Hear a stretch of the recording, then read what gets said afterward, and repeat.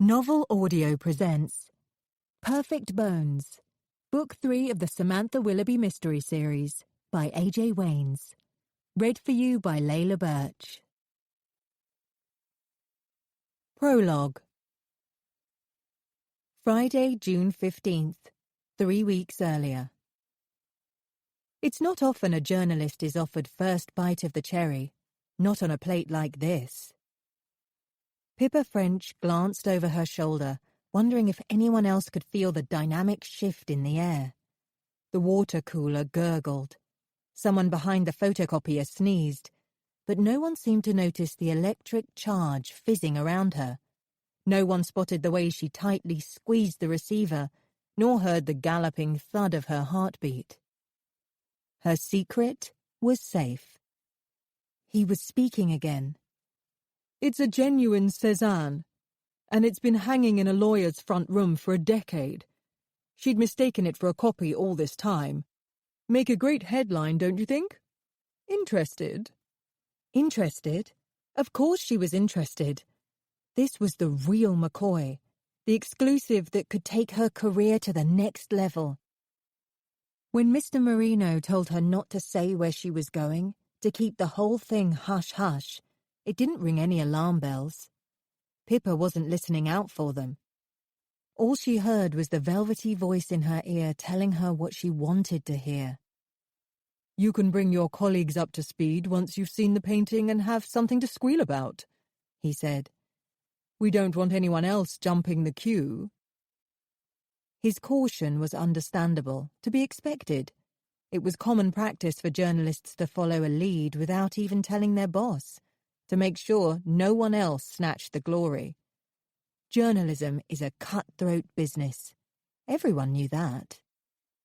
So, she didn't say a word to anyone. Pippa's follow-up checks were just as convincing as the phone call from Philippe Marino. She'd heard of the Sotheby's expert before. One of her rivals from Art Monthly had done a piece on him. Still, she'd decided it would be better to call him back on the main Sotheby's number, just in case. She'd been scammed before by fake leads. By the time she'd finished her meeting with the editor, Mr. Marino had left for the day. Just missed him, apparently. She checked her watch. That would add up. In his earlier call, he'd arranged to meet her at Languini's wine bar, only a short walk away, in 10 minutes' time. He'd be on his way by now. There was no question in her mind. She had to follow this through before anyone else got their hands on this exclusive. It wasn't difficult to slip away. Most of her colleagues had already gone home. Before she left, she wrote the time and location on a post-it note and stuck it to the computer monitor. It was just a precaution. The office operated a hot desking system, so whoever got to the spot first in the morning would see it. Then she realized it was Friday, and no one would see it until Monday. It would be a bit late by then if she'd run into trouble. She screwed it into a ball and threw it into the bin. As she rounded the corner of the street and the green-striped awning of the bar came into view, Pippa got another call. "Ever so sorry, change of plan," he said, his voice plummy and polite. "Much better if you come straight here. I'm sending a taxi for you. It'll pick you up outside the wine bar any minute now." She slowed her step, a flicker of doubt crossing her path. It was all getting a bit cloak and dagger. Some tiny part of her knew it was too good to be true. She should turn around, let it go. Something wasn't right. But she ignored the niggling voice and didn't turn back. She was blinded by the prospect of her own personal scoop and wasn't thinking straight. Part of her, the ambitious, tenacious, go-getting side of her, hung on to the belief that she'd struck it lucky. But her instincts were wrong. This was a well-coated honey trap. Chapter 1. Present day, Thursday evening, July 5th. I should have known it was never going to happen. As I rolled up 2 more t-shirts and tucked them under my gold sandals, I ignored the niggling voice that said this suitcase wouldn't be leaving the flat tomorrow morning. Getting away on holiday is straightforward for most people, but that's rarely the case in my experience. Something always gets in the way. A terrorist attack, hospital colleagues calling in sick, or Miranda, my effervescent but unpredictable sister, having a mini meltdown. This time, I'd been forced to cancel twice due to work, and Miranda had begun making snide quips about me finding excuses to not go. But this time, I was adamant. We were absolutely, definitely, 100% going to make that flight. I dragged my case to the front door, ready for the crack of dawn taxi I'd ordered, and returned to my checklist. Sun cream, passport, European plug adapter, all ticked. I'd originally hoped for a week in Prague sightseeing, but my sister wanted more fun. So scuba diving, beach volleyball, and jet skiing on the Greek island of Lefkas won through. I emptied the bins, made sure there was nothing in the fridge that would turn green in my absence, pegged up the last of my washing on the indoor airer, and flicked on the TV in the sitting room to catch the late-night news. A map of North London filled the screen, then cut away to the newsreader in the studio, but my mind was elsewhere. Did I need to leave a note for Mrs. Willow upstairs to remind her to water my plants? Or would she remember? Were there any online deliveries I should have rearranged? That's when it happened. A camera zoomed in to reveal a scene I knew only too well, cordoned off with blue police tape. I snapped to attention. The outside broadcaster sounded grave. Where an artist from the Camden Community Arts Project was found critically injured on the towpath last night. Police are appealing for witnesses. A stab of panic pitched me to the edge of the sofa. CCAP. I resisted the impulse to grab my phone. She'd be fine. She wouldn't have gone out last night. She would have been packing. My sister was hopeless at deciding what to take away with her, and always started several days early, making various aborted attempts at filling her suitcase and tipping everything out again. She was probably knee-deep in her wardrobe this very minute, putting back dungarees and trying to track down her sarong. I made the call anyway. No reply. I went to the bathroom to splash water on my face. My early night was out of the question now. There's no way I'd be able to sleep until I knew for certain that she was okay. Over the buzzing of my electric toothbrush, I heard my phone ring. It was Terry's number on the screen. Again. Terry, hi. My voice was flat. I needed to keep this short. I'm glad I caught you, he said, the words wilting apologetically at the end. Listen, Sam, I know I saw you earlier, but I've got someone who'd like to speak to you. Now? It's late, Terry. I'm going on holiday tomorrow, you know that. Sorry, but it's important.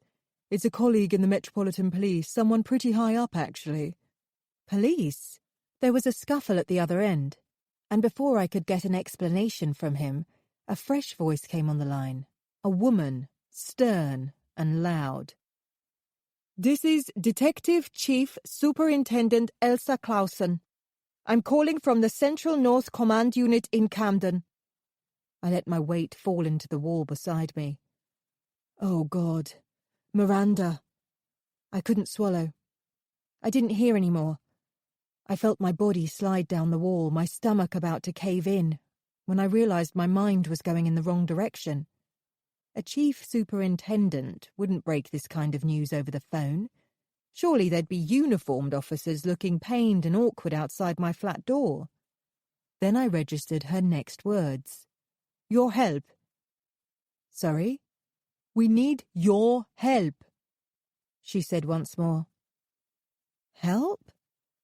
It came out like a whimper. We need an expert in post-traumatic stress disorder. Your name came up. I forced myself to stay focused. This isn't about my sister, Miranda Willoughby? I think we're talking at cross purposes. I was confused. Can you put Terry back on, please? There was a clunk. What's going on? He hissed. This is really important, Sam. Is this about Miranda? No, it's... Is this about the woman found last night on the towpath near Camden Lock? I said, bulldozing over him. He stalled. Yes, it is. Who is it? Who was critically injured? She was from the Camden Community Arts Project. I know, but who is it? You know my sister? She's an artist at CCAP. She uses the towpath. I can't reach her. It's not her, he said firmly. I got him to repeat it. It's not Miranda. This woman had long dark hair. She was... You're sure? Absolutely. I blew out a bucket full of air. If the victim had long dark hair, that was all I needed to know. My sister had a blonde buzz cut. Her hair couldn't have been more different. The phone went back to Clausen. I had 3 seconds to shift from panicky relative to self-assured professional. Are we on the same page now? She said stiffly. She didn't wait for a response. We need a PTSD specialist as a matter of urgency. Right, well, I'm sorry, but I'm about to go away on my first annual leave in 3 years and... Her voice ploughed over mine, informing me that 2 other prominent PTSD specialists were unavailable. One is in the Caribbean, and the other was rushed to hospital this evening with a burst appendix. In terms of professionals we can call on... Well, it looks like you're all we've got. Probably not the best way to win me over. Like I said to Terry, he knows this. I've got a flight booked tomorrow at 8:30 in the morning. There's another person involved. I can't let her down. It's only for a week. I know. We called St. Luke's earlier today to see if you were available. You've already checked up on me? I was having trouble keeping up. She sniffed. We've cleared this with your department. You've what?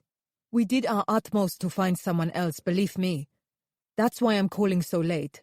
As I say, the guy we had lined up has been carted off to intensive care. It's a crisis situation. But there must be someone else. There's a register of PTSD experts in London the length of my arm. They can't all be having surgery. Let me switch on my laptop and... She sounded agitated. That's not going to help. It's a tricky scenario. I let her hear my heavy sigh. What is the scenario exactly? A 19-year-old appears to be the only witness to a savage murder attempt. This witness was moored on a boat on the Regent's Canal, right where it happened, found at the scene in a catatonic state. She's your sole witness. It's a he, actually. We're convinced he saw the whole thing, but was traumatized by the situation. I heard a sharp intake of breath. When I say savage attack, I mean savage. Her voice wavered. The victim was almost decapitated, her head practically taken right off. She's in intensive care. No one can believe she survived. I flinched at the thought of it. Clausen carried on. The witness was seen by our psychiatrist, but he hasn't been able to tell us what happened. His brain has kind of shut down. Heavy trauma, we gather. It happened at an isolated spot at dusk, beside the water. No one else has come forward, and we don't expect them to. It's a miracle there were any witnesses at all. My voice came out as a whisper. Why do you need me? This witness could talk to any number of PTSD specialists, surely. None of the other experts can give us a devoted period of time away from their commitments. We need someone to work with him immediately and intensively. Clausen didn't sound like the kind of person who failed to get her own way too often. As you already had annual leave booked, All your patients and staff are expecting you to disappear for a while." Her next words come out cool and slightly smug. "Besides, the witness is an art student, and we understand you have specialist art therapy skills." Ah, there we have it. Thanks, Terry. I reran the conversation I'd had with him only 9 hours ago. It was meant to be a friendly catch-up, but I should have cottoned on as soon as he started asking an inordinate amount of questions about my work. Just interested, eh? I'd been set up. "You can't push someone with PTSD," I pointed out. "He will only be able to reveal what he saw in his own time." "I'm afraid that time is exactly what we don't have. As I said, he is our only witness. Witnesses are unreliable at best, but leave it too long, and they start thinking red was green, up was down, and every bit of the incident goes pear-shaped." She was absolutely right, of course. "We need to get a statement from him as soon as possible," she persisted. "We need to catch whoever did this, and we think this witness saw the whole thing. We've already lost a day, and if we don't get information soon, whatever he can offer us is likely to be worthless. We reckon you've got a week with him. That's our cutoff point. 7 days." She wasn't making sense. If this witness is suffering from PTSD, it's going to take a lot longer than a week for him to face a police lineup or describe exactly what happened. I've known colleagues who've worked for months with patients following a trauma. You can't give him a deadline. Besides, this might only be a week, but it was my week to be with my sister. "There's a further complication," she added gravely. I suppressed a strong desire to groan down the line. "We don't think it's simply a case of PTSD." My eyes clamped shut. "Why? Why not?" "He won't talk to anybody." "Oh, great. And what makes you think he'll talk to me?" I laughed. "A complete stranger?" "No. What I mean is, he can't speak at all. The psychiatrist says he's been rendered mute by the situation. He was diagnosed this afternoon. He hasn't uttered a word to anyone in 24 hours. Not one word." Chapter 2. I switched off the television that had been rolling on in the background and stared at the black screen. DCS Clausen had broken off to deal with another call and said she'd get back to me.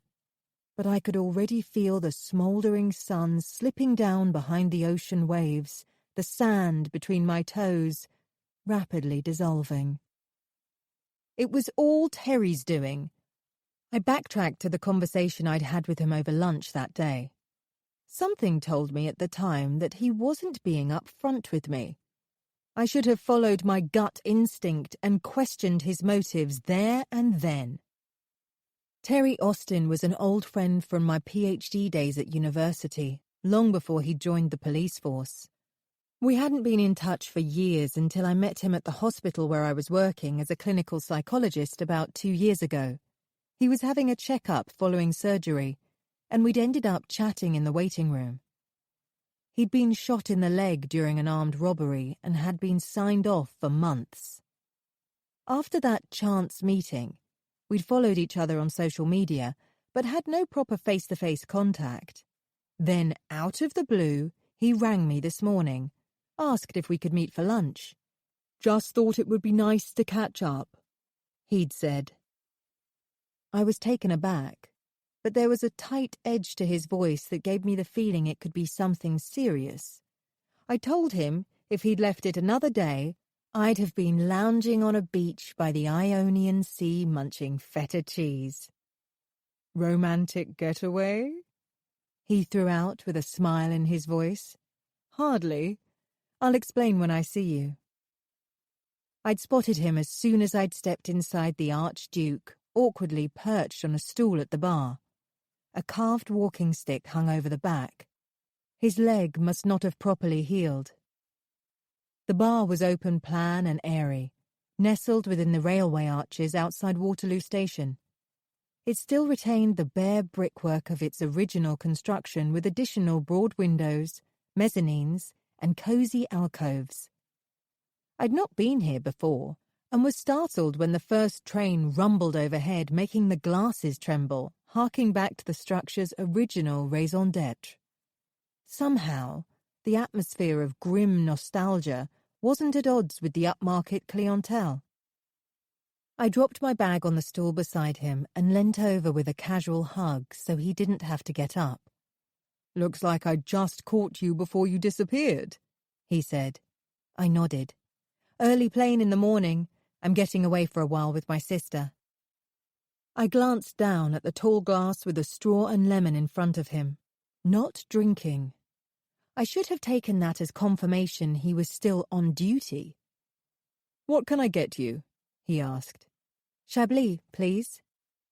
"Drinking at lunchtime?" His smile belied any judgment.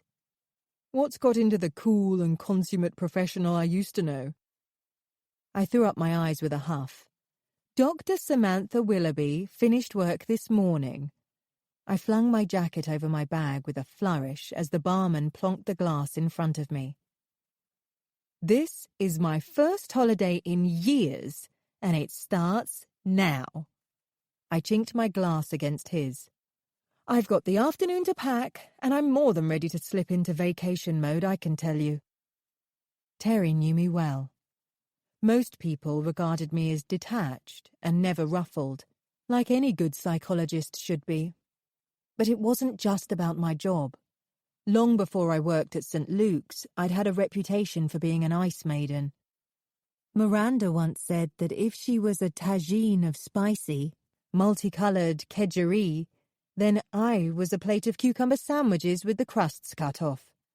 She's wrong, of course, as are all the others who think I breeze through life with a natural resilience against everything fate throws at me. In truth, I'm often curled up into a little ball inside, fighting silent battles over making the right decision, struggling to hold my own against self-doubt. Terry understood that. He was one of the few individuals who'd seen me at my worst. He knew I was more like a cream egg, solid on the outside, soft and melty in the middle. "I'd join you, but I've got meetings this afternoon," he said, wrinkling his nose. "Shame." I shuffled onto the stool, but it was too high for me, forcing my skirt to reveal more of my thigh than I intended. I nonchalantly hoisted it down. "Where are you off to?" he said, glancing at my leg, then back to his drink with a tiny flicker of his eyebrows. "Somewhere warm in the Mediterranean.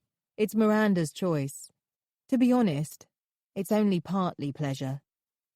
A fold appeared in his forehead. "How come?" "In a nutshell, I'm going away with her partly as her sister, but mainly as a psychologist." He winced. "Whoa, sounds a bit technical. Not a break at all, then?"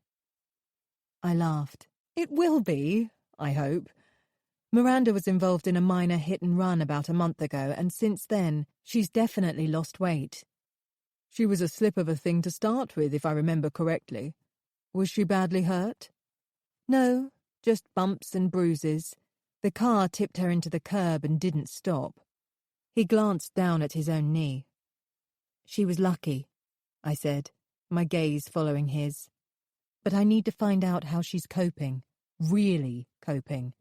It's not that long ago that she was in intensive care after a fire. I won't go into details, but she suffered nasty burns on her arms, legs, and back." "I'm so sorry." He reached out for my hand, then once he'd taken it, awkwardly let it go. She dealt with the aftermath of the fire incredibly well at the time, but I'm not sure if this recent incident could have triggered something. I don't want to suddenly discover she's struggling with hidden anxiety that's escalated into anorexia or self-harm or... "Can't you talk to her here in London? Invite her round for coffee or go shopping together?" "It's not quite as easy as that. Miranda is terribly slippery, and the world's best at avoiding her feelings. She hates me interfering, as she calls it, and regularly goes through periods where she blanks me or stops answering my calls.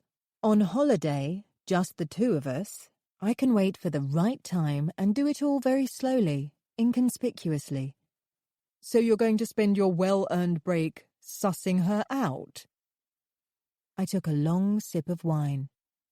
I won't even dare to broach the subject until we've settled into our rooms and knocked back our first cocktail. In fact, I'm going to wait until she's had her first dip, shaken the sand out of her towel, and peeled the bikini straps from her shoulders.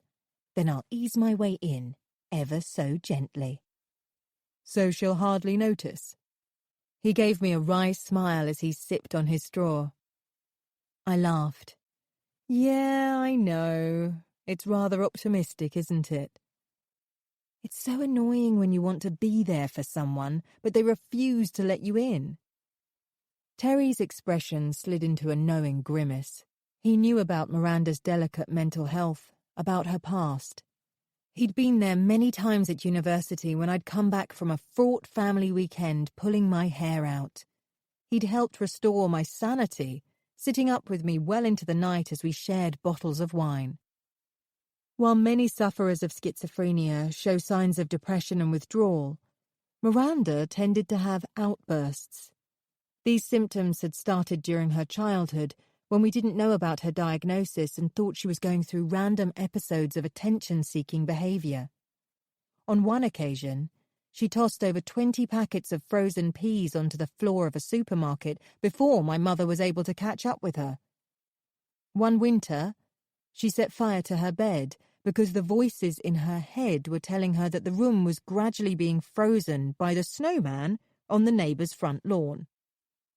Miranda told me, much later, that she'd spent most of her upbringing believing she was in a different reality to everyone else, one where other people lived behind sheets of glass, but she was out in the open, vulnerable and unprotected. That was before she was getting the right medication. But even now, she only had one foot in the same world as the rest of us. I'd never stopped being on my guard. Any new upset could set her off. I pulled a shameful face. Miranda would kill me if she thought I had any plans to throw therapy into the mix. Terry put his hand over mine and held it there this time.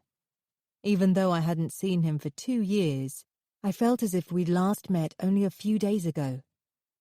Some friends are like that. Terry had always been a rock, reliable, straight down the line, and gentle. I'd always thought he'd fit snugly into the role of brother if we'd kept in touch better. I'm not sure why, but I'd never considered him as potential boyfriend material, which was a shame, because he probably ticked all the right boxes. He was loyal, uncomplicated, and made an amazing mushroom risotto. But there was no spark. You can't make someone fit the part if a crucial bit is missing, no matter how perfect they might seem on paper. "Are you still working at the same mental health unit?" he asked, innocently. "Yep, same old." I was about to ask how his own work was going, but he had another question. "What sort of issues do you deal with?" I halted, suddenly cautious. Was Terry looking for a counsellor? Was this the reason he wanted to see me? Getting shot, then coping with a long-term disability must have been a tough ordeal for him. Not only his leg, but his career in the Met had been shattered. I'd learned via social media that he'd been forced to give up his role as a detective for a position in data training instead. He must have had support through work at the time, but it would only have been for a few months. I stayed on course with his question, remaining neutral. Any sort of trauma? I'm brought in when the nightmares and flashbacks won't go away, when patients jump at the slightest noise, lose their appetite, withdraw into themselves. Can't cope anymore. So your work involves all kinds of accidents? Terrorist incidents, domestic and street crimes? I couldn't play the game any longer. "What's this about, Terry? Are you in trouble?" "Me?" he snorted. No, I'm just interested, that's all. He snatched a sip of water too quickly, and I knew he was covering something up. I carried on, hoping all would be revealed eventually. I've been doing research into art and play therapy, not with kids, but with adults instead, to recover repressed or distressing memories. He fingered his chin, looking thoughtful. You get them to draw or paint? Not just drawing. Some patients would run a mile if I gave them a blank sheet of paper and a crayon. We use lots of different methods. I laughed. My office looks like a toy shop. I've got Lego bricks, pebbles and shells, a sandpit, tarot cards, dolls, model cars, you name it. You should come and see sometime. It's all about symbols. I often work using fairy tales or ask patients to describe themselves using characters from a soap opera or film. Sometimes it's easier for them to describe what happened through another persona. He tapped his lip. Wow! Was this really an idle interest? It was rare for anyone to be this enthusiastic about what I did. But Terry seemed genuinely entranced. It spurred me on to tell him more. I had one guy last week who could only tell me about himself if I referred to him as Captain Picard. I had to be Councillor Troy. Terry gave me a dubious look. I know it sounds a bit kinky at times, but this guy was above board. He talked me through various scenes from Star Trek, through the eyes of the ship's captain. Using that means of separation, he was able to explain how he felt in a way that was safe for him. I leant forward. That's confidential, by the way. I use all kinds of approaches to help patients express themselves, often without using any words at all. You have patients who don't speak? They can, but they don't have to. Words can get in the way sometimes.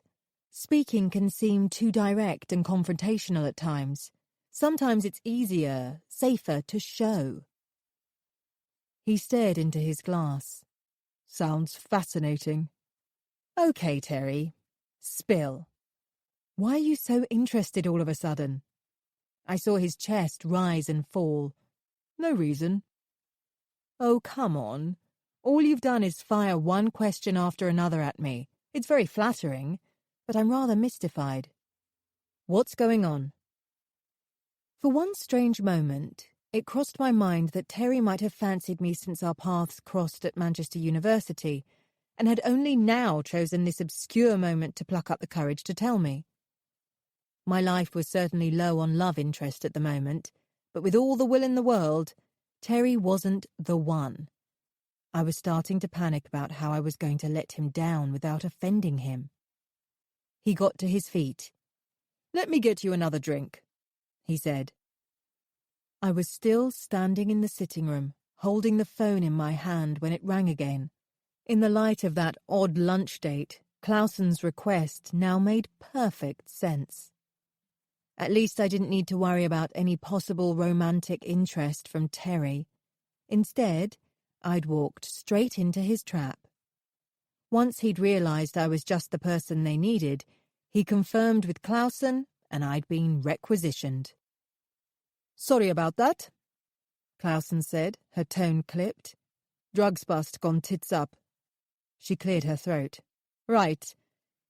We'll send a car over at 7:30 tomorrow morning for the briefing, okay? I paused, trying to gather my thoughts. We hadn't actually had the part of the conversation where I'd agreed to anything, but I knew there was little use in pointing that out. Let me make a call, I told her. Let me do that first, one call, before I agree to this. Sure, she conceded. I'll wait for you to ring me back.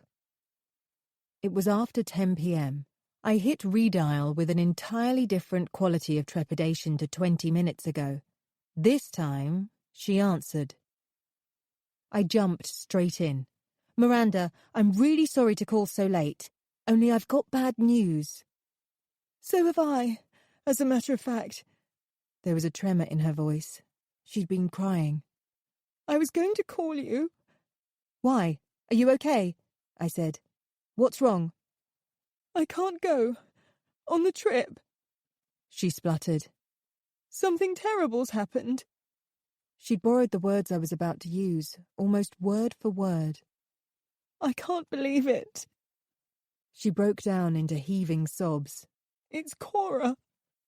Someone's tried to kill her." Chapter 3. Friday, July 6th. Day 1. The patrol car pulled up at Stanhope Street Police Station in Camden promptly at 8 a.m. As a civilian, I wasn't allowed into the major incident room, so I was taken by the desk sergeant into a space reserved for general meetings, comfy chairs, a whiteboard, coffee in silver pots in the corner. There was an oily smell of new carpet. As I scanned the area, I was immediately able to put a face to the robust female voice I'd heard late last night. DCS Elsa Clausen was reprimanding 2 uniformed officers, one of whom was visibly cowering. Her voice blasted across the room like a polar vortex, filling the space with icy fumes, sucking out all the air. I braced myself as she headed towards me and gripped my hand without a smile. She sounded on the phone like she was Danish, but from what I could see, she was about as far removed from the delicate pastry variety as you could ever imagine. Everything about her was bulky with straight lines. The back and sides haircut, balcony bosom, clompy lace-ups, not a curve in sight. She looked how I'd imagine a female sumo wrestler would look. I reined in my cruel assessment of her, but I knew where the negativity was coming from. I was angry with her. Angry that she'd stolen the precious time I'd set aside at last for my getaway. In 30 minutes' time, I should have been soaring above the city, switching off from patients and crises, and looking forward to my first tequila. Finding a way to check on Miranda after the hit and run had been my main motivation when I'd booked the break. But its status had shifted since then. Once I'd packed my bags yesterday, I saw how desperate I was for time out, and the trip had recast itself as a blissful retreat that I not only needed, but deserved. When I accepted this case last night, my first thought was that I'd let myself down. But that self-reproach had been short-lived once Miranda revealed that her best friend had been involved in a brutal attack. Getting pitched off the road at Baker Street was nothing compared to this. Now Cora was at death's door. Even for a normal person, the impact could be devastating. But for Miranda, diagnosed with schizophrenia, the after-effects could be far more damaging. The chief super introduced me to DCI Keith Wilde. He was tall and frowned slightly as he offered his hand. His handshake was flimsy, but his pupils were hard like rivets. A difficult man to please, I surmised. Next in line was D.I. Jeremy Fenway, with whom I'd be working most closely. He had a tiny scrap of tissue stuck to his neck where he'd cut himself shaving, which warmed me to him straight away. He was the only one so far who looked vaguely human. Several other plainclothed and uniformed officers joined us, and I took a seat on the second of 3 rows. DCI Wilde outlined the gist of the situation. A 19-year-old art student, Aidan Blake, had rung police from his mobile just after 9:30 p.m. on July 4th, having witnessed a gruesome incident. "Carry on, Constable," Wilde instructed, stepping to one side. A young male officer loped forward, holding a spiral notepad in front of him with both hands as if it was a hymn book. He cleared his throat. "Right. Mr. Blake managed to mutter something about a woman with her throat cut," he explained. "He sounded pretty confused, but he did tell us a figure came out of nowhere right up to the boat." The officer's eyes darted about the room as if expecting a big bang to occur at any moment. Then Mr. Blake went silent and couldn't say a thing after that. When we got to the scene, we found him squatting beside the victim, but he wouldn't say another word. D.I. Fenway stepped forward holding a photograph. The TV monitor was on the blink apparently, so he was using more antiquated methods to give us the details. "It looks like a very cruel booby trap," he explained. He stuck a picture of the crime scene on the top of the whiteboard, pressing it flat. I made out the towpath, the fence behind it, a twisted bicycle laying at the water's edge, and a trail of blood before I took my eyes away. "The victim we now know to be Cora Washington, 27, was riding her push bike from the Camden Lock direction, going pretty fast by the look of it. Looks like someone had set up some kind of tripwire at head height." He glanced down at his shoes. "It nearly took her head clean off." A whoosh travelled the room as everyone sucked in a sharp breath. "It was a vicious and calculated attack. We assume the perpetrator tied an invisible wire from the fence at one side to a lamp at the front of Mr. Blake's boat. They must have removed it after the victim had fallen because there was no sign of it. There's barely anything for forensics at the scene apart from a lot of blood and skid marks. Very little to pin on the offender." D.I. Fenway pressed another photograph onto the board of Aidan Blake's boat, and beside it, further shots of the crime scene. He added "Times" in black marker pen as he spoke. "We're checking CCTV in the nearby car park and going over the area for footprints. But it's a busy public footpath before dark." Someone along my row called out, "Is Mr. Blake a suspect?" "Unlikely, unless he's the world's greatest actor. There was a pile of fresh vomit near the door of his boat, and he's been in a terrible state since it happened." Another officer piped up, "If you were going to do something like this, you wouldn't do it on your own doorstep, would you, sir?" "Unless he's a complete nutter," said a voice from the back row.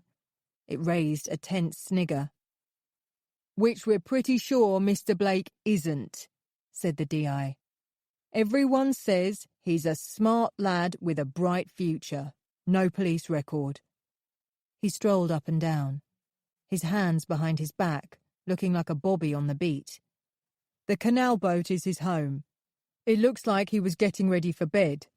Neighbours said he often brought his washing in late, left it drying on a wooden rack outside his front door. There was a laundry basket tipped over by the boat when we found him. He might have seen the tripwire at that stage, we're not sure. He might have heard the bike coming, turned round and—" D.I. Fenway tossed what looked like a bad taste around his mouth. "There were no marks or scratches on his hands, only fluff. And an officer said he could smell fabric softener on Mr. Blake's fingers. Looks like he'd been handling laundry. We've searched his boat, nothing untoward so far." "And the guy's not speaking, is that right?" asked the officer in the uniform beside me. "That's correct. Medical condition induced by the trauma. Can't utter a word." "What exactly did he manage to say before he stopped speaking altogether?" asked the same officer. D.I. Fenway glanced over at the young male officer who referred again to his notebook. "His exact words were, 'She's off her bike. You've got to help. Throat cut. Oh God, there's blood everywhere.' Then he started kind of howling. The operator asked where he was, and Mr. Blake said, 'Camden, towpath, someone in black, out of nowhere, right here.' The operator asked his name, but he was just crying. They couldn't get any more out of him after that." "Why bother to take the wire away?" came a voice. "Why did the maniac put himself at risk of being seen?" "We're not sure yet," replied the DI thoughtfully. "It was definitely a tripwire, not a knife or long blade of some kind?" someone asked. "Our police surgeon confirmed that the neck wound and the victim's injuries were consistent with a thin wire being used. We've also had forensic guys in to check the position of the victim when she fell. The bike and the blood spatter. It all confirms that MO. There was no evidence of a struggle. We found fresh scratches in the paint on the lamp and marks on the fence directly across from it, so we think that's where the wire was attached. Just hooked around and pulled tight." I asked the next question. "Mr. Blake was taken to hospital straight away?" D.I. Fenway nodded. By the way, this is Dr. Samantha Willoughby, everyone. She's our consultant psychologist on this case. He gave me a little bow as faces in the front row spun round. Mr. Blake was in shock, in quite a bad way, actually. Seems a pretty sensitive chap. He'd soiled himself at the scene and was catatonic. He spent the night in the Royal Free, where they gave him a brain scan to check he hadn't banged his head before we got to him. All clear. He was seen by the police psychiatrist, and by the afternoon, physically, he seemed fine. Apart from not uttering a word, there was no reason to keep him there. We took him back to his boat, and he immediately tried to move it. You stopped him? I asked. Only until we'd thoroughly checked out the boat.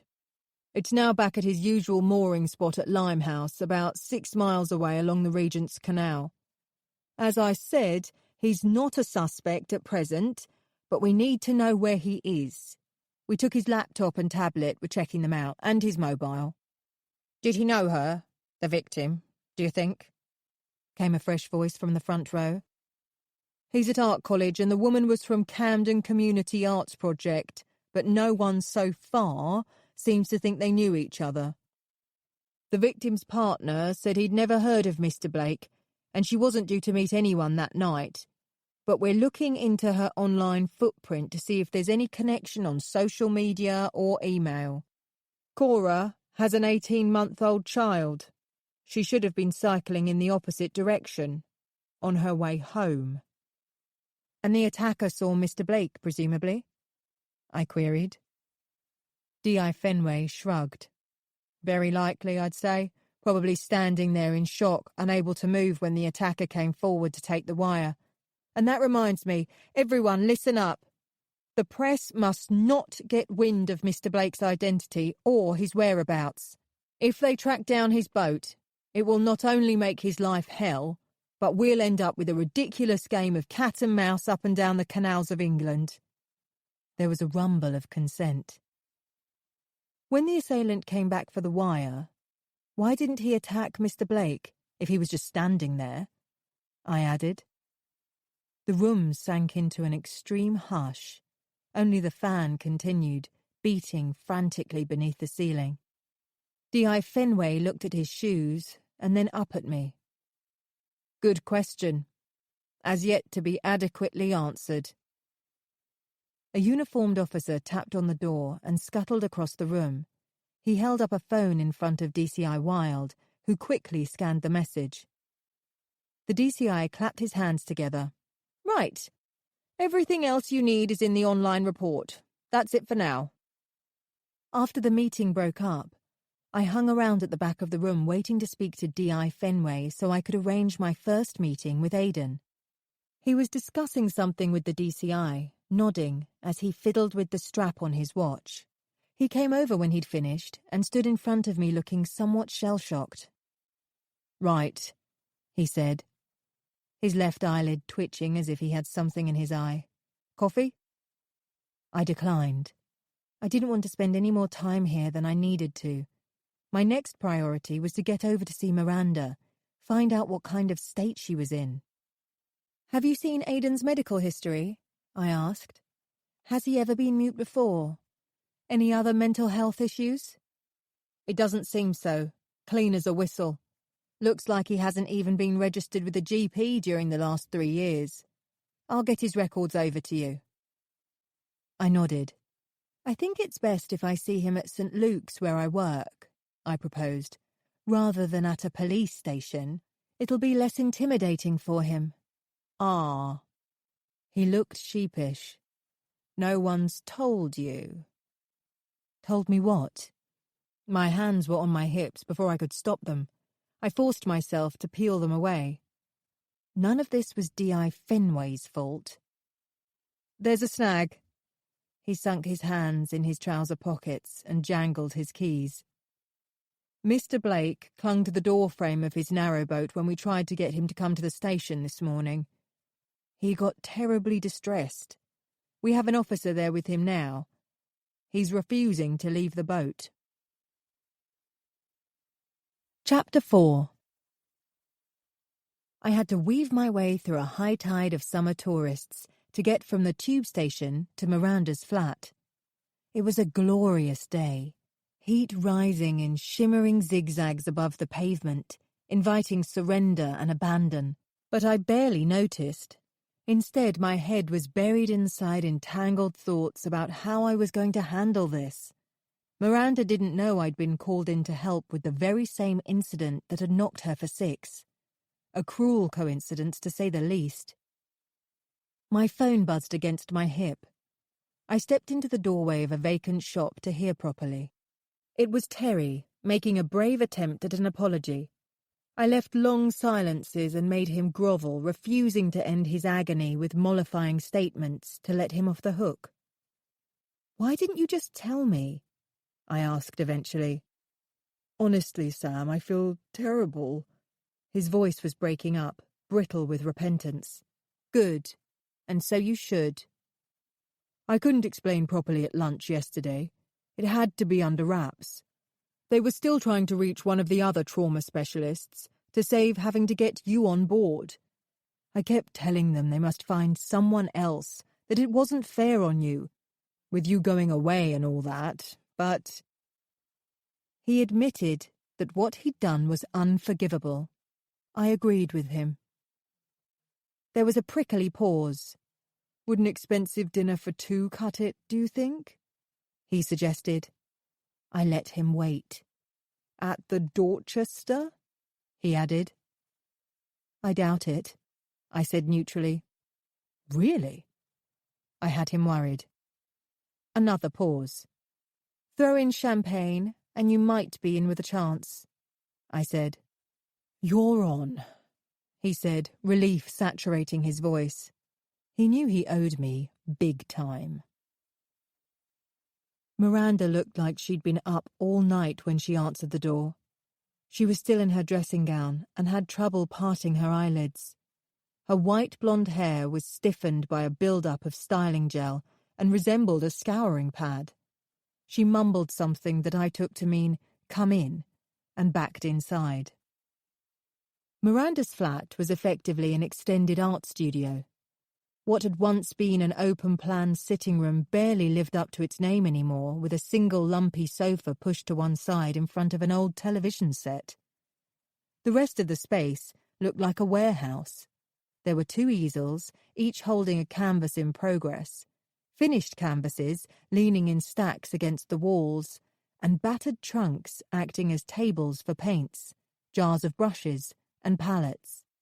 Wherever there was room for something to hang, the end of the iron staircase, the edge of a door, there was an oily cloth or paint-spattered t-shirt. It was the kind of place where you'd leave after a visit with a wet splodge on your backside if you weren't careful. The bare floorboards creaked with every step, and I found myself crossing the room swiftly to get to the kitchen in order to stop the noise. I made us both coffee. Miranda took the sofa and, after careful scrutiny, I sat beside her on the arm. I always found it hard to relax at Miranda's, but it wasn't all about the inhabitable conditions. At least I wasn't constantly on the lookout for another person's belongings like I used to be whenever I came here. A crumpled black shirt, a discarded wrapper of his favourite snack, a notepad open at one of his poems, items I'd recognise that would turn my stomach and bruise my heart in equal measure every time my eyes rested on them. Thank goodness those days were over. He was long gone. "I'm so sorry about Cora," I said, wrapping my arm around her shoulders. She was huddled over, her hands jammed between her knees. I noticed how prominent the bones in her wrists were, the sunken skin around her mouth. "Why, Cora?" she whispered. "What has she ever done to anybody?" I'd met Cora several times at openings and special events at CCAP, where she'd exhibited her sculptures. She was girlishly pretty, with thick hair halfway down her back. I'd seen her recent work, faces emerging from veils all made of wax. They looked like the ghosts you might see in a 1930s horror movie, unnerving, yet beautiful. "Come here," I said, pulling my sister into both my arms. She leant into me, allowing me to stroke her hair. Simple actions such as this weren't always so straightforward. "Have you been to see her? Will they let you?" "No. Family only at the moment. She's not in a good way." She buried her head against my stomach. "I don't know what to do," she spluttered. "That poor little boy. Raven isn't even 2 years old. How is he going to cope if his mother... if she... and Sponge. He's in a dreadful state." Sponge was Cora's partner. I first met the two of them in a cafe on Camden High Street. He was a happy-go-lucky Geordie who also worked at the art project. No one seemed to know his real name. "She's such a sweetheart, wholesome and totally trusting of people, possibly a bit too naive at times," she sniffed.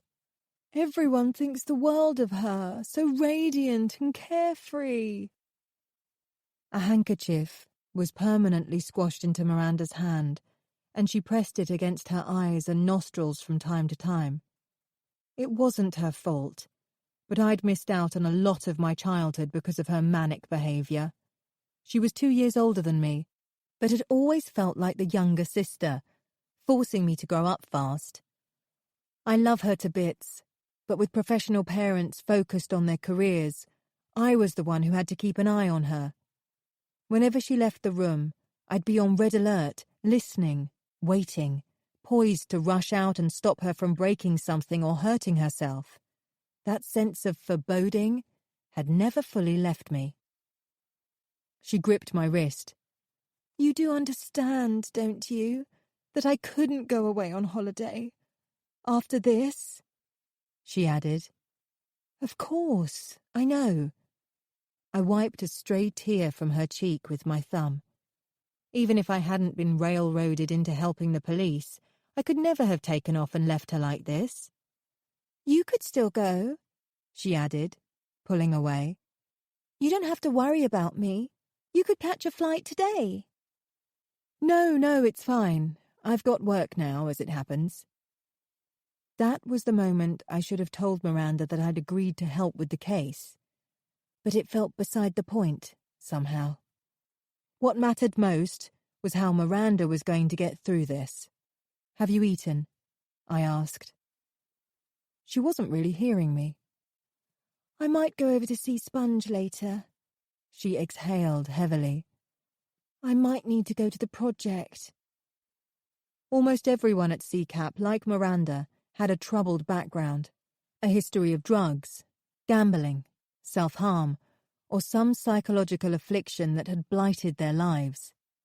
The ethos of the place was built around acceptance and a non-judgmental approach, and it had become the backbone of my sister's existence, fulfilling her need for identity, purpose, and structure. I hoped that after what had happened, it wouldn't alter the safe status that place held for her in her mind. "Have you taken your—" "Don't fuss!" she hissed, flapping me away. I took a quick glance around the room and spotted a bottle of tablets open, standing on a tin pallet. It had taken Miranda until last Christmas to tell me that she'd heard voices in her head from as early as 5 years of age.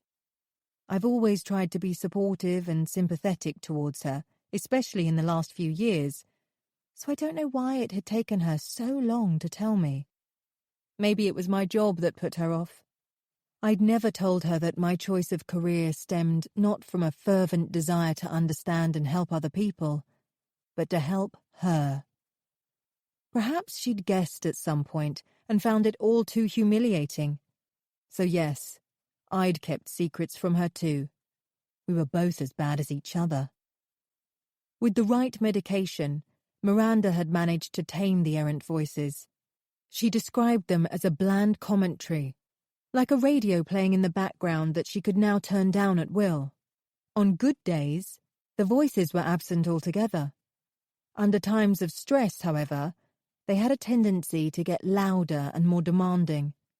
They came in many forms. During a particularly bad episode, Miranda found triggers in traffic signs and number plates. One time she believed she was receiving instructions to march onto Waterloo Bridge and drop her purse into the water, and another time she found herself in a church, stripping off, having been instructed to leave all her clothes on the altar. With this level of potential instability, I needed to know how resilient she was after Cora's appalling assault. "I'm sorry," she said, nuzzling into my neck. "Thanks for coming." "What about extra support to see you through?" I suggested. Following previous lapses, Miranda had ended up being sectioned and sent back to a secure unit at Linden Manor. I couldn't bear to see her being taken there again. "Is this a consultation?" she said, drawing back. "Of course not. I care about you." "I'm not going to do anything stupid, if that's what you're worried about."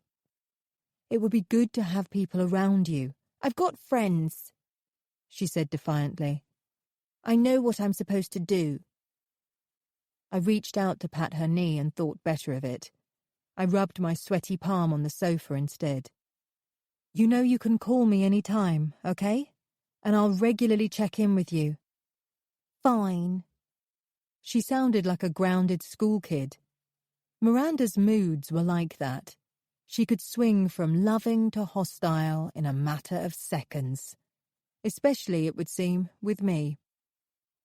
I got up, ready to go. "What are you going to do now?" I asked breezily.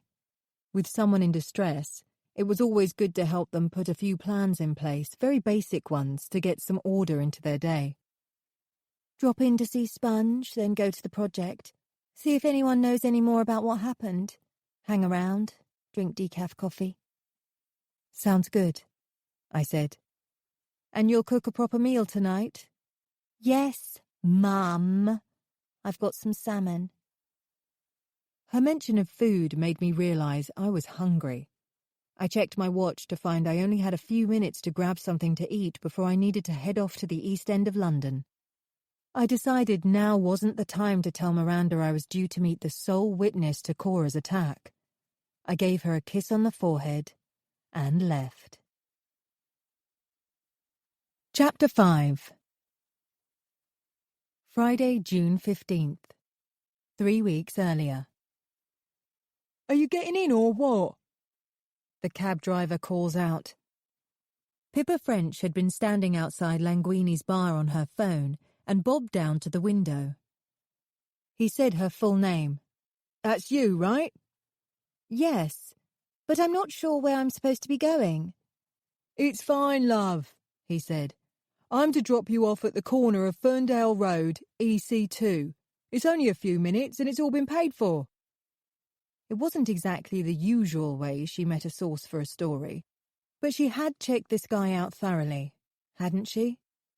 Philippe Marino was a bona fide dealer at Sotheby's. It was all on the level. In any case, it was still light. There would be plenty of people about. As the taxi darted through the back streets, he phoned her again. She heard a slight clunk as the call was connected, and he admitted he was using a public phone box. "I know, it's not very professional, is it?" he said, sounding embarrassed. "I've made so many calls about this painting today. My phone's dead. Can you believe it?" He had further instructions for her. Once she left the taxi, she was to cross at the traffic lights by the hotel and take the street down the side of the bespoke tailor. After that, she should keep going until she reached the square with a church in the centre. She hurriedly scribbled down his directions. He asked her to come to the third house on the right with the dark red door. "What's the number?" "That's all you need," he said. Pippa almost got cold feet at that point, perched on the edge of her seat in the taxi. Why the need for this silly treasure hunt? He had to placate her. "I know, I'm sorry it's so covert, but I couldn't risk bringing the painting out into the open. It would draw too much attention, and I know you'll need to see it before you run a story. You can't just take my word for it. Speak to Carlo Hennings at Sotheby's if you like. He's the only other person who knows about the scoop." Pippa recognised the name. She'd done a recent feature on art restoration and had got a quote from him. "Look, I don't mean to be rude, but I think I will check," she said. "Just, you know." She laughed nervously, and he chuckled along with her. "No problem. I can give you his direct line."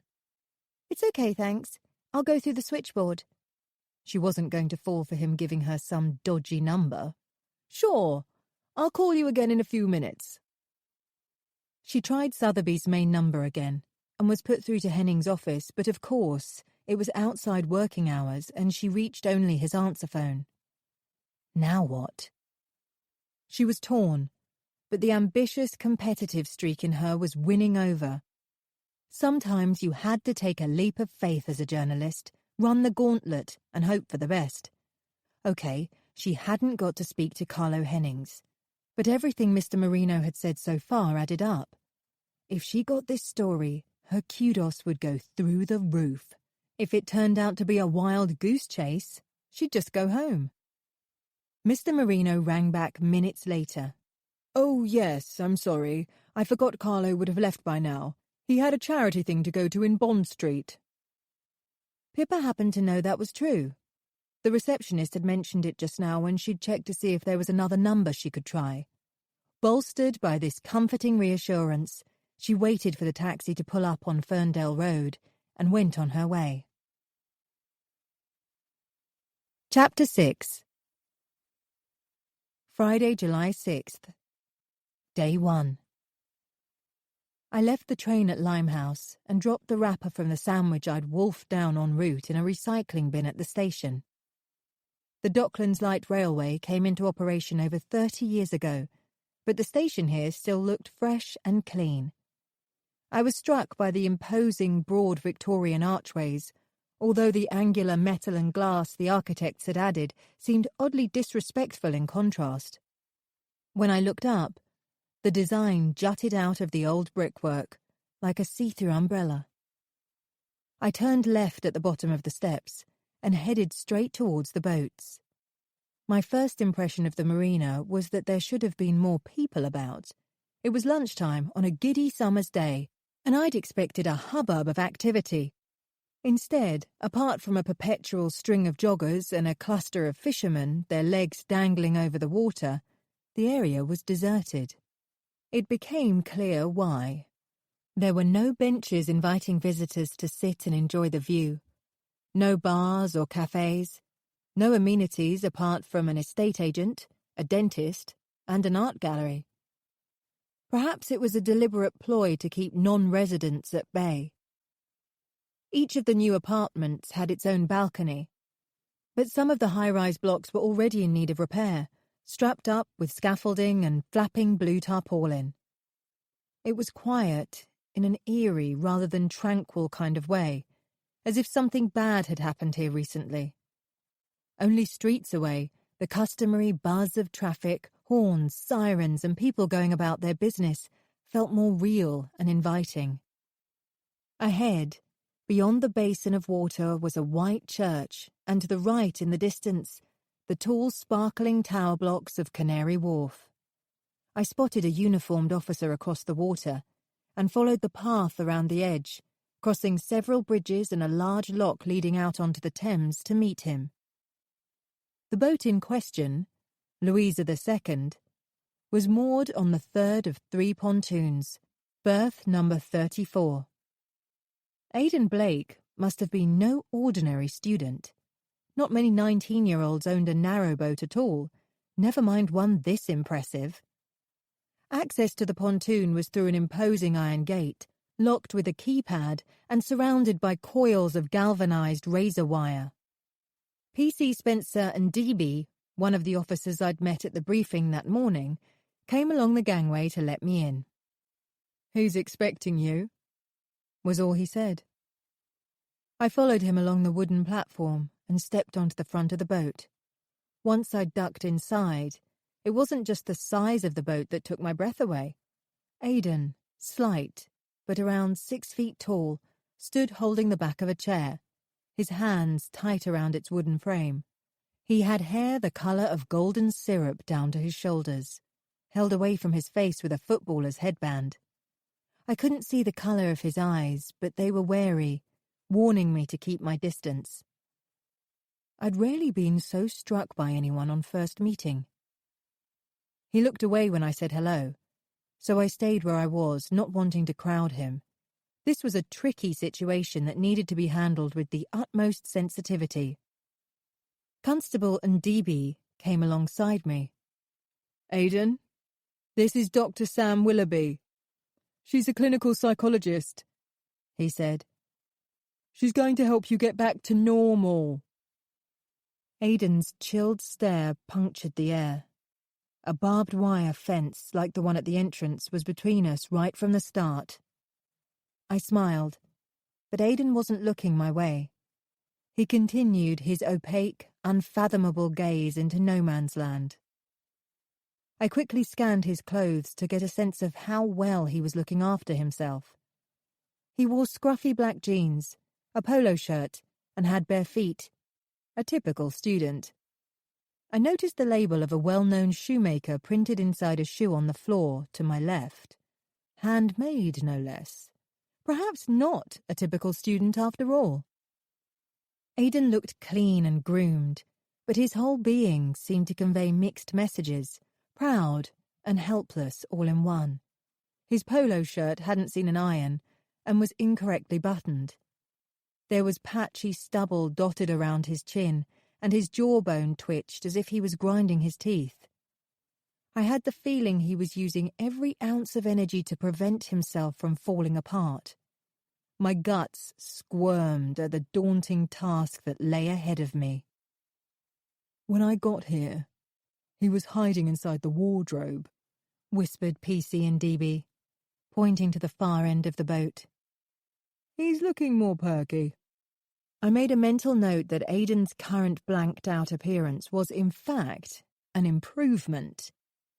"When we brought him back from the hospital, he curled into a ball, like he thought he was in an earthquake and everything was collapsing around him." The constable beckoned me past Aidan through the saloon into the kitchen area. Aidan stayed where he was, still gripping the chair. A grim determination was holding him inches from an unseen cliff edge. "I don't think you're going to get much out of him, not right now anyway," he said. "I might as well give you the grand tour of the boat." He pointed to the glossy wooden sink unit. "This is the galley." I drew back. "We can't snoop about like we're thinking of buying it, not while Aidan is here." The constable looked affronted. "He's not going to mind, is he?" "How do you know?" "Well, we can ask him, but he's hardly going to refuse, is he?" The flippancy in his tone appalled me. He seemed to be finding the whole situation quite amusing, and I wasn't having it.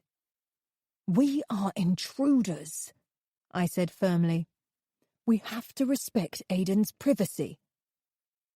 I turned away, refusing to insult Aidan any further by whispering behind his back. PC and DB shrugged and stayed in the galley. I returned to the saloon and sat on a banquette a little distance from Aidan. Now we were alone, I wasn't quite sure how to begin. Having never treated a patient in their own home before, I was aware of how entirely different the dynamic felt. I didn't deliver my usual introductions, nor did Aidan break the ice by offering me coffee or asking whether I'd found the location without any trouble. The usual social niceties offered by a host when receiving a visitor. Aidan did, however, let go of the chair. Then he sat down on the opposite banquette, pulling his knees into his chest, staring through the tunnel between his thighs in a frozen state. He didn't seem to be affected either way by my presence. My instinct told me to allow the silence between us to linger for a while, to show him that I was neither uncomfortable nor annoyed by it, rather than bombard him with questions he couldn't answer. In that silence, I gazed past his shoulder, but found myself being drawn back to refocus on his face. I couldn't say that he was handsome exactly, There was nothing macho or rugged about him. It seemed ridiculous to define him in this way, but I could only describe Aidan's appearance as beautiful. It was the only word that seemed to fit. Beautiful carried a soft magic within it, transcending sexual attractiveness. Perhaps it was his silence that was alluring. The old cliché of the taciturn artist, with ideas simmering inside his head, perpetually unreachable. Not only was Aidan not speaking, but the police psychiatrist had explained in his report that he wasn't communicating at all to anyone. No smiles, nods, or shakes of the head. He was fixed in one expression, locked in some dark trance he couldn't shake himself out of. It was my job to try to reach him. I'd heard of children rendered mute from cases at St. Luke's.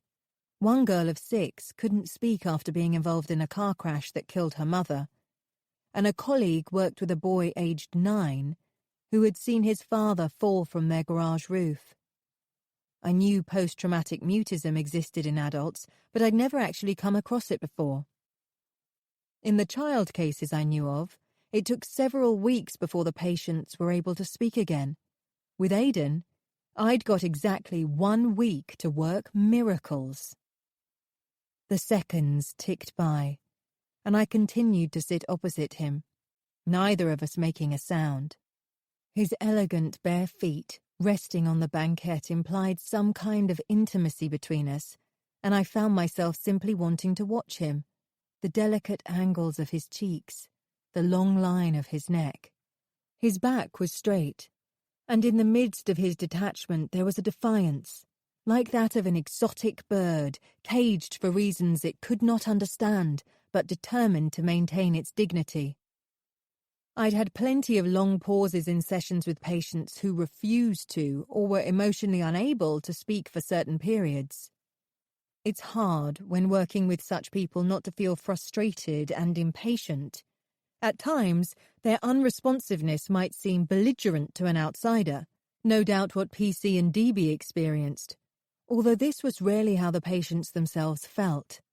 Nevertheless, I was immediately fascinated by Aidan. Even though he didn't utter a word nor acknowledge my existence, there was a charisma, a bohemian quality that vibrated from him like electricity.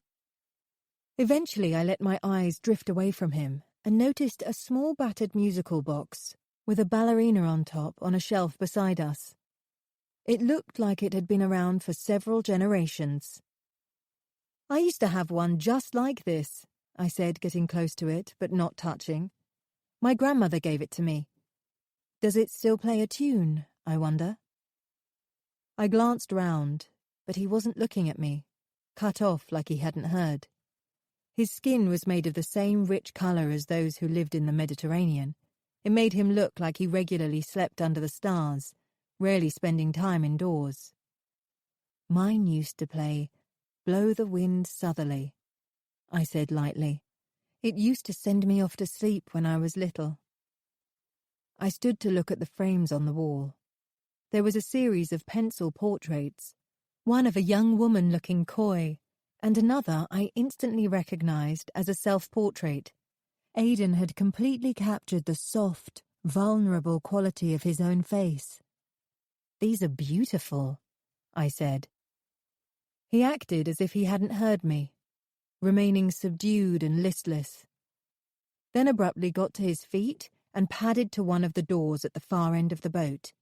He went inside and closed it behind him. I stayed where I was for a moment, then rejoined PC and DB in the galley. "Told you," he said, folding his newspaper. "I've been here once or twice since it happened." He yawned. "He's done nothing but stare into space or sleep." "It's early days," I said, sounding more hopeful than I felt. "You finished now?" "I'm not sure. I'm just going to sit in the saloon for a while. See if he comes out again." I tried to smile, not wanting to alienate him. "Okay, I'll wait," he said. "Aren't you staying with him the whole time?" I asked, "to make sure he's okay." "No way!" he replied. "I was only here to meet you and make sure you got to see him, that's all." He flicked back his shirt cuff to check his watch. "I'm going to stretch my legs for a minute." He winked as he came past me, then left the boat. I spent a holiday on a canal boat once on the Norfolk Broads, but it was nothing like this. My lasting memories were of constantly bumping into people, cramped, oily and dark spaces where I kept banging my head, and a bad cabbage smell lingering by the toilet. The vessel was constantly chilly, even in July. Aidan's boat was palatial by comparison. I'd learnt from the police report that it was the maximum size allowed for a canal boat to navigate the waterways, with 2 berths, each within their own enclosed cabins. The rest was open plan. The interior of the saloon was immaculate, with granite worktops and wood panelling in a shade of gold. Special touches of gold light switches and decorative door handles made it appear luxurious, almost romantic. On bookshelves beside me were novels by Will Self and Salman Rushdie, biographies of Che Guevara, Banksy, and Martin Luther King. He was obviously a wide reader, and the subjects told me a little about his interests. The way a person sets out their home, whether it's a tent or a palace, reveals a great deal about who they are. In Aidan's case, all I had were his belongings, his artwork, and people who knew him to tell me who he was. They were the only signposts I'd have to assist me in helping him. Loose press clippings were scattered on the Welsh dresser opposite next to a printer. I picked one up, a review of a recent fashion show for which Aidan had designed a collection, all in white. Beside the dresser was a framed poster advertising one of his exhibitions at the Chelsea College of Art and Design, labelling him a cutting-edge textile designer. The police report stated that this was the end of Aidan's 2nd year, but as he was only 19, he must have started a year earlier than usual. I couldn't deny that his work looked impressive to an untrained eye such as mine. I wandered back into the galley.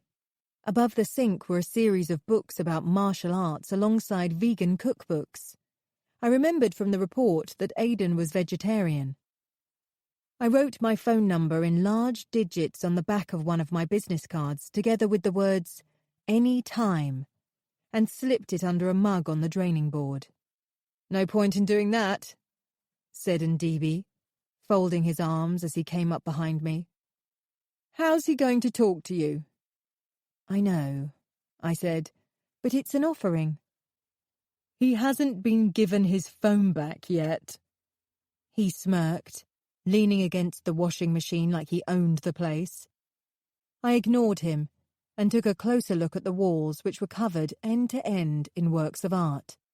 As well as the sketches, there were framed photographs based around shades of white. "I don't get these myself," said Ndebe, turning up his nose. We stared in turn at images of a white telephone on a blank wall, spilt white paint on a bare white floor, a chipped chalk landscape against white clouds, all white on white. "I rather like them," I said.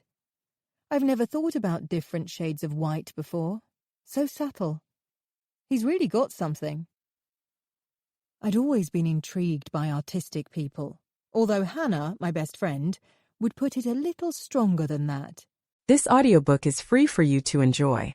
If you'd like to support me, please take just 1 minute to listen to this relaxing music. Thank you so much.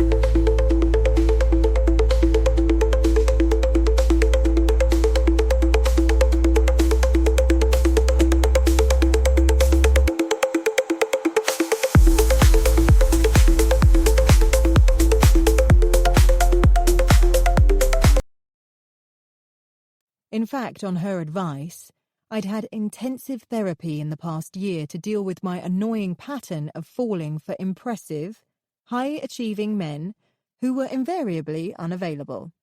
I'd been single since then, so I hadn't exactly put it to the test yet.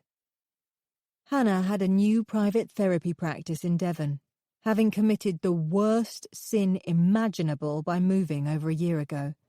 I was gutted when she left London and missed our impromptu get-togethers. Video chats didn't cut it for either of us, but she and her husband had their hearts set on starting a family alongside rolling hills rather than bumper-to-bumper traffic on Wandsworth High Street. I stopped at a pastel portrait of a child. "Can't draw personally," said Ndebe, looking bored. "What about you?" "Hopeless," I confessed. I hated to admit it, but Aidan's work certainly seemed more accomplished than the pictures my sister Miranda was producing. She'd only made a few attempts at portraits, claiming they upset people. It was easy to see why. Her paintings were invariably aggressive and garish. These days, she'd moved on from ugly images resembling mutilated body parts and was churning out landscapes with gaudy splodges of orange, pink and red. I could barely bring myself to look at them, but I made a point of never making it obvious. I knew they were important to her, so that was the main thing. In fact, the reason I'd done additional training in art therapy was because I'd seen how much of Miranda's disturbed internal world was hidden inside her paintings. For her, splashing her feelings onto a canvas was the only way to fully express herself. "Has Aidan drawn anything while you've been here?" I asked. "No, not a thing. Apparently he's never without a piece of charcoal or paintbrush in his hand. But he's done nothing since the incident."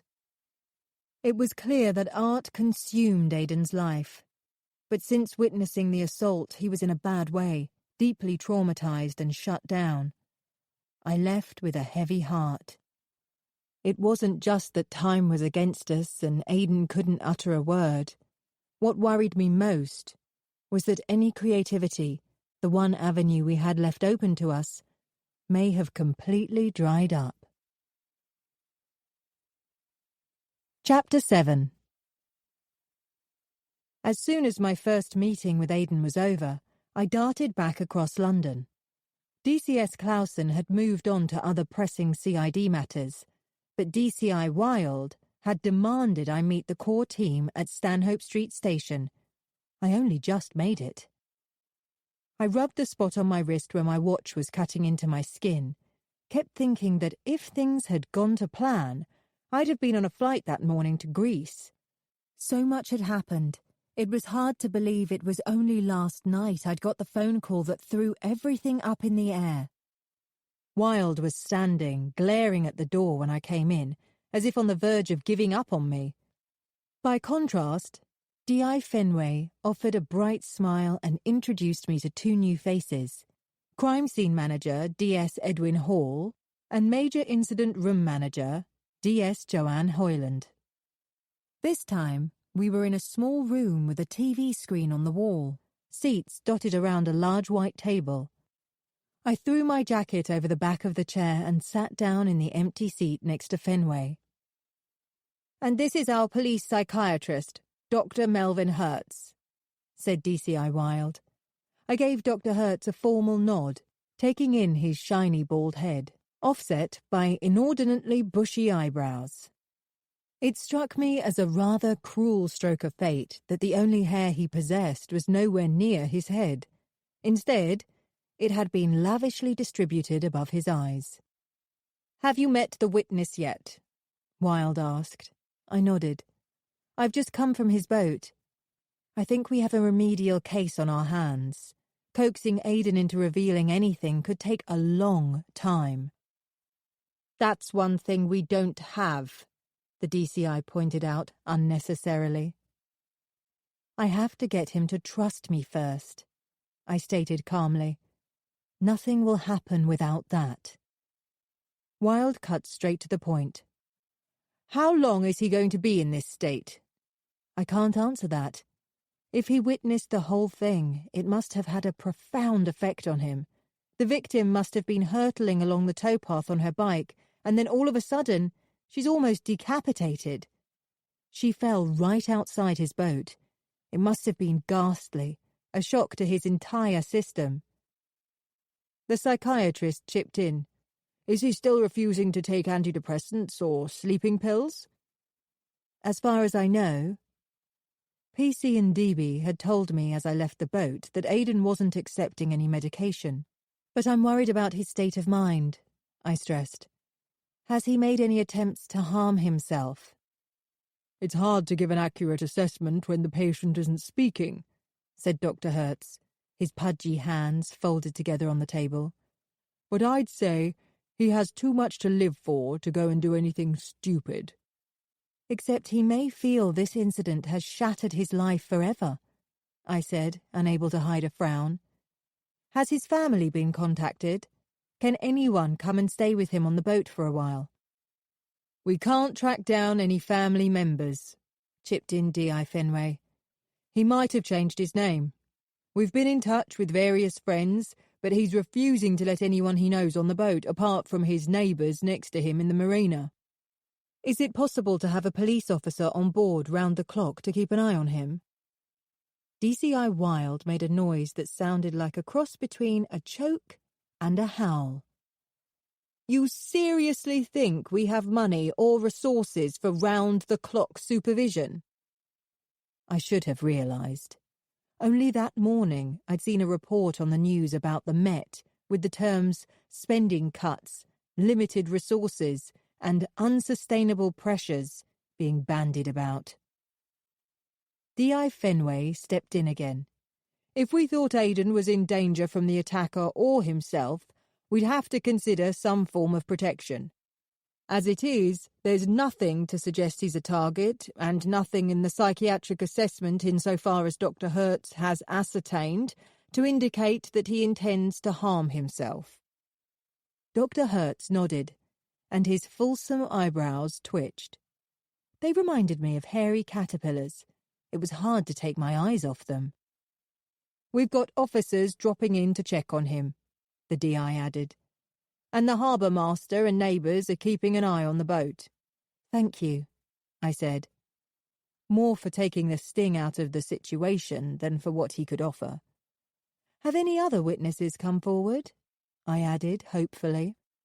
No, Mr. Blake is our only one, grunted Wilde. Can we go back to what Aidan saw? Suggested D.I. Fenway. Dr. Willoughby, could Aidan have known the victim? Is that why his reaction is so extreme? I sat back so I could turn to him.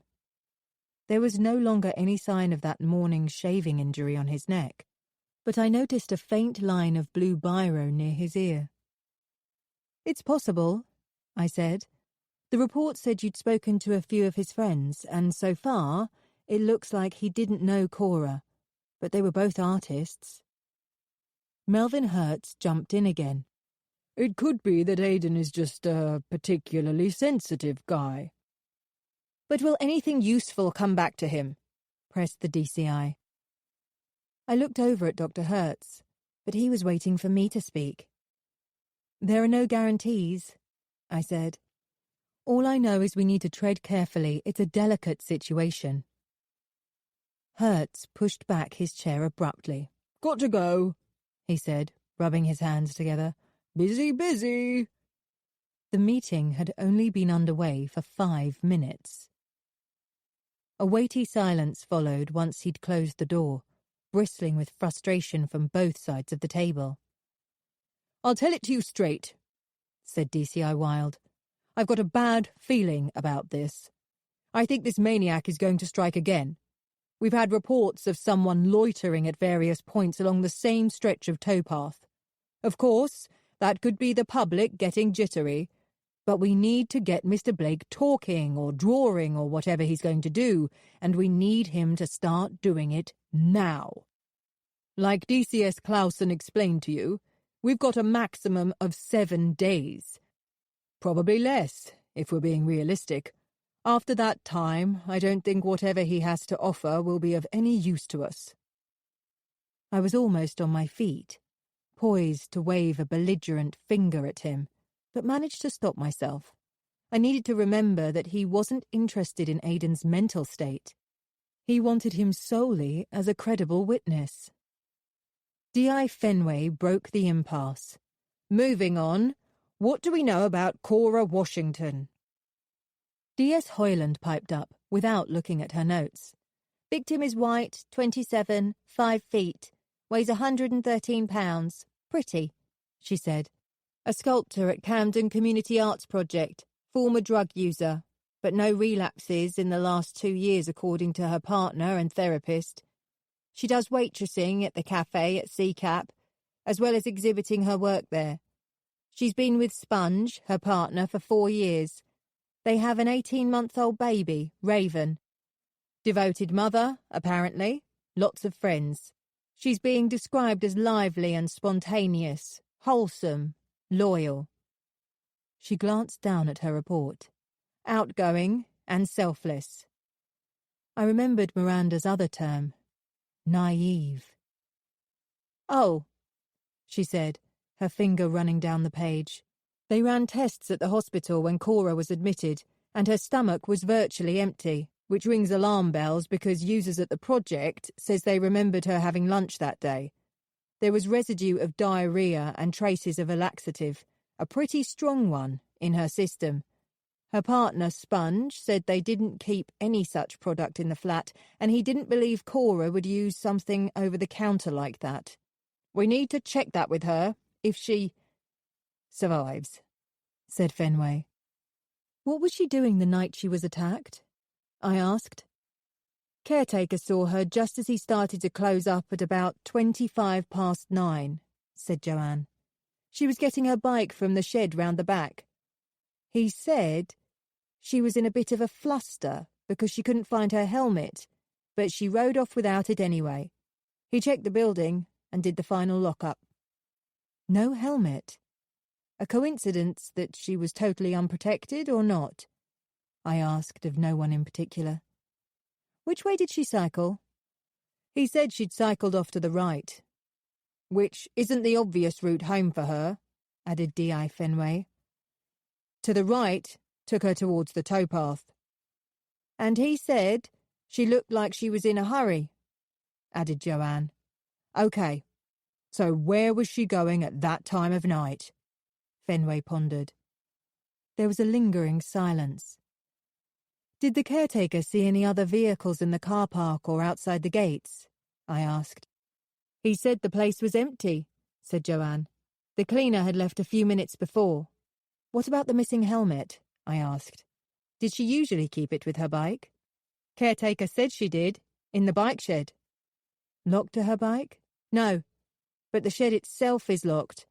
Anyone from CCAP could have had access." "Any CCTV?" I asked.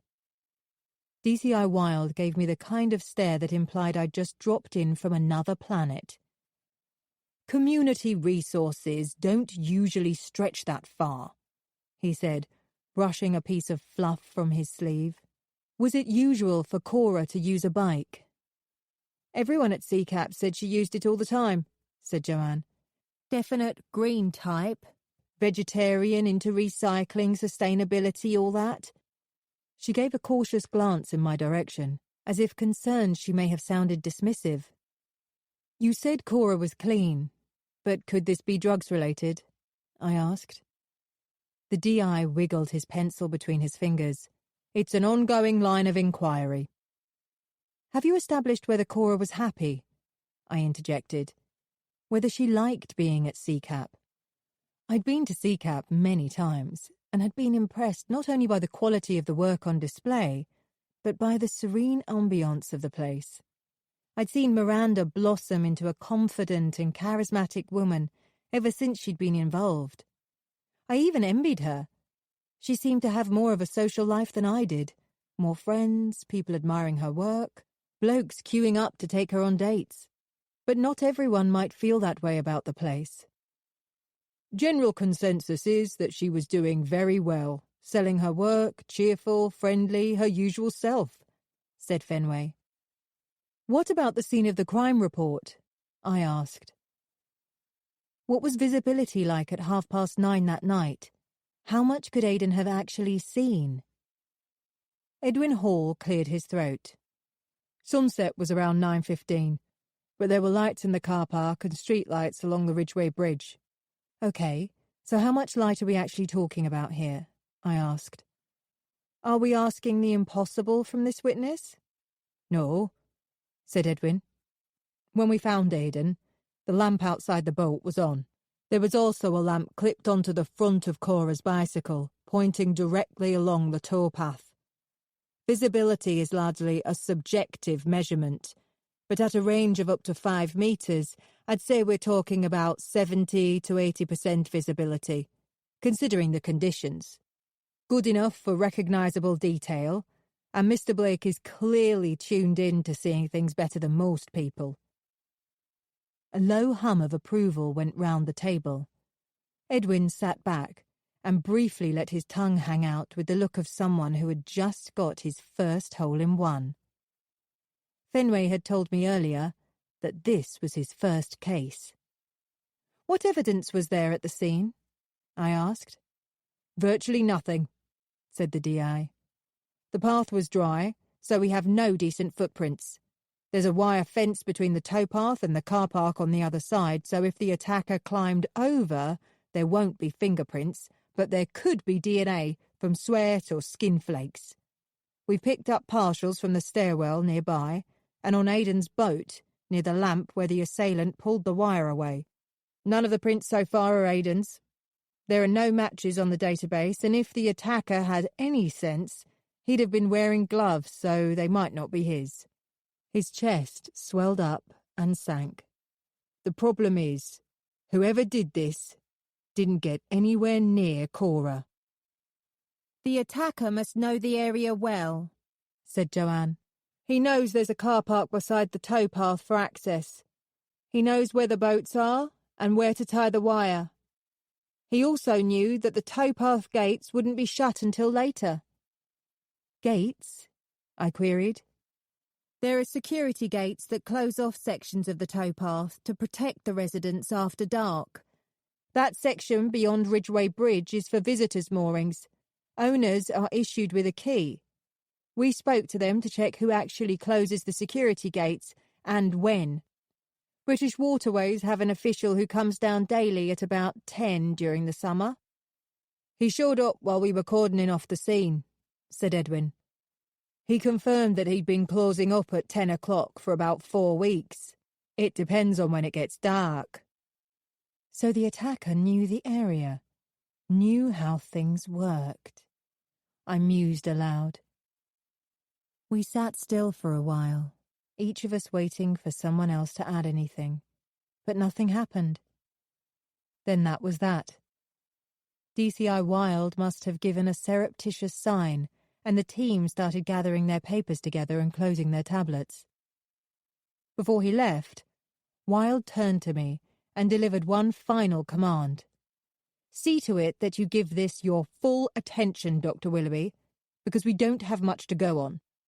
There was an uncomfortable silence.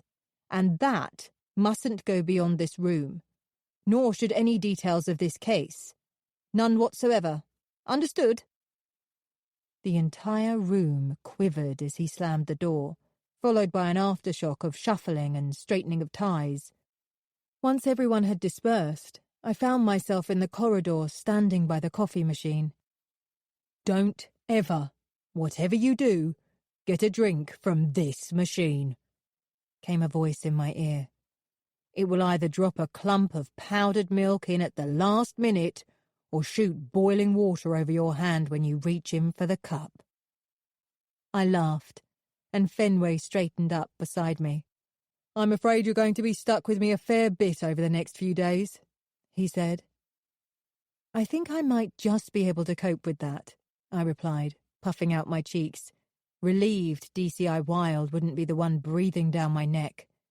"In any case, it's only supposed to be for a week." "It's not going to be, though, is it?" he said with a frown. The chill in his tone unnerved me.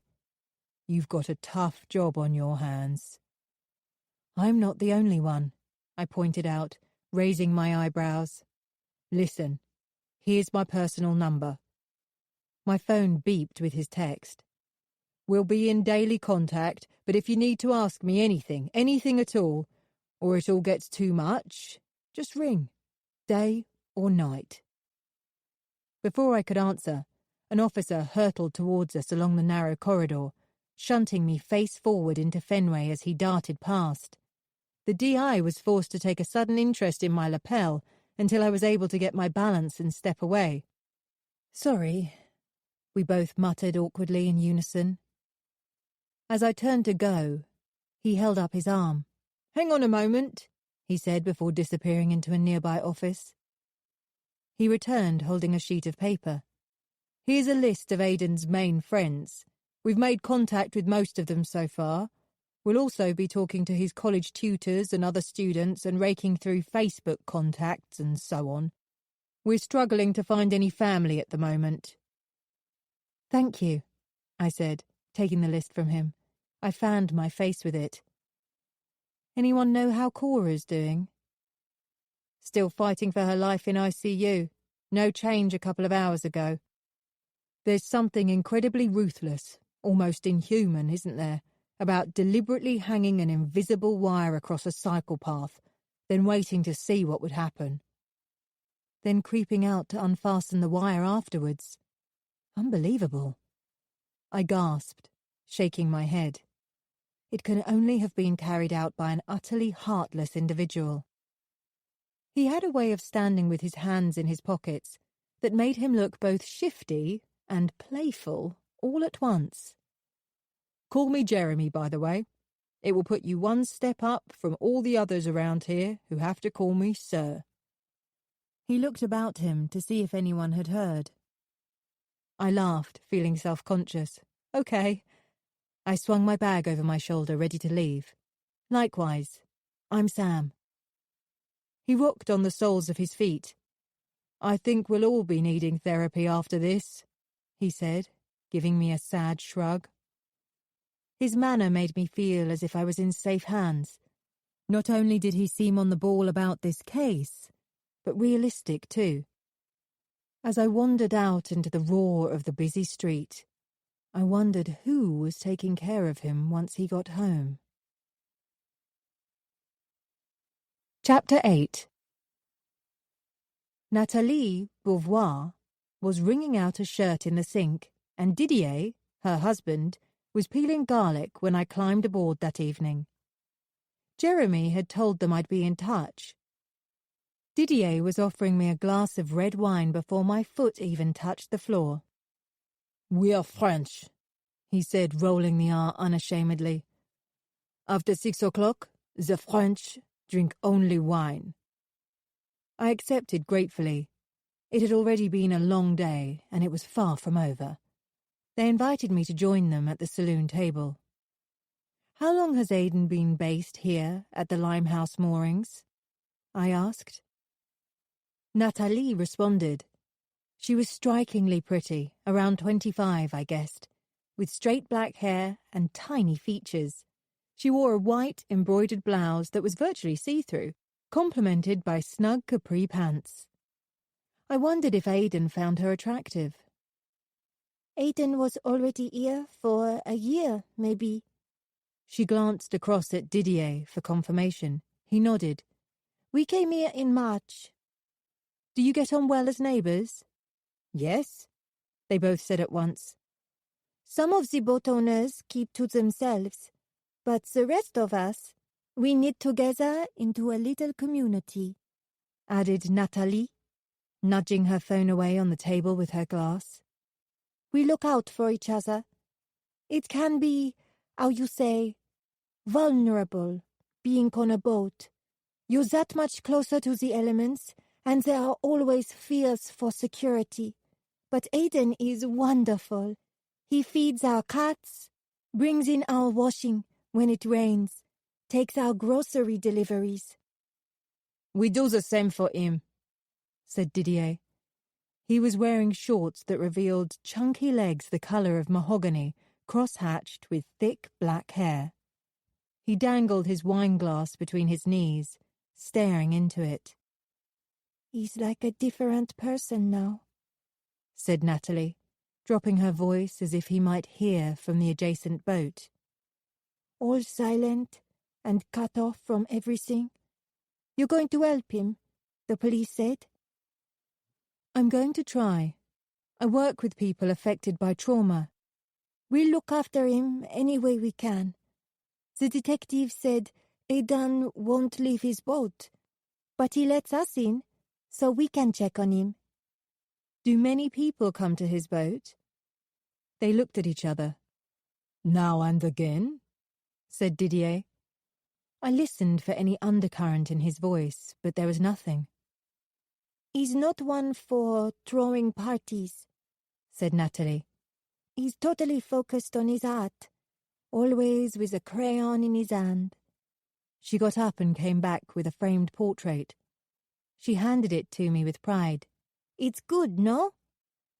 Aidan had caught something startlingly sexy about Natalie as she sat, beaming at him over her shoulder.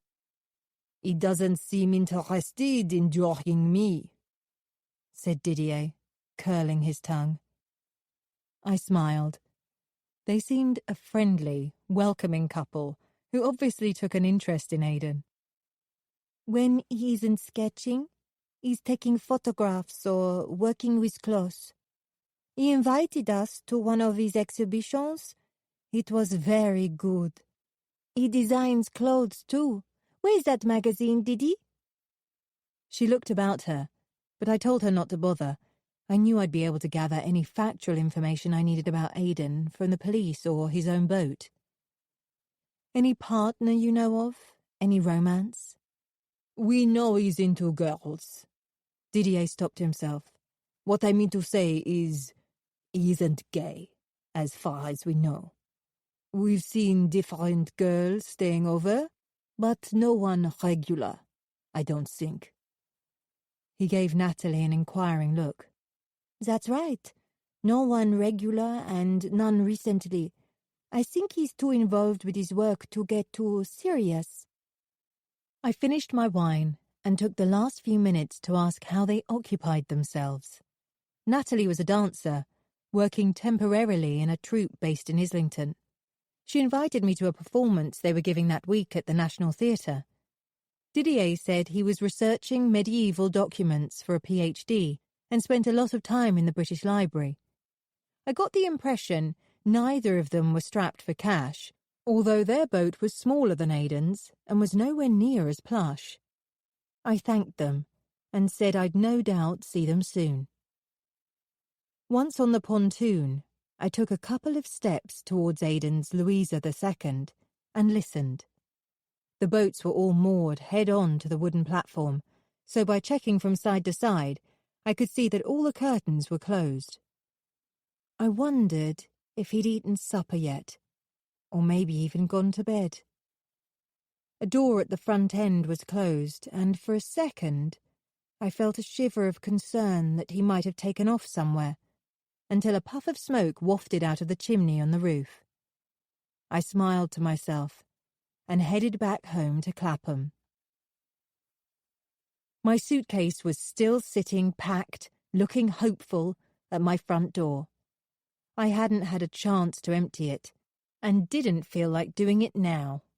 It was late, and I was running on empty. Then I realized my toothbrush was embedded inside, as was the bedside novel I was reading, and my hairbrush. I dragged the case onto a chair in my bedroom and pulled out what I needed. The rest of my belongings would have to wait until tomorrow. I pondered for a while on what someone would make of me if they only had the contents of my flat to go on. From the outside, the property was wedged between a former bakery on the corner and a row of tall Victorian houses with sash windows, all broken into flats. I rented a one-bedroom place on the first floor, living alongside people I had nothing in common with other than a shared front door. Mrs. Willow lived upstairs, a sparky widow in her 80s. We took in each other's parcels, and I always had an ear open for the floorboards above, satisfied when I heard the familiar rhythm of creaks. I knew the others to speak to, but that was all. It wasn't the kind of place I would ever buy, too scruffy, with visible flaws, such as damp and cracks that were gradually eating into every wall and ceiling. When I moved in, it was only meant to tide me over until I sorted myself out, whatever that meant. That was over 4 years ago. I cringed when I thought of how I must look to a psychologist, a professional, attractive woman in her mid-30s, still living in student-style accommodation with no close family, aside from a sister who needs special care and a best friend who's moved away. The nearest I got to homely chats were with Mrs. Willow. Under such scrutiny, my situation felt bleak and frankly embarrassing. To an outsider, I probably looked like I was waiting for something, some event to break the stalemate. But what exactly? As I put my passport back in a drawer, I mourned the loss of my holiday. Another area of my life that never seemed to get off the ground, literally. I felt a twist of fear tug at my stomach, warning me that if I didn't watch out, another summer was going to pass me by and I'd plunge headlong into a grim winter, never having felt alive. I needed to take a long, hard look at myself and work out what I really wanted before my life turned into one extended Groundhog Day. I didn't have enough energy for supper other than to tip a few flakes of cereal into a bowl and flood them with cold water. I'd forgotten to pick up milk. I gave myself a moment, as I crunched through them, to pretend I was watching the sun go down on the beach, with the twang of Greek musicians in the distance and the waft of oysters in the air. But I wasn't even to be allowed that luxury, because my phone rang. There was silence at the other end, but the kind of silence when you know someone else is there. I said hello a few times, and when there was no response, I swiped the screen to disconnect. Then it rang again. "Who is this?" I barked. There was a tiny click, followed by the chimes of a bell. No, not a bell. The tinkling notes of a musical box. It was playing Love Me Tender. I could hear the tick of the mechanism in the background, and I knew exactly what it was. "Aidan, is that you?" "It's Sam," I said. "Are you okay?" There was a short silence. "Has something happened?" The tune played again. "Do you want me to come over?" Silence again. "I'll come over," I said, knowing I was never going to get a reply. After I hung up, I rang Jeremy. "I'm sorry it's late." "It's okay. There's no such thing as a sleeping policeman." He chuckled, but he sounded like he was fighting a yawn. I explained what had happened. "Are you sure it's Aidan?" he said. "We've got his mobile phone." "He must have borrowed one from Nathalie or Didier," I said. He asked me for the number. "Yeah, that's Nathalie's. But it's late and it's a long way over to Limehouse," he said wearily. "Ring back and tell him you'll go over first thing in the morning." "No, I don't want to wait. I might miss something." This is a good sign. He's making contact. He's trying to make a connection. And don't forget what everyone's been saying about time being of the essence. Yeah, I know. I could almost hear his bones creak as he rallied.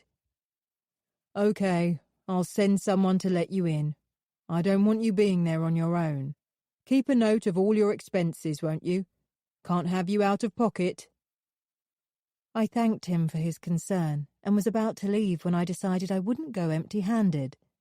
It was a heavy job lugging the boxes all the way down the stairs, but there was the slimmest chance it might be worth it. I left the pile inside the communal front door, then set out into the night in search of a taxi. Chapter 9.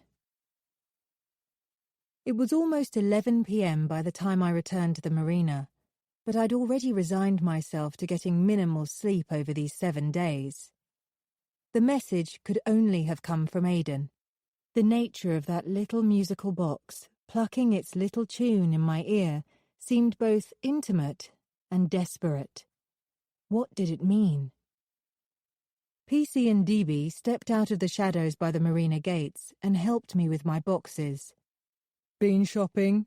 he said. "Just tools of the trade," I said, enigmatically. The bow door was already open, and I stepped inside. And DB followed me and made us all a coffee. "I'll wait in the galley," he said, pulling across the wooden partition, "and give you two some privacy." Aidan was sitting on a banquette, his elbows on the pull-down table, head in his hands. The phone I'd seen earlier near Natalie's glass of wine was beside him.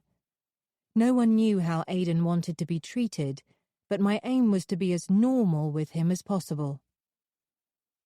"Are you okay? You wanted to see me?"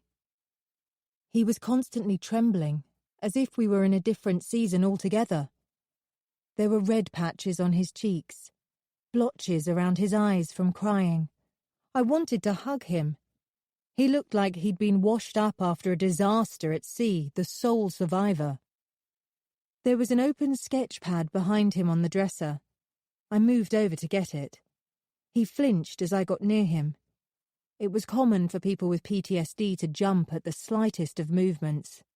"I'm sorry," I said. "I didn't mean to startle you." The pad was open at a blank page, and it made me think Aidan might have been trying to draw something. "Can I see?" I flicked back a page to the last one he'd done. It was an unfinished drawing of Natalie stroking a cat, with a date 4 days ago scribbled in the bottom corner. I found a pencil in a tray on a small table and left it on the notepad beside him, then sat opposite, waiting. He sat back, his head hanging, avoiding all contact with me. His eyes were empty. There was nothing behind them. Perhaps he'd changed his mind and didn't want me there after all. I waited in silence. No sighing, no fidgeting, no huffing. When nothing happened, I leant over and examined the drawing again and told him what I saw. "It's lovely. The whiskers of the tabby, the light in Natalie's hair, fluid shapes, shading, careful detail." He looked over at my sandals for a second, then dropped his head again, shutting himself off. I couldn't see his face to read what inner turmoil he was going through, but everything about his body was uptight and jittery. I waited a while, then folded the pad over to the blank page again and slid it towards him, holding my breath. He didn't lift his head, but his hand reached out for the pencil. It was the first positive action I'd seen since we'd met. I sat back, forced myself to stay completely deadpan. As he rested the point of the pencil on the sheet, I could see his hand shaking. He gripped the pencil awkwardly, like he'd never seen one before and didn't know what to do with it. Then he dragged the point in a wobbly, uncontrolled line from one corner to the other. A pained expression claimed his face, and he swapped the pencil to his other hand and tried again. With the tip on the paper, he attempted to get it to do what he wanted, but the pencil merely scraped across the page again. It was like watching someone who had lost all feeling in their hands trying to draw something recognizable. It was hopeless. He looked fraught and humiliated. He couldn't even doodle. He screwed up his eyes, slammed down the pad, and hurled the pencil across the room. It was all too much for him. When I stopped to consider what he must have witnessed, I wasn't surprised. Imagine bringing in your washing and seeing someone getting thrown off their bicycle, getting their neck sliced open right in front of you. I shuddered at the thought. "It's okay," I said. "You gave it a go. That took a lot of courage. Don't push yourself if you're not ready." Aidan propped his chin into his hands. He didn't look at me, but he didn't get up and walk away either. I blew out a silent, slow breath. We were 1,000,000 miles away from a pristine representation of the assailant's face. That's all the police wanted, but asking Aidan to draw was like asking him to put his hands into a scorching flame. He just couldn't do it. "Time for plan B. Is it okay if we try something else?" I asked. He stayed completely still, then put his hands together in a prayer position, his fingers resting against his mouth. Was that a yes or a no? This was a whole new language I didn't understand. He didn't look horrified, so I took it in the affirmative. I dragged the cardboard boxes into the saloon. Ndibi heard the commotion and thought I was leaving. His face fell when I told him I was far from finished, but he'd been well behaved this time. He hadn't interfered or talked behind Aidan's back. Occasionally his radio would crackle and startle me, but most of the time he'd sat silently out of sight with his newspaper. "You'll need the code to the keypad when you do leave eventually," he said, handing me a small scrap of paper. "You'll be on your own with Mr. Blake from tomorrow." Someone overseeing the purse strings at the Met had obviously realised they didn't have the resources to provide me with a regular gatekeeper. Aidan watched me as I pulled out a series of plastic-topped containers, the type that keep biscuits or cheese fresh. When I peeled off the lids, instead of food, they revealed a selection of miniature models, realistic figures of animals, people, ships, cars, a helicopter, an aeroplane. Another tub held shells and bones, other stones and eggs, one with miniature fruit and veg, one with items from a doll's house, including a grandfather clock, armchair, and cot. There were tiny bridges, gates, a castle, figures of Batman, Peter Pan, Darth Vader, Cinderella, a witch, dinosaur, octopus, a cornucopia of fantasy, people and objects, all from my office that I'd taken home to clean and mend once I'd returned from Greece. Last of all, I placed a flat wooden box the size of a large tea tray on the table beside them. Aidan stared, open-mouthed, at my every move. It was the first time I'd seen an expression bearing any resemblance to interest on his face. I took the lid off the box to reveal a layer of sand 4 centimetres deep. "I'll need a wet cloth," I said, addressing the PC. He disappeared for a moment and came back with a damp tea towel. He looked as intrigued as Aidan, but I had to usher him back to the galley to give us privacy. We started first with the sand itself. I invited Aidan to put his hands in the tray to get a feel for the grains of sand. He did as instructed, pushing his fingers deep into the box. I then asked him to see if he could find any items in the containers that would represent what he could smell at this precise moment. It was a here-and-now question designed to be as unemotive as possible, simply to get Aidan into the routine of using the tools. I inhaled, and was aware of the sweet smell of an overripe banana on the window ledge, the constant diesel overtone on the boat, coffee from the dregs in our mugs. He looked into the boxes, but didn't reach out and touch anything. He kept his hands firmly in the sand and hid them there. I asked him a few other simple questions, and each time he looked into the boxes, but didn't move. I stopped after a while. We weren't getting anywhere. He bit his lip and looked perplexed. It was beyond him. I thanked Aidan for giving it a try and handed him the wet cloth so he could clean the grains from his hands. With my disappointment came an overwhelming desire for sleep. I was starting to feel nauseous from riding high on adrenaline for so long. I explained this to Aidan. He dropped his head. It's not your fault. I'm not blaming you. I'm just exhausted. I tried to stifle a yawn. I think we'll call it a day. Thank you. I'll come back tomorrow. I called Ndebe, and when there was no movement from the galley, I walked through and found him slumped over the table. Spencer, I whispered close to his ear. time to go. He snorted, adjusted his uniform, and tried to make it look like he'd been on his guard all along. Keen to get going, he left the boat first. As I moved to follow suit, in one deft movement, Aidan slipped in front of me and gently pressed the front door shut. As I took another step forward, he blocked my path. I froze, not sure what to do. Aidan held his ground, standing right in my way. "What's going on?" I said calmly. Had I left something behind? Spencer was knocking on the door. "What's the hold-up? Why have you shut the door?" "It's okay," I called back. "Wait a minute." Aidan was looking at the sand tray. I didn't know what he meant at first.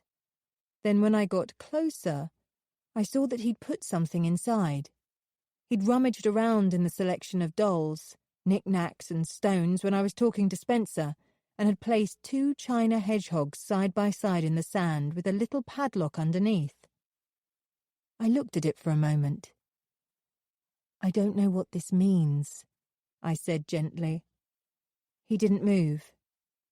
2 hedgehogs together with a padlock, I mused.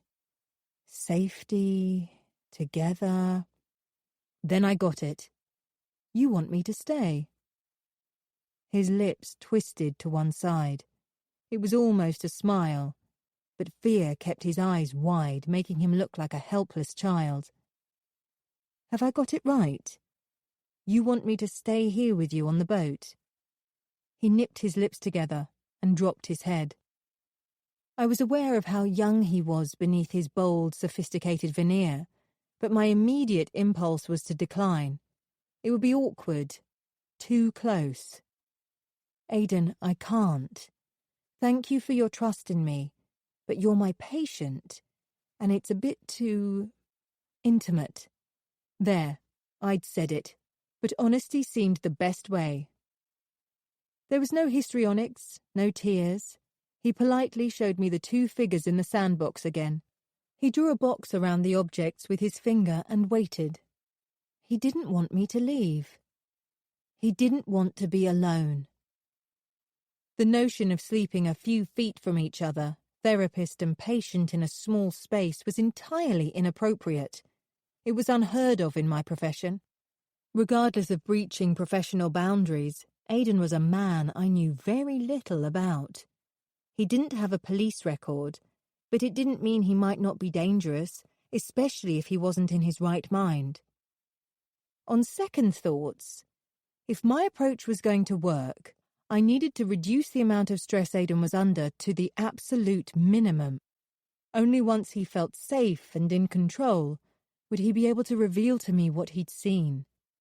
What better way to have him open up to me than to be beside him as much as possible, where I could work intensively with him on both his recovery and secure evidence for the police. But I'd had an issue before with patient boundaries, and it hadn't ended well. That said, it wasn't always easy to see what was best, and this case was so entirely different from any other I'd come across. Before I made my decision, I told Aidan I had to make a call. He let me open the door, where I found a bemused PC Ndebe on the other side. "What's going on? Everything all right?" "Yep." I patted his arm and asked him to call the police psychiatrist on duty at the station. He handed me his phone once he was put through. "This is Dr. Molliford," a female voice told me. "Dr. Hertz went off duty early today." I gave her the gist of the situation. "You want to move in with him?" she scoffed. "It's highly irregular." "It would be entirely above board and professional, purely a working relationship." "How can you possibly justify it?" Aiden's barely an adult. He doesn't appear to be communicating with anyone else. He has no available family, and he's blocking all his friends. But he's made a connection with me. An uncomfortable silence hung between us. This isn't just about Aiden's recovery, I ploughed on. It's about finding a maniac, and Aiden is our only witness. This is a sign we're making progress. He's trying to engage with me. If I'm here all the time, it could make all the difference to his recovery and the case. Instead of asking for her opinion, I realized I was willing her to approve. Well, it's highly unorthodox. Is there no other way? He won't leave the boat. He's traumatized in a way I've never seen before. He needs to feel safe, and he's started to trust me. Okay, I'll authorize it, Dr. Mulliford relented. As long as you don't undermine any police procedures or ethical considerations. You're his therapist, not his mother. With that, she cut me off. I handed back the phone. I was staying. I popped my head round the door and told Aiden. He stood gazing at his bare feet as though he hadn't heard. I need to go back home for some things, I said, holding the door open. But I'm coming straight back. I saw him glance over at the 2 hedgehogs in the sand, but his expression didn't shift. I promise. Chapter 10. Friday, June 15th. 3 weeks earlier. Pippa followed Mr. Marino's directions past the tailor and into the square with a church in the centre.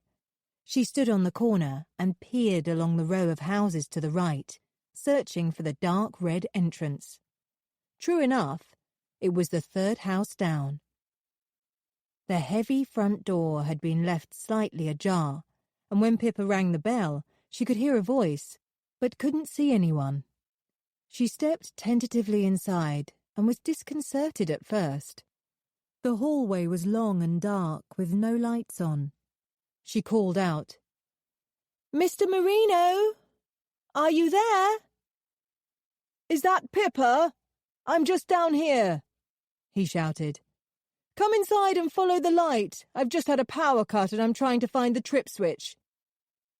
Her heels tapped hesitantly along the bare hallway before she reached the doorframe to the cellar. "I'm really sorry about this," came his voice from the shadows.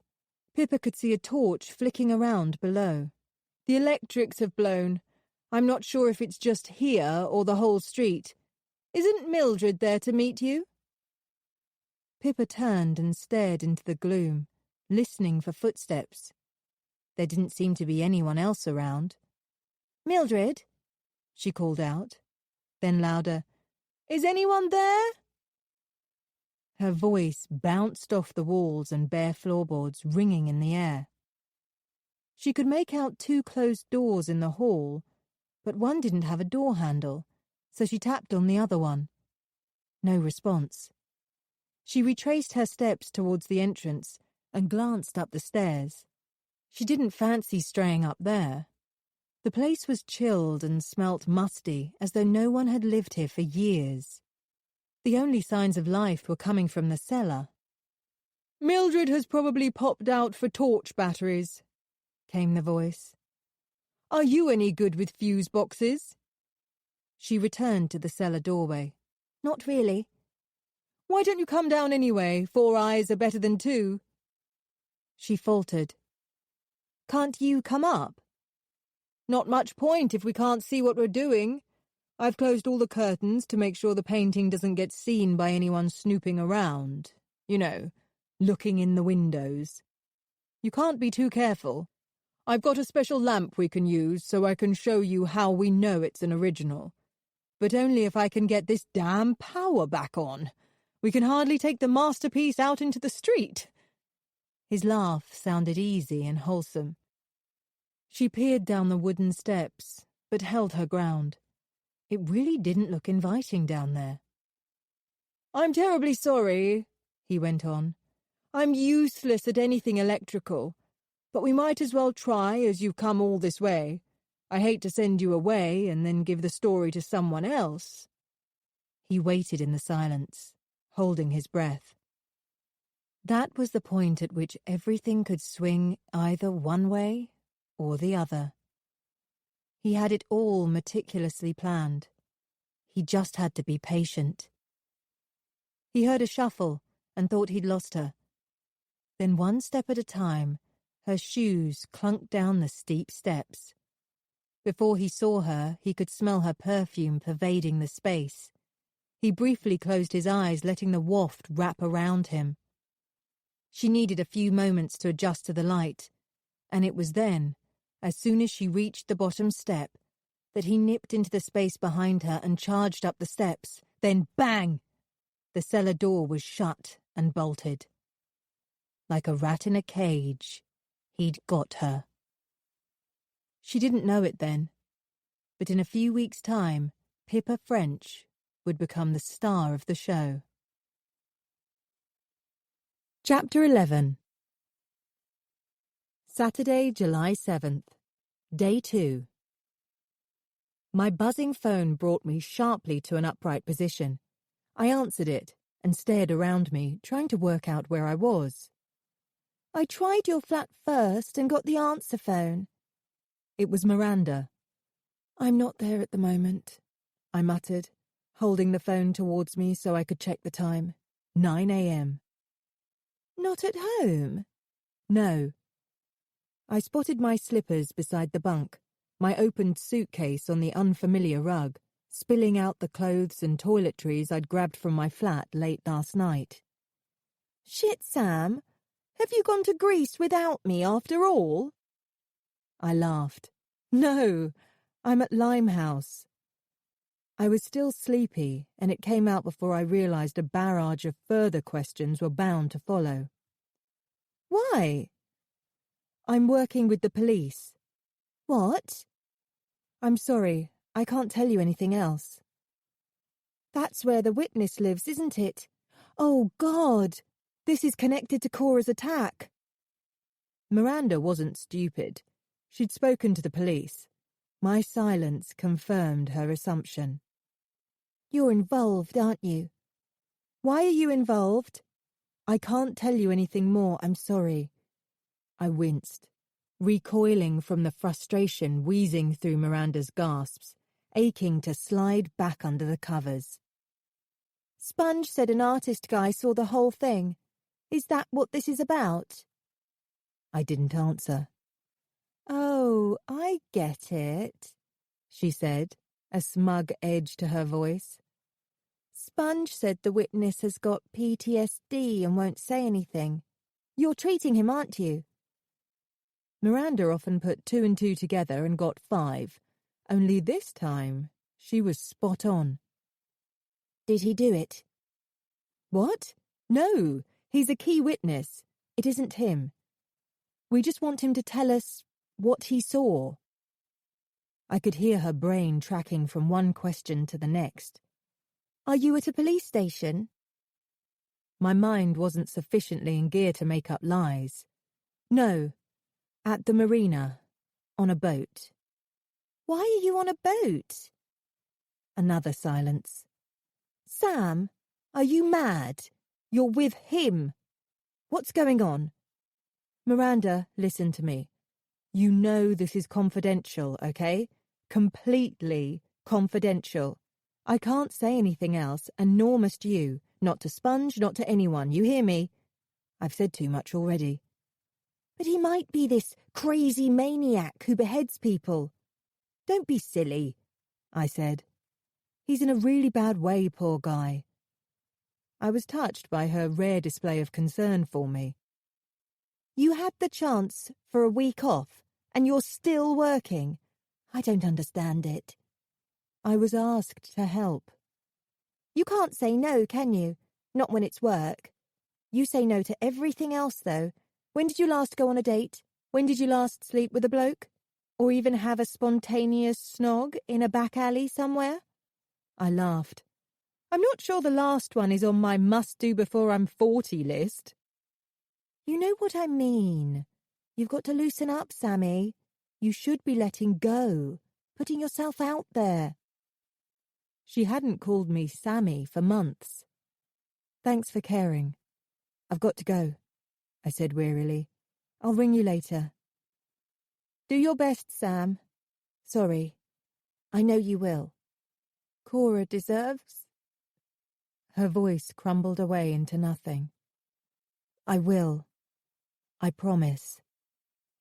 I slipped the phone under my pillow and thought about what she'd said, especially the part about me saying no to everything except work. Her words had stung, but she was absolutely right. It was career all the way for me.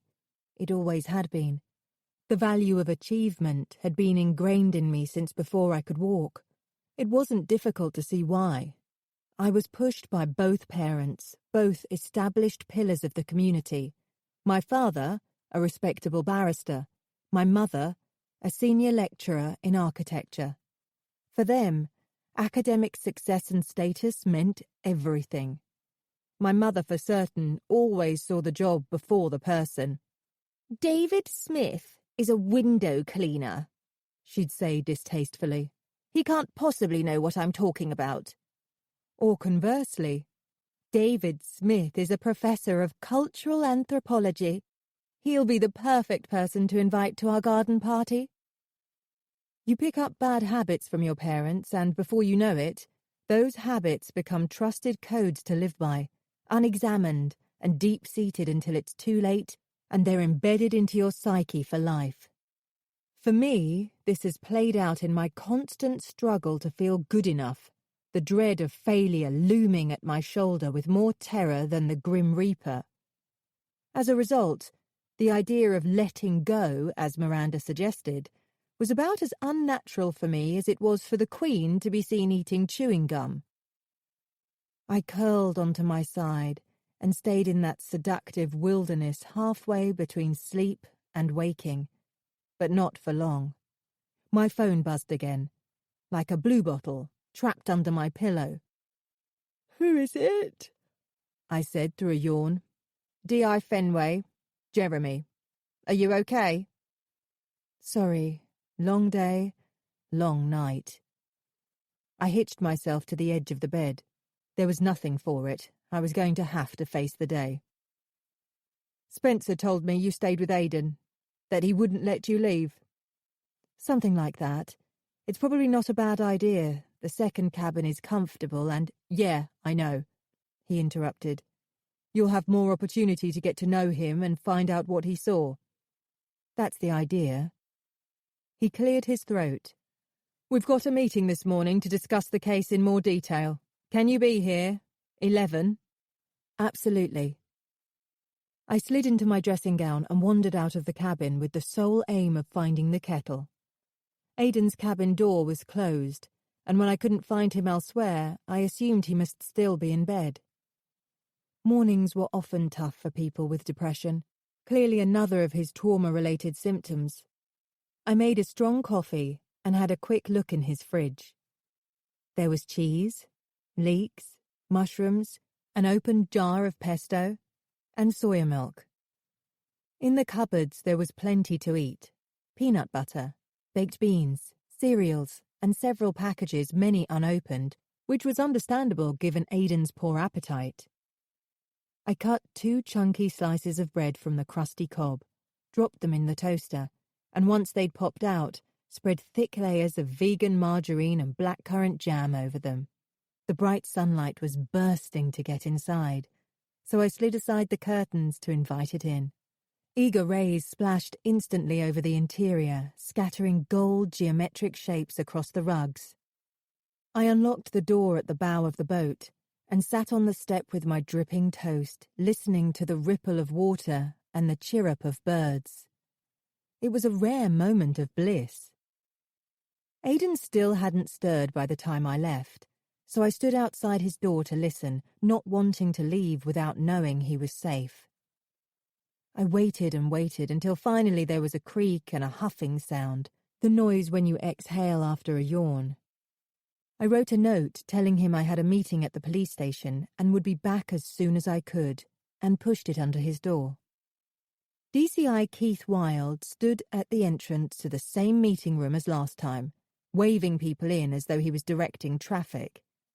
Jeremy was already seated, with DI Karen Foxton, who I'd met in passing when I first visited the station.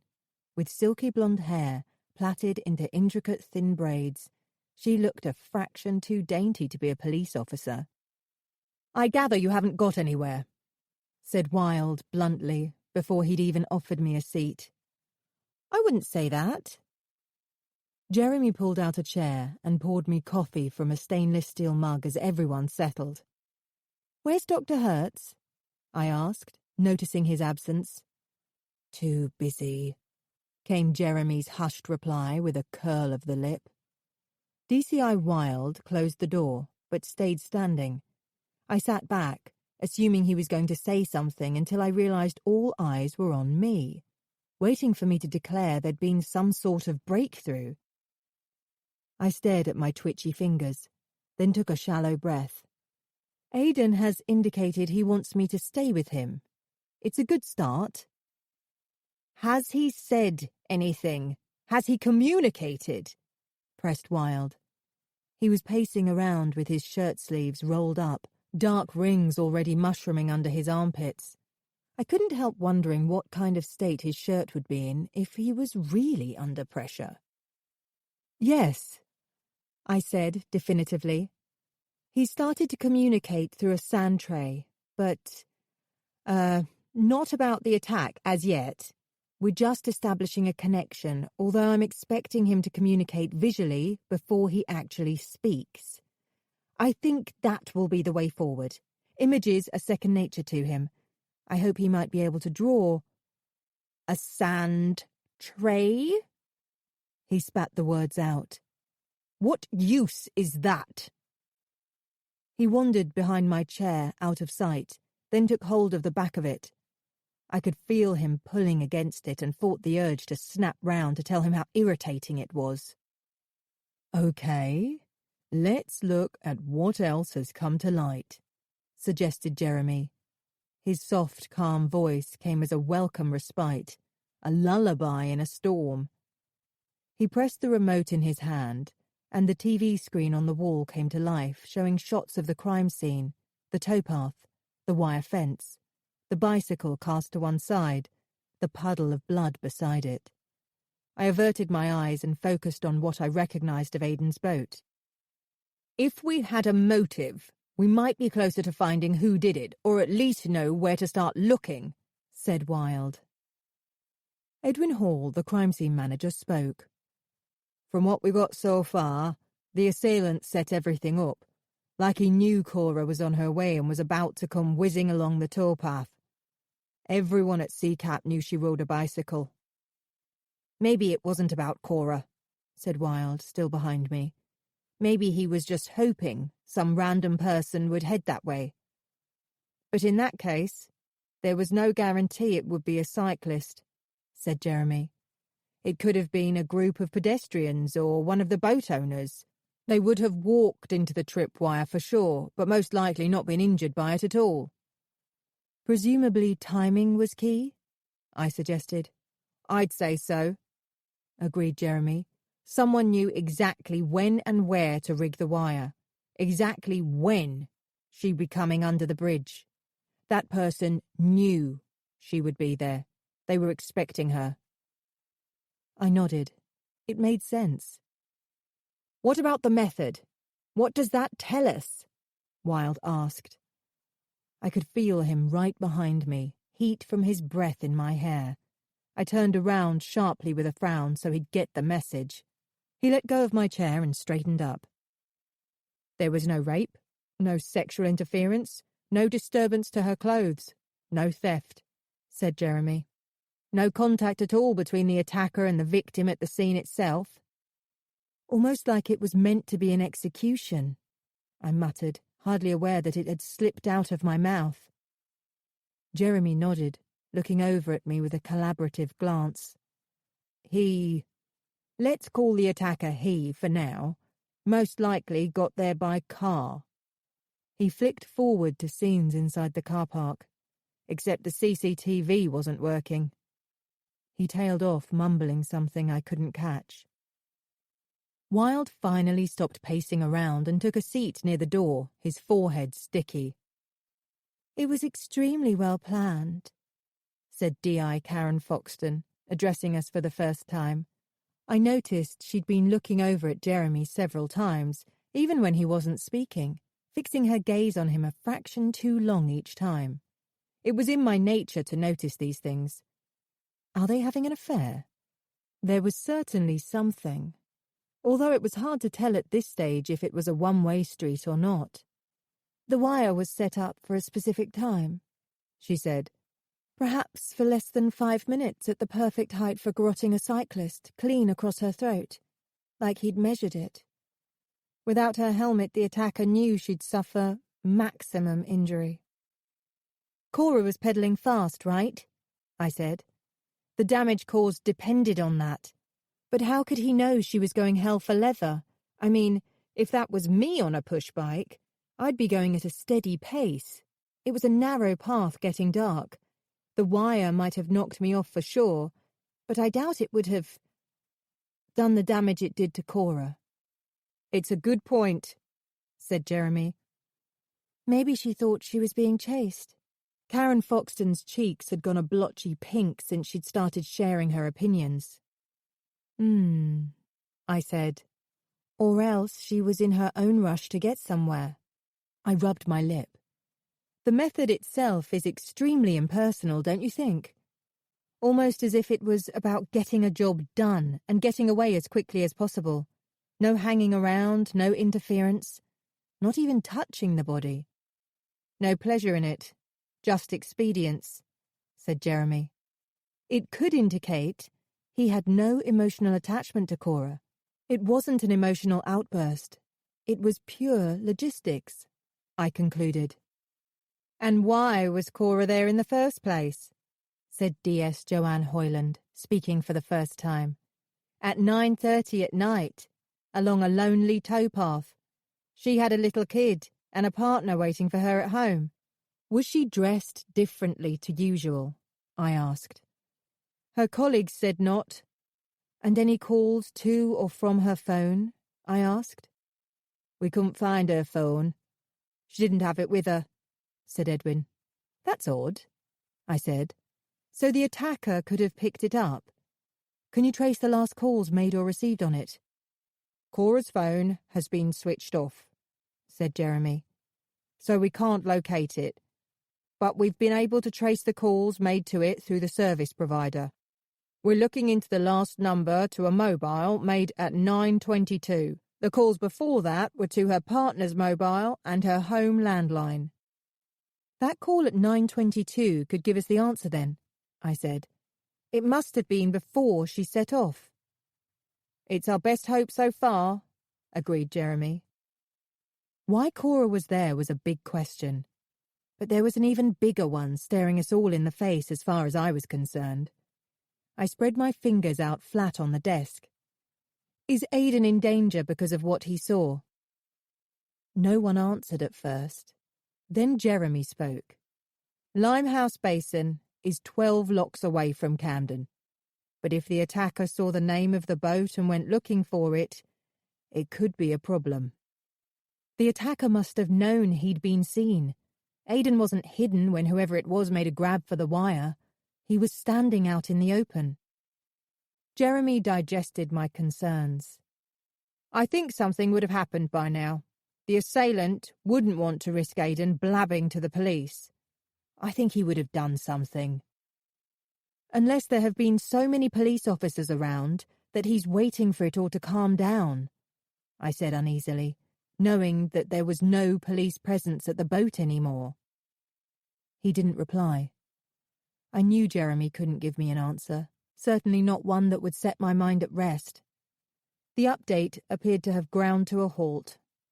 Jeremy fiddled with the remote. D.I. Foxton examined her nails, and Edwin took his glasses off to give them a clean. Just as I was getting twitchy, there was a knock on the door, and a female officer came in. She headed straight for the DCI and whispered something in his ear. He shot to his feet, as though a wild dog had been let in. Right. Cora Washington died in hospital a few minutes ago. Everyone in the room froze. He prodded his finger into the air. Fenway, my office, 2 minutes. DCI Wilde's shoulders stiffened, and his fists clenched into tight balls.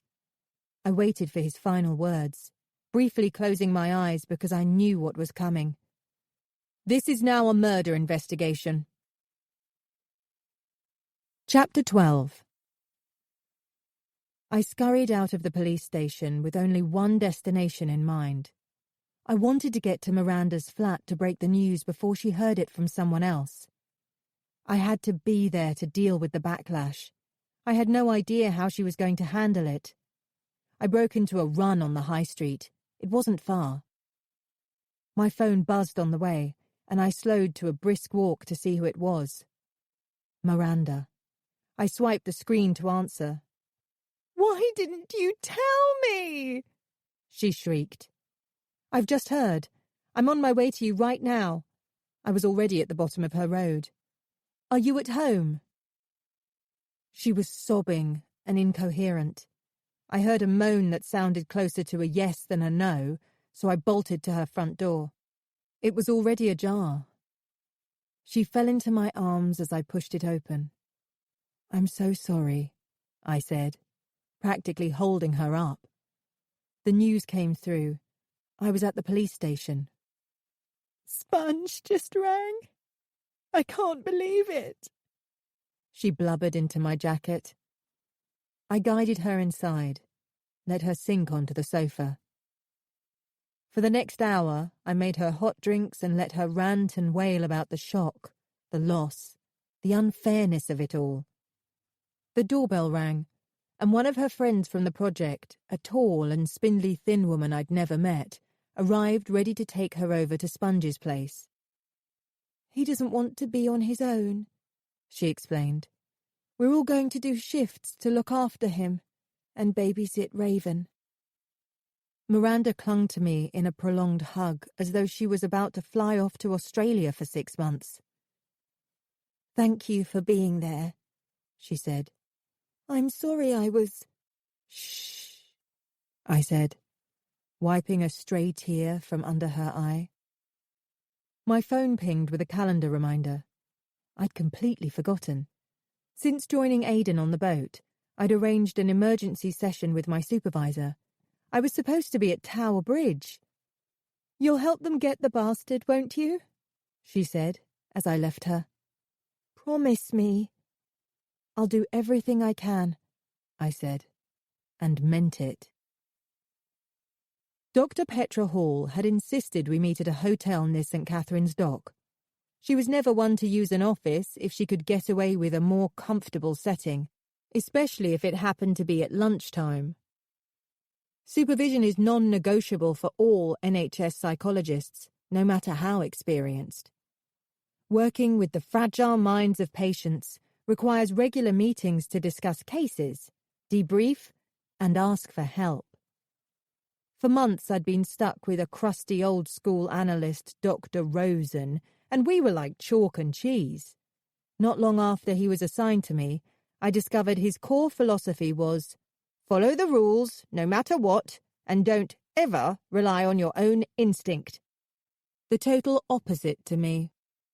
Putting us together was a disastrous match, and led to all kinds of problems. Although I'd had to wait nearly 2 years before I could finally make the swap. Thankfully, Petra was entirely different.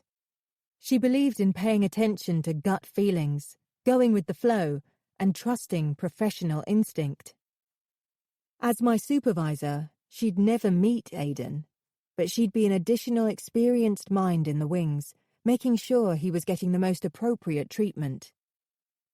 I was 5 minutes late, but she was talking to the barman and didn't seem to notice.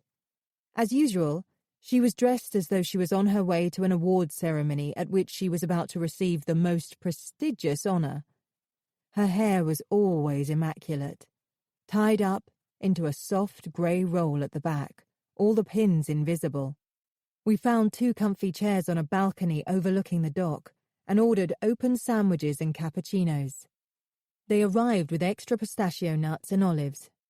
I gave her the full picture, covering everything I knew of Aidan and his symptoms. Sounds like typical post-traumatic stress disorder, she confirmed. Lack of sleep, nightmares, flashbacks with agoraphobia, and depression. That's pretty much it. I explained how he was unable to speak or draw, but had used the sand tray. As you know, said Petra, with this kind of trauma, victims usually go over and over the telling of an event, trying to understand it, make sense of it, integrate it. If Aidan can't do that, he must be exploding inside. He's probably mentally and emotionally exhausted. Absolutely, I said, pausing to chew a mouthful of cheese and tomato. He's lethargic, listless, like there isn't enough energy in his body to hold him up. He's unmotivated, socially withdrawn, and doesn't want to see people. He's jumpy too. He can't watch the news or read a newspaper. He can watch certain films, mainly cartoons, maybe because he knows they're not real. Okay, so what's the way forward with this guy? The police want a sketch of the killer by Friday. She gave a prim snort. Forget it. Out of the question. In any case, your first and only allegiance is to your patient. Let the police do their own work. She stabbed an olive vehemently with a toothpick. I looked down and took my time over what I had to say next. There's one thing I need to mention. She turned to look at me. I'm staying on his boat with him. You're what? Her reaction sent a teaspoon spinning to the carpet. I had to make a decision, and it seemed the right one based on my therapeutic assessment at the time. Okay. She dragged the word out, waiting for more explanation. A waiter came over to pick up the spoon. We need 2 brandies, Petra told him. Just the one, I called after him. Much as I would have loved to join her, I needed a clear head for the rest of the day. You've had problems in the past. She folded her arms, giving me a knowing look. I swallowed. Only once. But once was enough. I'd allowed a patient to get too close to me, and it had led to all manner of complications. It's different this time. Let me explain, I said tentatively. The world used to be a rational and safe place to Aidan. We know that, right? Bad stuff only happened on television. And now that's all changed for him. The attack, it's murder now, will have shaken his entire belief system about security and normality. Life is suddenly intensely hazardous for him, and in his mind, it's best not to go out or get involved with humankind at all. Petra nodded, but slowly, waiting to be convinced.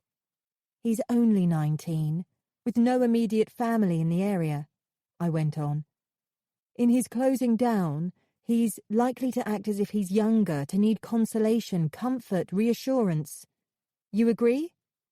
She pulled a maybe face, not entirely persuaded. By staying with him, I can give him continuity and support. I'll be undemanding company for him. He knows he doesn't have to entertain me. I won't get upset when he doesn't speak. I can help him express his fear, shock, and outrage about the tragedy when he's ready. I'll be there to catch the moment he starts to let it out. If that happens to involve drawing a picture in the next few days, then everybody's happy. Her brandy arrived, and she inhaled its fumes, then set it down in front of her like a trophy. Fair enough, she said unexpectedly. I felt a sense of relief wash over me. I thought I was going to have to work a lot harder to win her over. But you must keep your distance from him. I nodded vigorously. Of course. I can see you know what you're doing, she said, rolling the stem of her glass between her fingers. You said he's not communicating with anyone else?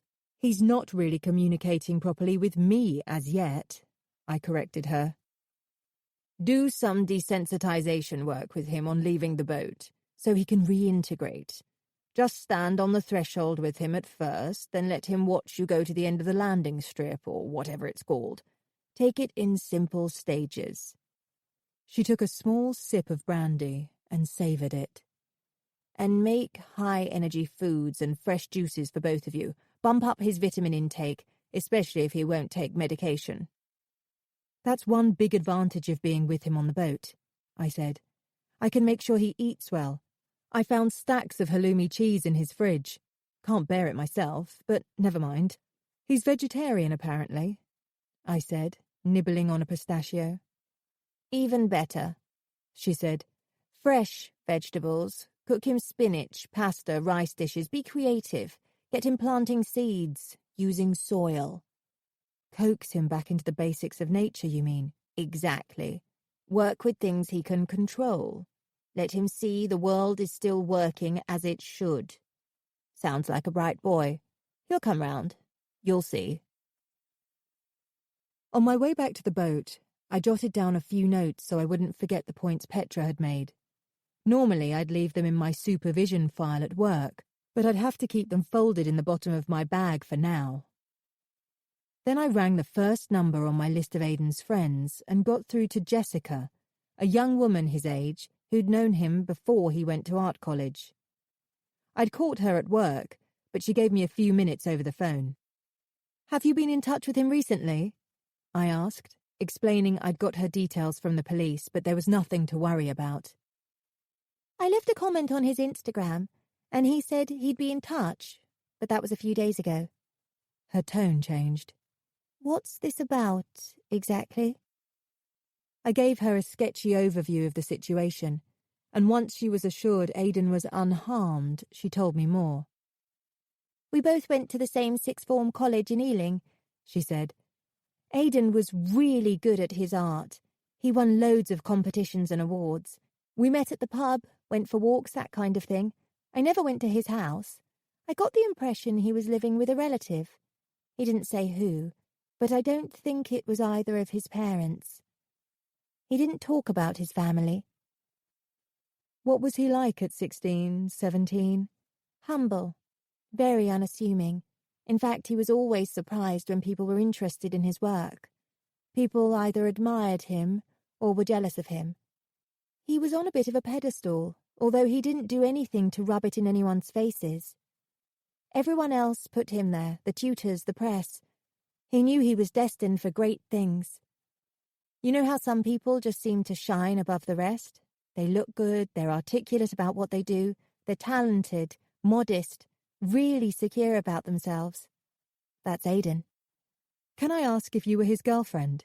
"No," she chuckled. "I must admit I quite fancied him, but he wasn't into me in that way, more's the pity. He's gorgeous, isn't he?" She moved on swiftly when she could tell I wasn't going to respond. "There's a side to him that's completely unavailable. I mean, he's a real sweetheart, open-hearted and funny, but it feels like the real Aidan is hidden all the time. Sorry, am I making any sense?" "Absolutely. He sounds like a very private person." "That's it." "Did he seem emotionally stable to you?" "Oh, yeah. He's the most together person I know. Totally committed and so clear about his ambition. The rest of us faffed about not knowing which subjects to study, which career path to follow. But Aidan had it all sorted out. He's super sure of himself. Quietly confident, I'd say." I could hear a phone ringing at her end. "Listen, I've got to go," she whispered. "Ring me back another time if you need to know any more. I'll try to call him, but send him my love anyway, will you? Just in case he doesn't pick up."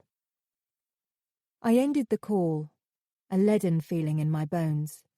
I couldn't quite explain it.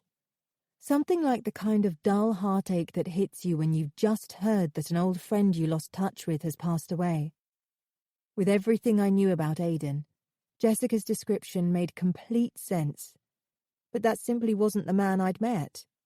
That man, passionate and driven, was gone, and in his place was a feeble imposter. I wanted to meet the man she'd known.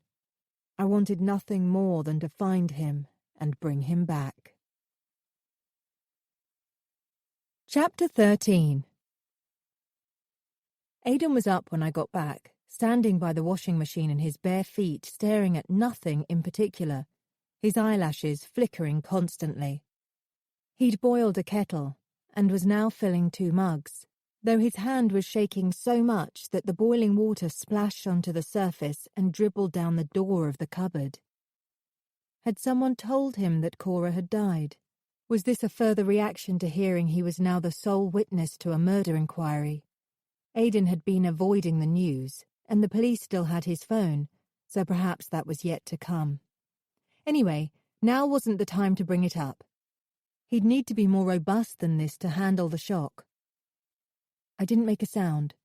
I simply reached for a cloth and mopped up the mess. His hair was awry, and his shirt was half tucked into his jeans. Jessica's description of him came into my mind, a young man with panache and verve. Here and now, he looked positively wretched, more like someone living on the streets. "Bad start this morning?" I asked, giving him the hint of a sad smile. Aidan looked perplexed, biting his lip and breathing hard, like he was desperately grappling with a complex mathematical calculation. He was expecting, like we all do, to have a thought and translate it instantly into words, but no sounds were coming out. The skin crumpled between his eyebrows. Until then, I'd assumed the police psychiatrist, Dr. Hertz, had explained all about post-traumatic mutism to him. Now, faced with Aidan's bewilderment, I began to think otherwise. Perhaps Hertz had been too busy. "I might be repeating what you've already heard," I said, "but I want to make sure you know as much as possible about what it is you're going through." Aidan set down the mug of mint tea intended for me beside his own on the galley table. It was an invitation to join him, a step in the right direction. Progress between Aidan and I might have appeared non-existent to an observer, but there were tiny shifts, and I was aware of each and every one of them. He sat opposite me, stiff and uncertain, pressed against the back of the seat as though forced back by a ferocious wind. "It's an anxiety disorder, a reaction to the traumatic event you've witnessed, called reactive mutism.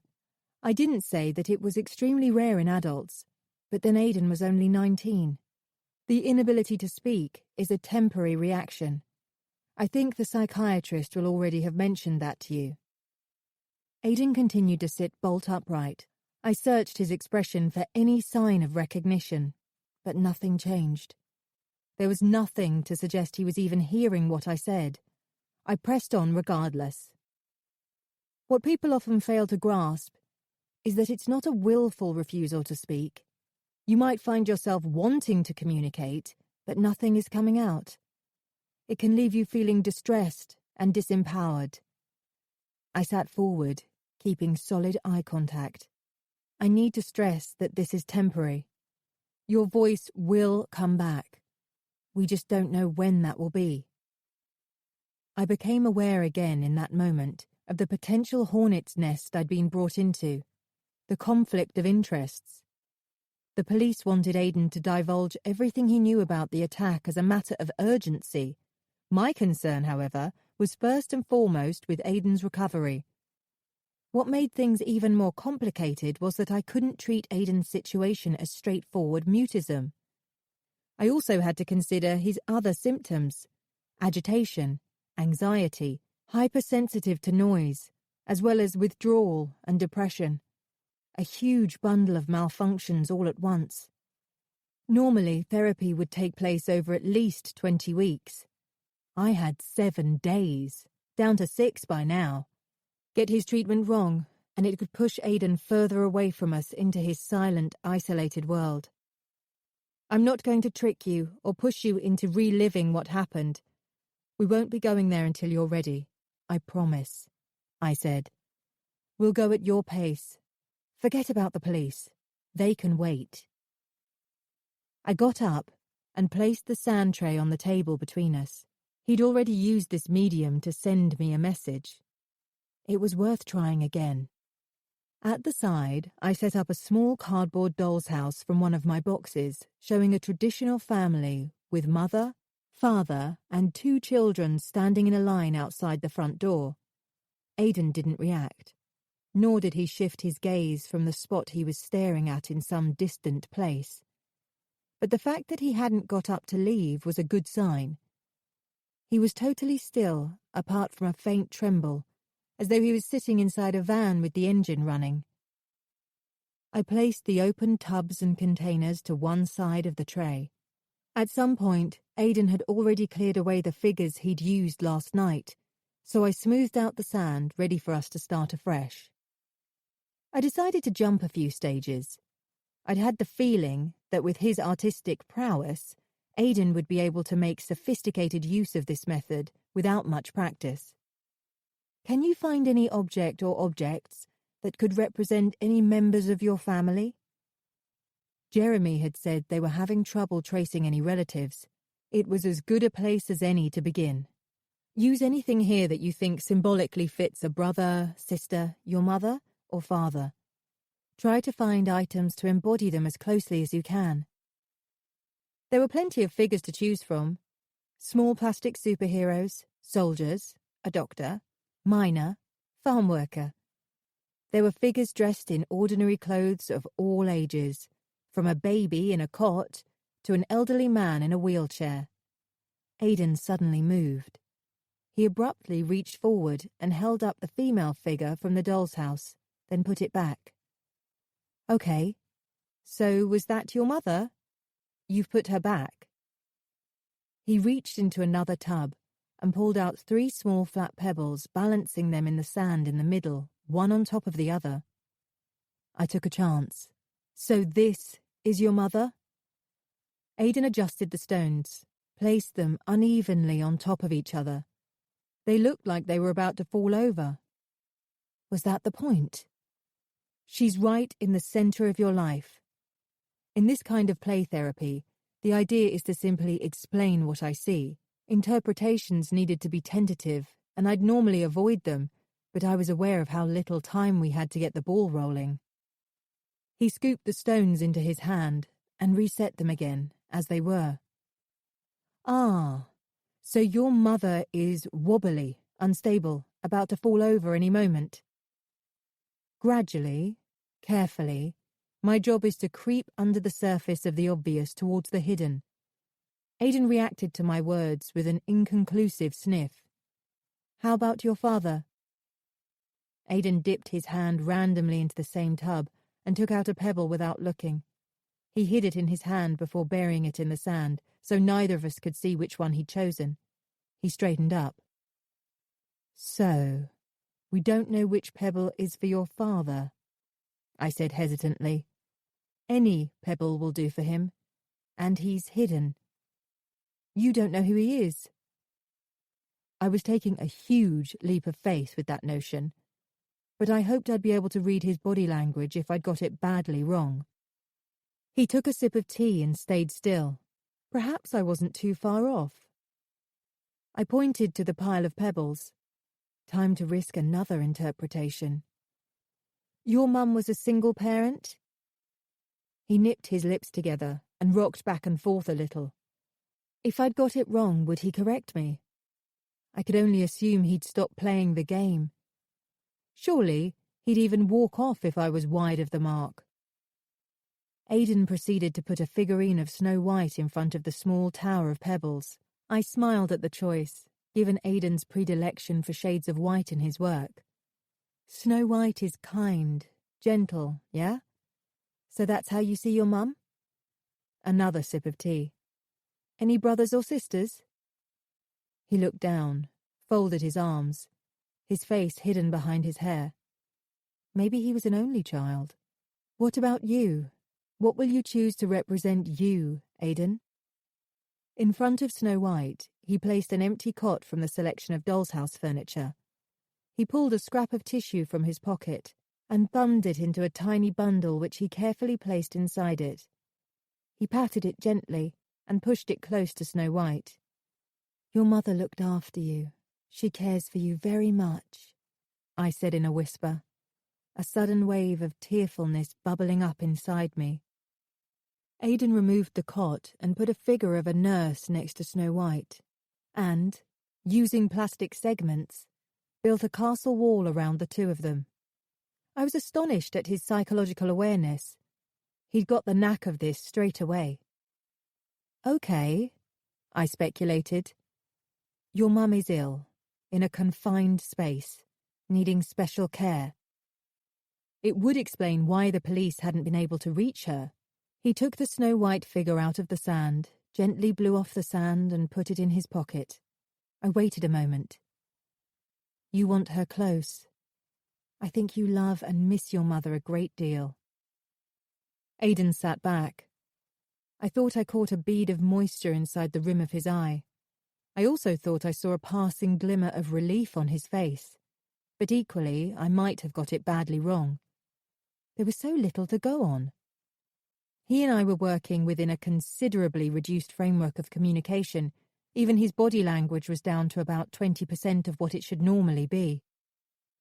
He leaned forward and cleared the sand, flattening it out, like I'd done at the start. He was ready for more. This was so positive. Then he pushed the box towards me. I pushed it back. In a firm move, he sent it my way again and folded his arms, indicating it was my turn.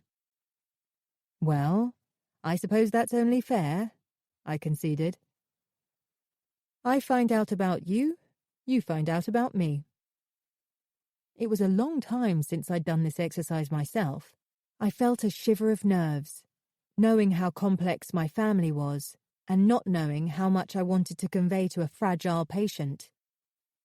Finding a figure for my mother was easy. Without hesitation, I chose a witch on a broomstick, and for my father, a toy rabbit. Miranda was an iridescent peacock feather, and for me, I plucked out a rubber womble that looked like it had fallen off the top of a pencil. I put the witch and the rabbit at opposite corners of the tray, and the last two in the centre. Aidan leant forward and removed the rubber womble. He dropped it back in its tub and plucked out a figure of a garden fairy instead. A pretty and delicate porcelain figurine with gossamer wings, which he pressed firmly in its place. I felt like I couldn't breathe, so touched by what he'd done. I couldn't trust myself not to well up. An embarrassed silence filled the space between us. "Okay," I said, desperate to keep my voice from cracking. "The womble isn't me. I'm the fairy instead." I sat back, then pushed the feather and the fairy close together. "That's it. That's my family." I stood up. "We'd done enough for now. You can carry on your own if you like. I'll get lunch ready." He smoothed out the sand, then got up and walked away. He, too, had done enough. After lunch, Aidan was about to go to his cabin when I asked him to sit with me for just a few minutes in the saloon area. He had candles and lamps dotted around the place, and I lit a plain one and set it between us on the coffee table. "I've got something difficult to tell you," I said, as I invited him to sit. He looked nervous, his knees tightly pressed together, jiggling up and down. I spoke in an even tone. "The incident you witnessed? The woman you saw? Well, she died in hospital this morning." He began shivering feverishly, as though he'd just been dragged from the Arctic Ocean. I wanted nothing more than to reach out to him, to wrap my arms around him and hold him close. But as my patient, I knew it would be wrong. I had to remain detached, consistently professional. His jaw trembled and he began to sob. "I'll stay on the boat as long as you like. I won't leave you on your own, if you don't want me to." I got up to pour us both a glass of water.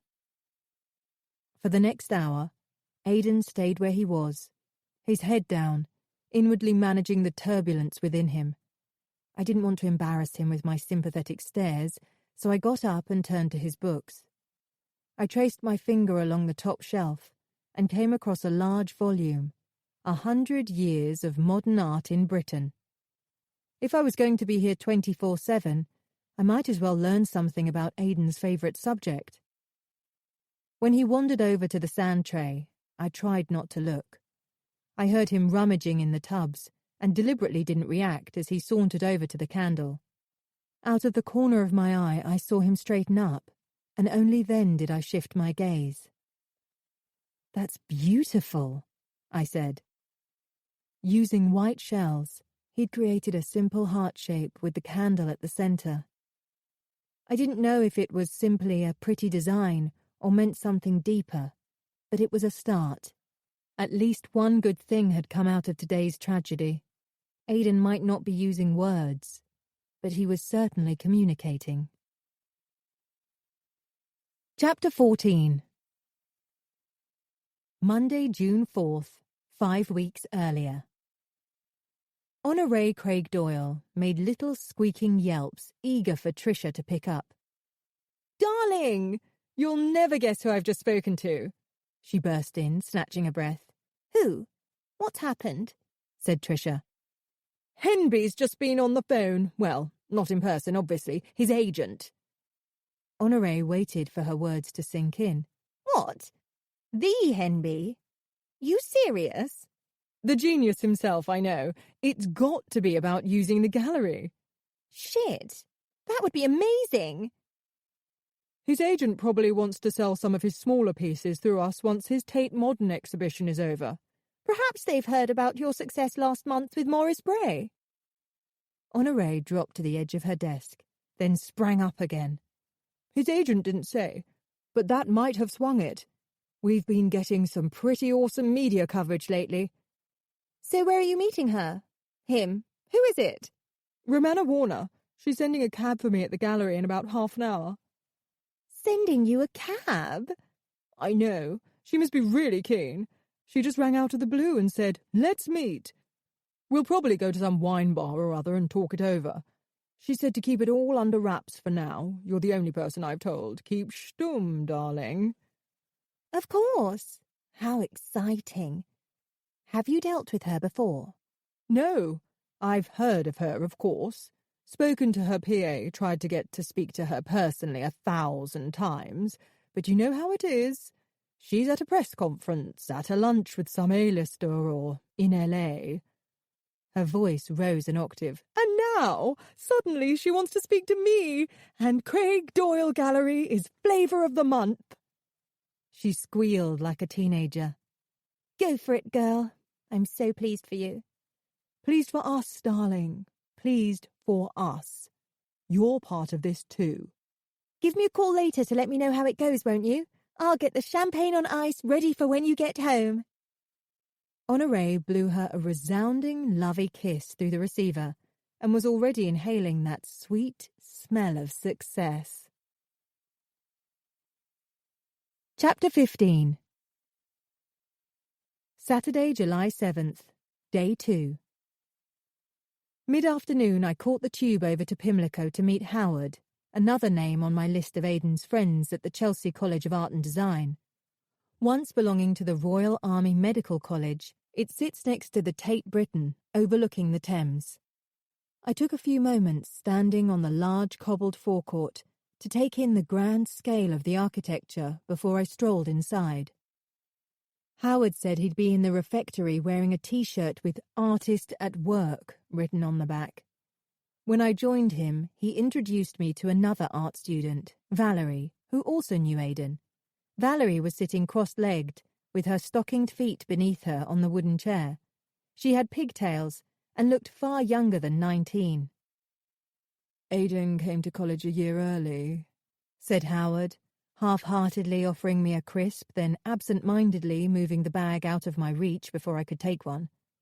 He had long hair like Aidan, but it was flat and straggly, aching for a comb to be run through it. Valerie chipped in. "He'd already had commissions, articles on his work in magazines, and done a fashion show with Donna Karan in New York," she said. Her voice betrayed awe rather than jealousy. She was holding a can, sucking the last of her fizzy drink with a straw. "Why do you want to know about him?" said Howard. "He's not a suspect, is he?" "No, I'm a psychologist. The more I know about him, the more I can help to assist the police. 'Cause he saw it, right? Said Valerie, rubbing her sleeve across her mouth. I nodded. How would you describe him? He's very sensitive and private, said Valerie, shaking the empty can. Not in a freaky way or anything, he's just so focused on whatever art piece he's working on. He kind of goes in on himself. Has he ever been depressed that you know of, or struggled to cope? Howard laughed. Splinters of crisps flew out of his mouth and landed on his jeans. Man, Aidan is the coolest person I know. He's so got it together. He's good looking, has an amazing talent, and money to get things off the ground. He knows all the right people. He's smart. He's got it all. I should hate the guy. But you don't? Howard brushed away the crumbs. No way.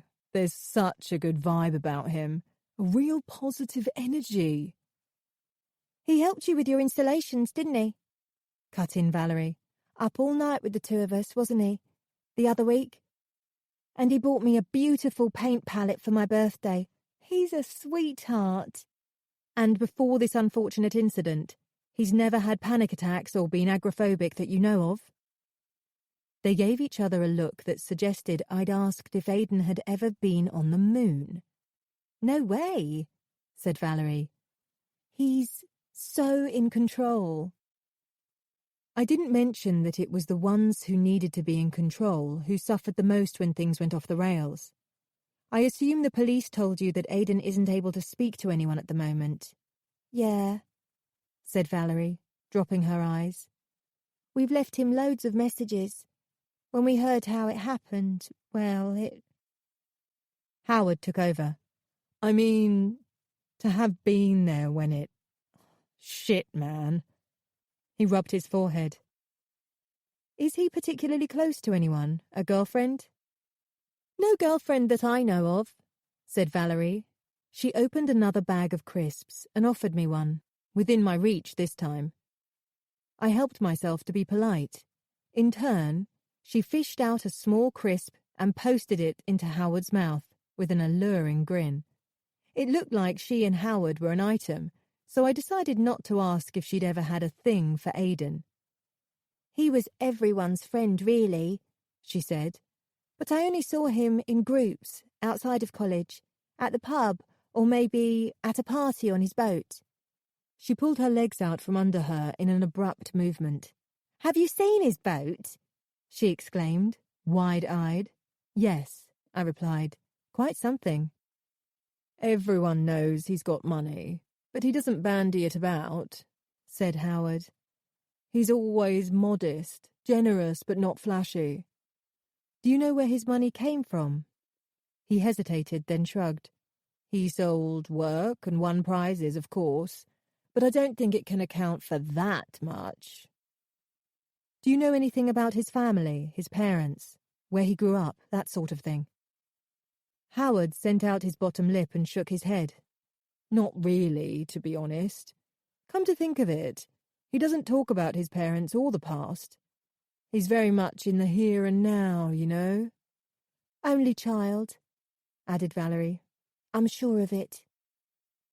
I thanked them and made my way back to the tube station. On the journey, I went back over Jeremy's list. There were no childhood friends listed. Everyone was from the last 3 or 4 years in Aidan's life. Where were the people from his early school days? Who had been looking after him? The police said they'd traced his birth town to Northern Ireland. If my hunches were right from Aidan's sand tray scene, his mother was unwell, possibly mentally unstable, and perhaps in a hospital somewhere. I made a note to see if the police had tracked her down by now. Having his mother in the picture could spark a turning point for Aidan.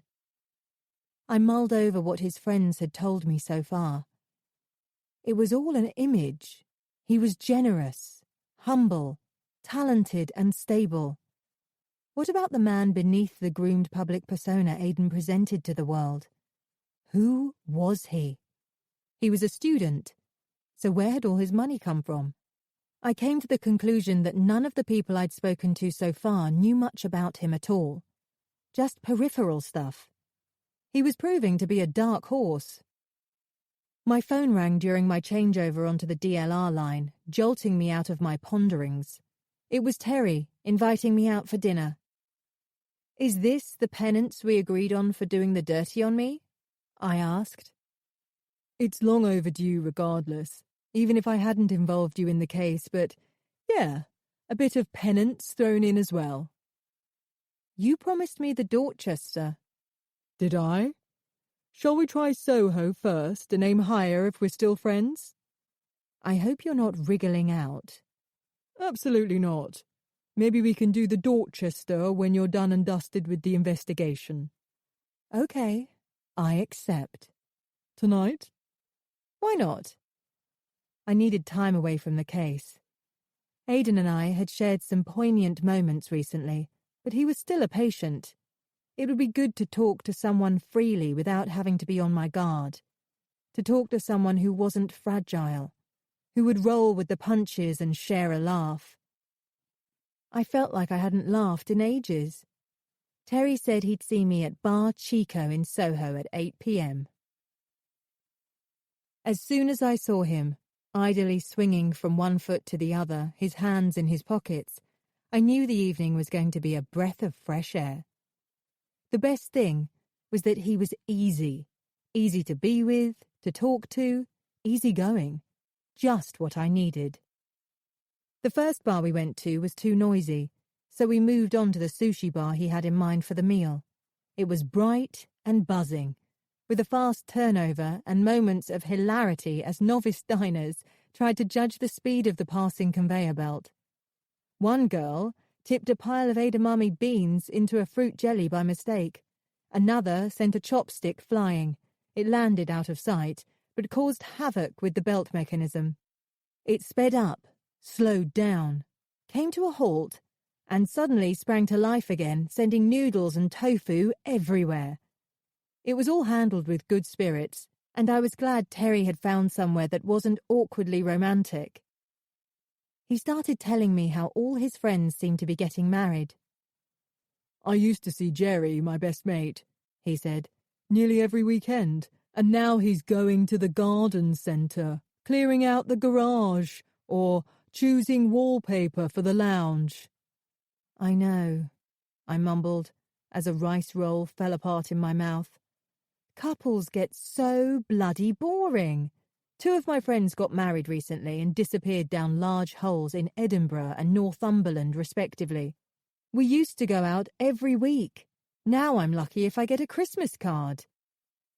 I thought about my best mate Hannah, with her new life in Devon. I hadn't yet told her about my latest case. She still thought I was sunning myself on a Greek island.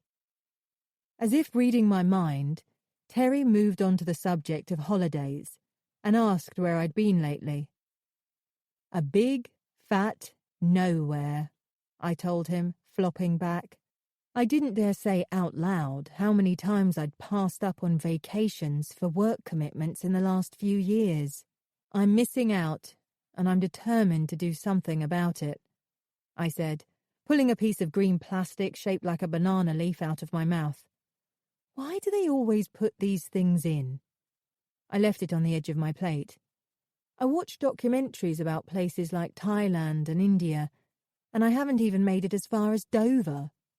Well, things are damn well going to change.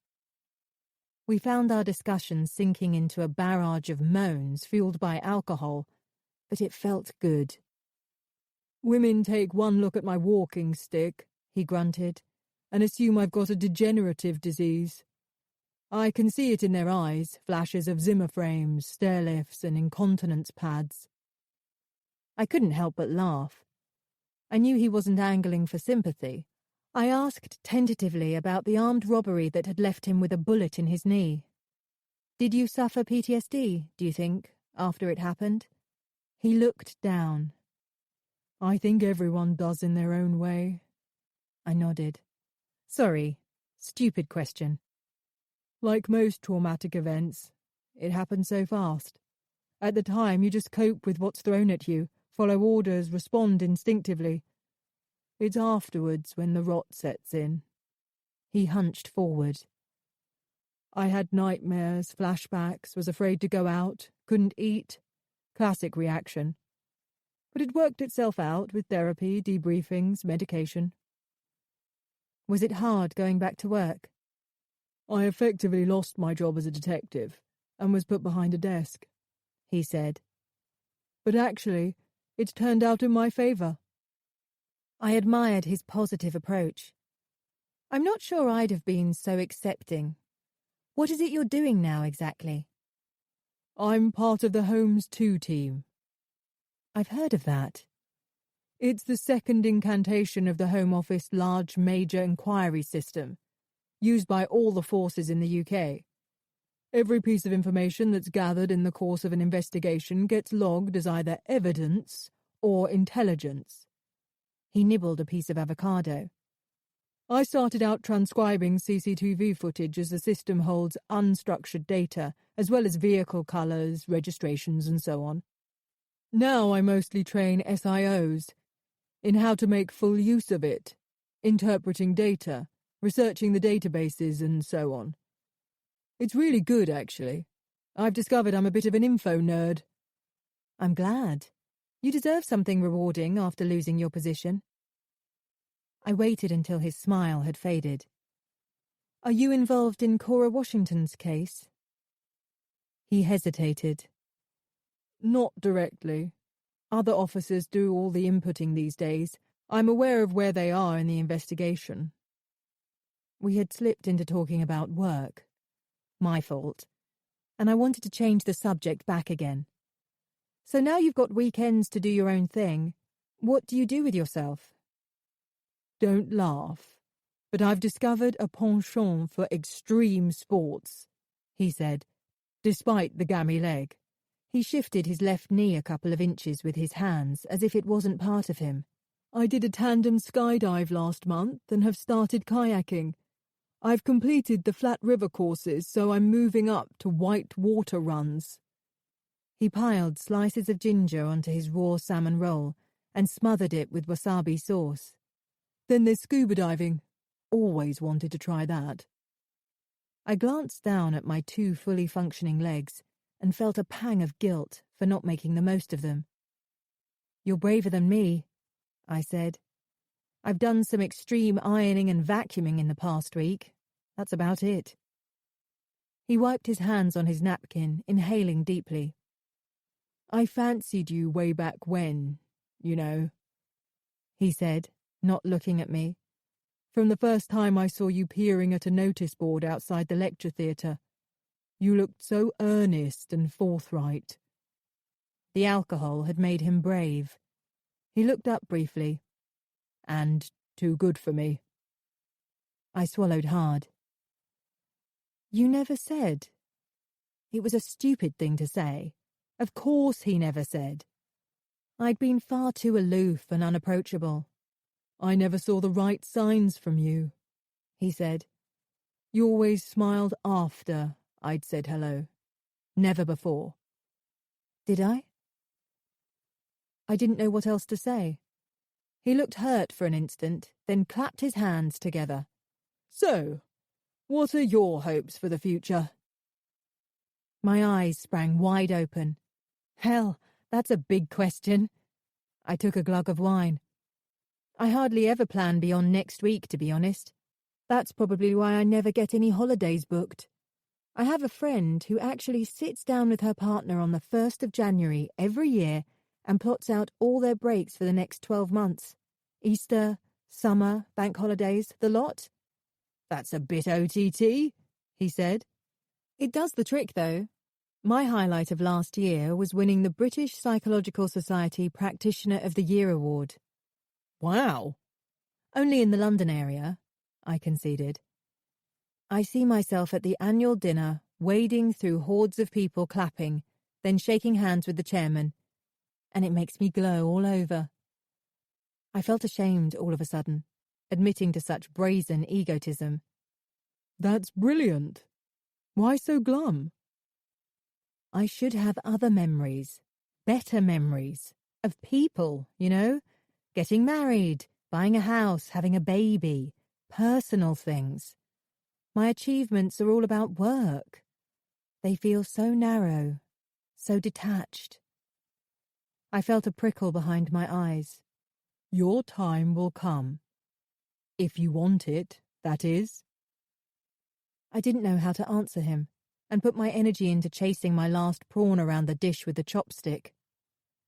I told him how I loved food, but hated cooking, and he said that one of the upsides of working normal office hours was having time at weekends to bake his own bread. Not cheating with a machine, all kneaded by hand, he boasted. I'm impressed. You must come over sometime, and I'll put on a decent spread for you. Now there's an offer. Sorry, that sounded a bit crude, he sniggered. I don't want to hear any dreadful puns about bloomers or warm buns. I nudged his arm. Oh, not even one or two? The Chablis was slipping down a treat, and flirting was effortless. We shared a string of rude and terrible puns, howling at how lame they were. Eventually we paid the bill, and by the time I got out onto the street, I was most definitely on the wrong side of tipsy. I've got to go back to the boat, I said, suddenly serious, stifling a hiccup. You coping? It's hard to make Aidan out. As we began walking towards the tube, I linked my arm through his instinctively. It's amazing how much we as humans rely on language. We're so used to paying attention to the words people use, how they say things, the way silences become meaningful because of what comes either side of them. He turned to me and pressed my hands together between his. I'm sorry I got you into this. No, I'm glad. I love a challenge, and I'm living on a luxury boat instead of working at the hospital. It's almost like being in Greece. I rolled my eyes. Seriously, though, it's put us two back in touch with each other. He smiled. Why don't you book a holiday, so that once this is all over with, you can get away? It's a good idea, but getting this bizarre situation resolved feels a long way off. When Cora's killer is arrested and in jail. When Aidan is speaking again and back at college as the shining star. I squeezed his hands and let them go. It doesn't feel like any day soon, I said wistfully. We parted at the underground. He was going south, me east. I woke shortly after I settled down to sleep that night, still unaccustomed to the movements of the boat. The waterfall at the nearby tower block had gushed on for a while, then stopped.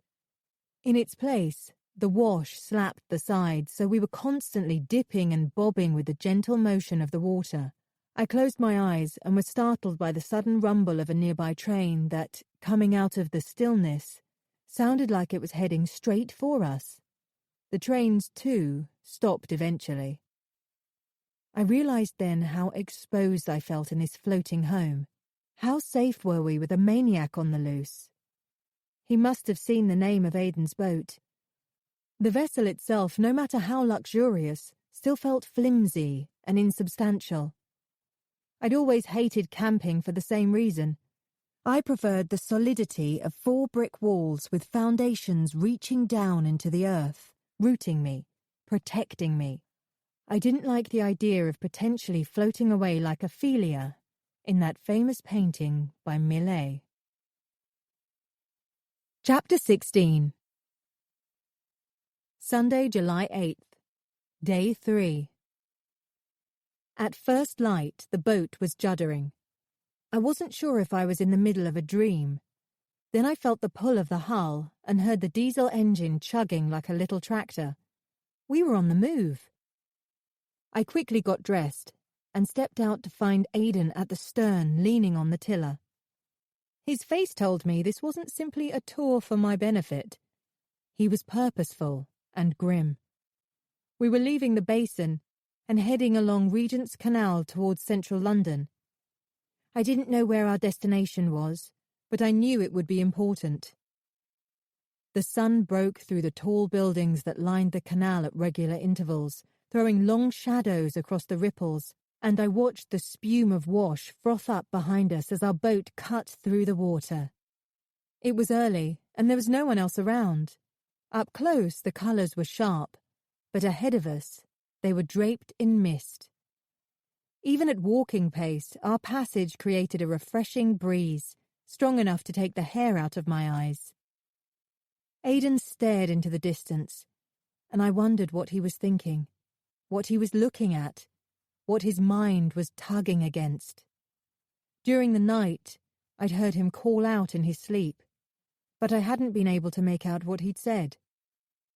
He was an expert at operating the locks on his own, using the windlass to wind up the paddles to open and close the gates. I thought again about the gushing way his friends had spoken about him. It was strange to learn about someone through the eyes of other people, patching together his personality from the information his mates, surroundings, and limited body language gave away about him. He was like a shadow on the wall. Once I'd been below for breakfast, I gave him a hand at the next lock.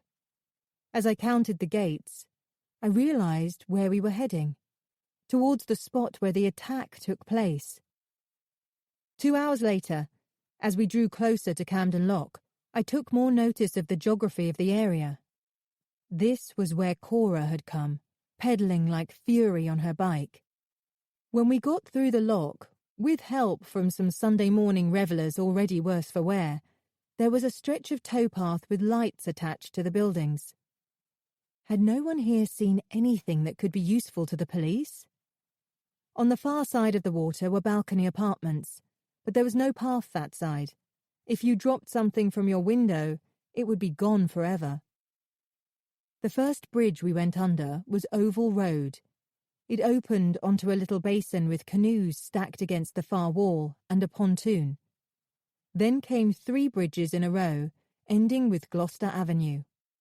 There were locked gates beside the path before the bridges, unused and overgrown with sprawling weeds. Then came Ridgeway Bridge. After this were the first boats, the visitors' moorings. The houses opposite looked upmarket, possibly Georgian. This was the last bridge Cora rode under before the wire cruelly sent her to the ground. Another boat came past us, and I called out to a tanned man wearing a string vest and shorts. "Is the canal open for boats at night, do you know?" "Open 24 hours a day at the moment," he replied with a wave. Aidan skillfully brought us into the bank, and I knew from the photos that this was where it had happened. I stayed still for a while, waiting to see what Aidan did next, our boat groaning and creaking against the ropes as other boats came past, disturbing the water. He didn't move. "Are you okay?" I asked.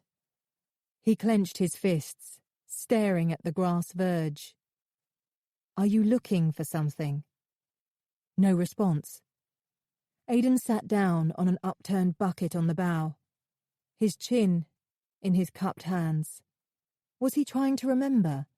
Was he getting a feel for the area again? I mulled over the logistics of the killer coming from a boat, either from the open water or already tied up here in the visitors' moorings. I'd need to ask the police how far they'd looked into that. Eventually, I stepped onto the towpath, trying not to look at the trailing brown stain on the tarmac to my right. I walked over to the fresh carnations in crisp plastic wrappers, strapped with sticky tape to the arm of the iron staircase. Dandelions and daisies were embedded in the overgrown grass at the base. On the other side of the wire fence was the car park. Aidan stayed on the boat and began making a little square window with his fingers and looking through it. Every so often he stopped and pressed his palm to his forehead. His chest was heaving, and from the colour in his face, I thought he might be about to vomit. Nevertheless, I was amazed he'd been able to get this far.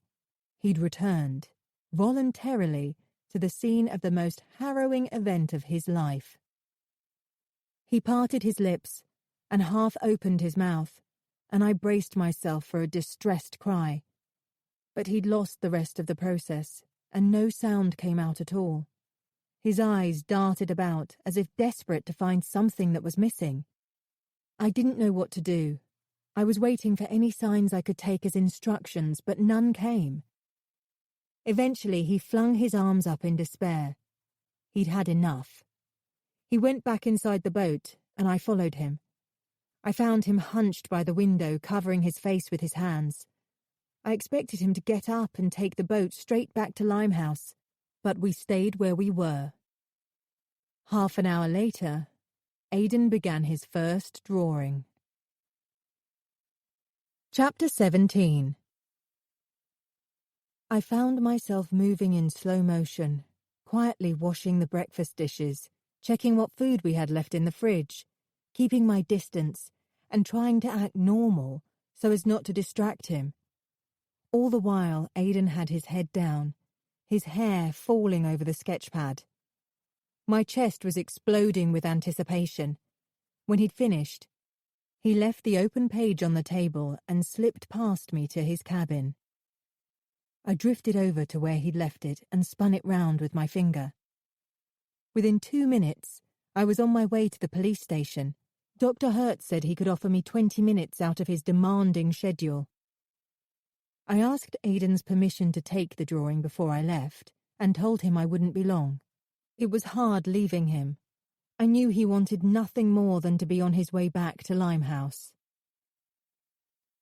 "It looks like a piece of rock," said Dr. Hertz. He seemed to have a permanent bubble of spittle attached to his bottom lip. "No, wait. It's a volcano. No, hold on. A shoe."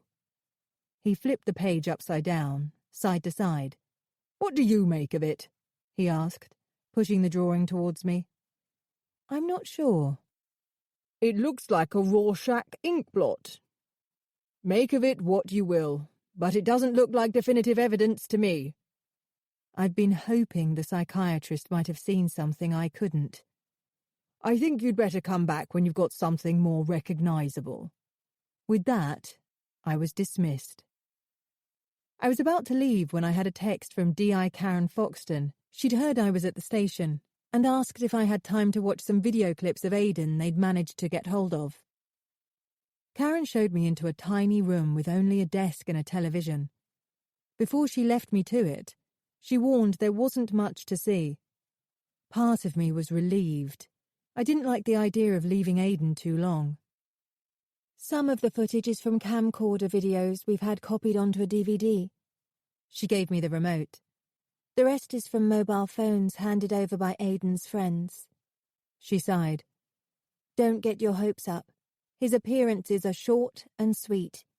And for some reason there's no soundtrack on the first bit, and the rest is too muffled to hear properly." She slid the disc into the machine. I folded my arms, already disappointed. It looked like I was still going to be deprived of Aidan's voice. Karen unnerved me for some reason. "Anything is better than nothing," I found myself saying superficially. I felt clumsy and inept in her company. I thanked her, and she left me alone. Any footage that showed Aidan in action before his trauma could be useful for my therapy with him. I wanted to see the Aidan everyone else knew, the person he really was. The first clip showed a sedate gathering of people inside a poorly lit hall, but as D.I. Foxton warned, there was no sound. Students were getting up one after the other to walk to the front. An awards ceremony. Faces were hard to distinguish in the gloomy shadows, but they were each handed a certificate and shook a dignitary's hand before returning to their seats. I found myself yawning as the trail of students continued as if on a loop. Then there was a hiatus, and a large trophy was lifted onto the table on the stage. The camera made a wobbly attempt to zoom in. Then everything changed. Aidan sprang up the steps at the side.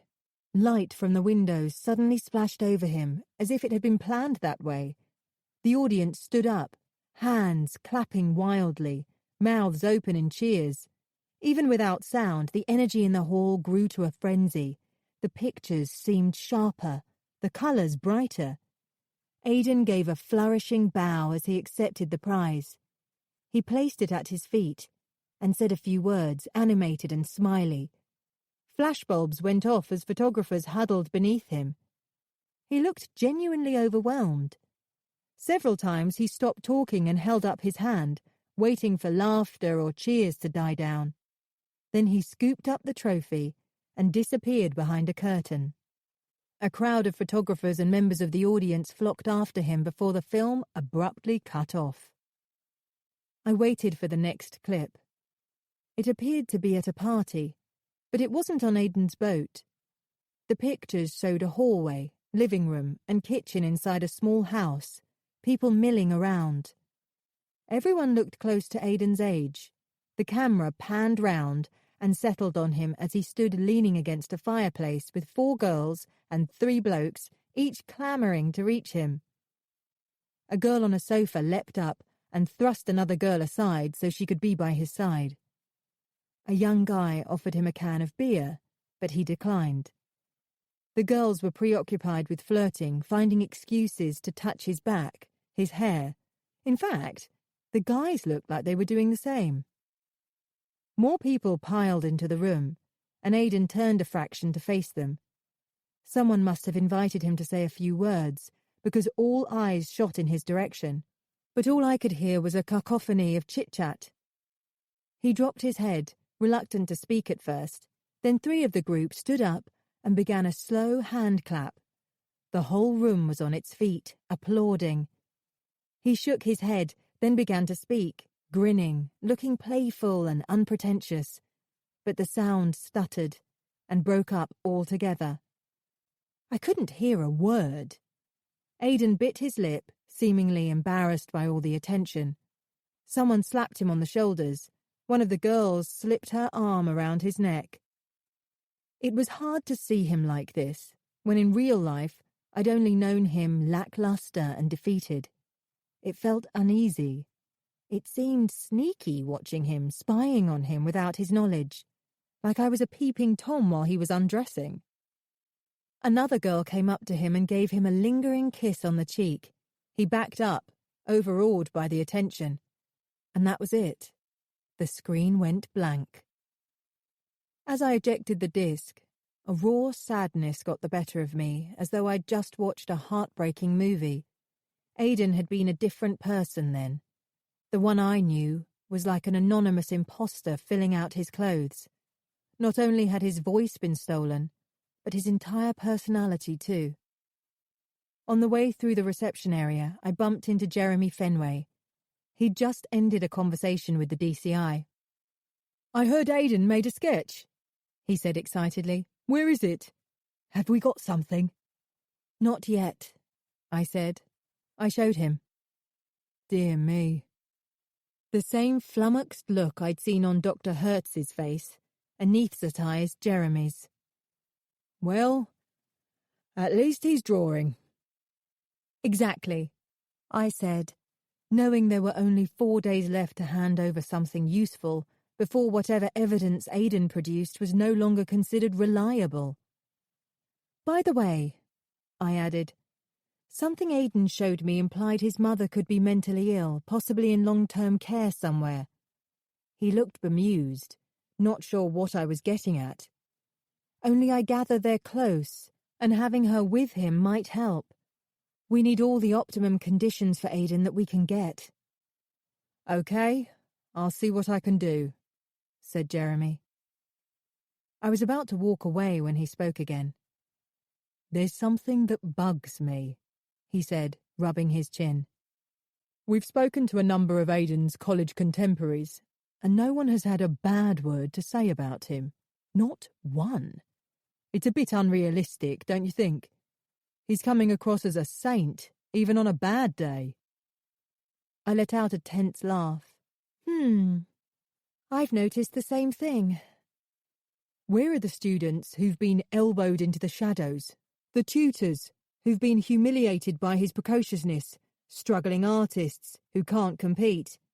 There must be plenty of people out there who find Aidan's 5 easy steps to fame somewhat galling." "Do you mean the murder was aimed at him, rather than the victim?" "I don't know. I just know something doesn't ring true." A frown stayed firmly etched into my forehead all the way back to the boat. Chapter 18. Aidan was sitting on the upturned bucket on the bow of the boat. He must have been waiting for me. As soon as I approached, he wasted no time getting the engine running again. As he took us into open water, I told him that neither the psychiatrist nor I could make out what his sketch was about, but I made sure it sounded like that was our fault, not Aidan's. I thought it might be what you were seeing inside your head, something abstract. The oncoming breeze swept back long swathes of his golden hair. But I think it's incredible that you've managed to do anything at all, Aidan. You've come such a long way, and I need you to know I'm very impressed with your progress. I don't want you to rush anything. The police are in a hurry, of course they are, but we can't let ourselves get involved in that. I was probably telling myself this advice as much as giving it to Aidan. Between locks, he let me take the tiller for a while, but I couldn't enjoy it. I was aware of time ticking away, and it was nearly dark by the time we got back to Limehouse. Several boats had left our area of the marina, so he moored the boat parallel to the pontoon, this time at our usual spot. Aidan didn't return to his sketchbook, but I noticed he'd left a thin scrapbook with the title Concepts open on a table. He disappeared, and when I heard the shower running, I took a look at it. It was too bulky to shut, bulging with swatches of silk and linen, photos, doodles, and postcards. I carefully turned over one page after another, taken aback by the plethora of creative ideas. He'd also left sketch pads in different sizes around the place, with various grades of pencils and boxes of charcoal and pastel stubs. For the first time in my adult life, I was tempted to have a go. With Aidan still occupied, I sat under a lamp opposite the wood burner and pressed open a small pad to a fresh page, trailing my fingers across the beveled surface of the paper.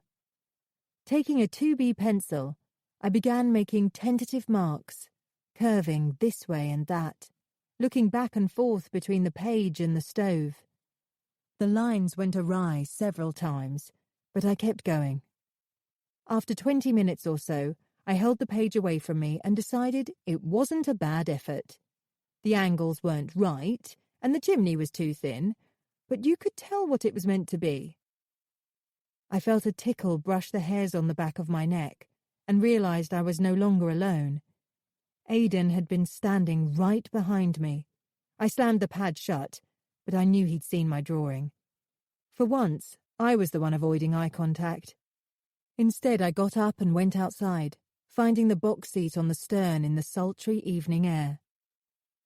Aidan stayed inside, and I let time pass, inhaling the charcoal drift of wood smoke as the nearby waterfall splashed its soothing, meditative rhythm. A dog barked, then a door shut, and the barking stopped. Gradually, everything stopped. The evening fell still. It was oddly mystical and bewitching, slowly rocking as the darkness seeped into the spaces around me. I couldn't remember the last time I'd done something as simple as this, sitting doing nothing, except take in the dying end of the day. When I returned to the galley, I found a glass of sherry on the table where I'd been sitting. Aidan was in the saloon staring at a book, but I wasn't convinced he was reading. He'd done this before.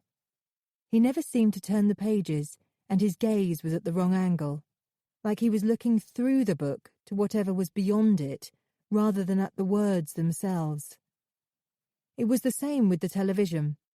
He sat through films, staring at the screen, but I'm not sure what he was seeing. He didn't react to anything, humor, drama, kids' programs.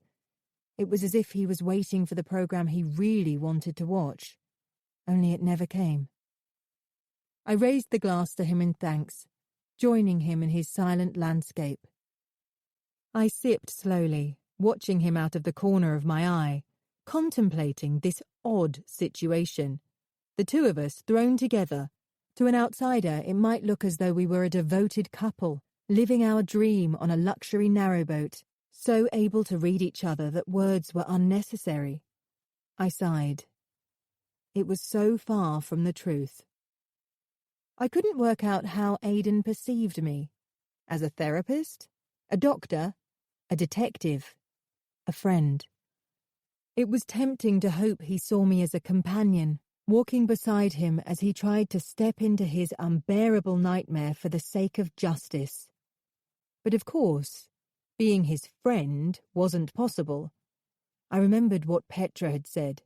I had to be careful.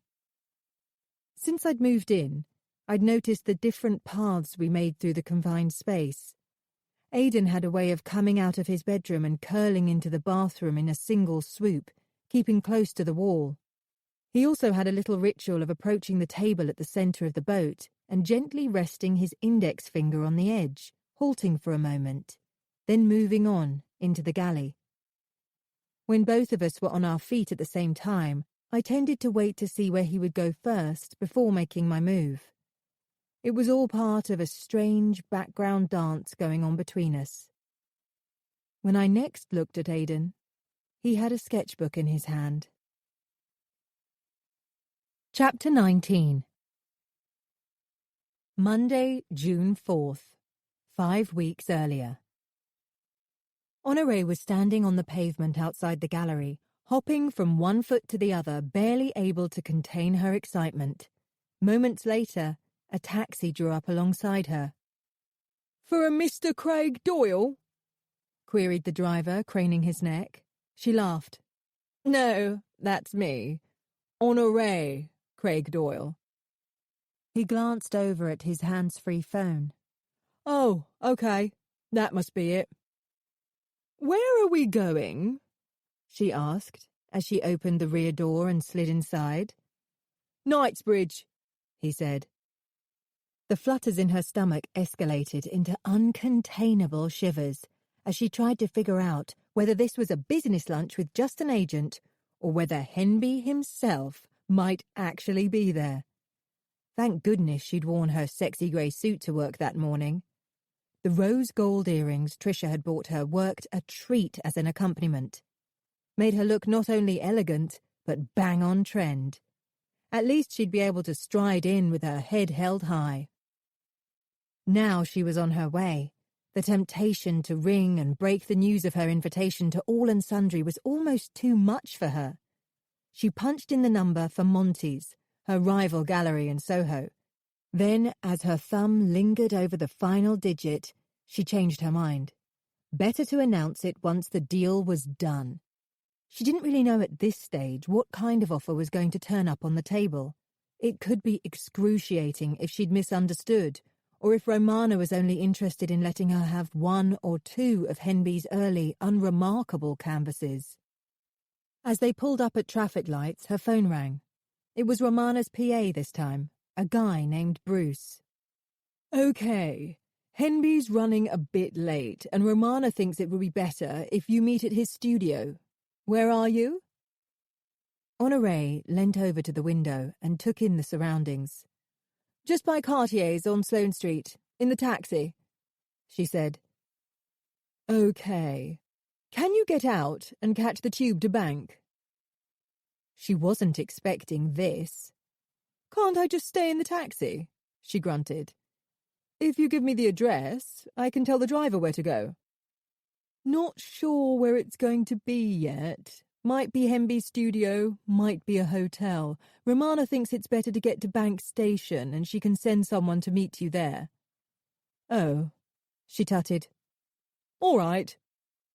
The taxi fare's been covered, so if you could just go back to Sloane Square Tube." "Yes, I know how to get there," she snapped. She tapped on the glass partition and explained the situation. 20 minutes later, she reached the pavement at the busy junction at Bank. She hung around for a further 5 minutes, looking out for someone who could be in search of her, before Bruce rang again. "If you could walk down Threadneedle Street, then take a right, and take the street down the side of the Bespoke Tailor towards the church." "What?" She pressed her finger into her right ear to block out the din from the traffic. I thought Romana was sending someone to fetch me. Change of plan. Henby's definitely heading over once you get to— Hold on. Let me get my bearings.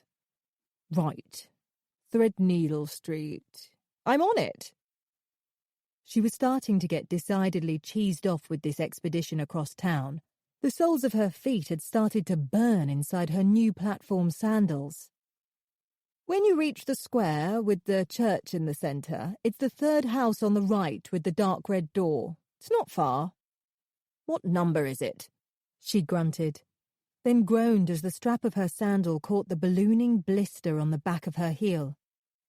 Henby doesn't have a number on the front. Oh, so that's his studio? This was more like it. Yeah. Hold on. I've just been told he's arrived. If ever anything could put a spring in her step, in spite of the blisters, hearing those precious words was it. Okay, I'll be there as soon as I can. Only once she ended the call did she experience a flutter of confusion. Weren't Henby's studios in Rotherhithe? Had he moved? If she hadn't had to focus so hard on trying to remember where on earth she was supposed to go, she'd have looked it up on her phone. He was waiting for her when she rapped on the front door. He knew from the meeting they'd had months ago that she was a glamourpuss, and he'd banked on the fact that she'd been wearing the most unsuitable footwear imaginable. He was bang on the money. Shoes designed for standing still, not making a quick getaway. She was doomed before she even set foot inside. He spotted the glimmer of recognition in her eyes when he let her in. Then, as he led her into the back room, he saw the frown of concentration consume her face as she tried to place him. Who did you say you were again? Then when she got no response, Where's Henby? The room was sparsely furnished with tatty armchairs and a lopsided sofa. Under their feet lay bare floorboards, the ragged curtains at the windows closed, the only light provided by several flickering candelabra on a long table down the centre. He led her to a wooden chair. What's going on? Why is it so dark? You know Henby, he said with an easy chuckle. He likes a bit of mystery. The champagne should be here any minute. Then he'll come through to give you a very special welcome. She sat down gingerly, her handbag propped on her knees, gawping at the open door, listening for the sound of footsteps. She didn't notice him walk behind her, and that's when her life took a dramatic turn for the worse. She didn't know it then, but she'd be welcoming people in her own unique way, in no time at all. Chapter 20. It was late, and I was about to turn in when my phone rang. I slipped quietly outside the bow door to answer it. Why are you whispering? It was Miranda. Oh, she exclaimed. You're still with that bloke on his boat, aren't you? Isn't that a bit dodgy, you know, sleeping with the enemy? Miranda, he's not the enemy, and in any case, I'm not... I started again. It's completely above board. I'm his therapist. She tutted.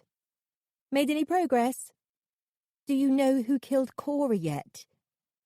No, and I can't share any of this case with you anyway. I'm really sorry. Yeah, she said in a sing-song voice. How are you holding up? I asked. Crap, but I'm all right. Been seeing Sponge and trying to keep busy. There was a short gap. Before you ask, I've been taking my tablets, and I've got loads of support here. In other words, she was doing perfectly fine without me. Look, got to go, she said. Speak soon. What did you want to... In a flash, the line fell dead. That was Miranda all over. I never knew what to expect. Why had she rung exactly? I stayed outside and looked around at the collection of masts and ropes in the moonlight. Each shape was mirrored in the still water, too, of everything, and my thoughts turned back to my sister. On the surface, Miranda's life looked like it was going swimmingly, but as ever with her, it was hard to separate illusion from truth. She had a history of hiding things and putting on a brave face. Before all this happened, I'd hoped 7 days away in each other's company would have given me enough time to cut through to the bedrock of her reality. I wanted to get her to sit still long enough for me to ask some simple questions. How are you really getting on these days? Are you worried about anything? Are you happy? Questions I'd been unable to squeeze into our truncated conversations since her own accident. It would have required my most artful skills to do so without Miranda smelling a rat and accusing me of interfering. She had an uncanny antennae for anything remotely patronizing, for any suggestion from me that she wasn't holding it together. The bottom line was, I wanted to convince myself I'd done my level best to be a good sister to her. But I was starting to think I was approaching it all back to front. In some ways, I was anything but her sister, her carer, her therapist, or surrogate mother perhaps, but never a sister. She was probably right to be fed up with me. When I returned to the saloon, Aidan had put the sketch pad on the galley table, open at a fresh drawing he'd just finished. I took a look at it and recognised it straight away as the place we'd visited earlier. The crime scene. The iron staircase, the patch of grass, the fence. It was shadowy, with grainy hatching in pencil depicting dusk, but a tremendous improvement on what he'd tried to sketch so far. He had even got as far as outlining the bicycle lying on the ground, but there was no figure beside it. Aidan had stopped there, with no detail in that section of the picture. I shook my head. I don't know how you managed this, Aidan. It must be so harrowing for you to try to picture it again. He winced and closed his eyes, then walked away. I went out onto the pontoon and phoned Jeremy. I hadn't realised how late it was. Aidan has drawn the crime scene, I said. But don't get too excited. There's no victim and no assailant. I see. Well, that's not much use to us, is it? He said with a sigh. If he can't speak to us, we need at least a portrait of the killer. I know, it's frustrating, but we're making progress. At least he's started to draw recognisable images. It's the first step. It means he's allowing himself to face the situation. Monday, July 9th, Day 4. Aidan was sketching again the next morning. I made him a chamomile tea and sat at a distance, noticing that a fresh batch of thinking of you cards had been propped up on shelves and cupboards. Well-wishers weren't giving up on him. I watched his hand move across the page. His wrist flicked instinctively as he drew a line here, filled in a patch there. He worked away for about 10 minutes, then suddenly stopped, looked at what he'd done in horror and immediately started ripping it into shreds. No, stop! I called out, rushing towards him. Tiny fragments scattered around his chair. I wasn't sure if he was upset because the likeness of his attempt wasn't good enough, or because he was re-traumatized. I hung back as he diligently picked up the pieces and put them in the galley swing bin. The strain in his face, the cowering in his shoulders, and leaden shadows under his eyes as he straightened up, showed me how all-encompassing his plight continued to be. All I wanted to do was rush over and wrap my arms around him. I stayed still and let my arms fall to my side. He shuffled to his cabin and closed the door. All went quiet, so I crept into the galley, removed the bin liner, and took it to my room. There, I tipped the contents onto a pull-down surface, isolating all the torn pieces of paper.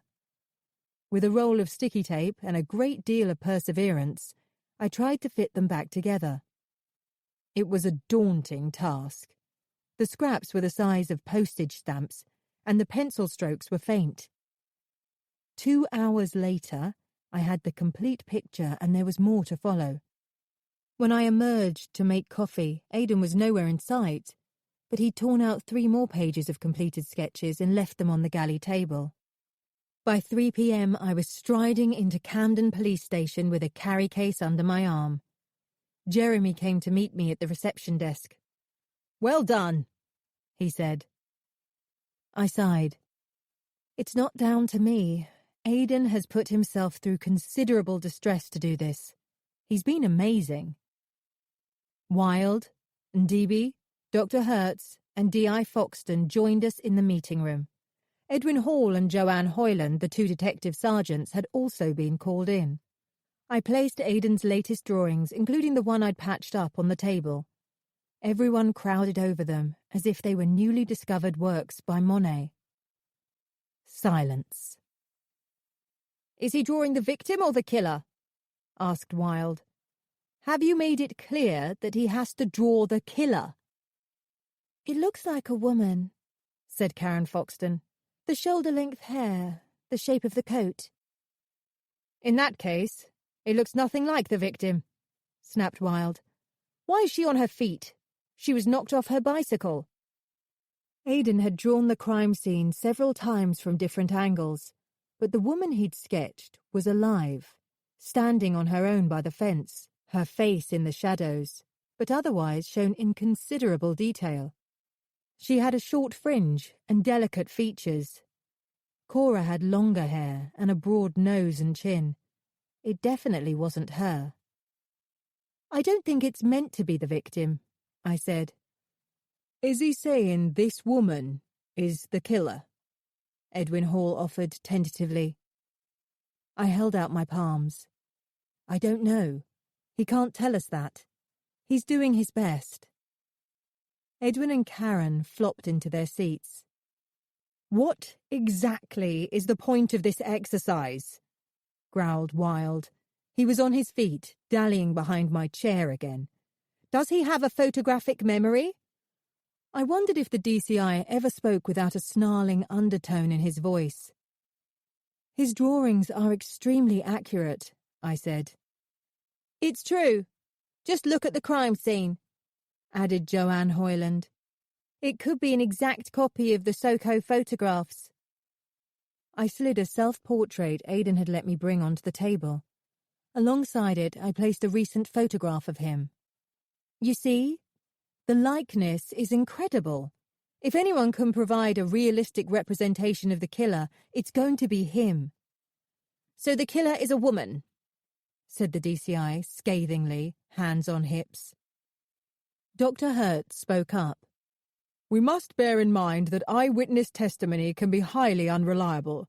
Creating a self-portrait is one thing, but when a bystander is in danger, they're more interested in fight or flight than if the killer has curly or straight hair. So this guy is not only mentally disturbed, but was too freaked out to notice anything anyway," snapped Wilde. "This has been a complete waste of time." I fought to keep the exasperation from my voice. "You have to remember that we all memorize events in a way that makes the most sense to us. These may not be literal." "Are you saying that what Aidan has drawn is symbolic in some way?" asked Jeremy. "Are we meant to read something into it and figure out what he's trying to say?" He looked at Dr. Hertz, who shrugged and held out his hand, inviting me to answer. "That's a difficult one," I admitted. Joanne stood leaning on the table, her palms either side of one of the sketches. "Aren't his portraits accurate representations? His other work might be symbolic, but not these, surely. The self-portrait is remarkable." I didn't know how to respond.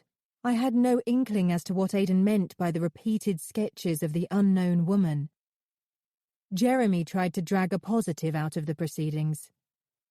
"I think we've got to stick with this. Mr. Blake is our only witness, and so far we haven't got much evidence from anywhere else. What we really need is for him to regain his speech, and Dr. Willoughby is helping him take crucial steps in that direction. He might have more useful information about the crime, such as which direction the attacker came from, how tall she was, mannerisms, whether anything was said, and so on. Let's carry on. He glanced over in my direction, and I nodded a silent thank you.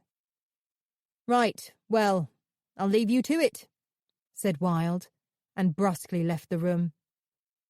Edwin's shoulders dropped by at least an inch. We're still waiting for decisions on the last call from Cora's phone, but it shouldn't be long, said Jeremy, standing his notes on end by way of rounding things up. The room cleared, and I picked up Aidan's drawings.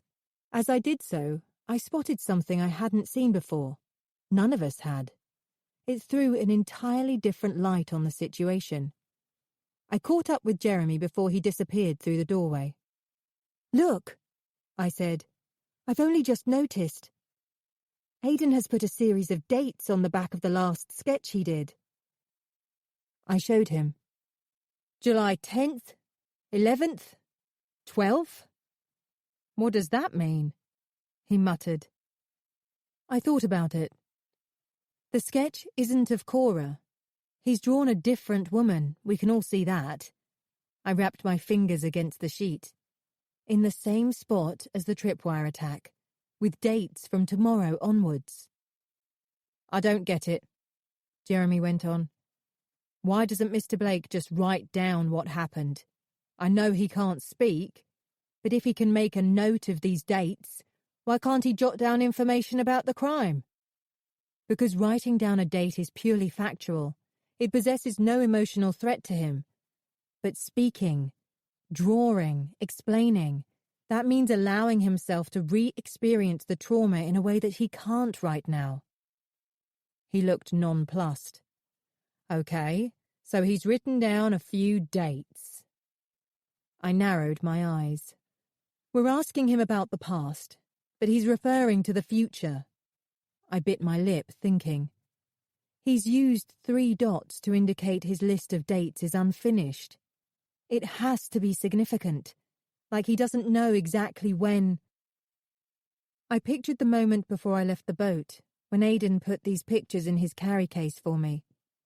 There was concern on his face when he did so. Grave concern. I'd put it down to reliving the attack, but now I had second thoughts. He was worried when he gave me them, I muttered, holding the sheets against my chest. Jeremy stared at me as puzzled as ever. What if these aren't memories? I said, holding them out again. What if this is Aidan showing he's concerned about something else? Something to come.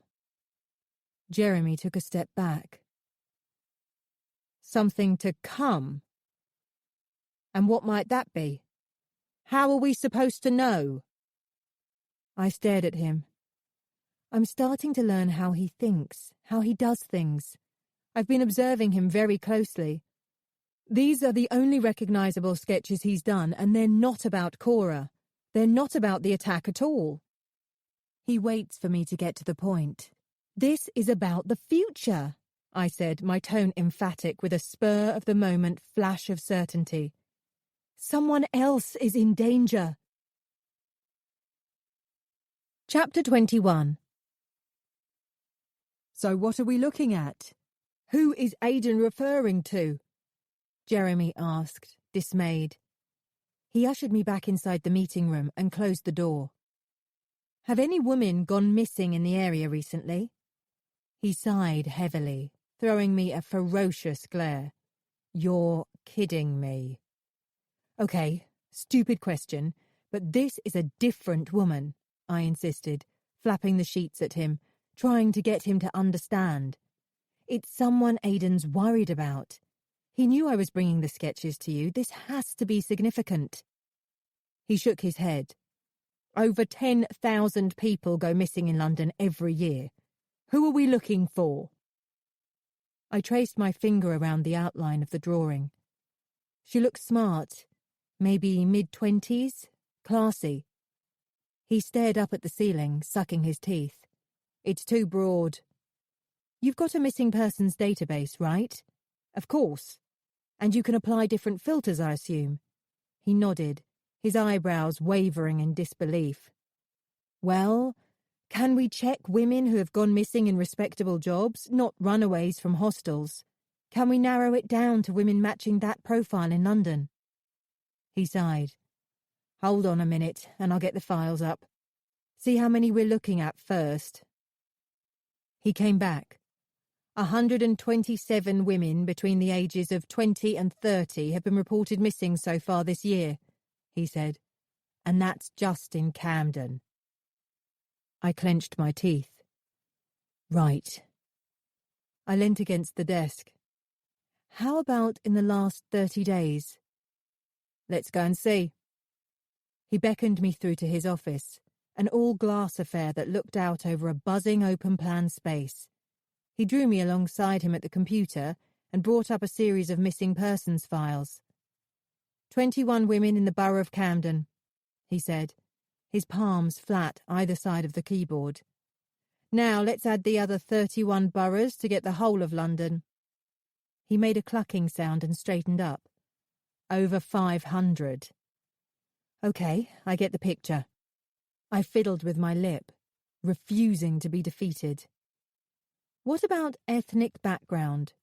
Would you say the woman Aidan's drawn is white? Could be mixed race, he said, scrutinizing the sketch as I held it out for him. True. How about cutting out certain definite categories? Not black, not Asian. He huffed but punched the keys. And women holding down respectable jobs? I added. She certainly doesn't look like she's on the streets. Look at the coat Aidan's drawn, her boots. Okay, that narrows it down to... He pressed enter. 81.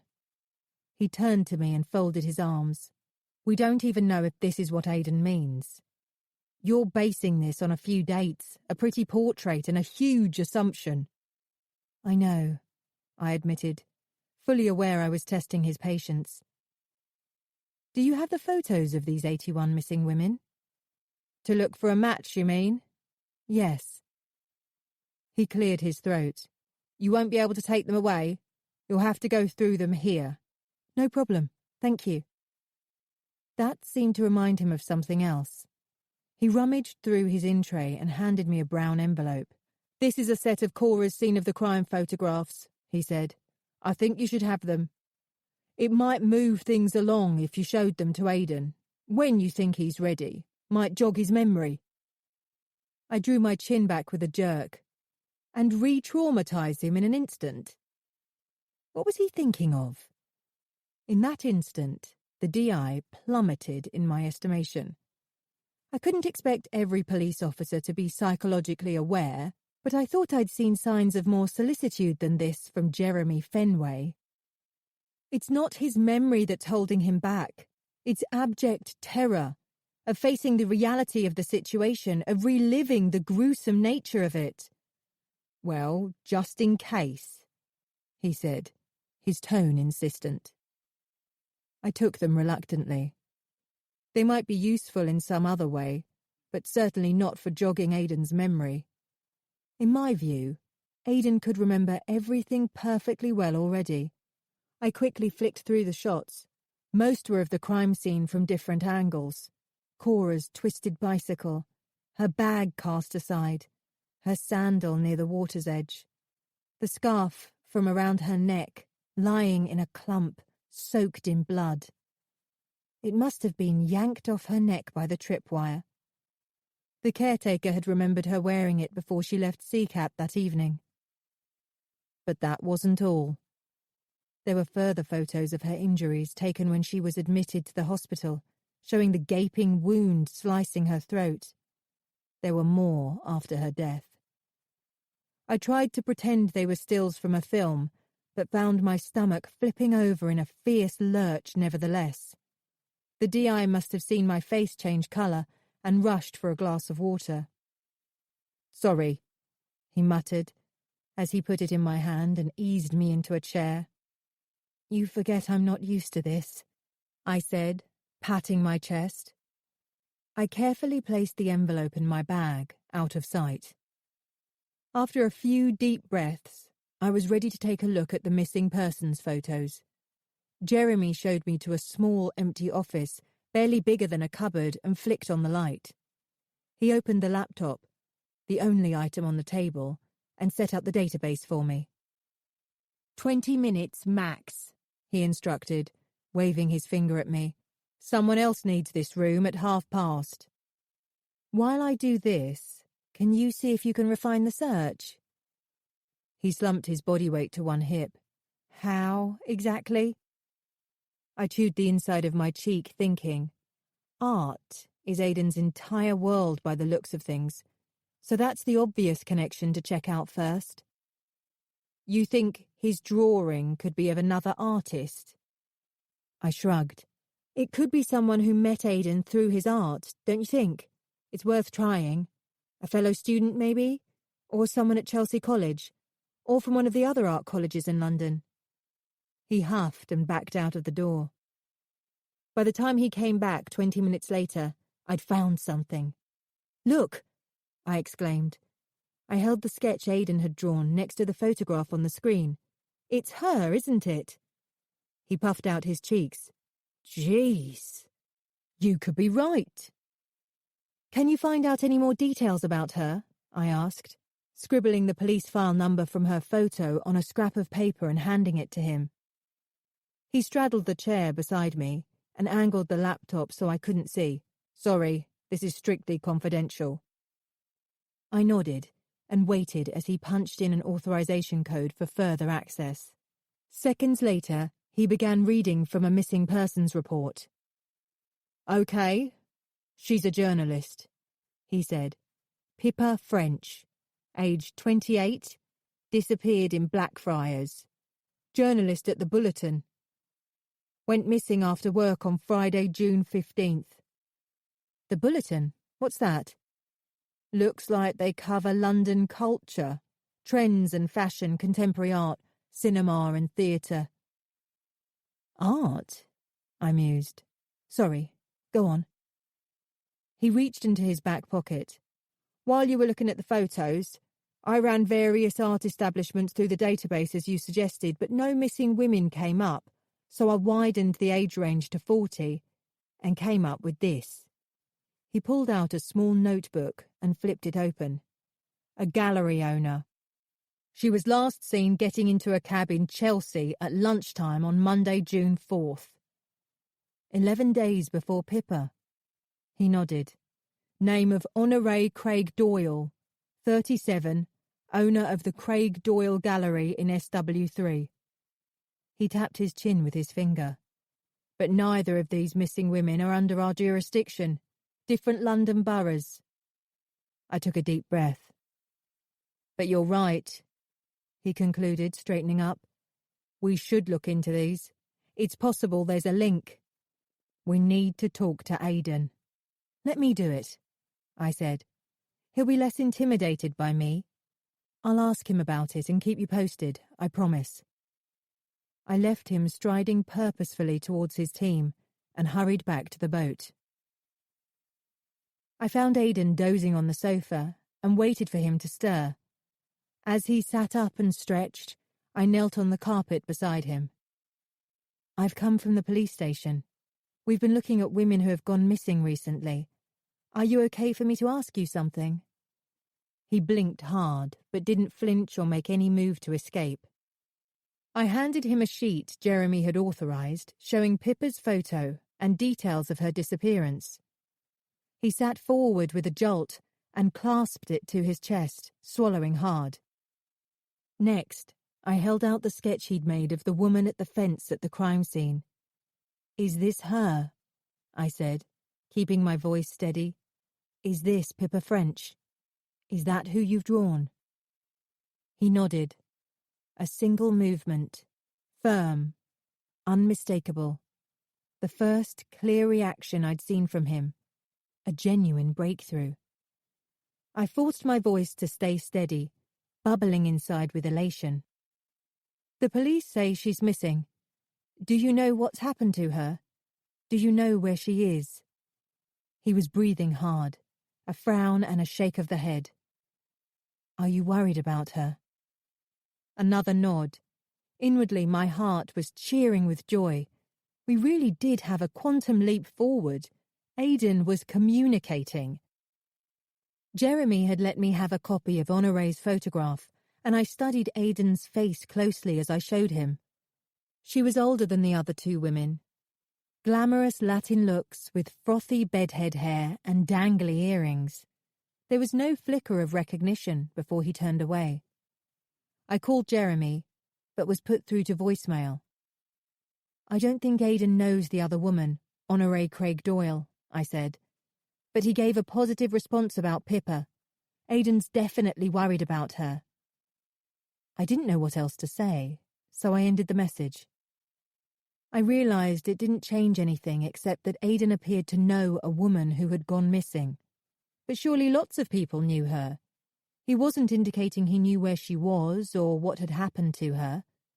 He was worried about her, that's all, like all her friends and family would be. "The City of London police already have her details," I told Aidan, "but the Camden team will be involved now, to see if it links up in any way with what happened." I watched his face, but there wasn't a flicker. There were no more sketches of Pippa after that. I took that as a sign there was nothing more to explore right now, that I'd got the correct message and passed it on to the right people. Nevertheless, Aidan kept drawing from memory. The staircase on the towpath, the side of the boat, the bridge under which Cora rode, the fence beside the car park. Images were coming thick and fast now, but none of the maniac behind her death. It was frustrating. I wanted him to shift the lens of his internal camera a few degrees to the left, to focus on the wire attached to his outside lamp. I wanted him to freeze frame right there and show us what he'd seen. The figure, who must have reached out directly in front of him. As he drew, I mulled over this new information. I jotted down the names of the three women on a sheet of paper. Cora Washington, sculptor at Seacap, Camden, dead. Pippa French, drawn by Aidan, journalist, Blackfriars, missing. Honoré Craig Doyle, art gallery owner, Chelsea, also missing. I added a few details. All were slight, pretty, with dark hair. I looked up the Bulletin magazine and took down the address. That was about all I could piece together. After a while, Aidan dropped his sketchpad and went to sit on his own in the bow. When he came back, I asked for any photographs or press cuttings I could look at from his past, his school days, or recent college days. The police had taken all his online devices, so they would check his social media sites, but I was hoping for a more personal angle. I wanted to look for a mention of Cora, but also for the names of the other missing women. Pippa and Honoré. Maybe Aidan himself had some connection to the Craig Doyle Gallery. He returned from his cabin with a shoebox brimming with newspaper clippings and snapshots. I saw familiar faces straight away. Howard and Valerie, paintbrushes in hand. Nathalie and Didier, holding long forks over a barbecue. There were nothing of Aidan's family that I could make out. None that could be his mother. Nothing earlier than around 3 years ago, in fact, when he was 16. I moved on to the clippings. Awards and accolades followed one after another, praising Aidan's outstanding talent, his youthful vision, and fresh dynamism. It wasn't telling me anything new. I was about to put them back in the box when a photo from Vogue caught my eye. It was from a fashion show in Kensington and showed a woman advancing down the catwalk. There was something familiar that I couldn't place. It wasn't her face. She had the androgynous look of many size 0 models. It was something else, something I'd seen earlier that day. I retraced my steps in my mind's eye. Aidan had torn up a drawing, and I'd tried to patch it together. Then I'd been at the police station. Jeremy and I had talked about the 2 missing women. Aidan had done more sketches when I got back, and I'd looked through his box of memorabilia. What was it? What had I seen? Instead of forcing my brain to make a connection, I decided to focus on something else. Give myself time. I picked up the TV remote and noticed a prospectus underneath it. It was for Chelsea College, and as I gave it a quick flick through, I spotted some of Aidan's work, used as inspirational examples. That's when I spotted it. A distinctive silver feather design on white silk, one of Aidan's scarves. I went back to the photo of the model on the catwalk for comparison, and it was definitely the same design. Where else had I seen it that day? Then it hit me. So Aidan wouldn't see, I took my bag into my cabin and eased out the prints from the crime scene photographs Jeremy had given me. There it was, tossed on the towpath after being torn from Cora's slashed neck. No longer white, but unmistakable nevertheless. Aidan's scarf. Chapter 22. My loyalty to Aidan could only go so far. I had to tell the police about the scarf and rise above the loud voice in my head that screamed, it didn't mean Cora and Aidan knew each other. Jeremy said he'd ring me back. I stepped off the boat and paced up and down the pontoon, waiting. When nothing happened, I began chopping leeks for a pasta dish, and his call came in as I moved on to grating cheese. We've checked the records at his college. Pretty inconclusive, Jeremy said. I went back onto the bow to make sure I was out of Aidan's hearing. He sold a selection of items through the end-of-year shows and exhibitions. Is that where students sell their work? I asked him. Some students have market stalls at Camden or Portobello Road, but not Aidan. He's aiming at a much higher market, and he's getting retailers on board. Tutors told us he's talking to stores like Selfridges and Liberty about producing his range, because he can't keep up with demand. I laughed. That figures. So someone could have bought the scarf for Cora, as a gift. Or Aidan could have given it to her. Or she could have been at one of the college shows and bought it herself. He made a non-committal noise. We're looking into it, but sales at the college events made in cash have no details of the buyers, so it's going to be tricky. Cora's partner certainly didn't know where she'd got it from. I could ask Miranda, my sister. She was Cora's best friend. No, don't you dare. We're asking the questions, okay? I don't want you talking to anybody. We've got it covered. Leave it to us. His breaths were clipped and throaty.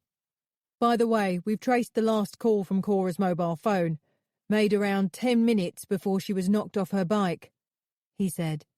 It was to a guy called Murray Kent. Who's he?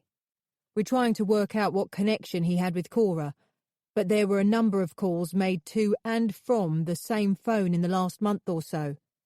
I waited. Her partner had never heard of the guy. He lives locally, owns a place called The Flower Basket. It's a florist Cora had liked on Facebook. So this guy might have been the last person to have had contact with her. Or been the one to lure her along the towpath. We're talking to him. There was a beat silence. Don't mention Kent's name to Blake, but bear it in mind. And while you're on the boat, keep a lookout for anything that could be connected. Strict confidentiality goes for any other information we pass on to you, of course. It's to give you a context for getting information out of the witness, that's all. And don't even think about doing any amateur sleuthing yourself, okay? As soon as he's speaking, it's over to us. Got it? Loud and clear, I said. Therapy is my job. Interviewing is yours, right? Exactly. You just get him talking. By the way, I said, Is it possible that the killer was either moored in the area or passing by along the canal? In a boat, you mean? Yeah. We've already checked that out. There were 5 boats moored alongside Aidan's that evening. 2 have left the area now, a couple in their 60s and a young pair with a baby. The others are still there. A retired Dutch guy, a young couple with a yapping dog, and a woman on her own around 50. We spoke to them all. We've looked into river traffic too. No one saw anything unusual. What if a boat had been passing and the killer jumped off and then got back on again? 3 of the boat folk heard the commotion and climbed onto the towpath straight after it happened. Nobody recalls hearing a boat engine, any water movement, or lights from a passing vessel. What about a rowing boat? Something small and quiet. Like I say, post-crime witnesses were on the scene very quickly, but no one saw anything on the water. There's a canoe club near the lock, but none of their boats were missing. We've had officers over at Little Venice to the west, and no boats came through there at the time. Nor were there any stray boats heading east towards Camden. There's the lock there, of course, which would hold them up. And before you ask, I could hear the smile in his voice, we've considered someone swimming too. There were no splashes of water at the crime scene, which you'd expect if someone had come out of the canal. Tuesday, July 10th, Day 5. I was in the middle of ordering online groceries when I got a call from the police. They'd traced Aidan's mother. She was called Colleen O'Leary, aged 40, and my hunch from Aidan's sand tray scene had been right. She'd been in a psychiatric hospital for the past 10 years. Aidan had changed his name, which explained why it had taken some time to track her down. "What kind of a state is she in?" I asked. It was D.I. Karen Foxton who'd rung me. "Not good," she said. "Colleen had a breakdown in 2008. She was admitted to St. Patrick's Psychiatric Hospital in Belfast, suffering from psychosis. According to the psychiatrist, she'd lost touch with reality and was unable to take care of herself." I heard her sniff. "She's been having intermittent electric shock treatment with medication and psychotherapy, but basically, she spent her time there believing she's Mother Mary." I suppressed a sigh, noting the complete absence of sympathy in her voice. "Imagine having to cope with your mother in that state when you're only 10, I said, swallowing hard.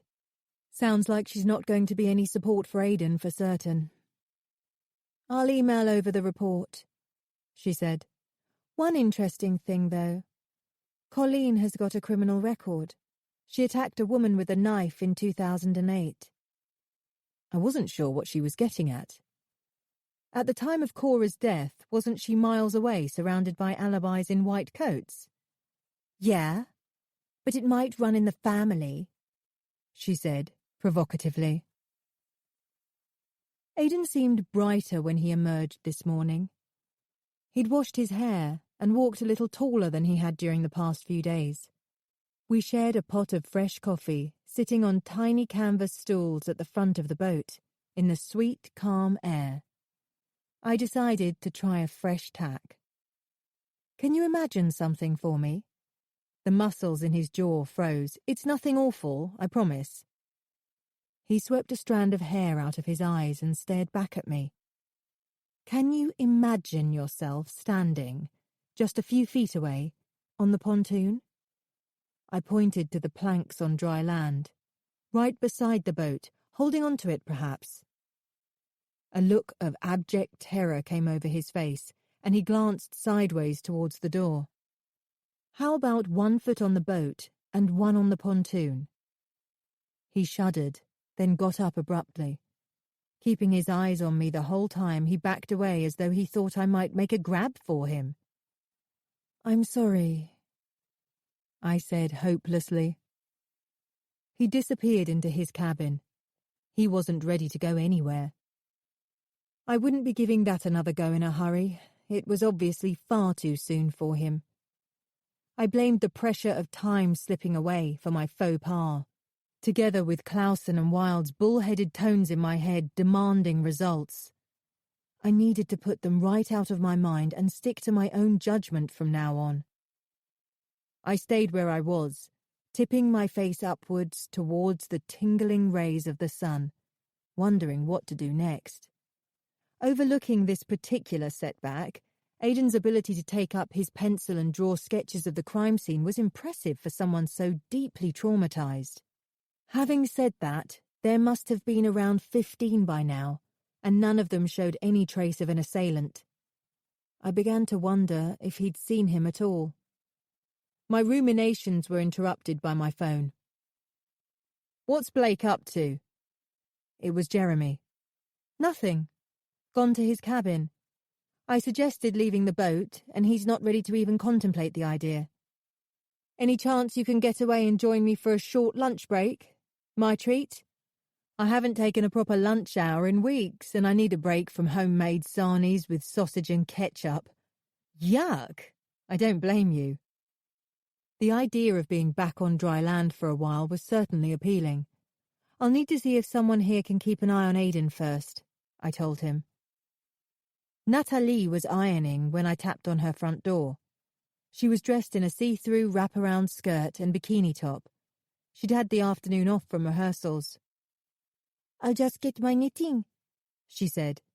"The rest of Didi's shirts can wait." Moments later, she joined me in Aidan's saloon with a pile of magazines and a bag trailing pink wool. "What if he comes out of his cabin?" she asked, nervously fluttering her lashes. "I don't know what to say to him." "Just talk to him normally, but try to avoid asking questions. Tell him what you've been doing, easy, ordinary things like a verbal postcard. He needs as much normality around him as possible." I left her unravelling a tangle of fluffy angora. Chapter 23. I was getting used to the journey from Limehouse to Camden. Whilst it looked a long way on the tube map, it was only 8 stops via bank, and it took less than 30 minutes door to door on a good day. I spotted Jeremy waiting outside Bartoli's, a swish place in a secluded passageway hidden from the bustling high street. "Woo! This is lovely," I said. "I wasn't expecting a proper restaurant." "I'm glad you could come," he said. "I'm all too aware that you've given up your holiday for this case. Shouting you lunch is the least I can do." The waiter took us through to a small courtyard at the back and brought a collection of warm bread rolls. Hanging baskets spilling over with electric blue lobelia lined the terrace, and wafts of boxes and rosemary enveloped us from wooden planters by our feet. Each table had a crisp linen tablecloth and a glass with white roses set amongst sapphire-coloured delphiniums in the centre. It looked divine. Just the chance to sit here for a breather would have been a treat, regardless of the food. "Wine?" Jeremy offered, opening the drinks menu. "Oh no, not for me," I said. "I'm officially working." He nodded and reluctantly closed the menu.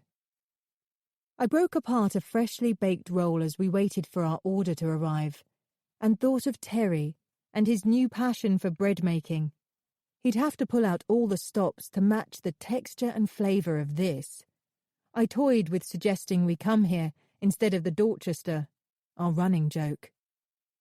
Jeremy caught me smiling, but I was saved from having to explain myself by lunch arriving. "I've decided I'm in love with truffle oil," I said, as I tucked into my plate of coated gorgonzola and walnuts. I'd chosen to stick with vegetarian, having got a taste for the clean freshness of non-meat dishes on the boat. We fell into an easy silence. "By the way, we've interviewed Murray Kent," he said eventually, manoeuvring a wayward piece of rocket between his lips. It was inevitable that after a while we'd talk about the case. "No harm in telling you that he lives in Kentish Town." He wiped his mouth with the napkin, which was so thick it was almost a flannel. "He's admitted to knowing Cora. He claims they'd been discussing the possibility of selling her sculptures in his flower shop. They were due to meet that evening. I finished my mouthful. Why so late? Exactly. He claimed she suggested it was the best time for her. Do you believe his story? I asked him. Not sure, he admitted. Murray said Cora didn't want to tell anyone about the shop deal until it was definite. Were they having an affair? Murray denies it, and Cora's friends and family say absolutely not. They say Cora was totally devoted to Sponge and the boy, but... People do act out of character, I said, tipping my head from side to side. Of course, Murray might have been stringing her along, perhaps hoping to introduce some fringe benefits into the deal if he hadn't done so already. What's Murray's side of the story for what happened that night? He said that as he drove into the CCAP car park to collect Cora, he had a call from the caretaker, Lou Tennyson, ringing on Cora's behalf, saying she'd been unwell and had just left in a taxi. Murray tried her mobile after that and couldn't get through, so he turned round and went home. He said he got home at around 10:15 p.m, but there's no alibi for that. So he thought she'd already left, not on her bike, but in a taxi. He shrugged, then pulled a face as he dragged a fishbone from his mouth, leaving it on the edge of his plate. We know that's not what happened, but does his version of it fit? I asked, relieved I didn't have to negotiate my way through fish remains in each mouthful. Basically, no, he said, sitting back. Lou said he didn't make a call using Cora's phone. He said he never touched it. So Murray Kent is lying. Not necessarily. Someone else could have made the call and said it was the caretaker. Kent doesn't know Lou. He doesn't know what he should sound like. It could have been someone else who was with Cora and took her phone. Did anyone see Kent leave when he said he did? Jeremy scraped his nails over a patch of eczema on the underside of his wrist that I hadn't noticed until then. We're checking that out. It took Kent a long time to get from CCAP to his place in Kentish Town, over 45 minutes. Should have taken around 10 minutes at that time of night. Kent said he stopped off on the way home and bought groceries in an all-night place on the corner of Padua Street. Paid cash. It could account for the delay in getting home, but we need to see if there's any CCTV or if they remember him. That could be his alibi. We both held still for a second as a siren wailed in the distance. A call was certainly made to Kent from Cora's phone at 9:22, and the caretaker told us Cora left on her bike at 9:25. We know that's true, but she wasn't in a taxi. Obviously we're talking to Lou again, because we've got a story that doesn't add up. Is Sponge a suspect? I asked, the idea suddenly occurring to me. Maybe somehow he'd got the idea Cora was cheating on him. He seemed pretty shell-shocked when we told him about the late meeting planned with Kent. But his only alibi is that he was at home babysitting their son Raven. He opened his eyes wide. There's one more thing, he said, looking grave. Murray Kent has a criminal record for GBH. I put down my fork and stopped to take in what he'd said. Something was definitely off-kilter. Someone was messing about with the truth over Cora's last movements. Jeremy gave a sign to the waiter to bring the bill. Maybe next time we can meet after work and have a decent glass of wine, eh? He shook his water glass, which rattled with the remains of ice cubes. I smiled and felt it fade, uncertain over what this lunch was really about. The bill came, and I put my credit card alongside his on the saucer. 50-50, I said emphatically. He looked awkward. It's okay. No, I insist. We're in this together. His eyes flicked briefly to mine. Actually, this isn't on me. He handed back my card. Oh. I tried to catch his eye, but he wouldn't look at me. What's going on? I asked. He cleared his throat, sounding serious all of a sudden. Now that you're on the boat with Blake, we'll be able to cover 1 hour of therapy a day and your travel expenses to the police station, but that's all. We can't cover for anything beyond that, or for loss of earnings. Oh, just as well it hadn't occurred to me to charge by the hour then. I laughed, but soon realised that Jeremy was looking straight through me. I felt my stomach sink. Did someone, Wilde or Clausen perhaps, put you up to this? He avoided my eyes. I was bang on. I see.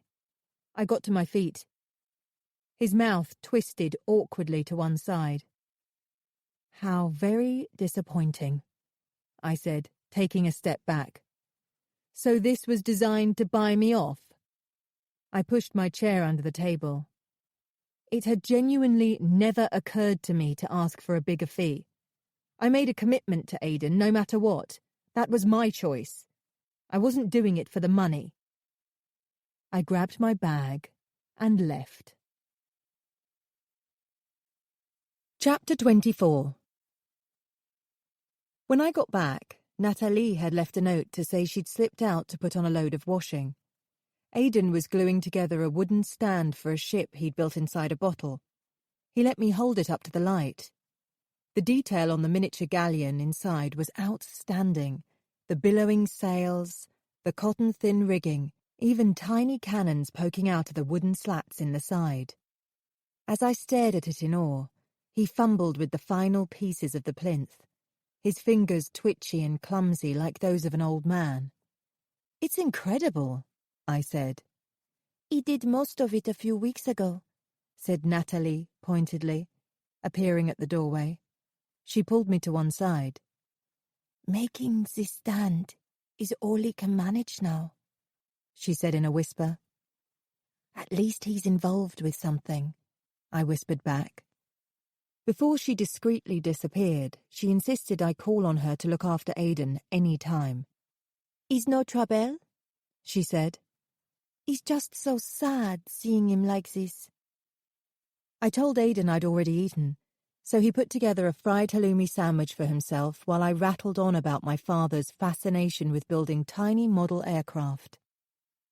He always wished he'd had a child who could have joined in, I told him. But I've invariably been someone who uses my mind to work at things, not my fingers. I had no idea whether he was actually listening or not. As the day wore on, it got hotter and hotter. Aidan seemed restless and itching to do something. He dragged the seed compost I'd delivered to the bow and began tipping layers into a series of small trays. I watched him painstakingly plant chicory and sunflower seeds, the idea Petra suggested to help him feel grounded. I stretched back in a deck chair on the pontoon and thought about the case, read intermittently, then fell asleep for a while. I probably stayed out a little too long because by supper time I had a headache and my skin was blotchy. Aidan dragged 4 fans from the cavernous space under the deck and set them whirring throughout the boat. It helped, but after the meal I needed to get fresh air again. The problem was there wasn't much room to sit outside on the boat, and I didn't want to park myself on the pontoon all the time, knowing Aidan wouldn't be comfortable joining me. I was standing by the door, dithering, when he came past me carrying 2 rolled-up towels. I wondered where on earth he was going with them. As I stepped back, he reached up and draped them on the flat surface of the roof, side by side. He then went back inside and poured 2 small glasses of brandy. I laughed, pointed to the roof, and shook my head in an exaggerated fashion. "You think I'm going up there?" There was a narrow ledge running around the hull, only 4 inches wide, reserved for those with deft feet. In 3 steps, Aidan sprang onto it and nimbly hoisted himself up to the roof, 2 feet above me. There was nothing for it. Using the same footholds he had, and gripping his guiding hand, I followed him up. It felt higher above the water than it looked, and the boat seemed to lurch about with a mind of its own. Struggling to keep my balance, I sank down onto my backside and gratefully accepted the glass as he passed it over. I needed that first gulp of brandy. When I looked over again, Aidan was stretched out with his eyes closed. I followed suit. As the evening wore on, it brought a wafting breeze skimming the surface of everything, soothing the bite out of my burnt skin. When I opened my eyes, I found him sitting up with his arms wrapped around his knees, looking intently into the distance. I followed his gaze and spotted a fox on the far side of the marina creeping around the recycling block. As the light faded, we watched bats dive across the water like they were on a string of elastic. They darted past us, caught on the edges of my vision, making me doubt whether they were real or not. Only 5 days ago, I'd felt like an intruder on Aidan's boat, disturbing him, invading his privacy, goading him to emerge from the internal strife he was going through. But the dynamic between us had shifted in tiny increments since then. Sitting there, I felt included. He'd invited me into his world, and although he was still silent, we were part of something together. Besides, there was so much going on around us. Words felt superfluous. Once the sky had melted from a rich Persian blue to inky black, we lay on our backs again, gazing at the stars that stood out like diamonds on pins. Although Aidan was still without words, he appeared to have warmed to me. There were times when he held my gaze without looking away, appeared to listen, the inkling of a smile on his lips. It wasn't much to an observer, but to me it felt like a major step forward, like I'd got one foot on the moon. At times, instead of words, we'd started using facial expressions and simple signs to speak to each other. Aidan seemed more comfortable doing this than hearing my words and being unable to take his turn. The hand signals, half shrugs, narrowing of the eyes, the lift of an eyebrow felt like a secret language between us. We learnt to read small movements from each other, tiny messages passed between us that others could easily overlook or misinterpret. Aidan moved and inadvertently brushed the hairs on my arm, or so I thought. Instead of taking his hand away, he left it where it was, his warmth merging into mine, bridging the gap between us. I realised that he probably hadn't been touched with any form of care by anyone since the trauma. Shoved around by the police, perhaps, but nothing comforting. It dignifies someone when you touch them. Not only that, it is the most basic of human connections. It conveys reassurance, shows concern, soothes and consoles. It would have been insensitive to pull away, so I patted his arm, and he shuffled closer, resting his head in my lap, just like a child.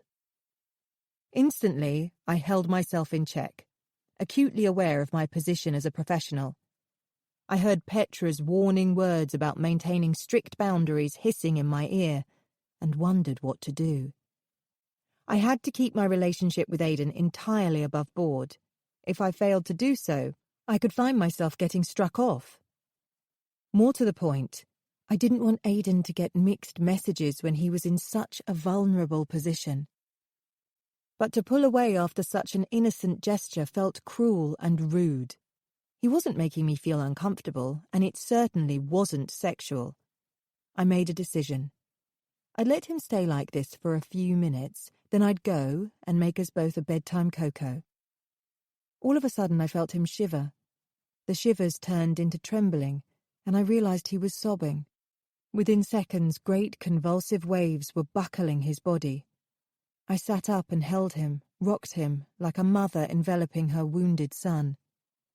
As his sobs escalated into loud howls, Nathalie and Didier came charging out of their boat, wondering what was going on. I put my finger to my lips and sent them away with wafts of my arm. I continued to gently hold him as he let out everything he'd been bottling up for days. Eventually he got up and pulled me to my feet. He gave me a broad, all-encompassing hug. My face was pressed into his shoulder, his arms locked around my back. For a second I felt precarious, standing on the roof of the narrowboat. Then I didn't care. If we fell in the water, we'd fall together. He didn't know it, but as he held me, A few of my own tears landed on his shoulder. Partly it was a relief that Aidan was finally breaking out of his dark cave. It was also a sense of privilege that he'd trusted me with his emotional outburst. Mostly, however, it was an acute recognition of my own loneliness. I hadn't been held by a man like that for what seemed like an age. Chapter 25. I was so hot, I took a wet flannel to bed with me and laid it across my forehead. As I wrestled with the duvet, forcing it to surrender and crumple to the floor, my phone buzzed with a text from Terry. Sorry it's late. Hope all is going well on the boat. I've booked myself in for scuba diving in Malta, and I'm checking up on you to see if you've made any progress with your holiday plans. I won't be letting it lie. He ended the message with a big X. He really was taking an interest after all this time. As I finished reading it, a call came through from Karen Foxton. She was working late. "We've found out a bit more about Aidan's background," she said. "The hospital records are sketchy, but it looks like Colleen, his mother, was born in County Tyrone, Northern Ireland. She had Aidan when she was 21. There's no record of his father. Colleen's parents, her father was Irish, her mother from London, were both killed in 1998 by a bomb, the year he was born. Might have been the Omar bombing, it doesn't say. Colleen was left alone with Aidan. He was 5 days old." I let out a sad sigh. "She and Aidan came to London later the same year to start a new life," Karen continued. "There was plenty of money from her parents, and she bought a house in Notting Hill. But in 2007 she sold it and went back to Northern Ireland with Aidan, who was 9 by this stage. She put money in a trust for him for when he reached 16, and more for when he turned 18, which was smart thinking because the following year she had the nervous breakdown." Whoa. The impact on Aidan must have been enormous. His family caught up in the Irish troubles, his mother going over the edge and no father. No wonder he's fragile. "An aunt in Ealing became his legal guardian," she went on. "The nurse I spoke to at St. Patrick's gave the impression that his aunt was only involved because a sum of money had changed hands. I don't think she was interested in him. Anyway, he moved on when he was 16. He had plenty of money with so many family bereavements, so he wasn't on the streets. Rented a small flat in Pimlico, enrolled to do A-levels, art, English and history, and got into art college a year earlier than usual." She reached the end of her fact-finding account. "The rest you know." "Thanks for filling me in, that's very helpful." My mind went back to the sand tray exercise, and I recalled the protective way Aidan had blown the sand off the snow-white figure he'd chose to represent his mother. The way he'd carefully put her in his pocket. "There's one more thing," Karen added. "A few senior officers have been suggesting Aidan was discounted as a suspect too soon. He could be mentally unstable too, right?" She'd hinted at this before. Hadn't Aidan been comprehensively cleared right at the start? "Are you saying you found something?" She didn't answer. "As far as I've been told, there's not one shred of evidence to pin the attack on him," I said. "Look after yourself," she said stiffly. "We'll keep you posted." I put the light out and laid on the bed, staring at the ceiling in the oppressive heat. I was wearing nothing but a silk camisole vest and couldn't bear even a sheet over me. Beads of sweat trickled behind my ears, and I found my mind playing devil's advocate, trying to seek out ways in which Aidan could have been involved with Cora's death. I couldn't even get the idea off the ground. Cora had one of his scarves, but there was nothing to suggest he knew her.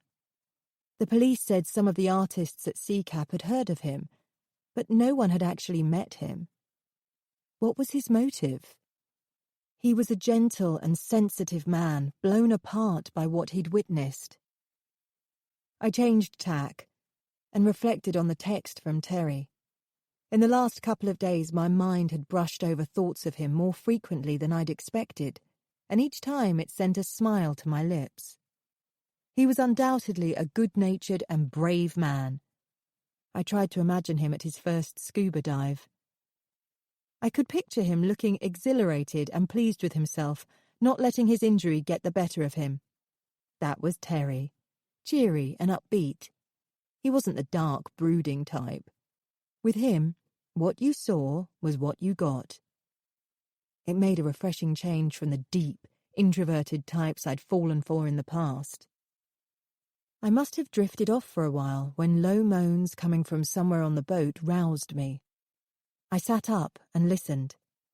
Nightmares, I guessed.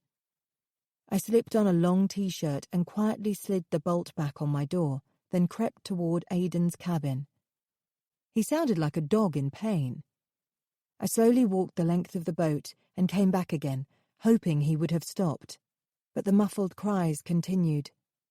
I knew I shouldn't disturb him, but I couldn't bear to hear any more and gently tapped on his door. There was no response. I turned the handle.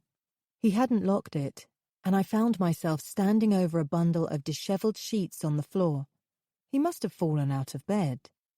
The lamp was on. He never switched it off these days. There was always a slice of light showing under his door. He opened his eyes, but didn't seem surprised to see me. He breathed heavily, still caught up in the images inside his head. "It's okay," I said, crouching down. "It's a bad dream." He reached out his hand, and I held it briefly, then passed him a glass of water from his bedside table. He gulped it down in seconds. "Are you okay?" I waited while he grabbed the sheet around him and hoisted himself back into bed. I was about to leave when he stretched forward and pushed something into my hand. An open book. The Hitchhiker's Guide to the Galaxy. The deep wrinkles in the spine told me this wasn't the first time he'd read it. "You want me to read to you?" He nestled into his pillow, both hands under one cheek, his face primed with expectation. Given the story was familiar to him and therefore not about to deliver any nasty surprises, it was probably the ideal thing to do after his nightmare.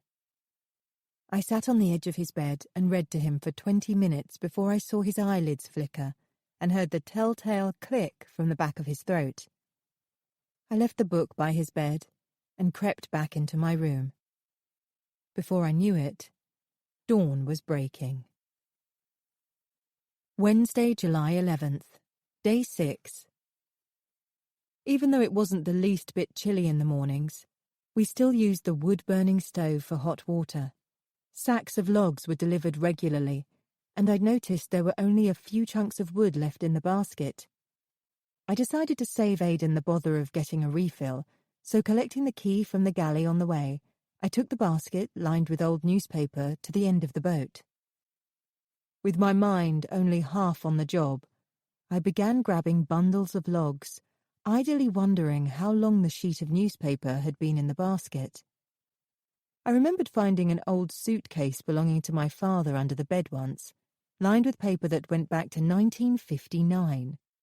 I'd smiled at the knitting patterns for men's cardigans, the adverts for a slide projector and diet pills. I uncurled the paper from the edge of the basket and realised this sheet wasn't old at all. In fact, it was dated less than a couple of months ago, Friday, May 25th, to be precise. I was so busy looking at the print that I wasn't careful enough handling the rough logs and felt a sharp stab in my thumb. I'd pricked it on a large splinter. Before the blood ran everywhere, I snatched out the sheet of newspaper and squashed it around the wound. It was then I spotted Aidan's name buried in the print. I straightened out the sheet and started reading an interview with him. It was a feature about how he had been asked to create a haute couture outfit in his trademark white for London Fashion Week. I was taken aback. What was something as prestigious as this doing lining his log bin? It should have been with his clippings. I crept into the galley and found the tabloid PC and DB left behind a few days ago that we'd been using to start the stove.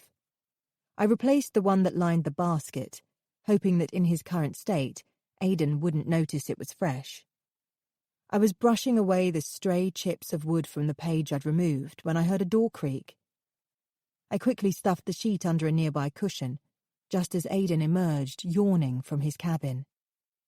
He squeezed my shoulder as he came past me, and I watched his eyes, hoping he wouldn't look down. I stood the full basket beside the washing machine and hurriedly threw a few more logs into the fire before he could do it himself. Then I found the first aid kit and hastily covered my thumb with a plaster. After breakfast, I brought out the sand tray again. Aidan had been doing lots of sketches on his own in the past few days, but I wanted us to have another therapeutic session together to see what came out of it. After his torment during the night, he seemed subdued, but in a calm rather than forlorn kind of way. Perhaps today was the day we'd make headway. According to the big guns at Camden Police, we only had one day left. Aidan didn't even look at the sandbox. He closed it and pushed it away. My shoulders fell. He wasn't in the mood. I was about to abort the idea when I saw Aidan's eye trained on the tub marked miscellaneous. He reached inside and began rummaging for something. It contained a collection of rubber bands, drawing pins, paper clips, nails and hooks. A moment later, he pulled out a length of coiled wire and set it before him. It was my turn to look uncertain. Wire. A piece of wire just like this had led to Cora's death. I felt my nostrils flare as I sat back, trying to look only mildly interested. He didn't straighten it out, but began to shape the wire, twisting it here, bending it there, turning it over, tweaking it. Within a few moments he was finished. He stood, the finished shape on the table. It looked like a bird, a seagull perhaps, with its wings extended in flight. "A bird?" I said quietly. "It's beautiful." His head dropped. I'd obviously missed the point. "Does it mean something, Aidan?" He looked at it, ignoring me, changed the angle of the left wing so they were both symmetrical. He tipped his head from side to side, judging whether he'd got it right. "What's this in connection with, Aidan?" He stood the intricate tangle of wire right in front of me. "Is it an eagle, a blackbird? I don't know what it means." His hands became fists, and he pressed them into his cheekbones, staring at the little creature he'd made. "I'm sorry, Aidan." I was lost for what else to say. He tugged at a clump of hair and got up. Dejected, he walked to the door at the stern and disappeared outside. I felt cross with myself. I'd alienated him, set us right back. But how was I supposed to know what he was getting at? The door clicked shut, and I heard his hollow footsteps on the roof of the boat. It rocked a little with the shift in weight. Then the footsteps stopped. I was on my own. I returned to the cushion and pulled out the sheet of newspaper I'd hidden. I took it to my cabin and stuffed it under my pillow. I wanted to look at it in more detail later. Out of nowhere came a short electronic ping that made me jump. Aidan had left his mobile phone on the breadboard. The police had returned it yesterday when I was out for lunch, together with his laptop and tablet, having found nothing to connect him to Cora or CCAP. Instinctively, I walked towards the sound, pretty sure Aidan wouldn't have heard it from the roof. It was an invasion of privacy to look at the text, but I couldn't help myself. Before I could change my mind, I was reading it. "Pippa still missing. Police suddenly taking it more seriously now. Thought you'd like to know. Naomi, editorial assistant." Chapter 26. I stood still, holding the edge of the sink with trembling fingers, listening for sounds on the roof of the boat. All I could hear was the gentle scrape of rope in a steady rhythm as we rocked against the pontoon. Aidan was directly above me, still engaged in his own private reverie. I'd done a terrible thing. I'd invaded his privacy and read a personal message, and look where it had got me. Naomi, editorial assistant. I scuttled back into my cabin for the sheet of newspaper I'd dragged out of the log basket. I read the interview again and froze when I spotted something I hadn't noticed the first time. The byline at the top. Pippa French. Her interview with Aidan had appeared just 3 weeks before she went missing. Perhaps Naomi worked with her. She certainly knew there was a connection between Aidan and Pippa. Why else would she leave a message for him about her? Aidan's sketch had already indicated that he knew Pippa, but this was sending me towards a bigger question. How well did he know her? Aidan had drawn our attention to her, so why hide the interview in the log basket? I batted questions around inside my head. Why hadn't he thrown this article away, or kept it with the other press clippings in the shoebox? He treated this one differently. What did that mean? I had another read. It was an excellent review of his work. He certainly had nothing to be upset about. I kick-started all the psychoanalytical cogs in my brain. Aidan was secretive. Even his close friends knew little about who he really was. What if he'd taken a shine to Pippa, but didn't want anyone else to know about it? What if he'd put the article where no one else would notice it? Where he'd see it every day, every time he lit the wood burner? It was a possible explanation. I gritted my teeth and returned to Aidan's phone, goading myself to take down the number the text was sent from. I didn't faff around for long. Before I knew it, I was back in the privacy of my cabin with a scrap of paper in my sweaty palm, my fingers tapping out the number. "Hi, is that Naomi?" I said. A cautious voice responded in the affirmative. "I'm Sally Moore," I said breezily. "A friend of Aidan Blake, the young artist."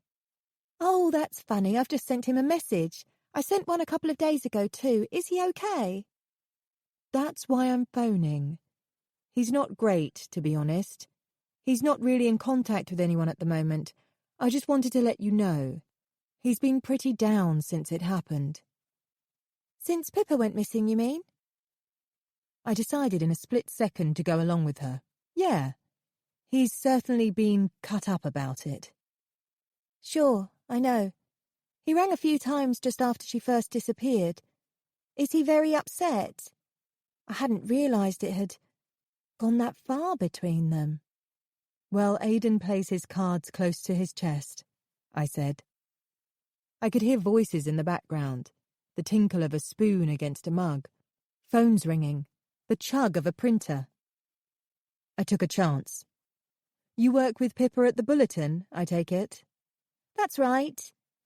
Who did you say you were again?" she asked.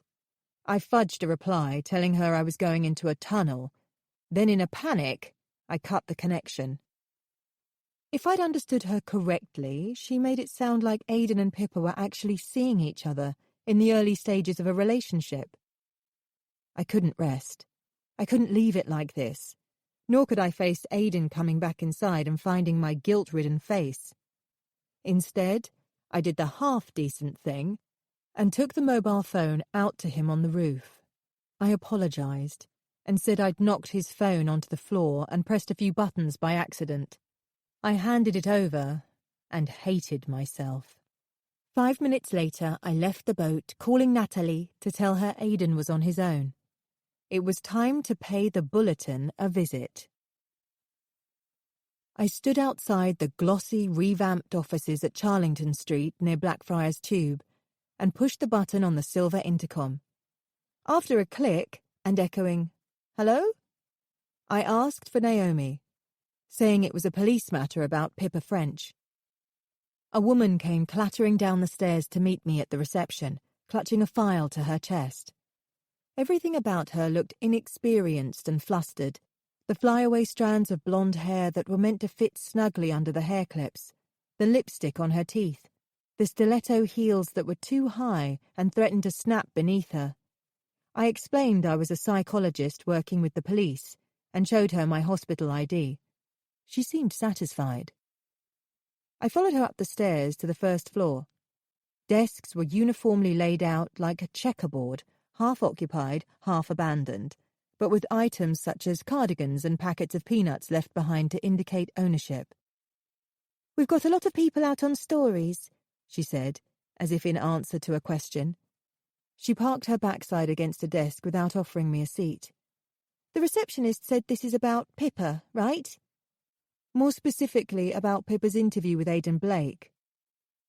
Her forehead puckered, clearly bemused at having his name crop up once again.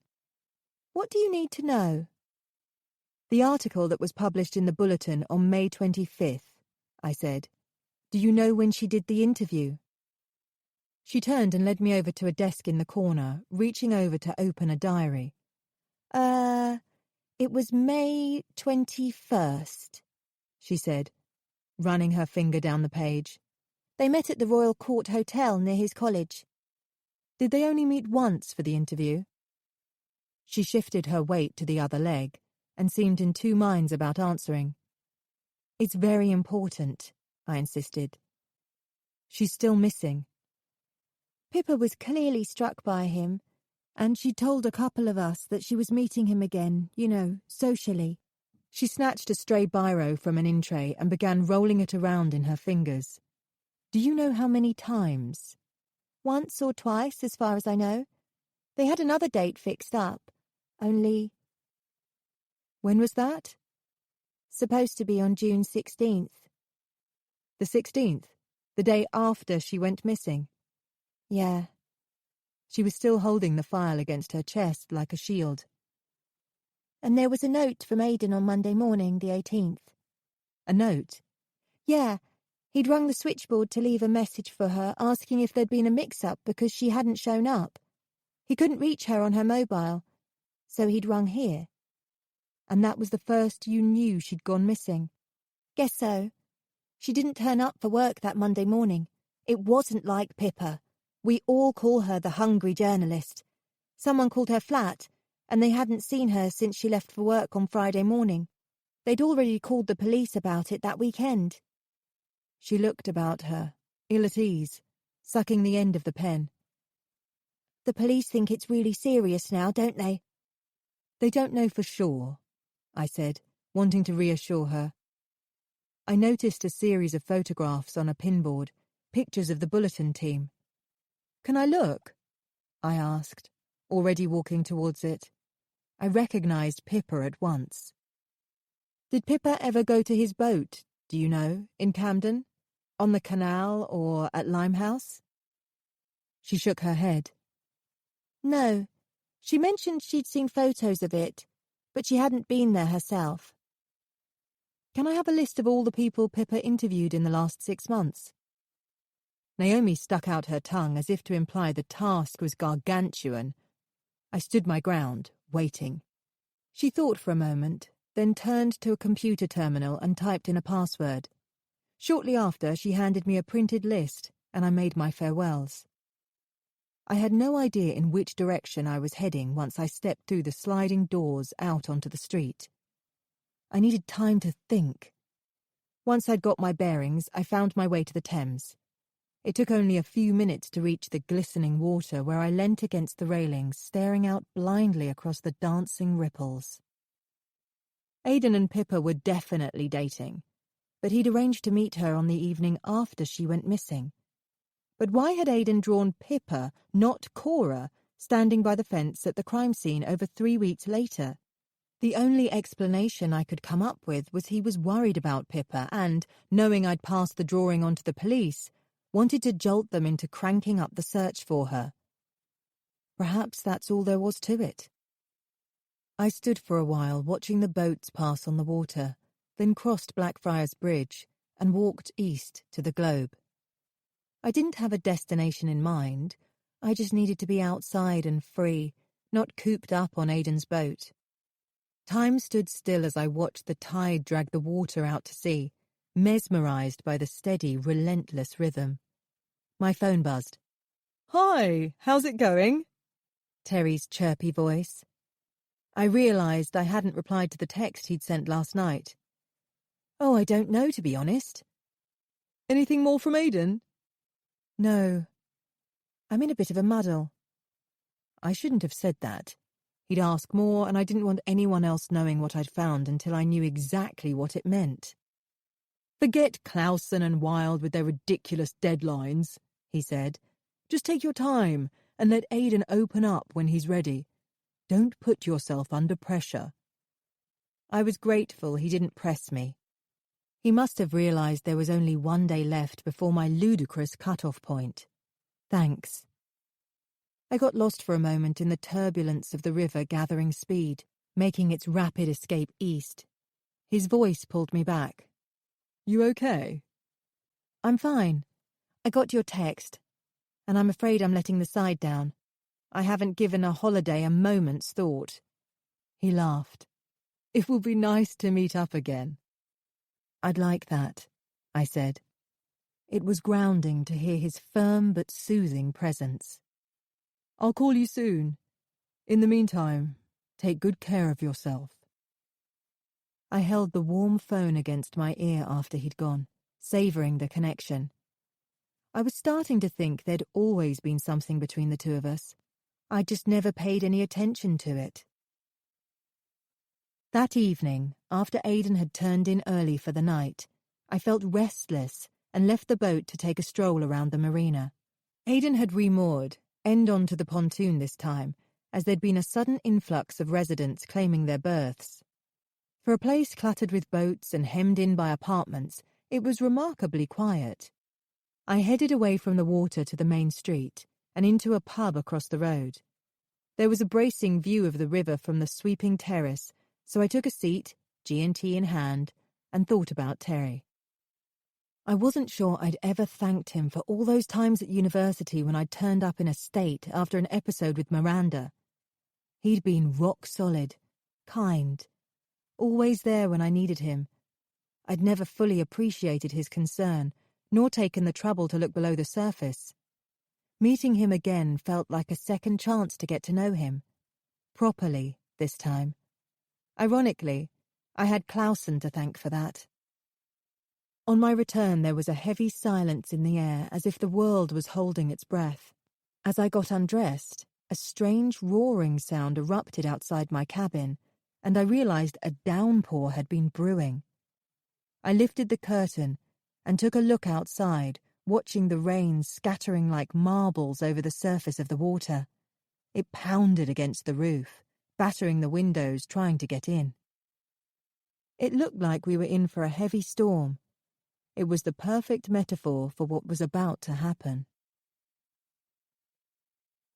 Chapter 27. Friday, June 29th. 13 days earlier. Katerina Bartek got the call at the office. A policeman was in the foyer waiting to see her. As she hurried down the stairs, her first thought was that it must be about the terracotta pots that had been smashed in the front garden at the weekend. As she reached the last step, she realised that couldn't possibly be the reason. They wouldn't send a police officer all the way to her place of work about something so minor. She knew it was serious when he asked her to sit down. He held his cap under his arm. Hell, this was bad news. The officer was talking about her husband. He was trying to tell her that Luba had died in an accident. But that couldn't be right. There must have been a mistake. He called her only an hour ago from his office to remind her to leave early that afternoon so they could go for a drink. The officer dropped his head and started again. "Yes, he did make it into work, Mrs. Bartek. But at about 11 a.m., he left the office on foot and was involved in a road accident. I'm so sorry. But he'd already passed away by the time the ambulance arrived." Passed away? No, that couldn't be right. Luba was always careful crossing the road. "It can't be him. What makes you think it's him?" "We checked his wallet and driving licence," the officer explained. "He was wearing a blue shirt and a red tie." No, the policeman still wasn't making sense. Red tie? Luba would never wear a red tie with a blue shirt. Did he even have one? He spoke again. "There was an incident involving a bus. We're not exactly sure what happened yet. She shook her head. They'd got it wrong. Her husband would never step out in front of a bus. The only way she would believe it was if they showed her the body. Katerina went to the hospital.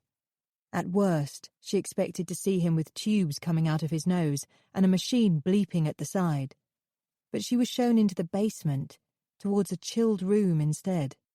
She hesitated as the cold blast of air hit her on the threshold, half expecting silver hooks hanging from the ceiling and rows of swinging lumps of pink flesh. There had to be a mix-up. Luba couldn't possibly be in there. They coaxed her inside to a body lying on a silver trolley covered with a white sheet. Someone steadied her as another folded back the cloth. "We believe this is your husband." The voice seemed to be coming from above her. "It does look like him," she whispered. "But it can't be." Another voice said he was dead on arrival. "There was nothing anyone could do," they confirmed, guiding her away. "It was very quick." After her initial shock, Katerina had to get a grip and face what came next. She had no idea how the system worked after a death in the UK. She hadn't been expecting to have to deal with anything like this. A friend from work went with her to a citizens' advice bureau, and handfuls of leaflets were stuffed into her hand. She'd had to phone his family in Gdansk, tell her parents in Warsaw. She didn't get on with Luba's family, so didn't want to have his body flown to Poland. The funeral would have to be here, so she'd have to organise it all on her own. Outwardly, over the next week or so, she asked all the right questions and signed all the relevant forms. Internally, she was in a dreadful state. After the post-mortem, his body was moved to the funeral parlour she'd apparently chosen in Islington. Her friend said they would keep him there in a fridge until the date of the cremation. The GP had given her sedatives and sleeping tablets to help her calm down, so the days slid past in a blur at first. She wanted a clear head for the day itself, so before long, she stopped taking the medication. The day before the funeral, she woke stricken with renewed panic. She still couldn't believe he was gone. It didn't make any sense to her. She hadn't been in her right mind when they'd shown Luba to her in the hospital. What if they'd got it wrong, and he was in a coma? She'd heard in the news about people who'd been accidentally pronounced dead. They were going to burn his body tomorrow, and then it would be too late. She needed to see him again, just one more time to be certain. Later that day, Katerina turned up at Dodd & Son Funeral Directors. She knew she was making a scene, demanding to see his body, but they weren't helping. They tried to fob her off, but she barged past the receptionist, looking for her husband. She tried every door, shaking off Henry Dodd, the man in charge. Someone called the police, but Dodd cancelled the call-out. He didn't want trouble. By then, she'd stopped shrieking and was having a bit of a breakdown. They let her sit in the chapel of rest with a cup of sweet tea. They soothed her, told her how sorry they were. They said she could see him, but explained he wasn't ready yet. Said she could come back tomorrow and see her husband after he had been properly prepared. Finally she left, but not for long. She didn't trust them. She was beside herself with distress and suspicion. Grief had done that to her, made her desperate. What if they didn't wait for her tomorrow? What if they shut him inside the coffin and screwed down the lid before she had the chance to see him? Anything could happen tomorrow. She needed to see him tonight. Once it got dark, she went back. She prowled around the front entrance, but it was securely locked up. Of course it was. What was she thinking? She took a nearby side street that led round the back, coming up against tall wooden gates and a brick wall peppered with cut glass. A secure barrier under lock and key blocked her way. Loitering helplessly, she wondered how she could possibly get in. She jiggled the padlock in despair, and that's when her prayers were answered. It slid open in her hands. Chapter 28. Thursday, July 12th, Day 7. My first thought when I woke the next morning was one of abject failure. The 7 days were up, and Aidan was as far from talking as I was from learning to fly. More to the point, he hadn't produced any drawings that could be taken seriously in terms of identifying the killer. Instead, we had drawings of a woman who was missing and a decorative bird made of wire that I couldn't decipher. Now, hanging over me, was the knowledge that he knew Pippa and was due to meet her the day after she disappeared. Furthermore, I was feeling guilty that I hadn't mentioned this to the police. Before I took a shower, I had a look at the list Naomi had given me of Pippa's interviews. She'd carried out over 20 for the bulletin since January. Some were with names I recognised: actors Simon Callow and Zoe Wanamaker, artist Tracy Emin. Others were new film directors, young playwrights, and up-and-coming artists like Aidan.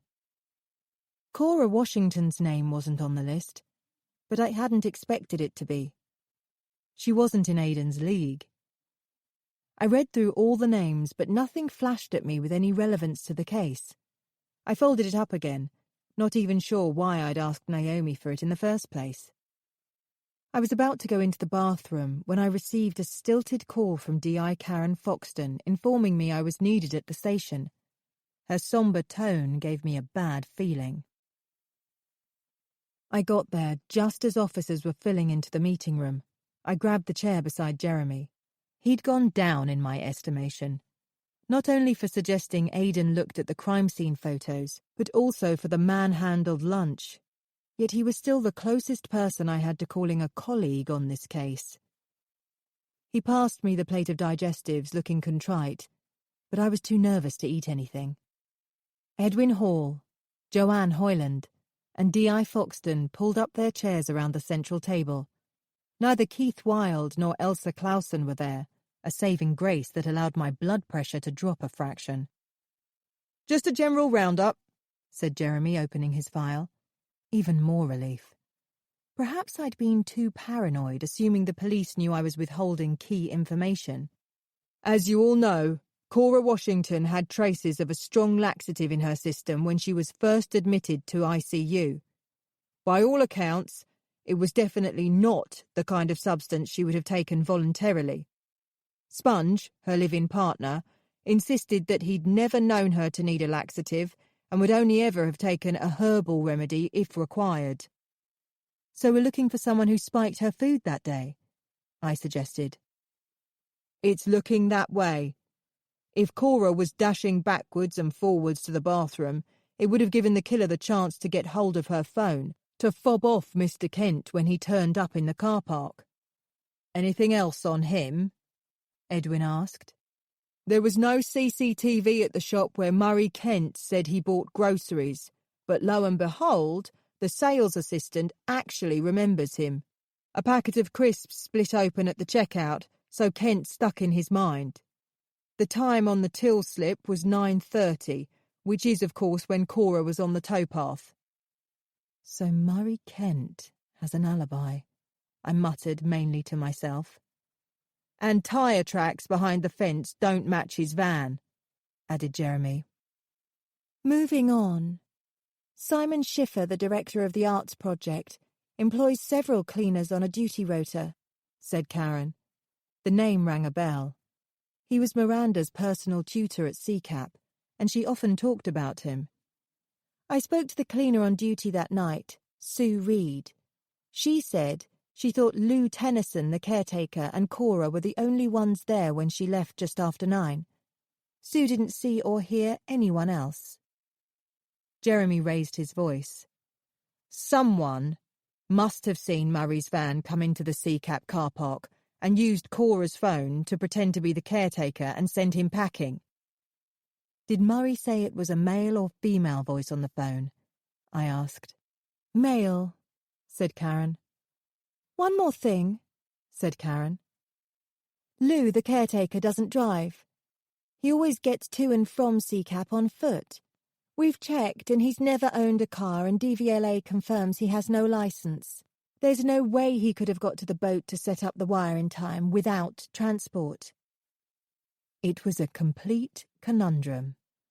On the day Cora was targeted, everything seemed to have started with a strong laxative being given to her without her knowledge, although we couldn't know for certain that she didn't take it herself. Murray Kent said he had a call from the caretaker telling him Cora had left in a taxi. Lou, the caretaker, said he hadn't used Cora's phone to call anyone. It was all he said, she said stuff, a jumbled series of statements that didn't fit together. A Rubik's Cube. I was glad I wasn't a detective. So much seemed to depend on personal accounts of who was seen, who said what, and what time it was. Trying to corroborate all the reports must be a logistical nightmare, especially when there was someone at the root of it who'd staged a macabre sleight of hand. It occurred to me that we were being presented with what the killer wanted us to see, not with what had actually happened. How the police were ever going to cut to the truth was beyond me. I had no time to contemplate the matter further as the door swung open and Elsa Clausen stormed in. "Listen up," she said, clapping her hands together just like my mother used to do when I was little. "We need to make some decisions." She rounded on me. "What progress have you made with Mr. Blake? How close are you to getting a good sketch of the killer? Is he talking?" "Not there yet, I'm afraid." "Right. Well, we haven't got time to wait weeks for him to recover. I'm taking you off the case. It's taking too long." I was stunned. "What?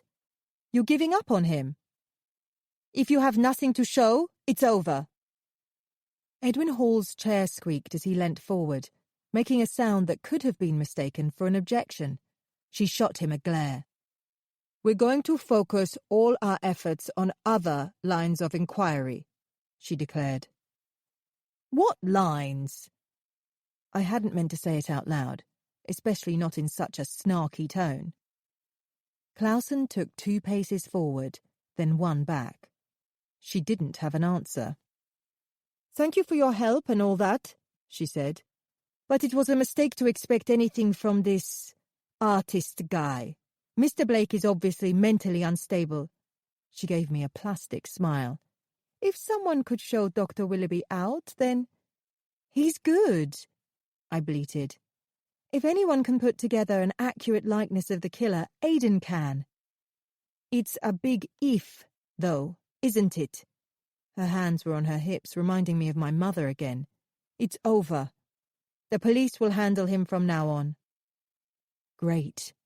As a reward for stepping in and giving up my holiday, the Ice Queen was ejecting me with a flick of her wrist.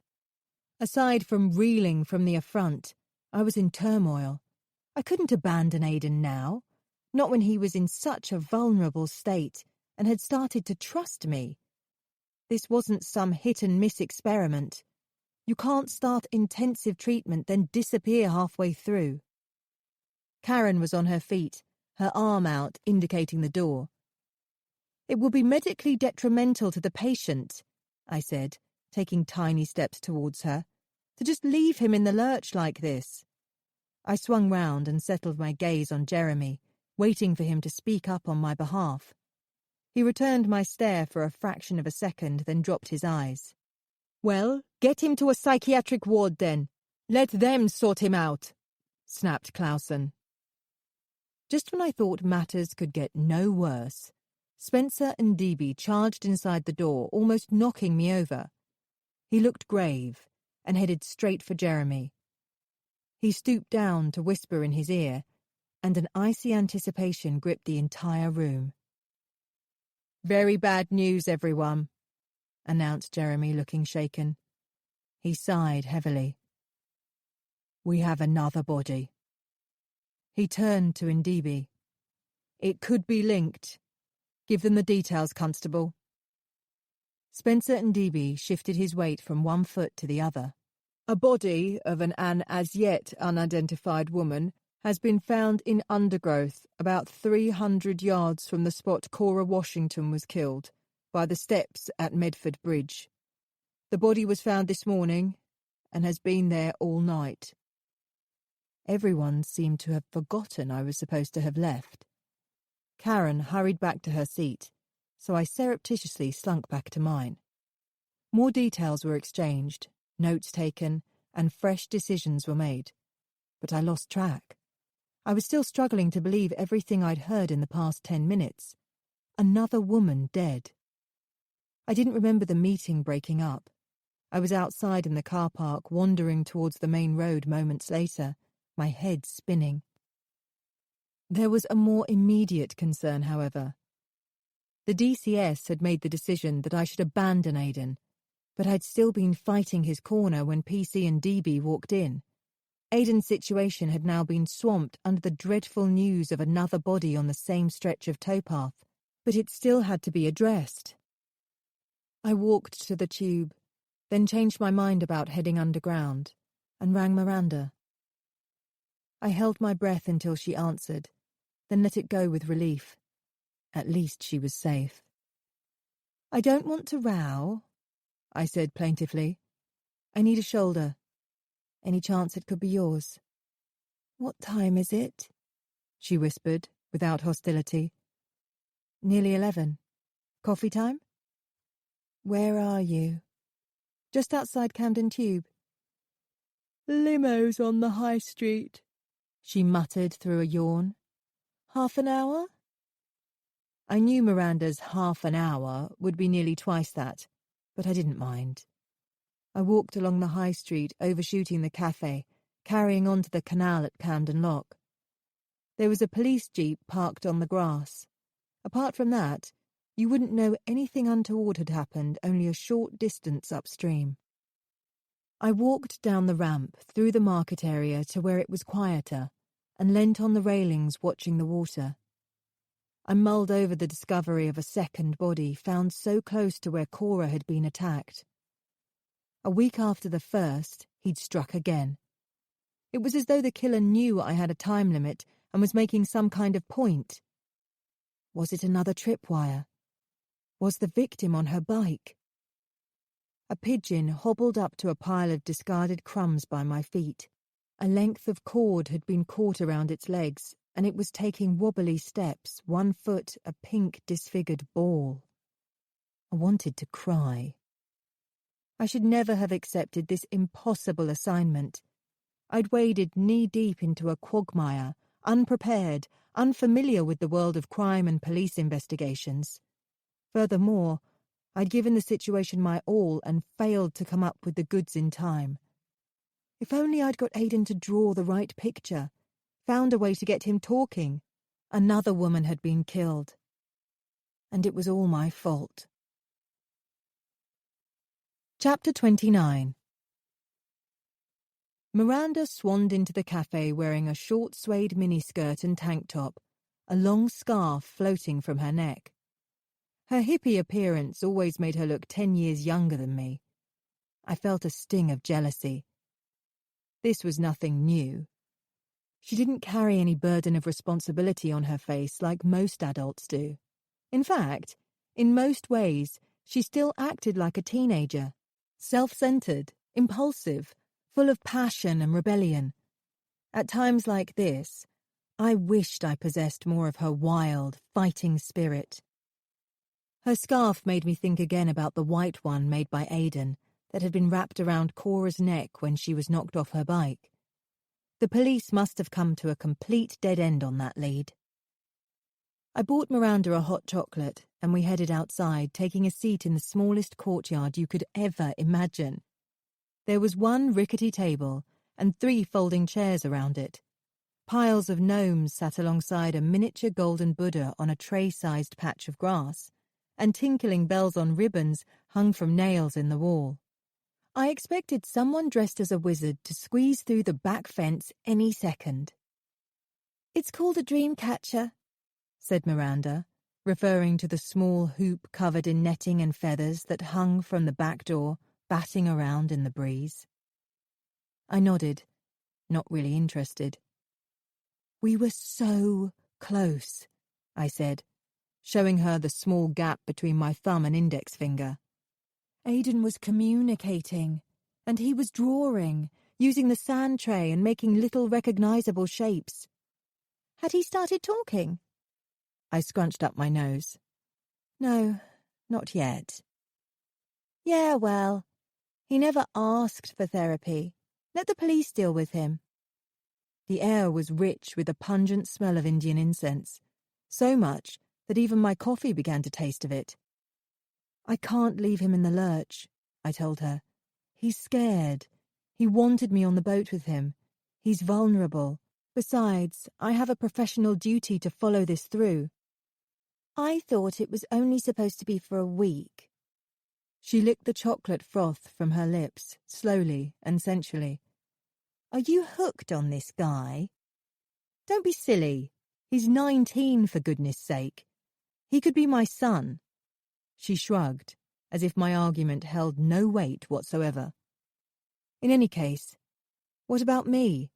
I can't go back to my normal life at the hospital, not with this going on. I slammed my cup into the saucer with a clatter.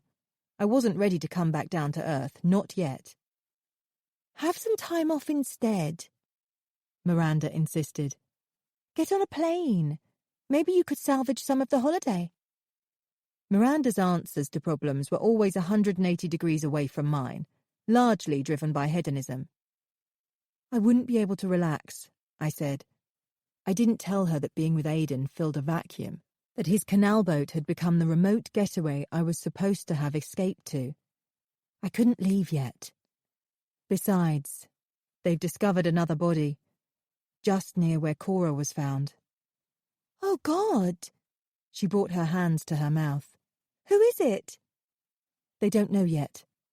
Another woman. They only discovered her this morning. You mustn't say anything. Why haven't they nailed the bastard? Surely by now they've got something to go on. I shouldn't have said a word. The entire case was confidential, but in the last few hours my allegiance to the police had been crushed to dust. I told Miranda about Cora leaving Seacap on her bike, about Murray Kent and the late arrangement to meet, and the caretaker who said he didn't make the call. So, it was him? This Murray guy? No, apparently not. He has an alibi and other evidence doesn't match up. Before I knew it, I was telling her about Pippa and how Aidan was due to meet her the night after she went missing. Are you sure you're safe with this guy? Absolutely. He can't have had anything to do with Cora's attack. Why not? I just know it. He's too sensitive. Logistically, he couldn't have killed Cora. I hesitated, suddenly not convinced by that last bit. I couldn't remember the exact reasons the police had given to exonerate Aidan. In fact, had they fully discounted him as a suspect? In any case, he was miles away with me at Limehouse last night when the second woman was killed. Miranda pulled a face that showed she wasn't convinced. Isn't it hard staying with someone who doesn't say a word? Asked Miranda. Don't you end up talking to yourself? The question seemed ironic given Miranda's history of hearing random voices inside her own head. Memories flooded into my mind of times when they'd instructed her, cajoled her, into destroying things and putting herself in danger. You get used to it, I said. And what about having to eat vegetarian all the time? Don't rubbery halloumi sandwiches make you retch after a while? She pulled a face. I assume you're sneaking bacon sarnies into your cabin. I shook my head. Of course not. That's the least of my worries. I'm getting a taste for veggie, actually, apart from the halloumi, that is. I've never liked it. Yuck. Nor me.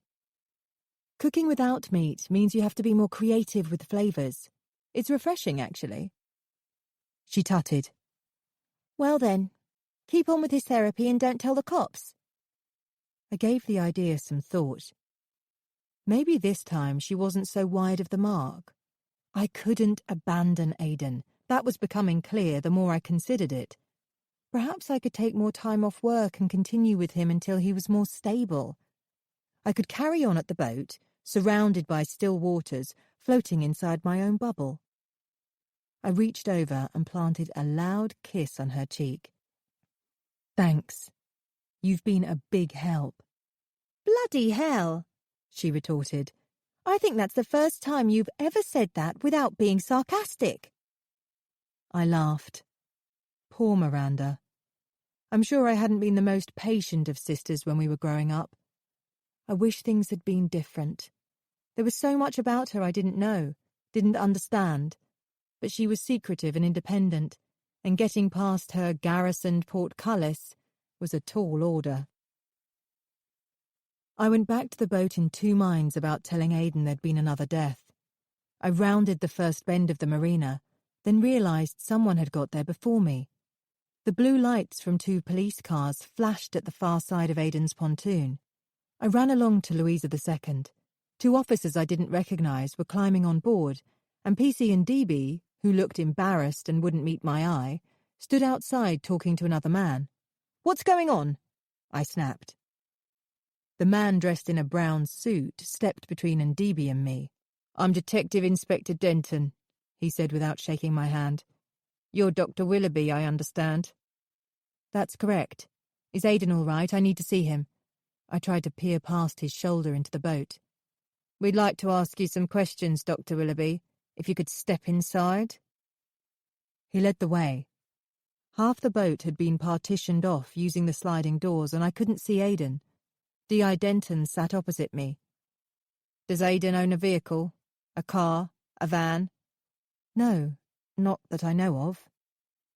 I tried to think. Aidan certainly had a driving licence. I'd seen it one time when he'd opened a drawer in the Welsh dresser.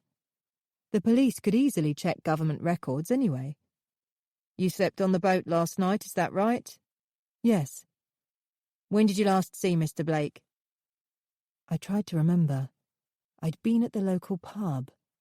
"Must have been around 8 o'clock." I gave him the details. "When did you return?" "I'm not sure. Around 10:30. "Did you see Mr. Blake when you came back?" No. Aidan had already called it a day." "You have your own key?" "Yes. I let myself in." "How did you know Mr. Blake was on the boat when you came back?" I felt my jaw retreat sharply. "Well, he's always here." I glanced up at Spencer and DB, who followed us inside. He should know that. Hadn't he told them? Aidan's agoraphobic at the moment and can't go anywhere beyond the boundary of his own boat. "So he leads us to believe." "No, it's true." I remembered something. His cabin light was on when I came back. I could see it under his door. I caught the hint of a sigh. "Can you be certain he was on the boat all night?" I didn't hesitate. "Yes." "But you said yourself you didn't see Mr. Blake at all. Until when? This morning?" No." I faltered. "He wasn't up when I left this morning." "You assume he was on the boat all night. Did you hear him?" There'd been the raging storm, and then I'd slept like a log. If Aidan had cried out during the night, he hadn't woken me, for once. "I don't know," I said slowly. His cabin door was closed. I saw his mug on the draining board last night before I went to bed. He always leaves it like that before he turns in. "But you didn't hear or see him during the night," he persisted. "I don't think so, but I slept really deeply. I was tired." "Is it possible that Mr. Blake wasn't on the boat? That he left sometime yesterday evening after you went out?" I twisted round to find Ndebe again, but he had slunk back outside. "I really don't think—" "Is it possible?" He jerked forward so his face was inches from mine, his pale, windowless eyes unnerving me. "Yes? I suppose it's possible," I conceded.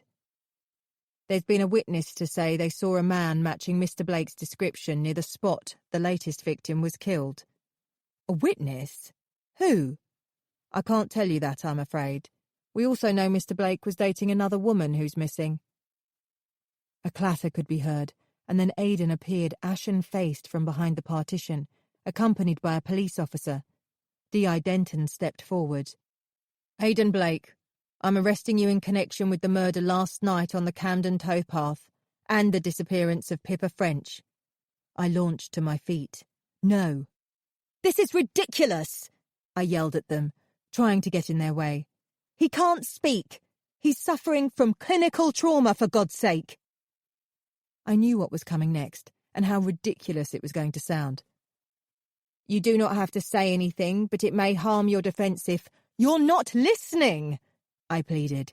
"He can't say a word." "You do not mention when questioned something which you later rely on in court. Anything you do say may be given in evidence." "I must go with him," I demanded. "You can't question him like this. He must have an interpreter or a responsible adult with him in the condition he's in. It's his right." "We have a psychiatrist ready for him once he gets to the station," said Denton, brushing me aside. The ever-so-sympathetic Dr. Melvin Hertz, no doubt, if he deigned to give Aidan a few minutes of his precious time. When the group got to the door, there was a scuffle. 2 officers pinned back Aidan's arms as he flailed around at the thought of having to leave the boat. "He's not resisting arrest!" I shrieked. "He's agoraphobic! This is outrageous! You're re-traumatizing him!" I tried to reach out to grab Aidan's arm, but he was hauled away. "He's my patient! This is completely out of order! Where's D.I. Fenway? Who agreed the warrant for this?" They all ignored me. Even Spencer and D.B., who had strategically positioned himself so there was always an officer between the 2 of us. Aidan was utterly distraught at being dragged from the boat. His shirt split with a loud rip as he writhed and kicked. At one point, I thought he might be having a fit. The officers practically had to carry him, 1 limb each, and the fracas brought other boat owners out onto the pontoon. I stood helpless as they bundled him into a patrol car. I was on the phone to Jeremy straight away. "What the hell's going on? Where are you?" "I'm sorry, Sam. There are more officers than just me on this operation." He sounded cold and detached. "And he's not your patient anymore. We're just doing our job, whereas yours, I believe, has ended." The nerve of the man! I was furious. I could scarcely speak without swearing at him. "You idiot! I can't believe you let this happen. You clearly don't understand what this could do to him." No objection or justification followed. It was clear my opinion counted for nothing. "I spoke to Naomi Norton at the Bulletin," he said matter-of-factly. "Seems she's been talking to a Dr. Willoughby, working with the police." "You had no business interfering with a police operation." "If you'd been doing your job, maybe I wouldn't have had to," I spat out. "I saw you as someone who cooperated, Sam," he said in a patronising tone. "I'm disappointed." Bloody hell! Now he was sounding like my mother. To think at first I liked the guy. "I can't just drop my professional responsibility towards Aidan. You have not only betrayed him," I hissed into the phone, "you have ridden roughshod over both of us." "Mr. Blake will be in good hands." I wanted to scream that there was no way that was going to happen, but knew it was futile. "I'm sorry, Sam," he said, his tone softer. "We have to play this by the book." I didn't reply. Instead, I took a breath. "Who was the woman you found?" I asked tersely, as though I had a right to know. I was surprised when he answered. "She's just been identified in the last half an hour. Katerina Bartek, Polish woman, lived in Islington." Perhaps it was an olive branch, a small gesture to make amends. "Is she an artist? A journalist?" "Neither. She works as a PA in a bank, south of the river, in Vauxhall. She'd just lost her husband. Luba Bartek recently died in a road accident. She was waiting for his funeral." "Was it a tripwire?" "No, she was strangled." "Your DI said there was a witness." "Listen, I've got to go." That was all he was prepared to let me have. "We'll look after Mr. Blake," he said. But I didn't believe one word of it. Chapter 30. I stayed on the boat. It didn't seem right to abandon it. Aidan's absence left a strange, hollow emptiness. The space felt not only reduced in size, but flat and cold without him. I was used to hearing his padding footsteps, doors opening and closing, his latent struggle as he tried to come to terms with what had happened and put down on paper the torturous scenes in his mind. Even in his silence, the boat had been bursting with his presence and saturated with his emotions. As I moved aimlessly from room to room, the memory of his tortured essence continued to mark the air. I felt like an intruder and was reluctant to move things, take anything from the fridge, or use any electricity. I had to remind myself that I hadn't barged my way in. Aidan was the one who had invited me here. At least I could make sure everything was in order for when he got back. How long would the police hold him? How would he cope being away from the boat, unable to speak for himself? Who claimed to have seen him on the towpath in Camden last night? Aidan was innocent. There was no way he could have left the boat and meandered over to Camden when I'd gone out for a drink. The police had made a big mistake. If only I'd stayed put last night, all for the sake of a lungful of air and a couple of G&Ts. I should have been with him at the station. I was the only one who had any inkling as to what he was trying to convey. No one else would be able to understand him. They'd put his silence down to being stubborn and uncooperative. No one else would think of offering him a sand tray or a notepad. Dr. Hertz would defend him, wouldn't he? That's if he bothered to show up. Then the solution hit me. I had to find something to clear Aidan's name, and I had to find it now. From my brief conversation with Jeremy, it would appear that Katerina Bartek hadn't been connected to the art world. She was a PA in a bank in Vauxhall. Could Aidan have known her?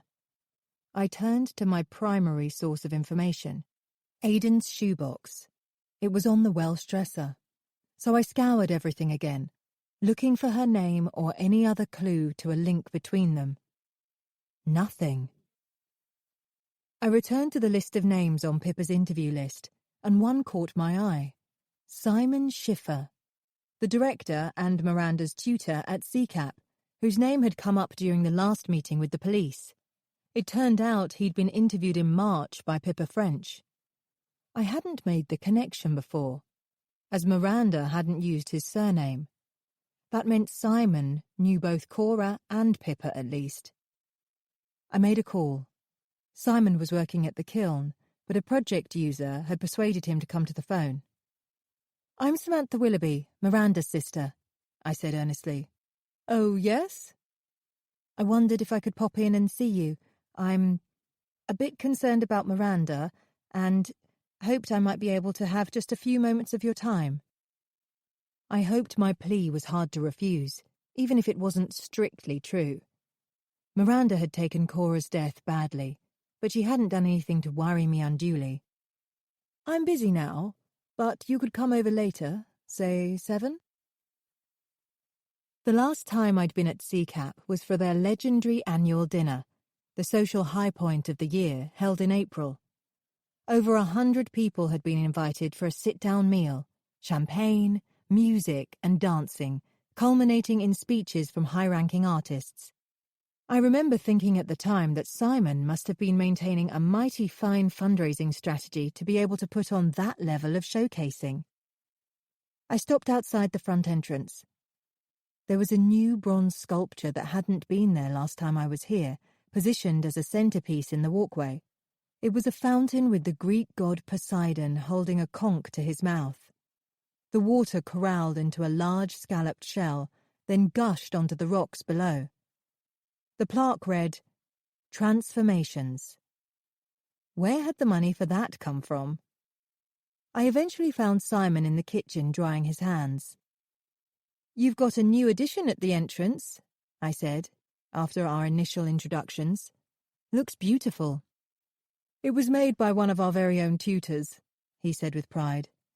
"It's bringing a lot of people in, to be honest. It's the traditional, timeless look of it, I think. Helps visitors see that we're not so off the wall as they might think. Transformations. That's what CCAP is all about. I nodded. His voice was soft and welcoming. "Thank you for seeing me," I said. "I'm a bit worried about Miranda. She doesn't know I'm here, by the way." "Let's go through to my office," he suggested. He was tall and had commanding stance, not falling into the trap that many tall people do of hunching his shoulders in order to lose a few inches. When we arrived, a woman was inside using the telephone. Simon made a sign to indicate she should carry on, and he pointed me towards the art studio instead. A couple of project users in white overalls looked up and nodded as we came in. One was painting with oils at an easel, the other was moulding red clay. There was a radio on in the background playing reggae music, slightly off station.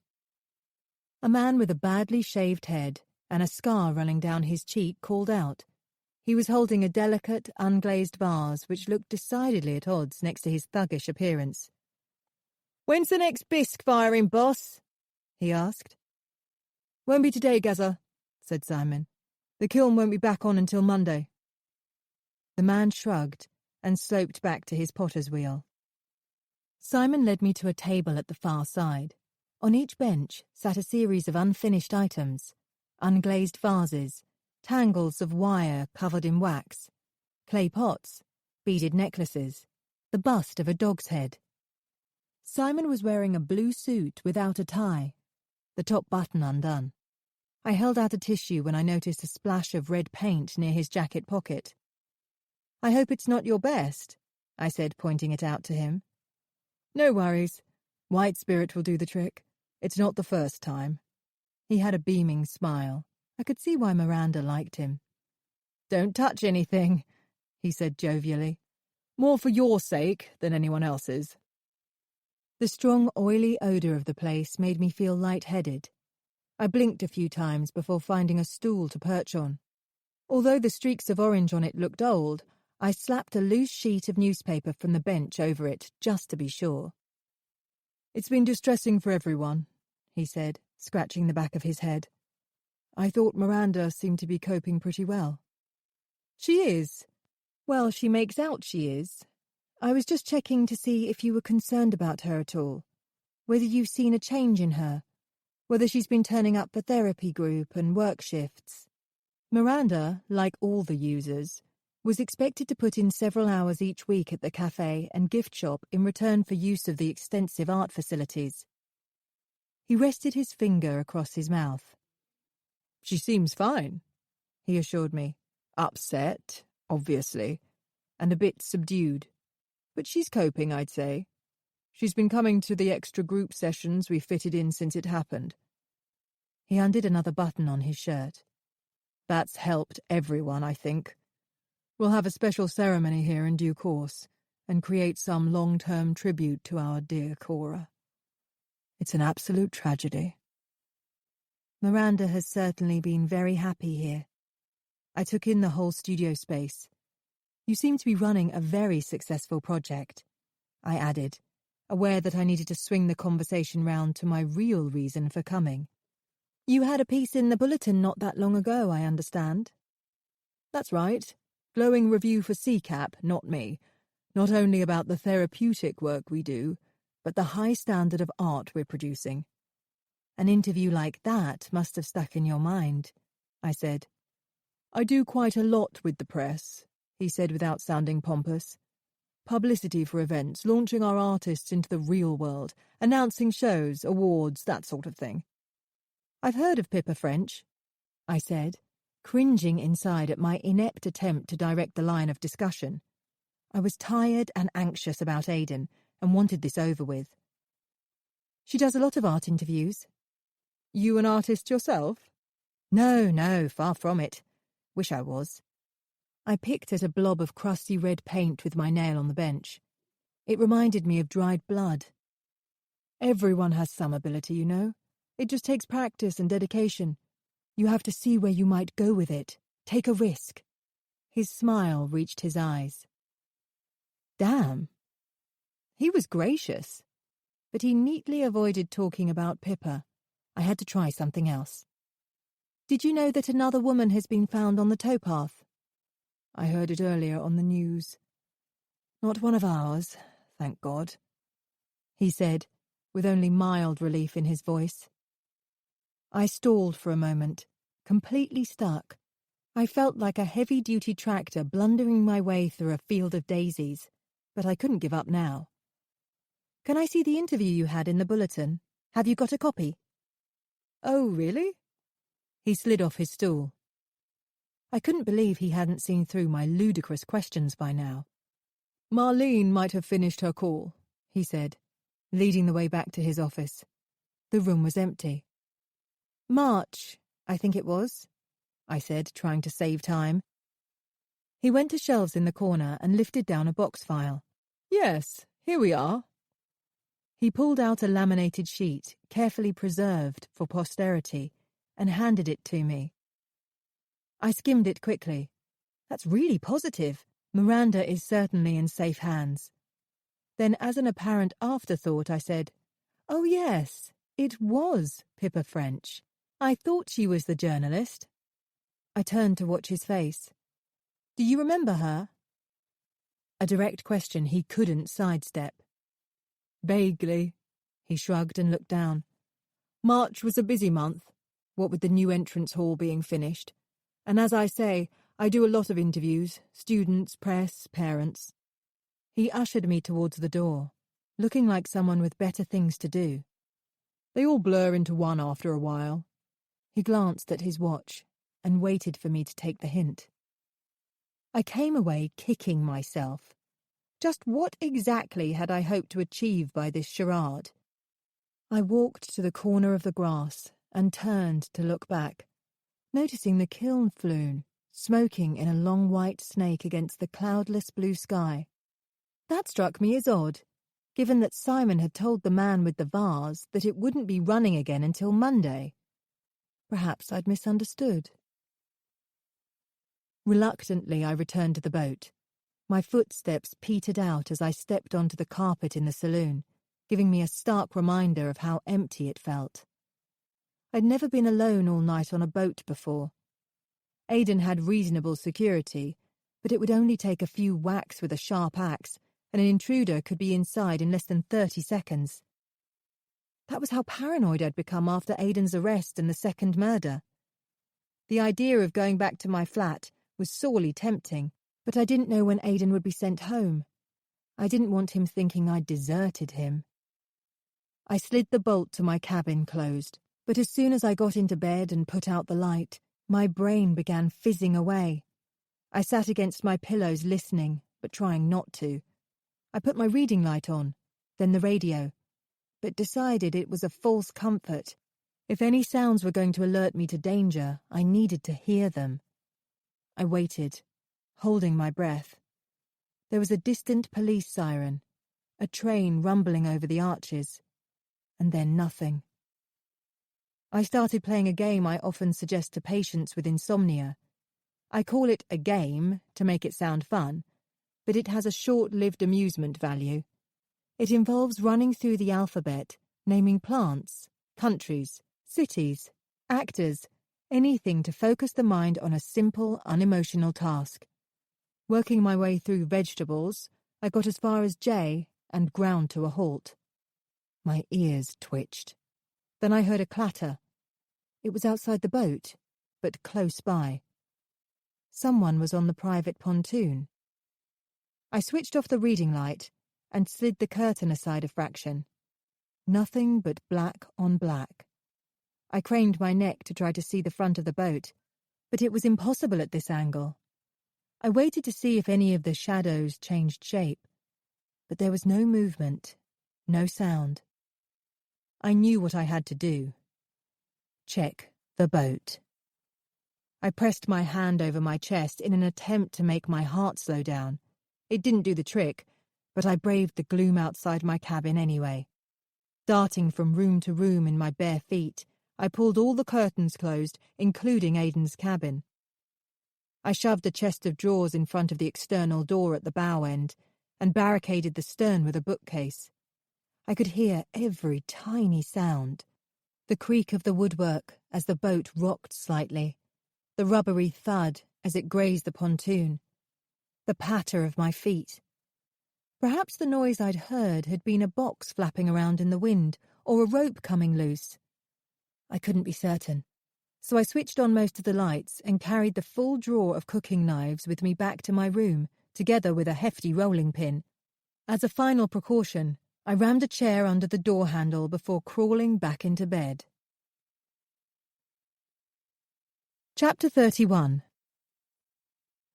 I was breaking out of a turbulent dream about Aidan when morning came.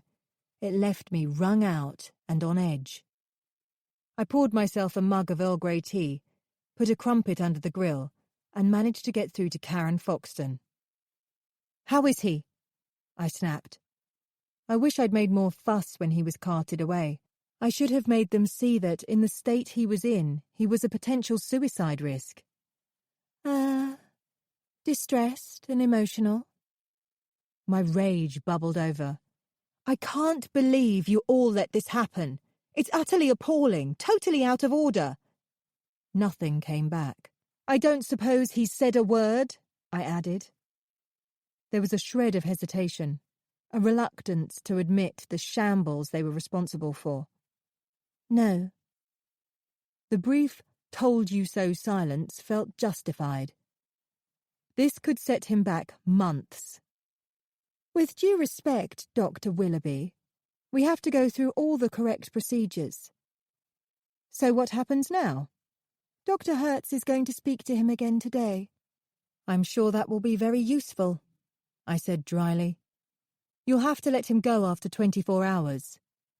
I was about to end the call when Jeremy came on the line. I didn't particularly want to talk to him. I knew I'd get angry and say something I'd regret. "Thought you might like to know about the second victim," he said. "I thought I was off the case." "I've been talking to the borough commander about that. It's turned into a slightly awkward political issue in that the powers that be weren't properly consulted about removing you. Elsa Clausen made the decision on her own. This is all confidential, you understand, but it could work in your favour." "How?" "We're not exactly sure yet, but it would be helpful if you didn't disappear too soon. Where are you now?" "On the boat." "Right." There was a thread of humour in his voice. "When is Aidan being released?" "I can't say. He's going to be questioned today. I thought D.I. Foxton just told you that." "You do know it's pointless keeping him, don't you? I hope you've got him a good lawyer." He ignored me. I heard him exhale heavily. "DCI Wild thought it could be useful if we shared certain bits of information with you, to see if anything Aidan has produced in your therapy could have had a bearing." "Go ahead." "One of the last people to see Katerina Bartek was Henry Dodd, owner of Dodd & Son Funeral Directors in Islington. Do either of those names mean anything to you?" "Not a thing." "The body of Katerina's husband was held there, and she went over to try to see him the day she was killed. Henry says he has no links to any artist or CCAP, and Aidan didn't react when he was shown his photograph. Katerina has no obvious links with art. Hasn't been to the Camden Project as far as we know so far. No regulars there recognised her photo, and her name isn't in the visitors' book." "Where was Murray Kent the night Katerina was killed?" "We're checking his alibi now. We don't know for certain, but it looks like Katerina was driven to the towpath and dumped. The post-mortem is this afternoon, so we'll know more then." "Why so close to the spot Cora was killed, do you think?" "I don't know. Killer knows the area. He got away with it the first time," he said wearily. The conversation dried up after that. I squeezed my eyes shut with a jolt of uneasiness. The deaths had to be connected. I found myself mindlessly pacing up and down after that. I kept checking my phone every hour, thinking the police should be contacting me. Keeping Aidan this long was diabolical. My phone rang at lunchtime, but it wasn't the call I'd been hoping for. Instead, it was Miranda inviting me over for a gathering that evening. An offer like that didn't come too often from my sister. Usually it was just the two of us. She rarely included me in her circle of friends. It crossed my mind that there was likely to be a catch. Nevertheless, my mind was made up when she said she was also expecting several members of CCAP to attend. I arrived early to give her a hand, but Miranda looked irritated rather than grateful. "I said 7 o'clock," she muttered, throwing a duster over her shoulder. The place was transformed, from warehouse to cosy dining room. Miranda had put strings of sparkly lights up everywhere and was in the process of stacking away all her paint gear under sheets. I hung my jacket in the hall and helped her drag framed pictures behind the spiral staircase. "Don't touch those ones," she snapped as I reached for more canvases. "I'll be careful," I said. "Some of them are wet, that's all," she added, softening her tone. There were 6 places set around the circular table. She must have borrowed dining chairs from somewhere, because I'd never seen more than 2 in the entire flat. The napkins had been expertly folded to look like lilies, and there was a red rose laid across each plate. Silver hearts had been sprinkled over the tablecloth. Miranda had always been one to put on a show when she felt like it. She'd certainly pulled out all the stops this time. She tossed a silk throw over the ripped arm of the sofa, and I turned to clear away newspapers from a side table. On the top was an old family photograph I hadn't seen in ages. Miranda must have been around 20, and I was 18. We'd spent Christmas in the New Forest and had been trampling through the woodland after lunch. Miranda was looking cold and grumpy, and I was laughing at a stranger's dog at the edge of the shot who'd been rolling in the fresh snow. My hair was the longest I'd ever remembered having it, and I looked carefree with rosy cheeks, innocent and unflappable, a family blithely unaware that we were about to be given a diagnosis that would change all of our lives. In fact, this might have been the last picture we'd taken as a family before Miranda was taken into care. I was relishing the poignant moment when the photo was whisked out of my hands. "Leave that alone," she scolded, hiding it from me. "Why are you always snooping at my things?" The doorbell rang before I could defend myself, and a woman who introduced herself as Monica Tyler burst in, giving both of us an overblown hug. She'd turned up, in dusty dungarees and heavy Doc Marten boots, looking like she'd come straight from a building site. Designed to keep her bundle of jet-black ringlets at bay, a bright green scarf was wrapped precariously around her head. It merely created an unnecessary layer that threatened to topple down, so that she was constantly having to fiddle with it. "Curtis said we're having 5 courses. Is that right?" she said, staring at the table.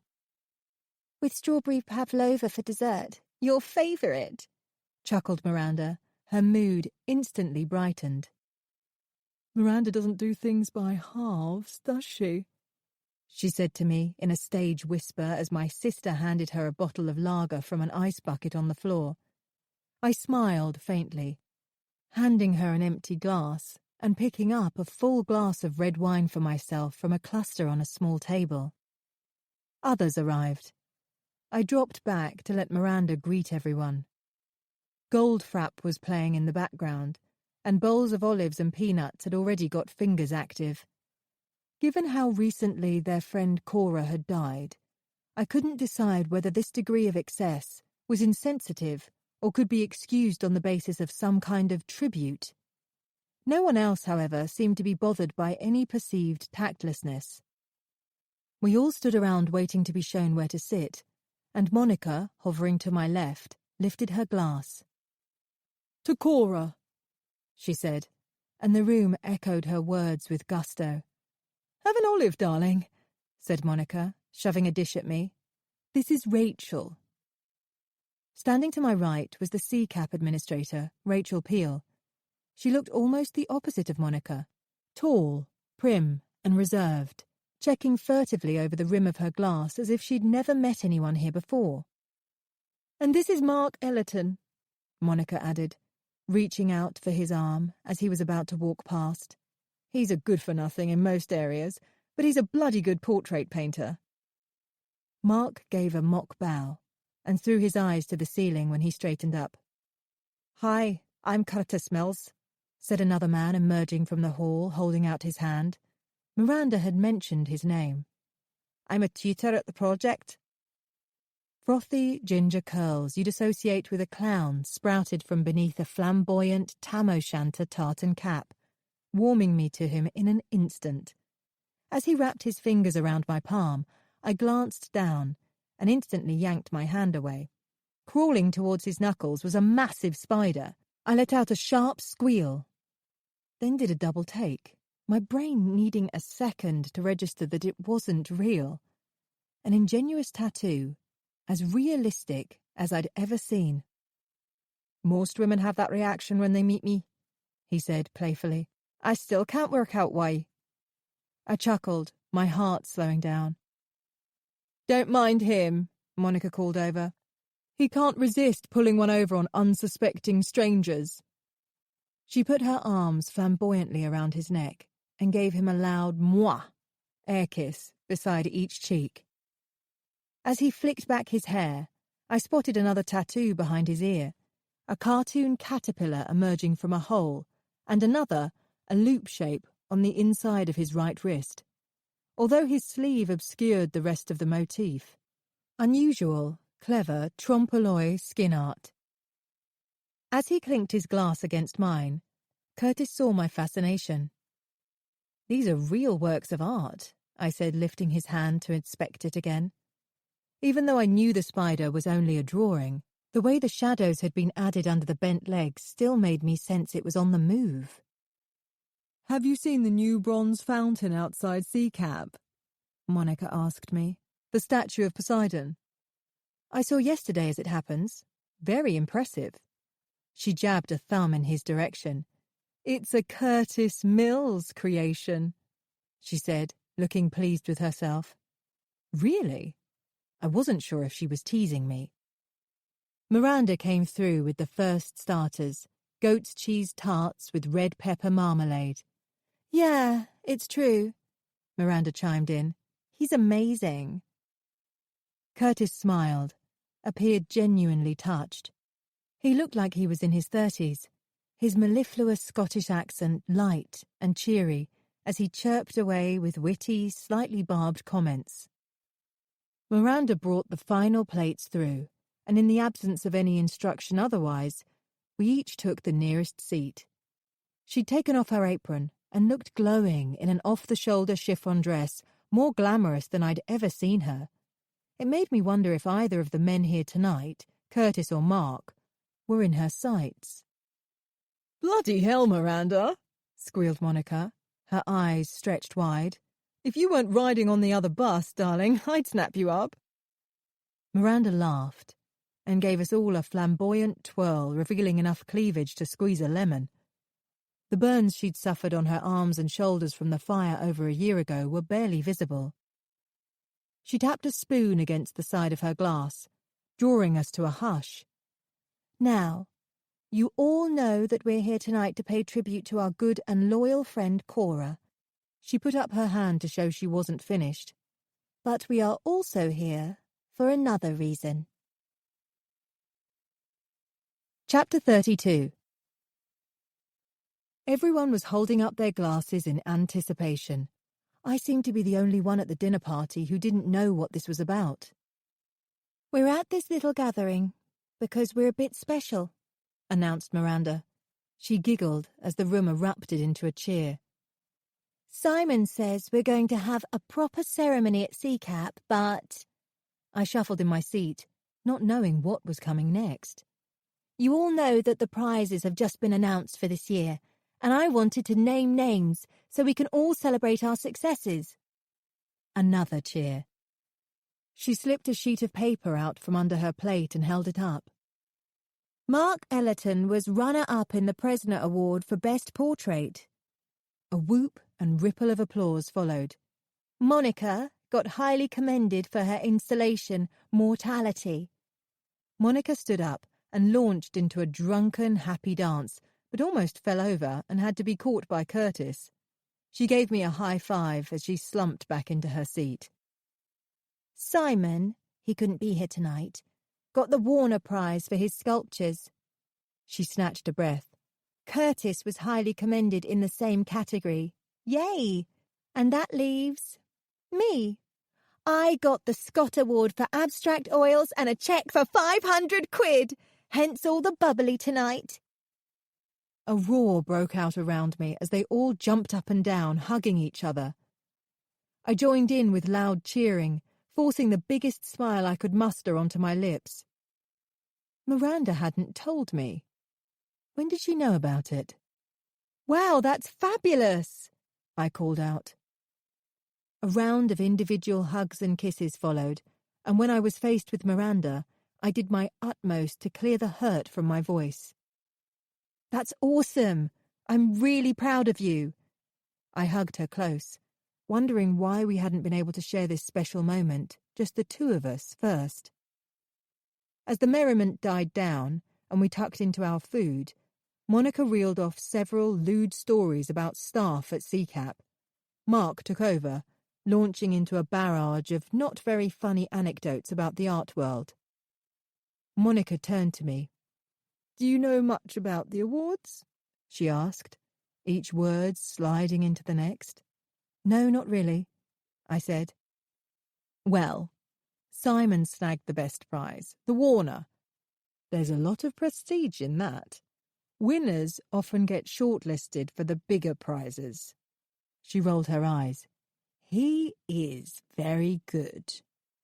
She stabbed at a gherkin 3 times with a cocktail stick before she managed to spear it, then gave me a nudge, dragging me close to whisper in my ear. "Mark nearly didn't come tonight." I glanced over at him without making it obvious. He was hoping to land first prize in the Presner Award. "We all thought it was in the bag, but he only got second. Got some crap publicity just before the shortlisting, and we reckon that's what did the damage." "What about you? Were you pleased to get highly commended?" She wrinkled her nose. "Sore point, actually. My installation was tampered with just before the judges came in. Someone had shifted a chair and moved the stretcher. I don't know who did it, but they ruined the whole bloody thing, bastards." After a tense pause, she laughed. "I bet you thought all us artists were a sensitive, touchy-feely bunch." She leered close to my face so that I got a full blast of garlic breath. "The truth is, when push comes to shove, everyone's in it for themselves. We're all two-faced and bitchy." She scrunched up her napkin on her plate. "I need a pee." She got up and tottered towards the spiral staircase. I looked up at the others around the table. Rachel hadn't said much at all. Curtis, on the other hand, had barely stopped for breath. "Do you tutor many artists at the project?" I asked him, as he finished a mouthful of spicy chicken. "I've got lots of my own work on the go, so I only have 3 or 4 students right now." Monica returned to her seat, and he waved a stick of celery at her. "This madam, for one," he said. "She's a bloody handful, but very gifted." Monica put 2 fingers up at him, and they both laughed. "He's brilliant," she said, chewing a jalapeno pepper, decidedly worse for wear in terms of alcohol. "The best tutor we've got." He shook his head. "No, that's got to be Simon the Great. Seriously, Simon Schaeffer is excellent. A credit to the police." I wanted to cut through the banter with a specific question, but I didn't know how without it sounding contrived. I decided to come right out with it, and having given Miranda a warning stare, I addressed the whole table and asked if anyone had heard of the artist Aidan Blake. Monica shook her head. Rachel shrugged. Miranda stayed silent. "Seen his name somewhere," said Curtis, chewing a sprig of rocket. "Up-and-coming chap, by the sounds of it. Textiles, isn't he?" "I'm not sure," I said. "Someone mentioned him. As a local student. I just wondered if... Yeah, at Chelsea, isn't he? Said Mark. Works in shades of white, I think. He won the topping prize hands down last year. That would have made him a good few grand better off. He lowered his voice. Our prizes are small fry compared to his. Good luck to him. It'll still be a tough world once he gets out of college. I threw Miranda a grateful glance for not blowing my cover, and the conversation drifted in another direction. Curtis handed me the jug of cream. Is transformations representative of your work? I ventured, as I tucked into the strawberry pavlova. It was surprisingly light and fluffy. As someone who had unfortunately been on the receiving end of Miranda's cooking in years gone by, I questioned whether she'd done all this on her own. It's the only fountain I've tackled so far, he said. I'm working on a piece with alien-looking seed pods for Q right now. And I also make commemorative monuments. I've just done a bust of Abraham Lincoln for a museum in Bath, and got a miniature version of Stonehenge for a park in Milton Keynes lined up for next year. And he's got a commission from Canary Wharf, bust in Monica. Curtis sniffed, rolling over the edge of his napkin. Not quite. It was on the cards. They paid 5%, then changed their minds. Oh, what a blow, I said. Still, it all sounds remarkable to me. Not really. Not when you consider what Monica's working on, eh? He winked at her. Go on, tell her, he coaxed. No, it's a secret. You know it is, reprimanded Monica. In case you didn't realise, he said in a low voice, Monica is something of an extrovert. She's the queen of performance art. Monica stuck out her tongue at him. See, he said, reaching for the bottle to top up our glasses. Monica seemed to have several glasses beside her at once, with wine, champagne, as well as lager on the go. She refused to say more about her project, so that was the last I heard of it. The music gradually mellowed into sombre ballads, and inevitably, after more drinks, the topic of conversation turned to Cora. Curtis might make a memorial statue for her, if we can get together enough money, said Miranda from across the table. Curtis held up his hands. Early days yet. Monica pulled my elbow towards her, eager to whisper once more. Curtis has been hit pretty badly by Cora's death, she said, her lips brushing my ear so only I could hear. His sister died only a few months ago, and I think it's knocked him for 6. She was an artist at CCAP as well. Very gifted. She hesitated.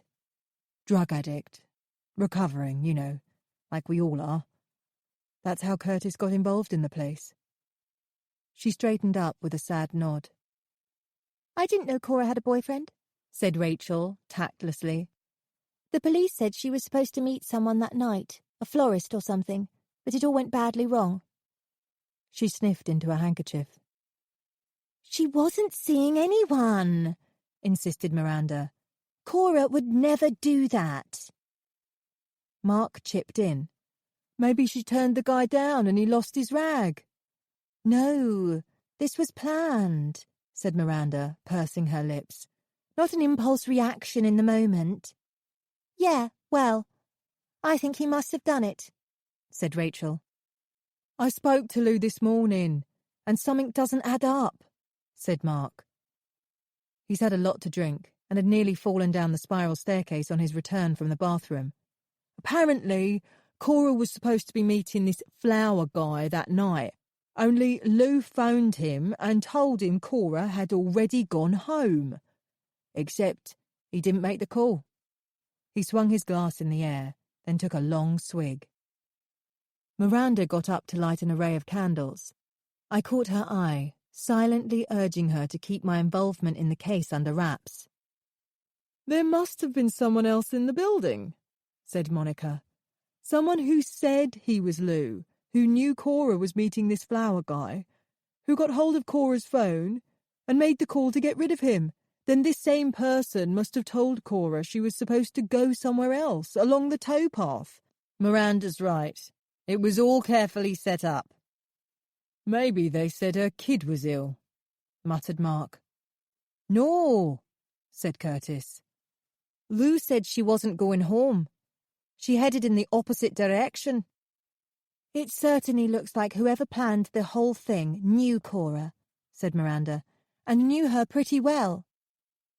She stared at me, as if to press home the point that the police should be pursuing that line of inquiry. Do you reckon it's a serial killer? Asked Mark. Another woman was found yesterday, wasn't she? Near the same spot. Different M.O., said Monica pretentiously. I caught the news before I came out. Police said it was a Polish woman, lived in Islington, strangled. She wasn't on a bike. Well, we must all be very careful, said Curtis gravely. If there's a lunatic in the area, we need to make sure any women we know aren't wandering about alone, and certainly aren't anywhere near the towpath. And who's to say he's just after women? Said Monica. Everyone needs to be on the lookout. Rachel and Monica left together before midnight, and Curtis called a taxi for Mark, who was about to curl up for the night, uninvited, on the sofa. I picked up a tea towel and started drying dishes in the kitchen. No, you mustn't, Miranda said. I can manage. I know you can. I just want to make it easier for you. It occurred to me then that there had indeed been a hidden pretext behind my invitation that evening. Miranda had wanted to prove a point. She had wanted to show me how capable she was, how good a hostess she could be, how normal and efficient she was, even after a huge upset. You did a brilliant job, I said. Thank you, she said, with vibrant triumph in her voice. She lowered her voice. I saw you chatting to Curtis. I was aware he was still in the adjacent room, finishing his coffee. His fountain at CCAP is gorgeous, I whispered.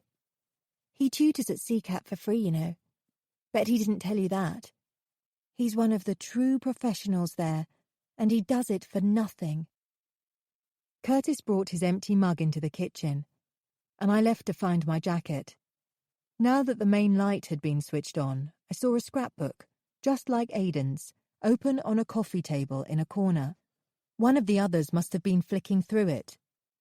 Hearing the two of them chatting in the kitchen, I took a quick peek to see how it compared with Aidan's. This one was less artistic and more like Aidan's shoebox, full of press releases, newspaper clippings and photos. There was a printout of recent shots taken of the CCAP annual dinner and one of the new fountain. I recognised Simon Schiffer standing beside a woman who was cutting a ribbon. There were pictures of Miranda's recent private exhibition and a copy of a flyer, then another press photograph of Simon at a British Academy Awards ceremony. I carefully peeled away the clipping and held it nearer the light. The woman to one side of him. I recognised her. There was no question. It was Honorée Craig Doyle, one of the missing women, who owned a gallery in Chelsea. I remembered her distinctive Latin appearance from the missing persons shot Jeremy had given me. I stood reeling on the spot, affected by the alcohol, but more so by what this might mean. Simon Schiffer knew Cora, Pippa, and now Honorée. I dithered, not sure whether to take the clipping or not. The music had stopped by now, and as I sidled back towards the kitchen to say goodbye, I overheard Miranda say my name. No, Sam hasn't got a clue, she said, keeping her voice low. I think it'll be a real shock, actually. What would be a real shock? They spotted me before I could pick up any more. The urge to ask what they were referring to was almost irresistible, but I knew Miranda too well. She'd only accused me of eavesdropping, be defensive and bluff her way through it, leaving the evening in tatters. "I'm off now," I said cheerily. "Thanks for a wonderful time."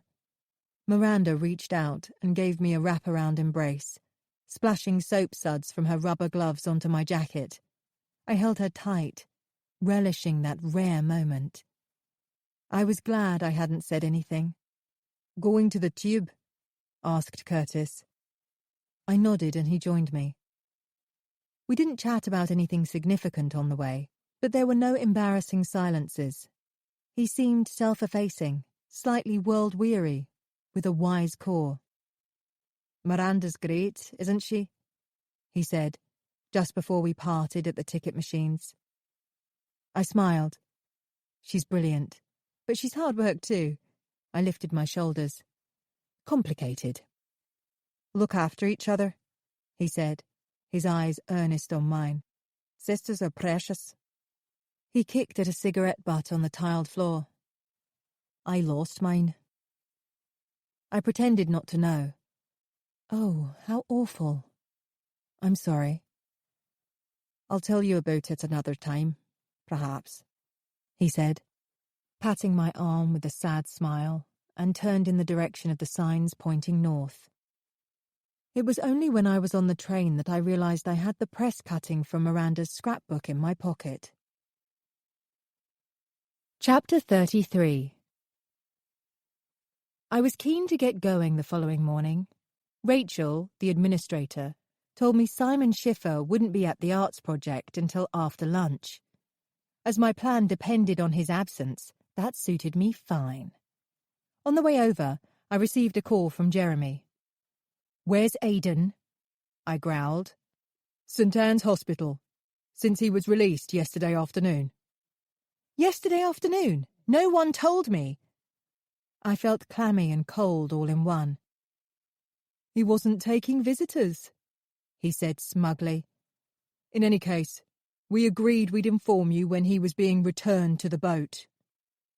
The man's attitude was increasingly getting up my nose. "Is he okay?" "He should be out after lunch. The detective chief superintendent wanted him sectioned, but Dr. Hurt said he couldn't sanction it. Apparently he thinks Mr. Blake is not a danger to himself or the world at large. He's suffering exhaustion and severe anxiety."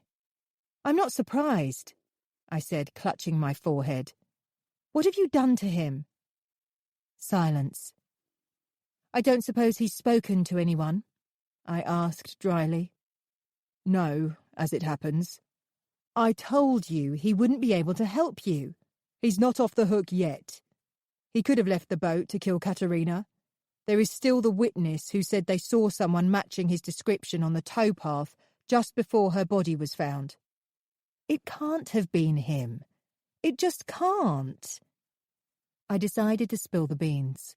I found a press clipping from earlier this year that shows Simon Schiffer knew Honoré Craig Doyle.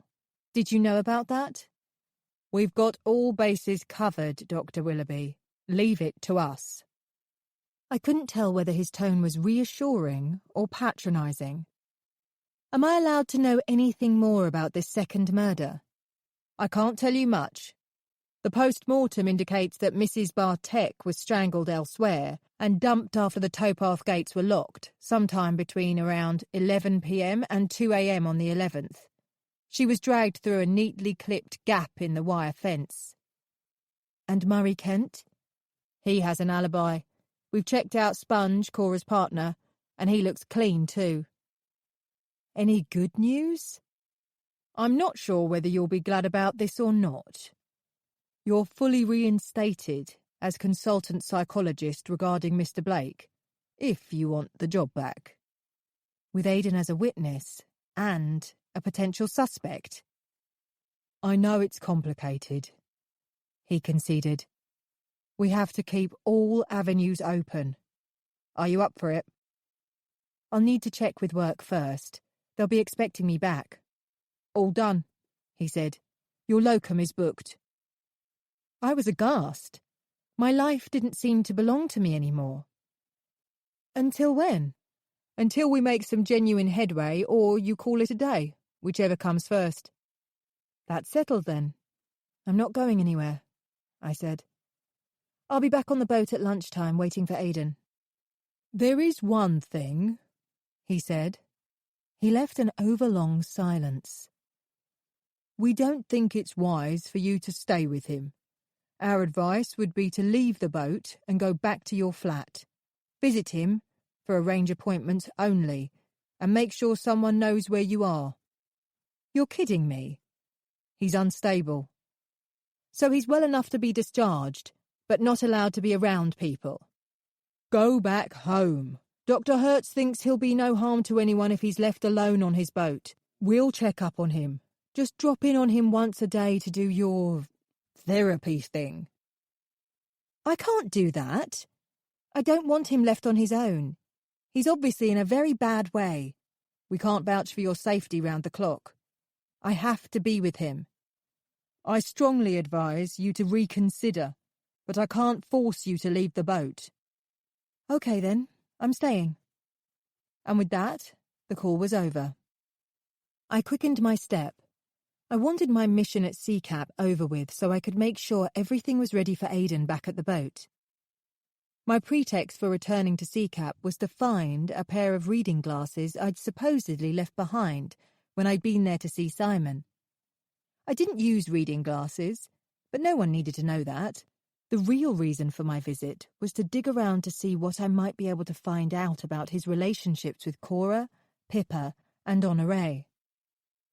When I arrived, Rachel led me into the large, airy studio where I'd spoken to Simon. She stood out from everyone else around the place, dressed over-formally in a navy blue skirt and jacket and a high-necked white frilly blouse, more suitable for a job interview than toing and froing within a hair's breadth of wet canvases, spattering potter's wheels, and dusty grey sculptures. Inside, 8 people in overalls had their heads down, immersed in their own intricate projects. Returning to the spot where Simon and I had chatted, I made a pretense of searching the bench and floor area. "My specs aren't here," I said. "I must have left them somewhere else. No one's handed them in?" "Not to me. I'll ask round. At least stay for a coffee while you're here," she said. She led me along to the kitchen. On the way, we passed a door marked Kiln, and an odd acrid aroma followed us along the corridor. "What's that funny smell?" I asked innocently. "Just the kiln. It's used for firing all the pottery the users produce. It's switched off now, but it stinks a bit all the time. Like burnt leather boots, I reckon. Simon will get it going this afternoon, I think." I remembered the kiln had been roaring away when I'd left late last time. "Is it left on overnight?" "Sometimes. It depends if there are items waiting to be fired. It's on complicated timers. It has to heat up to the right temperature and then cool down again, or you can ruin all the pots. Each firing can take around 12 hours in all. Simon's in charge. He's the only one allowed to use it." "So no one can fire their work unless he's around?" "That's right. It's a health and safety thing. The users leave their work for him and collect it afterwards, and he's the only one who's allowed to open the door." She seemed more assertive today. It occurred to me that perhaps she wasn't a party person and had been coerced into turning up last night to make up numbers. "Miranda put on a great spread yesterday, didn't she?" she said, as she poured from the coffee pot. "You two are totally different, aren't you?" I gave a chuckle, like chalk and cheese. It was only then that I remembered Miranda had been confiding something to Curtis last night when I'd walked into the kitchen. I knew it was about me. "Sugar?" "No, thanks." We walked round to her office. "This place has transformed so many people's lives, as I'm sure Miranda will have told you," she said. "People come here lost and hopeless, and they gain direction, motivation, a real sense of purpose and identity." She offered me a seat. Her office was neat and orderly, like herself. I imagined that everything was filed correctly and would be easy to locate. "Simon seems to do a good job," I said. "Oh yes, he's brilliant. I'm his PA as well as the general administrator here." She swung her executive chair from side to side. "Our funding has shot up since he joined us 2 years ago. I've been here forever. There's something about the atmosphere that's warm and calming. Everyone has a history. There's a sense we're all in it together." "You too?" I said softly. There was an air of isolation about her, as though she'd spent her life going it alone. "I used to be anorexic. I won't go into details. but this place more or less saved my life. There isn't just art going on here. There are support groups, meditation, group therapy, one-to-one sessions, everything. I nodded. Simon must get to know a lot of local art people, local sponsors. Definitely. I'm always arranging appointments for him to meet important people. Must have run-ins with them now and again, though. I'll bet not everyone approves of this kind of project, or is prepared to support it financially. Are you interested in him? She said suddenly. It caught me off guard. I snapped my brain into gear. I'm always interested to know about people who have a hand in Miranda's well-being, I said, shifting in my seat. I used to have a bit of a thing for him too, she said, misunderstanding me. I decided to go along with it. I have to say he's very attractive, I said, meeting her eye with a coy look. Is he married? Okay, she said, clapping her hands together in excitement.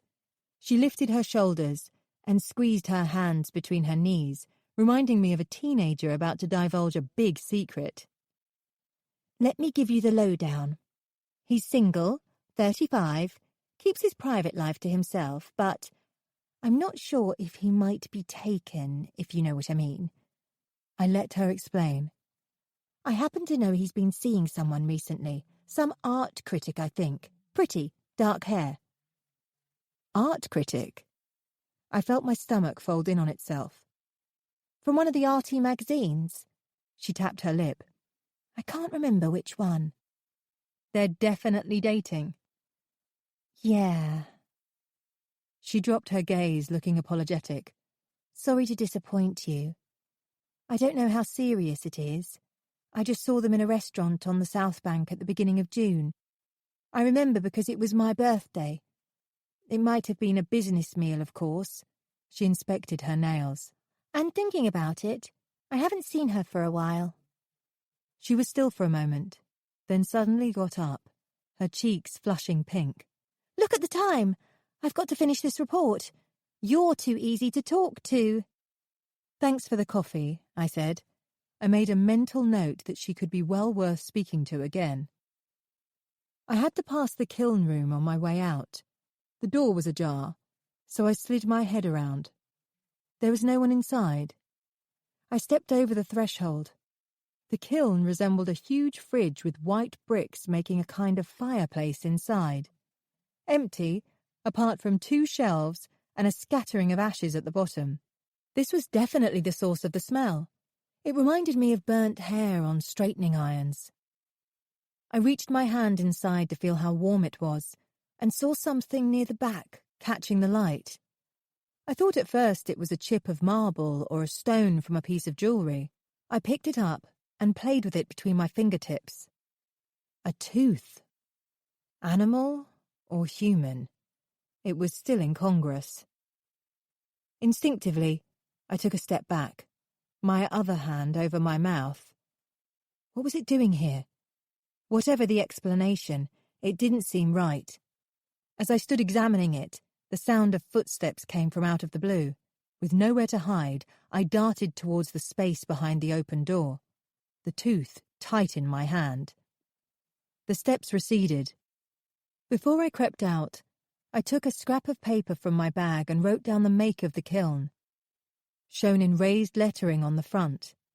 There was a label on the side that stated the capacity and model type, so I took that down too, before taking broad, innocent strides towards the exit. The tooth bit into my palm, all the way to the police station. Chapter 34. Unfortunately, none of the key officers I'd already met were available, so I stood in reception trying to work out what to do. I didn't want to hang around. I needed to get back to the boat to welcome Aidan. I had the choice of taking the tooth with me or leaving it with the desk sergeant. I wasn't sure how serious my find was. There could be a simple explanation, but it struck me as odd to say the least. Under what circumstances did a tooth belong in a kiln designed for firing ceramics? I opened my palm and stared at it again. It was human. I was sure of it. A human molar. I wanted rid of it, so I asked the desk sergeant for a small envelope and left it with a note in capital letters begging either D.I. Foxton or Jeremy to call me as soon as they could. All manner of wild speculations swam around my head.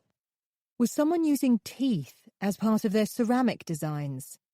In a tooth fairy necklace for a child, perhaps, or some kind of novelty fancy dress costume for Halloween?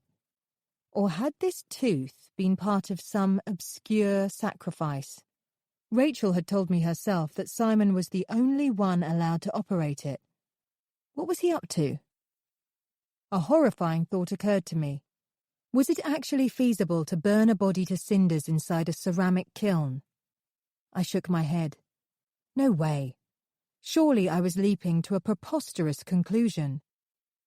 An idea came to me which could clear this up one way or the other. If I was quick, I could get there and back before Aidan returned at lunchtime. Dodd & Son funeral directors were easy to find, just off Islington High Street, sandwiched between a letting agency and a Spanish tapas bar. There were sample headstones in the window, candles and flowers. They made death appear almost tasteful. Jeremy said this was the place Katerina Bartek's husband had been laid to rest before his funeral. It was where Katerina had been hours before she died. I wanted to get a look at the place, but it wasn't my main reason for going there. The door gave an unexpectedly shrill ting as I walked in, and a woman came through from the back, poised to offer her condolences. "I'm sorry to trouble you," I said. I lowered my voice to sound suitably mournful. "My uncle has just died, and I'm looking at a few places to see where." I was surprised how easily little white lies were slithering out of my mouth these days. "You've come to the right place," she said, adopting a stooping position in the manner of people trained to offer endless sympathy.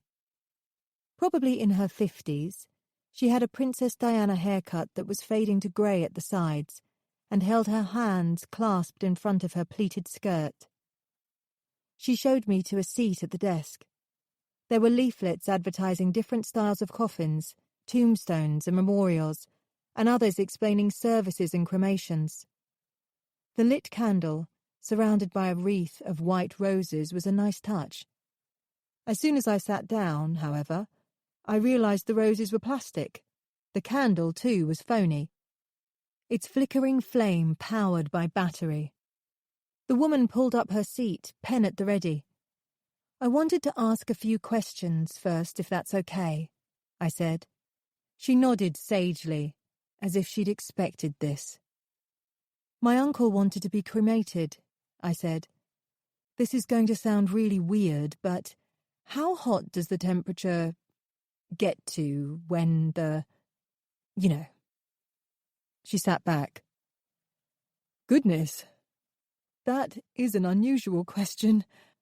Most people want to know what happens to the ashes or whether they are allowed to watch the coffin go into the cremator. Grief does funny things," I surmised, tapping a finger on her desk. She got up and said she'd be back in a moment. "Between 1400 and 1800 degrees Fahrenheit," she recited on her return. "Does everything go, even his teeth? Do they get destroyed too?" She tried to hide a fleeting frown, but wasn't quick enough. A man in a black suit came through from the back. He'd heard my questions. "Interestingly enough," he said, "one part of the body that is often intact following cremation is the teeth. False teeth, too." He held out his hand by way of a welcome. It felt dusty and too warm. "Henry Dodd," he said. Pauline Watson," I said, snatching at the first name I could think of. "How long does it take?" "It depends on the size of the person, but usually between 45 and 90 minutes. "Have we got you registered?" he said, turning to the receptionist. "Can I see where he will be?" I said, ignoring them both. If the mortuary isn't in use, that is. It's not normal practice to... Oh, well... I reached for my bag, ready to leave. He rubbed his hands together. But I think we've got time this morning, Sally, don't you? Dodd led me through a corridor along to the mortuary. He opened the door and put on a bright strip light. The room was chilled, and everything inside seemed to be made of brushed aluminium. The smell reminded me of a particular day at a senior school when I'd walked into the biology lab to be confronted by rows of cloudy brown jars, each with a dead frog inside. The deceased are kept here, he said, pointing to the long fridges. We offer embalming if the family wishes to view the body. He pointed to various machines on wheels sprouting plastic tubes and a vessel resembling a bidet. I noticed there was a black door leading into a rear car park with tall wooden gates open onto the street. 2 shiny black hearses sat in waiting. Presumably business wasn't brisk. You'd set out from here to the crematorium, I said, peering out of the window. That's right. A standard hearse, or we can arrange a horse-drawn carriage or whatever you like. I felt sorry for him. He was trying his best to secure my custom. We went back along the corridor, and he showed me the chapel of rest. This is where you would view your uncle, if that's what you wanted. And that's it, really. Thank you. That's really helpful. He was suitably over-effusive, and left me in the capable hands of Sally at reception. She pulled out a set of forms, and I began to wonder what sort of hole I'd dug for myself. I wrote Pauline Watson, where it asked for my name, and then stopped. I knew Katerina Bartek, I said without emotion. Really? Terrible business, she said, tutting. Her husband was here, wasn't he? It was all very unfortunate. Poor grief-stricken woman insisted on saying one final farewell to him, but we hadn't got him into the chapel of rest at that stage. He was still in the mortuary. He wasn't ready. Ah. I didn't know her well, but she could be a pretty forceful woman, I understand, I said, the pen still poised in the air. Too right. She barged in, I'm afraid, very upset. Not sure she really knew what she was doing. We told her she'd have to come back and see him when he was ready. You saw her leave? Yes. It was just before we were closing. She stopped and put her hand over her mouth. Then we heard the terrible news. Both of them dead now, Mr. and Mrs. So extraordinary. I put down the pen. Listen, I'm very sorry, but I'm not feeling too well. Can I come back and finish this later? I staggered to my feet and, half doubled over, made a dash for the door and ran out into the street. The bell reverberated after me, as if to denounce my wrongdoing to the world. Chapter 35. I flung my arms around Aidan's neck the moment he was helped onto the boat. He let me hold him, his body limp and bony. I was practically keeping him upright. 2 officers were with him, the more senior one indicating we should move inside. I dropped my arms, feeling unprofessional after my heartfelt welcome, then swiftly convinced myself it was the only decent human thing to do after the ordeal he'd been through. I'm so sorry, I said to Aidan. I couldn't stop them taking you away. Are you okay? He didn't need words to tell me that the answer was a resounding no. He looked shaken and terrified, just like the day I'd first met him. His body constantly trembling, his limbs jerking in spasms as he tried to stay on his feet. His pupils were too big and roved everywhere, but focused on nothing.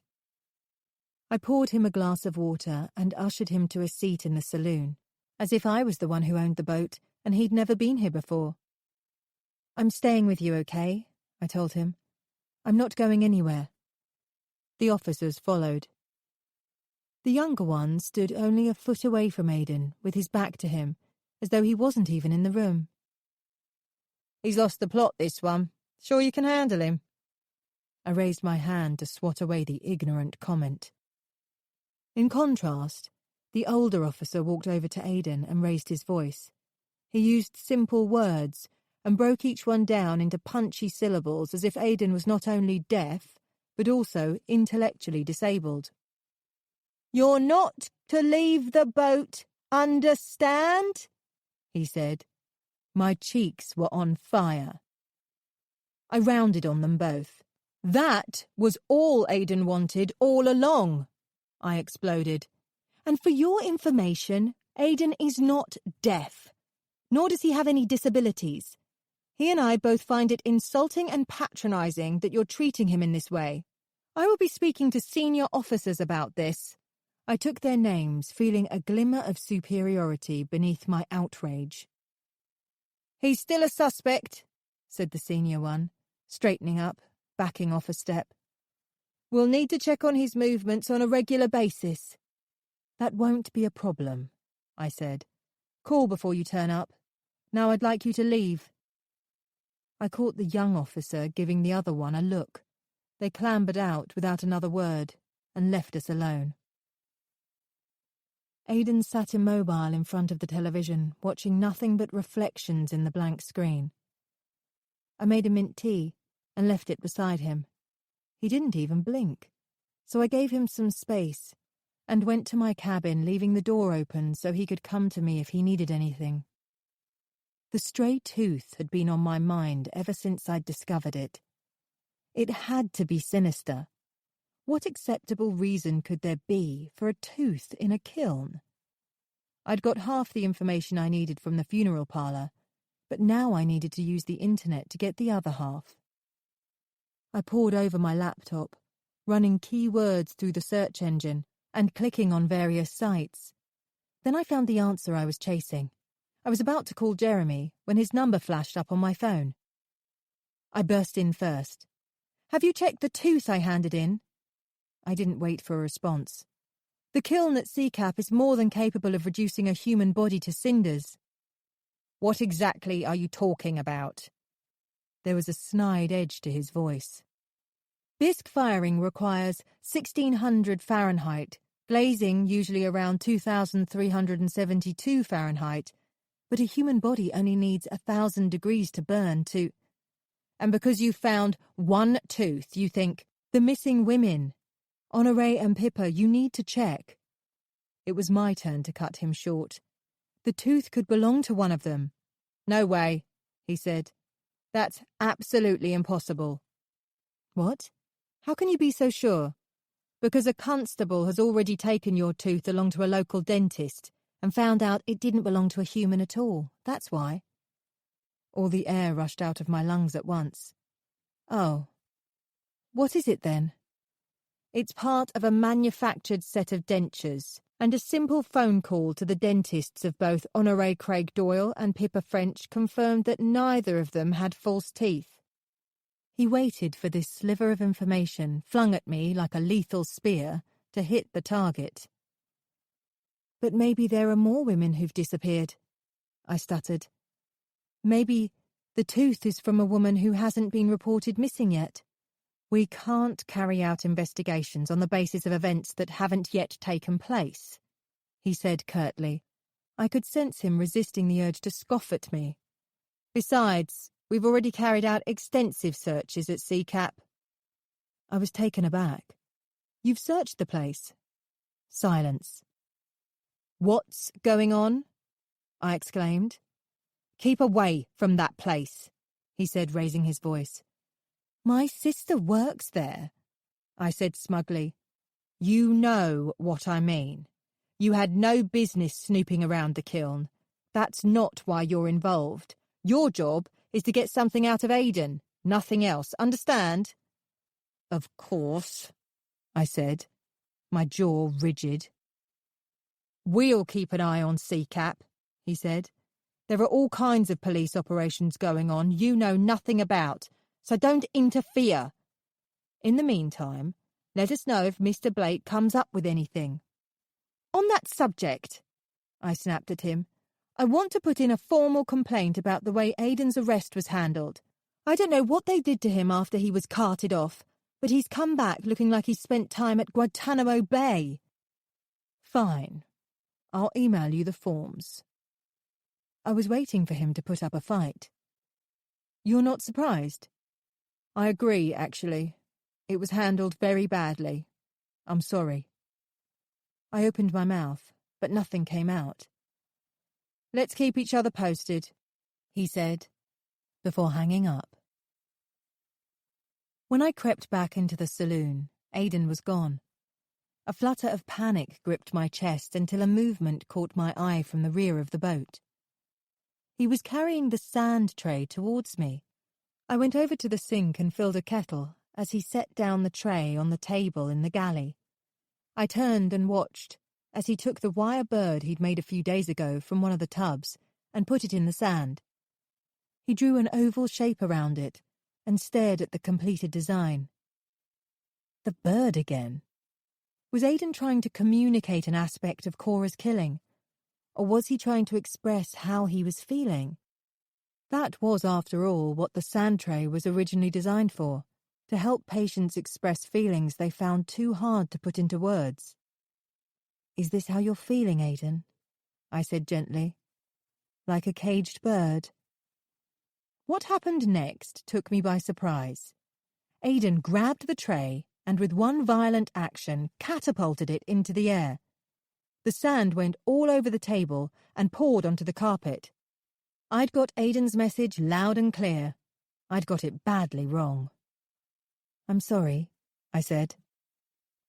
I turned to the cupboards and looked for a dustpan and brush. He rushed out of the stern door, but within seconds he returned holding a long-armed brush. He huffed and puffed, gathering the grains into one big pile, throwing his hair around, his limbs jerking this way and that, refusing to let me help. Although breathing heavily and distraught, he didn't retreat to his cabin once he'd finished. Instead, he flung off his trainers and began doing stretching exercises. Fueled by pent-up rage, he launched into a routine of athletic kicks, springing from one foot to the other, his extended leg reaching high as he kept his balance.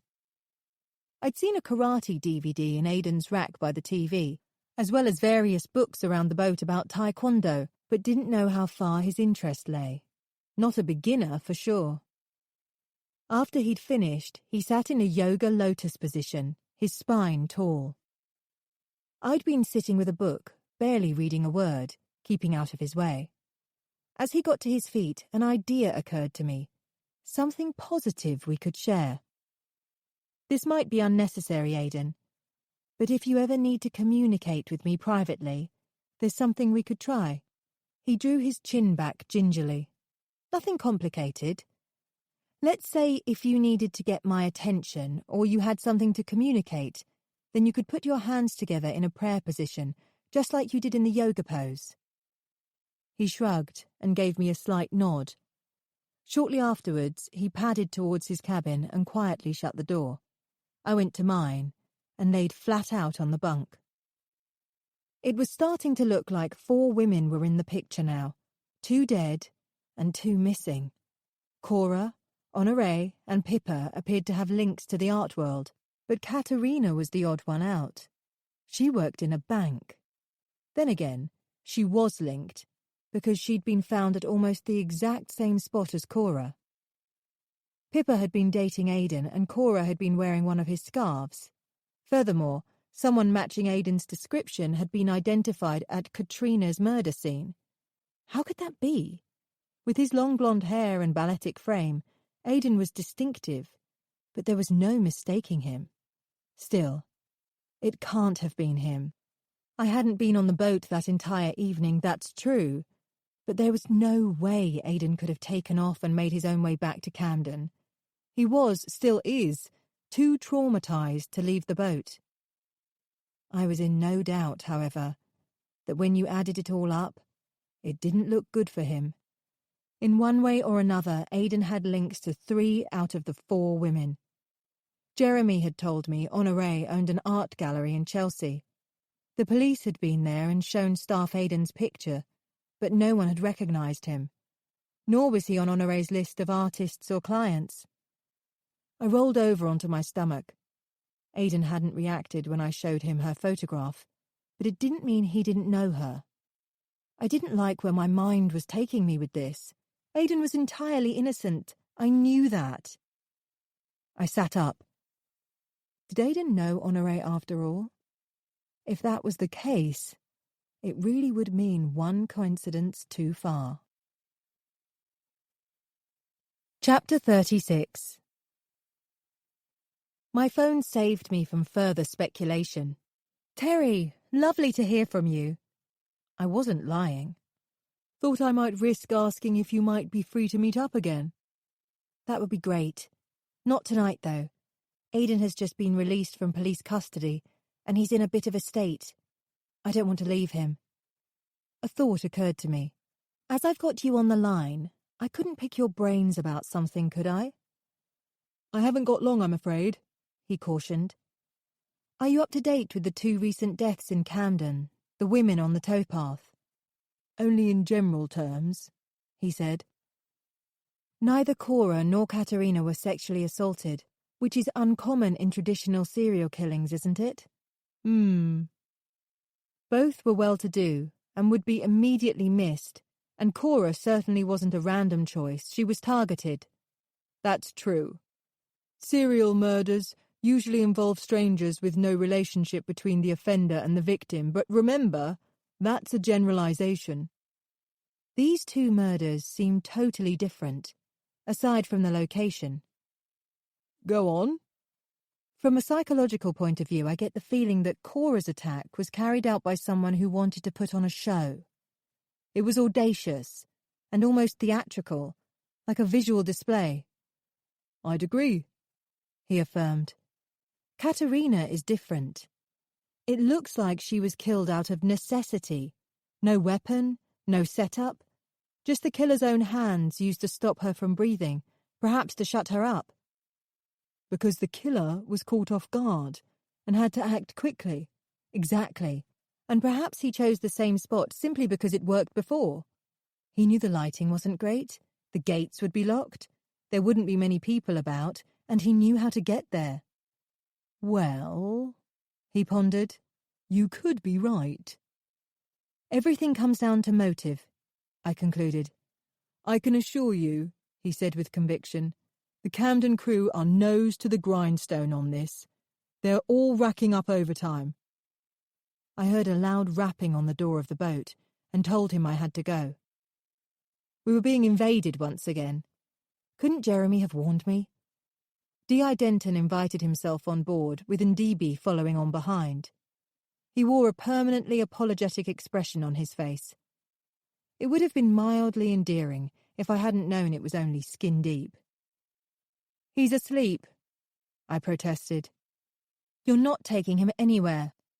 We just want him to look at some pictures, said Denton, sounding sincere. That's all. I heard a click, and Aidan appeared barefoot and yawning in the saloon. As soon as he saw the officers, he tensed up and backed off. We want to show you some photographs, Aidan, called out Denton.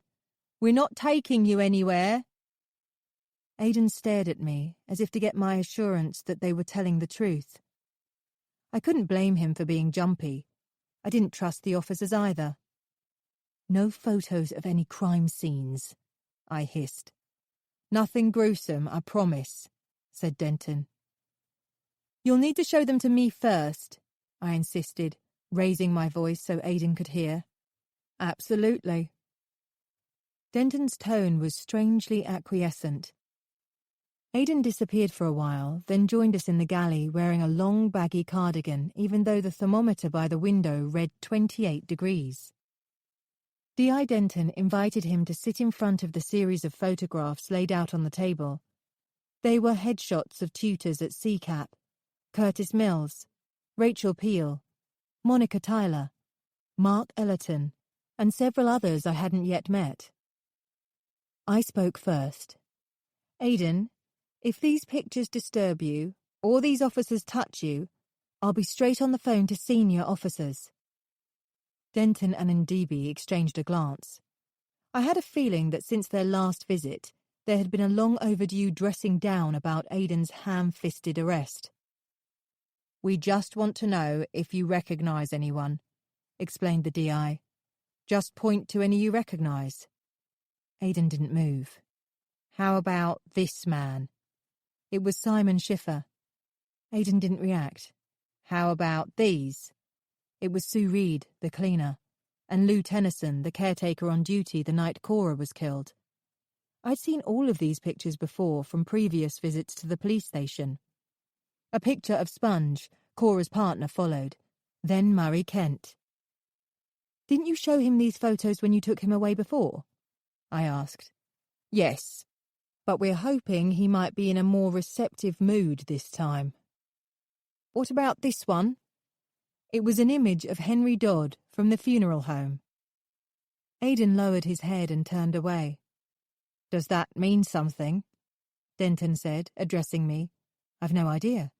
It might mean Aidan has closed down and is unable to help you." Aidan curled into a ball and hid his head under his arms. "Because of what you've put him through, you won't know whether he's reacting because he recognises someone or because he's upset about this whole procedure." Denton had walked into his very own catch-22. "Perhaps you can get some sense out of him," he said. He got to his feet, leaving the pictures behind to see if I could do any better. "Aidan is making perfect sense," I insisted, herding them towards the door. "He's telling you he can't cope with this, not after his recent ordeal in your cell. I thought that would have been obvious to anyone." Aidan and I shared a silent supper together. We'd had a delivery of fresh rocket, tomatoes and hummus earlier in the day, so salad was the obvious choice. The boat was so quiet that when I crunched a crisp bread, it seemed to fill the entire space around me with a sound resembling a threshing machine. Beside our plates, several pages were scattered on the table. Drawings. It was the same design on each page. Variations on the theme of a bird inside an oval frame. I knew therapeutically that repetition was important. Aidan was trying to get something right. He was bugged by this image and was trying to get it clear in his memory. I took a quick glance at them, without showing an obvious interest. I didn't want to push him. He'd had quite enough of questioning and probing for the time being. At bedtime, I poured us each a glass of water and checked the doors were locked. When I turned round, I found him standing right behind me. He placed his hand on my shoulder, offered a little squeeze. It was a simple and heartbreaking gesture. I mouthed a silent "thank you," and he padded away.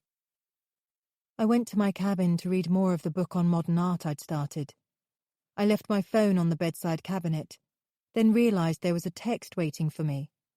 It was from Terry, inviting me for lunch the next day.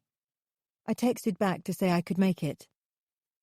I began a chapter on how surrealism shifted towards abstract expressionism, but I couldn't concentrate. I closed the book and sighed. Too many uncertainties were cluttering up my head. I had a niggling feeling that I was missing something. It wasn't only Aidan's bird image I couldn't grasp. There was something else hovering around the fringes of my comprehension. I just couldn't make out what it was. Chapter 37. Aidan was looking calmer the next morning, his face softer with warmer tones than the day before. He gave a slight nod and poured me an orange juice. It was stuffy on the boat. Early sun had already strewn shards of sunlight over the rugs and chair arms. I thought he was going to head for the roof, but he went straight to the sand tray. He worked quickly, scooping the sand aside to create a bare strip, and standing a model of a boat in the middle to indicate it was a stretch of water. He drew a line alongside the length of the river and stood sections of a fence parallel to it, from a model horse paddock. He added a little toy bicycle on its side. I didn't dare to move, swallowing hard. It was a replica of the crime scene. He took one of his model birds, wrapped around with wire, to create the oval shape, and stood at the other side of the fence. At that point, he appeared to get stuck. He couldn't bring himself to put in a figure to depict Cora, nor the tripwire, nor himself. More to the point, neither could he portray the attacker. He stood up and looked at it from different positions. He hovered over the plastic tubs, but didn't pluck out any more items. He kept smashing one fist into the other hand, frustrated at an impasse. I decided to get involved, to take a risk. "Your boat?" I said, pointing. "And Cora's bike?" He bit his lip. "The bird is behind the fence, in the car park." My eyes were glued to his face, looking for any twitch, flinch, any sign at all. He kept staring at the scene, his expression unchanged. I should carry on. "The bird is made of wire, and wire was the way Cora was hurt. Is that significant?" I hoped desperately that I wasn't getting it all wrong. He shut his eyes, flexed both his hands, looking like he was about to step off a building. "The bird is connected to the assailant. Is that it?" Air rushed in and out through his flared nostrils.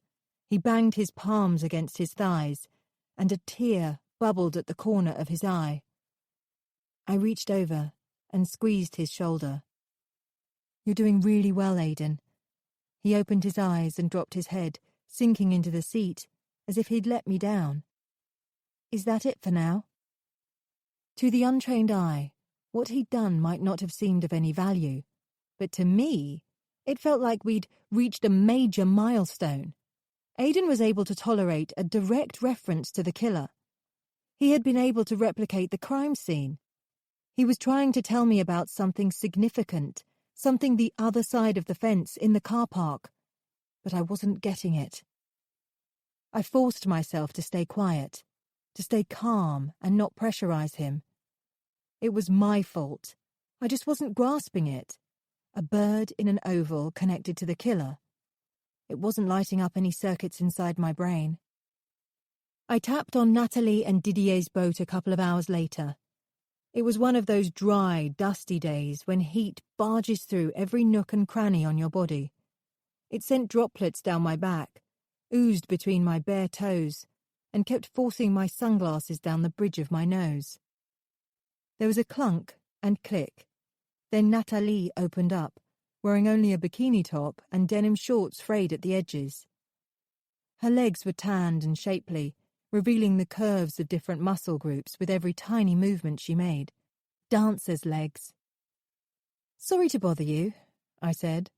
A radio was blaring, and Didier was singing along in a gravelly voice. "I need to go out over lunch. Any chance you could keep an eye on Aidan?" "No problem," she said with a sympathetic smile.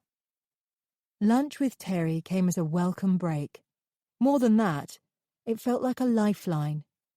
We'd arranged to meet outside the police station in Camden, and as soon as I saw his smooth, boyish face, I felt uplifted and liberated. I felt like I'd made an escape, like a third former who'd managed to bunk off school for an hour. "What do you fancy eating?" he asked, after an awkward hug that was too prolonged for friends, too clumsy for lovers.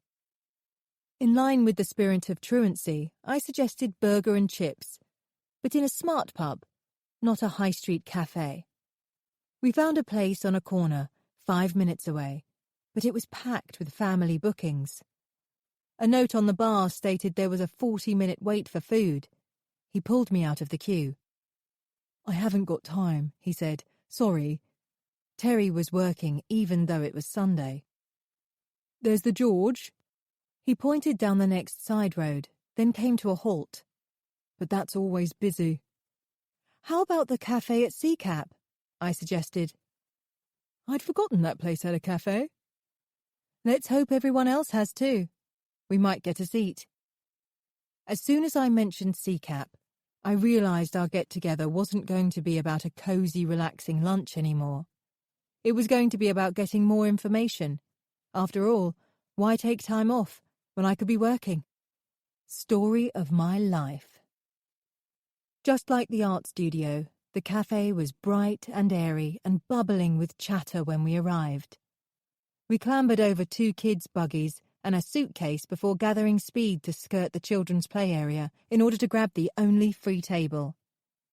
Terry sat down, then stood up again, removing the bundle of keys from his pocket and dropping them onto the table. Cora waited on tables here, I said, keeping my voice down. He gave me a strained look that said we shouldn't be discussing it. My line of thought carried on regardless, speculating on whether that's how Cora met Murray Kent, although according to the police, none of the regulars had recognised him. Our order for burger and chips came surprisingly quickly. Bun a little soggy, chips spongy rather than crisp, but it filled a gap.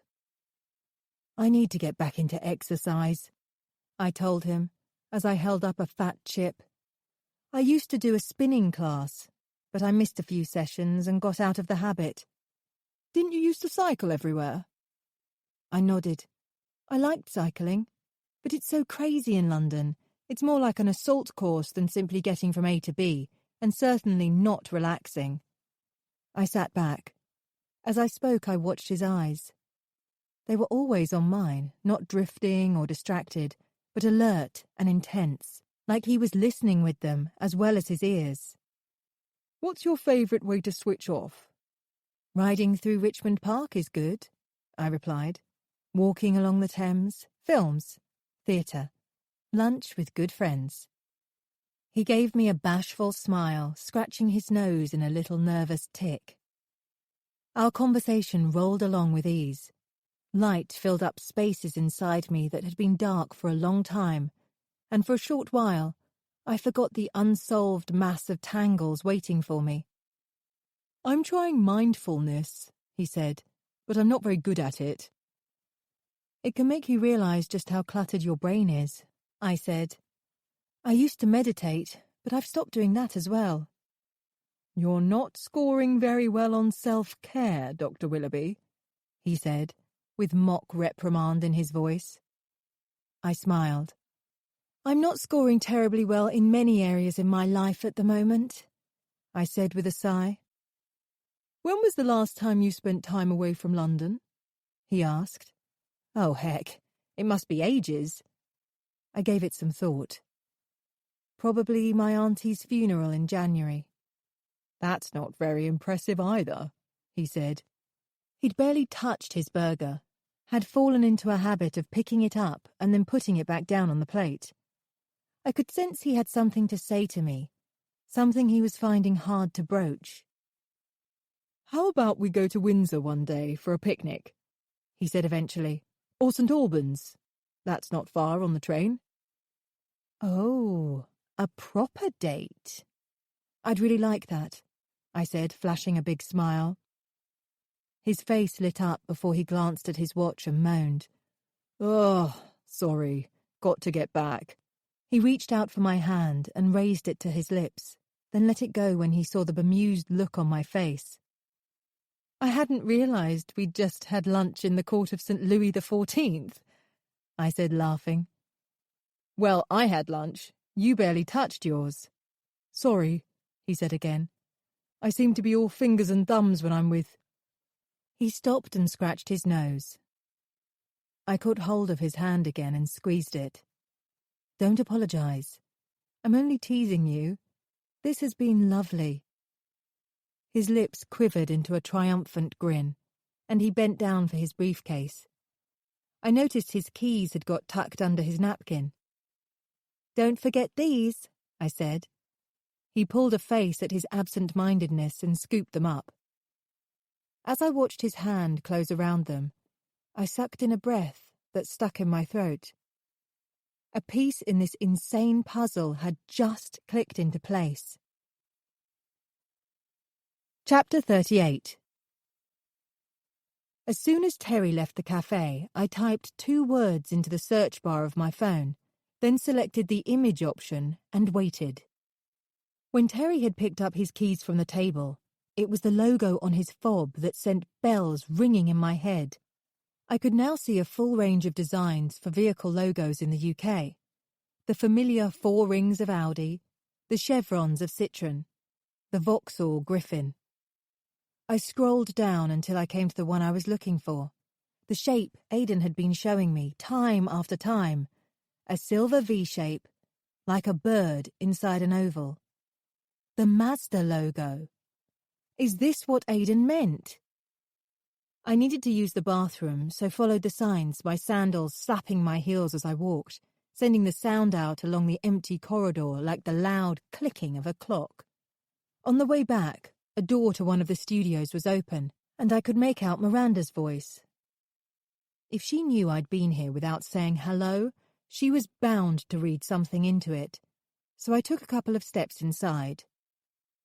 She had her back to the door and was holding a sketch pad up to the light at the window. I heard another voice and thought there must be someone else out of sight, until I spotted Miranda's mobile on the table beside her and realised she was on speakerphone. "I know. You must miss her terribly," she said, not having heard me come in. "I think the first birthday and first Christmas after someone dies are the worst." She hoisted herself up onto the edge of the table and rested her feet on a wooden chair, adding touches to her drawing with a pastel crayon. It was a private conversation. I should have walked away. "Scatter the ashes," the disembodied voice said. "We still haven't done it." "Did she have a special place? You could always bury them in a box if—" It was Curtis Mills, presumably talking about his sister. His reply was so heavily doused in his lilting Scottish accent that I couldn't make out what he said. "It's not up to them, though, is it? You were the closest one to her, so you should make the decision." Miranda dropped her crayon on the floor at that point, and as I strained to catch what followed, all I could hear was the scrape of the chair as she bent down to retrieve it. "So upsetting. Even now. Find myself crying." His words tailed off. "Yeah. You must feel like you'll never get over it." He muttered something. "Sure, listen, I should go," she said abruptly, putting down the pad. "I've got a class in a minute." I felt like a rabbit caught in headlights. She was going to turn round any second to catch me standing there, eavesdropping on her conversation. I took the longest stride backwards that I dared, placing my foot down carefully so as not to make a sound. Then another. Somehow I got to the corridor and out of sight before she turned. I bolted for the exit. Aidan was sitting cross-legged beside Natalie in the saloon when I came on board. She had been knitting, but the needles lay abandoned by her side, and she was passing a looped configuration of wool over to Aidan's outstretched hands. They were playing cat's cradle. I watched them twist the shapes back and forth. Then Natalie groaned as she wound the pattern the wrong way, and the shape unravelled. "I loved that at school," I said. She stood up on hearing me approach. "Could I have just a moment with Aidan?" I said to her. "Then I'm probably going to have to go out again. Sorry." "It's fine," she said. "I'm not rehearsing today. I might see if Aidan wants to sunbathe on the roof later." She disappeared, and I took a seat beside him. His face seemed more alive than before. His eyes held more light in them. I showed Aidan a blown-up photograph of the silver logo on my phone. "Is this what you meant by the shape you made in wire, Aidan?" He nodded. "It belongs to a car, is that right? The logo on the front." Again a nod. "So this was the car you saw in the car park where Cora was hurt. A Mazda." He stood up and deliberately put his hands together into the prayer position we'd agreed on if he needed to tell me something, and gave one final nod. As soon as I was on the train back to Camden, I put a call through to Jeremy. "A breakthrough?" he queried. "Definitely. Aidan has revealed something. I'm on my way." By the time I hurried around to the police station on Stanhope Street, An ad hoc meeting had been set up.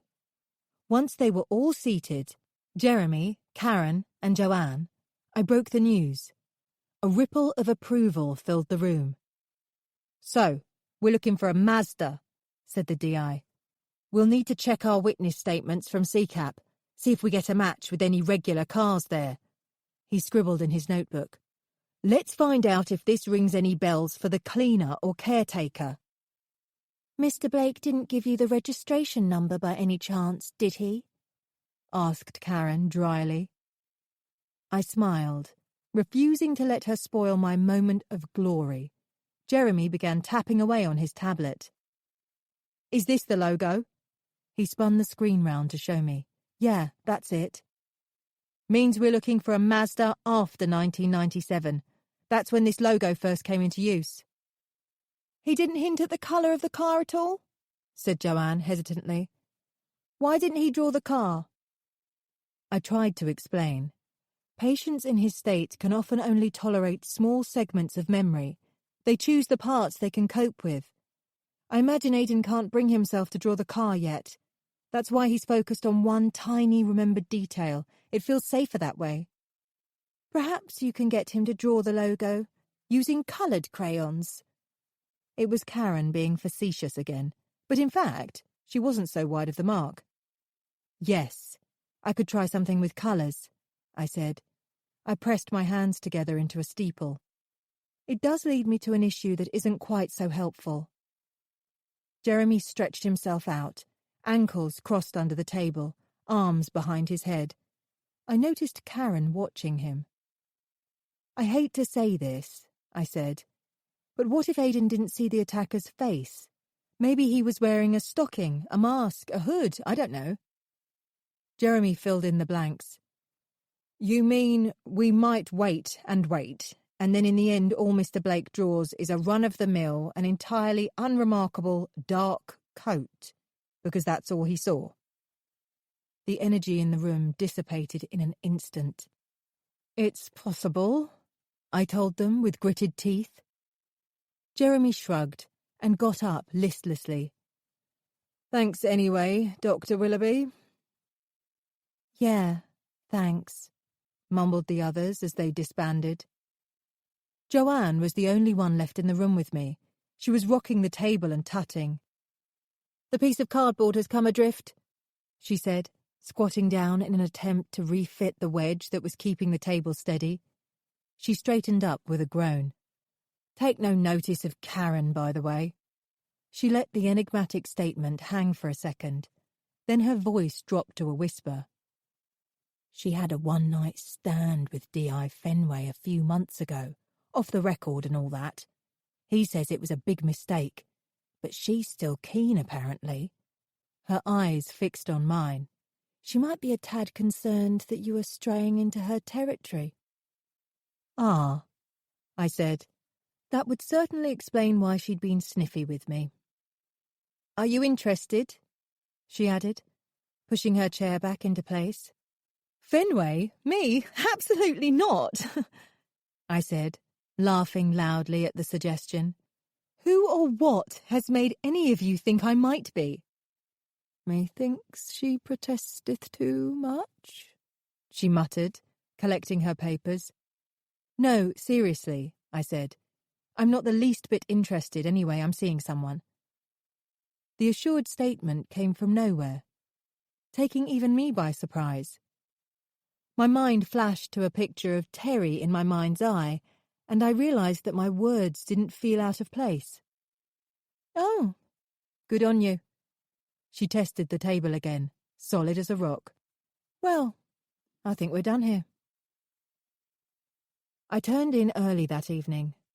Soon after I heard Aidan take a late shower. I was too tired to read.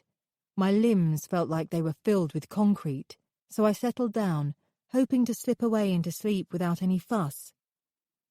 After a few minutes, however, plans for tomorrow started niggling away inside my head. I had to find a way to help Aidan fit together the logo on the Mazda with the car itself. What was the colour? Was it 4 doors? 5 doors? Could he recall any part of the number plate? I needed more details. I threw myself over onto the other shoulder, and my brain began leaping first this way, then that. I remembered I'd kissed Terry once at a party at university. I was trying to recall what it was like, but my memory bank wouldn't reach that far back. I tried to imagine it now. How he'd tilt his head slightly, soften his silver blue eyes. His lips meeting mine, his tongue. I drew my knees up to my chest and broke the spell. What was I doing indulging in daydreams? I had far more important matters to be working on. My thoughts went AWOL for a while, then latched onto Miranda and the snippets of conversation I'd overheard recently after her dinner party and at CCAP. She seemed to be close to Curtis, comfortable sharing emotional issues with him. I tried to fathom what it was I didn't know about, a revelation which would come as a shock. Had she done something rash that she couldn't bring herself to tell me about? Should I be worried? Was it connected to Aidan or the murders? Surely, if she knew something important, she would have told me.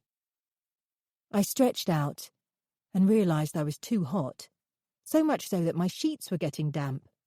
Not a normal summer night's response to the humidity, but a savage sweat. Before long I was overwhelmed with shivering, a burning tongue, sandpaper throat. It slowly dawned on me that I had a fever. I reached out for my glass of water and knocked it off the bedside cabinet. My hands were shaking, my skin freezing on the outside, on fire inside. I stared into the flickering shadows around me and felt giddy, my eyelids drooping one moment, fluttering the next. Then I saw it, a shadow outside my window. I stumbled out of bed, and holding onto the sideboard, leant over and slowly lifted the edge of the curtain. There it was again, sharply outlined against the moonlit sky. Someone in black, poking around, examining the boat. Hang on a minute. Is it Aidan? Why is he outside? I thought he'd gone to bed. Why is he wearing a long cape? Is he trying to frighten me? A face came right up to my window and peered inside, strands of blonde hair sticking out of the hood. I was crouching in the corner, my head down, my eyes shut, praying I was out of sight. What was he doing? Am I going mad? I dared to look up and saw the figure retreat. Layers of black took his place. I threw myself across the mattress for my phone. I couldn't find it. My shudder turned into a sob, and I made myself sit up. My phone buzzed amidst the confusion. I forced myself to stay still and listen to the source of the sound, then tumbled to the floor and groped under the bed, following the vibrations. It was Karen Foxton. Just thought you should know we've come across a... Help, I whimpered. Only the sound didn't come out. Property in Chelsea. A flat owned by Aidan Blake. The boat isn't his only home. The flat is registered under O'Leary, his mother's name. I made a wordless sound that she must have taken to be a sign that I'd understood. We're applying for a search warrant. We strongly advise you to leave the boat, Dr. Willoughby, for your own safety. I tried to call out, but nothing happened. Karen said something I didn't quite grasp, then she'd gone. The next thing I knew, Aidan was standing over me. I bristled with an unexpected quiver of panic. I thought he was going to say something. Then he turned on his heels. My mind raced. He was going to hurt me, and there was nothing I could do about it. I was going to have to let him claim me, like Cora, like Katerina. Chapter 39. When I awoke, I had a headache commensurate with going 3 rounds in the ring with an unforgiving prizefighter. To add to that, my body felt like it had been used as a doormat by a rhinoceros. The first thing I recalled was Aidan pacing back into my cabin late last night with a cold wet flannel and 2 headache tablets. He'd straightened my damp sheets and fluffed up my pillows before softly pulling the door behind him to let me sleep. In short, he'd been my guardian angel. As hours passed, he brought me hot drinks, cold drinks, hot soup. He brought in a radio, his DVD player, and later set up a small television which must have come from his own cabin. My awareness came and went, with patches of fractured sleep interspersed between fragments of consciousness. I remembered Aidan sitting beside me, keeping watch over me. At one point, I thought I felt his lips brush my forehead, but I couldn't be sure I wasn't dreaming. I didn't know how long he'd stayed each time. It occurred to me that I'd rarely, if ever, felt so utterly cared for. Growing up, Miranda used up all the attention in the family. Besides, my mother hated any form of illness. It was deeply inconvenient, and she did her utmost to pretend it wasn't happening. In contrast, my father used to get himself into a frantic faff, disturbing me in my sickbed to take my temperature, just when I'd managed to drop off to sleep, insisting I ate eggs. It was always eggs for some reason. As an adult, I'd learned to ride through minor ailments and cope on my own. It was pure fortune that I'd never been taken ill with anything serious. It crossed my mind that Aidan might have learnt his bedside manner from looking after his mother. He seemed to have an intuitive feel for it. Rachel had sent over a handful of photos from the supper we'd had at Miranda's, but I was too busy to look at them. By 6 p.m., I felt as if I was breaking through a crust of thick concrete and climbing out onto the surface. My head was throbbing, but clear. My thoughts seemed able to go in a straight line. Then I remembered the call from D.I. Foxton. It was real. Aidan owned a flat. Big deal. He hadn't ever denied it. Aidan joined me, noticing I was a little better. He lay beside me on the bunk and rested his head against mine. He stayed like that for some time, our breathing synchronized, neither of us in any rush to pull away. A moment that was too sweet to break. It was my phone, my bloody phone, that ruined the tender aura of human comfort surrounding us. I could have let it ring, but by then the vibrating buzz had already broken the spell. "It's D.I. Fenway," came the clipped voice. I sniffed and sat up straight. Aidan slipped away. "It's about Mr. Blake's flat in Chelsea. We haven't got sufficient evidence for a search warrant, but we want his permission to take a look. We'll need him to sign something. Can you ask him?" I called Aidan back and explained. Aidan shrugged, as if it was the least of his worries. "Okay," I said. But only on one condition. The D.I. drew a long, patient breath. "That I'm there too, from the point of entry to the point of exit, to check that nothing gets damaged and his home is treated with respect." "Fine, if that's how he wants to play it." I smiled up at Aidan. "It's how I want to play it. Karen said she phoned you earlier and you sounded a bit out of it." I could hear muffled footsteps in the background. "You could say that. I've had some kind of 24-hour flu thing."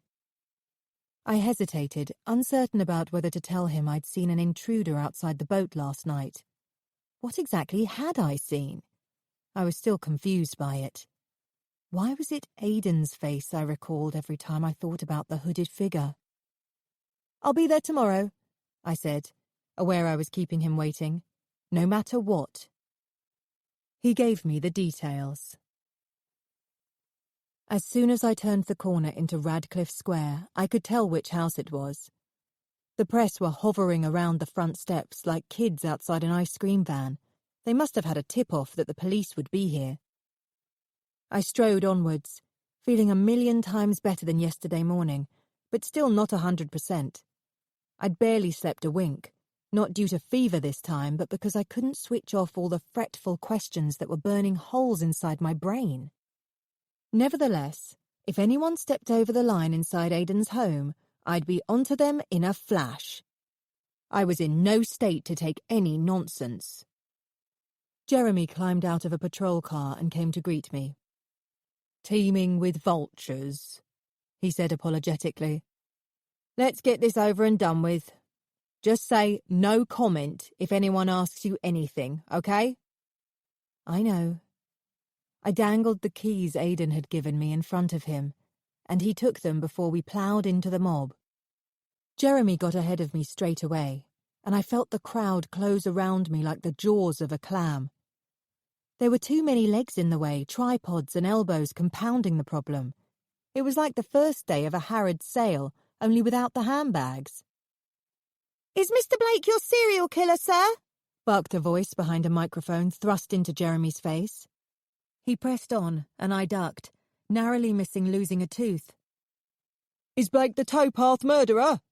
came another. He was an overweight guy, trying to manage a television camera on his shoulder as well as a furry microphone. His zoom lens nearly took my ear off. The DI reached the top step and turned round. He straightened his tie and in a crisp, even voice called out, "Nothing now, ladies and gentlemen. We're pursuing lines of inquiry and will keep you posted about any forthcoming press conferences." I found myself shoving with my fists, arms and knees, keeping my head down as Jeremy slid the key into the lock. "Are you expecting to find more bodies at this address?" Another voice persisted. "Sources have indicated there are 2 missing women who are connected. Are you expecting to find them here, sir?" "Sir, why haven't—" "How long—" "Are they missing?" I slammed the door. Finally, we were inside, squashed into the tiny entrance where there was space for only a mat and an umbrella stand. "Did you bring the paperwork?" Jeremy asked as he turned to face me. There was a line of sweat coating his upper lip. I pulled the emailed papers Aidan had signed out of my bag. "Good," he said. "We need to stay here until we can get kitted out." I nodded and made a move to go into the hall, but he grabbed my arm. "No, I meant here, inside this tiny porch." We stayed where we were until the inner door opened and someone handed us the Soko accoutrements we had to wear to prevent contamination. A white suit, rubber gloves, overshoes, face mask, the shower cap affair. As the other officers waited inside, we shuffled into our outfits in the confined space. I turned at an angle so we weren't blowing air into each other's faces, and Jeremy sighed and looked up and down in the way people do when they're too close in a lift. "I thought we'd be able to change in the front garden," he said. "Impossible with that mob outside." Finally, we shuffled into the lounge area. It was stifling in our suits, and I almost keeled over. I narrowly avoided grasping Jeremy's arm, making a grab for the edge of the sofa in the nick of time. That innocent act earned me a glowering stare from one of the forensic team. "Don't touch anything," she hissed. "Sorry." There was no doubt about who owned the flat. Aidan's stamp was all over it. In fact, it was a more spacious version of his boat, luxurious, clean-cut, and stylish at every turn. His distinctive pictures hung on the walls, photographs mostly, of snow, ivory piano keys, Greek columns, rice, radiators, all in shades of his trademark white. Along the wall in the lounge was a long cabinet displaying a selection of textiles under glass, again, mostly in white with touches of silver. Scarves, hats, gloves, ties, purses, each with a twist in the design to make them unique and striking in some way, but always elegant. Each accessory was designed to be worn to enhance. There was nothing garish or outlandish for the sake of it. I was itching to open the lid to touch the cool, soft silks and run my fingers over the delicate silver adornments, but knew I had to keep my hands to myself. I spent the first few minutes looking around in awe before I remembered what the police were there for. Then I clicked into psychologist mode. What could this space tell me about Aidan? He was proud of his achievements, that was obvious, and he had a deep attachment to white, the colour of beginnings, of beauty, purity, good taste and simplicity. Skin deep, Aidan himself was certainly beautiful with humility and integrity. But what had I not yet seen about him? Carl Jung talked about us all having a shadow side, an aspect of ourselves that we keep hidden, traits we deny or are ashamed of. What was lurking in Aidan's shadow side? Was his moral compass as pure as his artwork? Was he tainted with unstable and aggressive streaks like his mother? The forms Aidan had signed stated that he agreed to fingerprints being taken from any surface in the property and for a thorough search to be made of all the rooms, including a cellar or loft if these existed, and any outhouses. Aidan's flat looked like it used to be part of a large Victorian townhouse. It was on the ground floor, with only a small concrete backyard. No attic, but chances were there'd be a cellar. The scene of the crime officers spread out, so it was impossible to keep an eye on all of them at once. The fingerprint guys worked meticulously, brushing powder over spots on chair arms and cupboard doors, lifting the prints with special tape, using ultraviolet torches on light switches and in places where prints would be less visible. I followed the two officers heading towards a door under the stairs instead. The skin on the back of my neck prickled as an officer sank a key into the lock. All of a sudden I wasn't so confident about what they might find down there.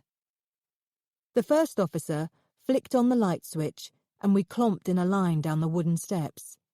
In the centre of the cellar, a table tennis game was set up, complete with net and bats, and behind it, a wine rack ran along the whole of one wall.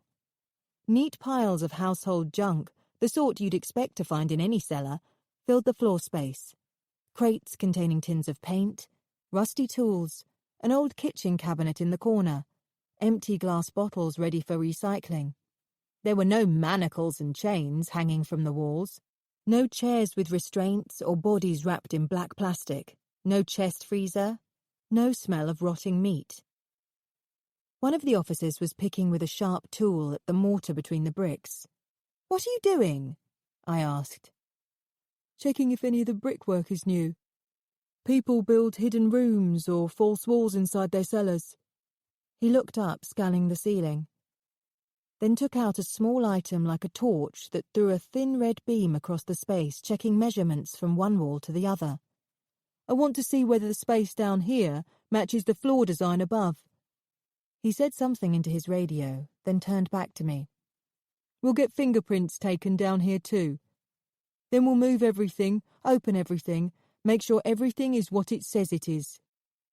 "Looks too tidy down here to me," said the other officer. I shuddered, aware of the damp chill. After my recent bout of flu, I retreated back up to where it was warmer. In the master bedroom, a female officer was looking under the vast four-poster bed, while another was tapping the walls, waiting for that telltale hollow sound that signalled a secret hidey hole, no doubt. She moved onto the wardrobe, to the cases above it. I started to feel stupid standing about, totally redundant. Everything was being examined with precision and care. By the time we left, it was impossible to tell that anyone had been snooping around. "Satisfied?" said Jeremy, as we changed out of our white suits and wandered outside.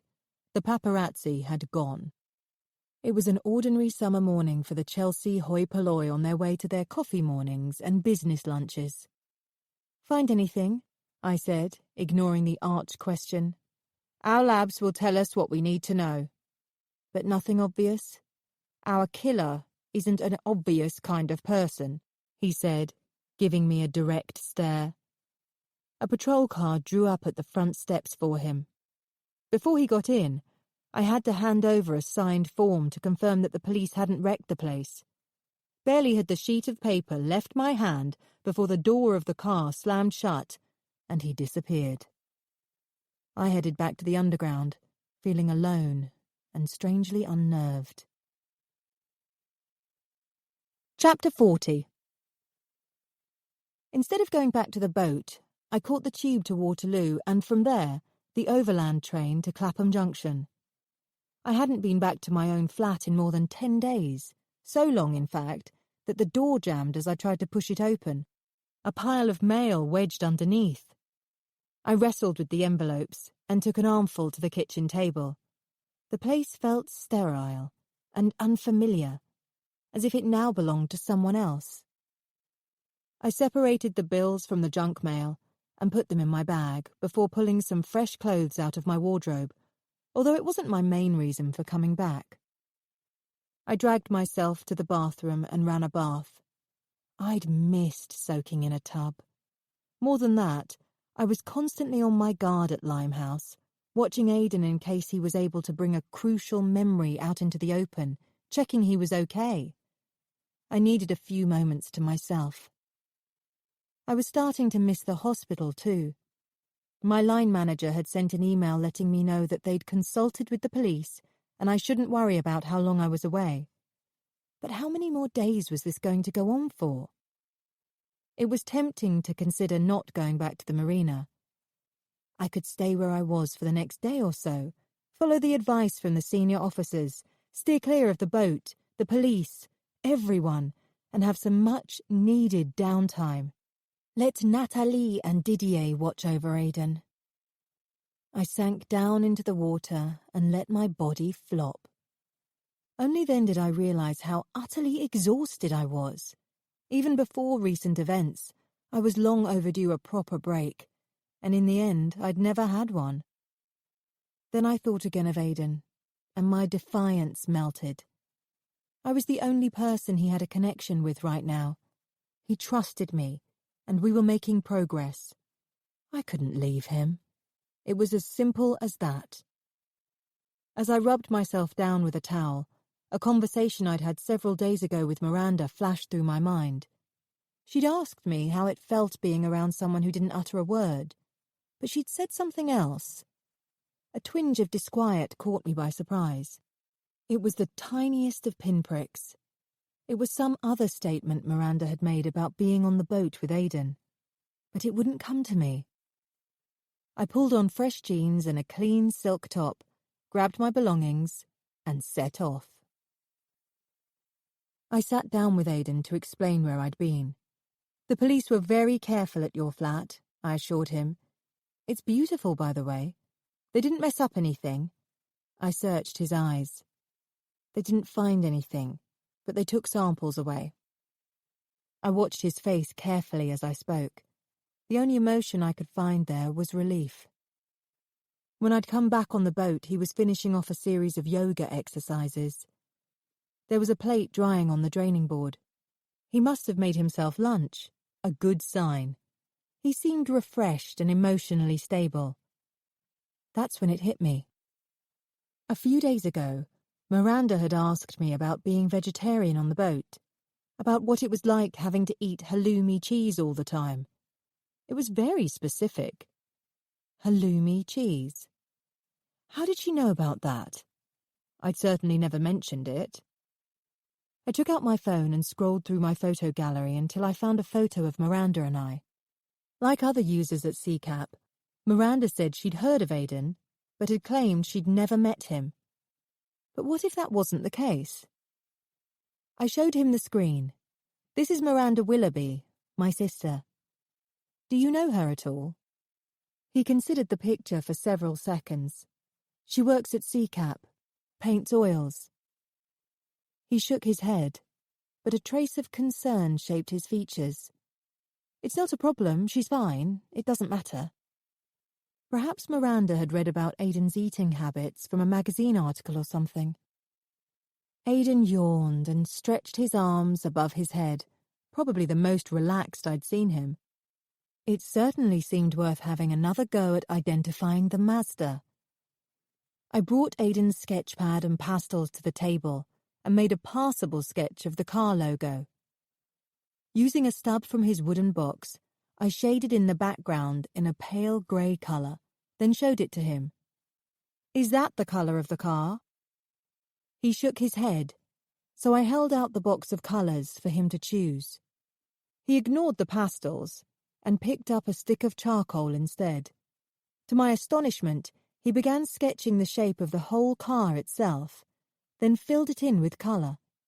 I sat back, holding my breath until he'd finished. I was straight on the phone to Jeremy.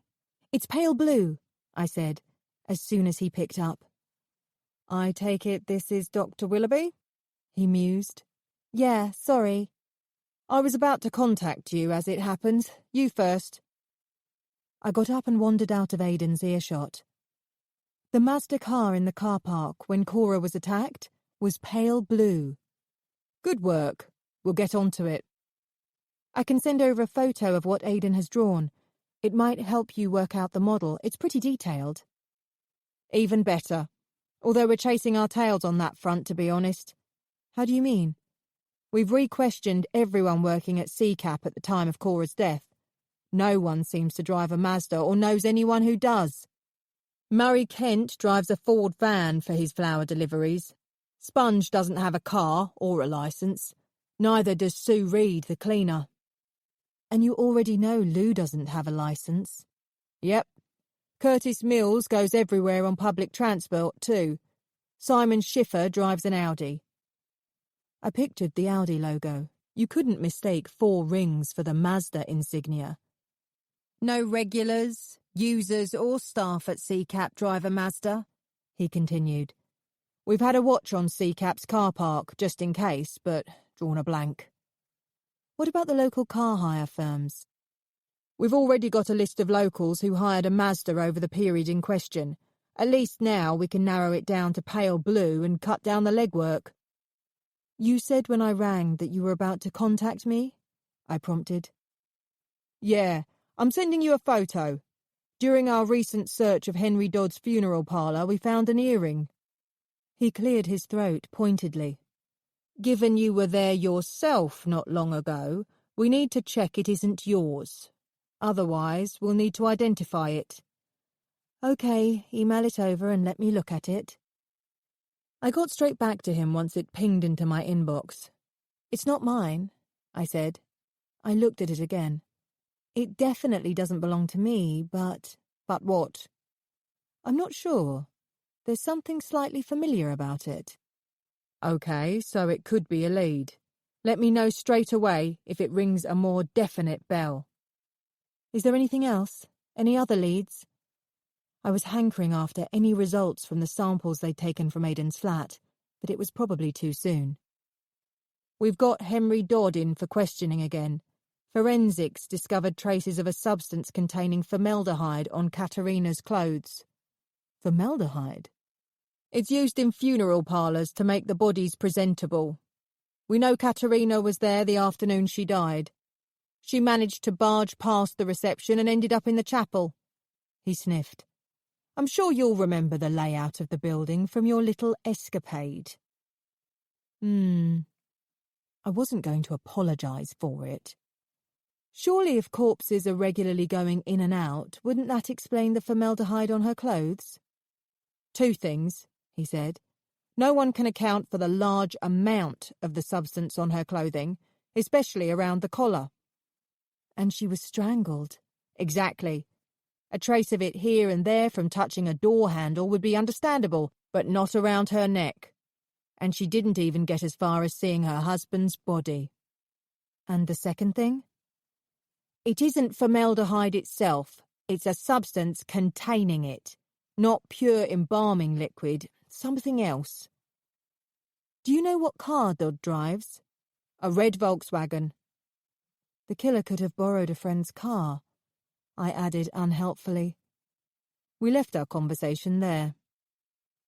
Buoyed that Aiden had provided the police with at least one small piece of valuable information, I decided to call Miranda.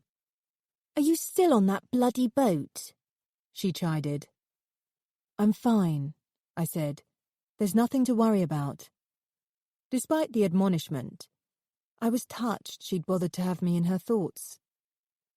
I'd meant to see how she was doing, but found myself asking a different question instead. Do you remember seeing a pale blue Mazda 5-door at the Arts Project any time? The police have already asked me about a Mazda.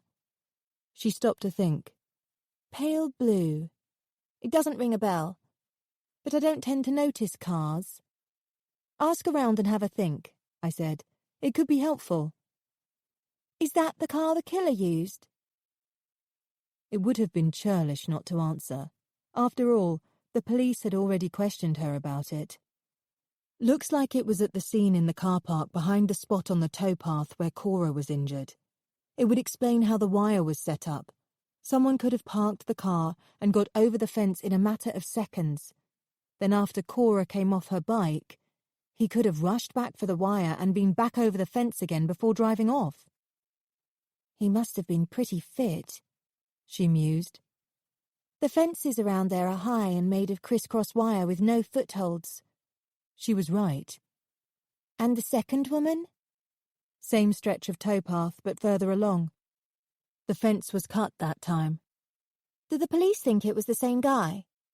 It's looking that way, although the second victim doesn't seem to have any connection to the art world, whereas the others all had a link in some way. There was a chill in her voice. Others? I made a sucking sound. Damn! I shouldn't have been telling her anything. It slipped out. I'm not meant to tell you this, but there are 2 women missing who could be connected. You must keep it to yourself. One is a journalist who did an interview at CCAP recently, and the other is the owner of a gallery in Chelsea. Shit. I could hear her breathing, hoarse and ragged. So, has this bloke on the boat come up with anything useful? Yes, as it happens. That's why I'm asking about the car. Is he going to remember more? Hope so. Things are starting to come out into the open. Fingers crossed. Anything that will help catch the bastard who did that to Cora, she hissed. You're doing great, Sammy. My nerve ends tingled at the thought that in that brief moment, my sister and I were actually on the same side. Keep me posted, okay? I said I would, but I was already feeling guilty about flouting my professional procedures. I shouldn't have been informing my sister of any inside information, but I couldn't help it. Finding out who'd killed her best friend was paramount. I ordered a takeaway curry from the local Indian restaurant for supper. Aidan had marked out his favourites on a leaflet and left it on the draining board, so I knew what to choose. His eyes lit up when the containers arrived. The waft of cumin and garlic claimed the entire boat, and I was aware of a gnawing hunger I'd not experienced in days. The aubergine dish was succulent.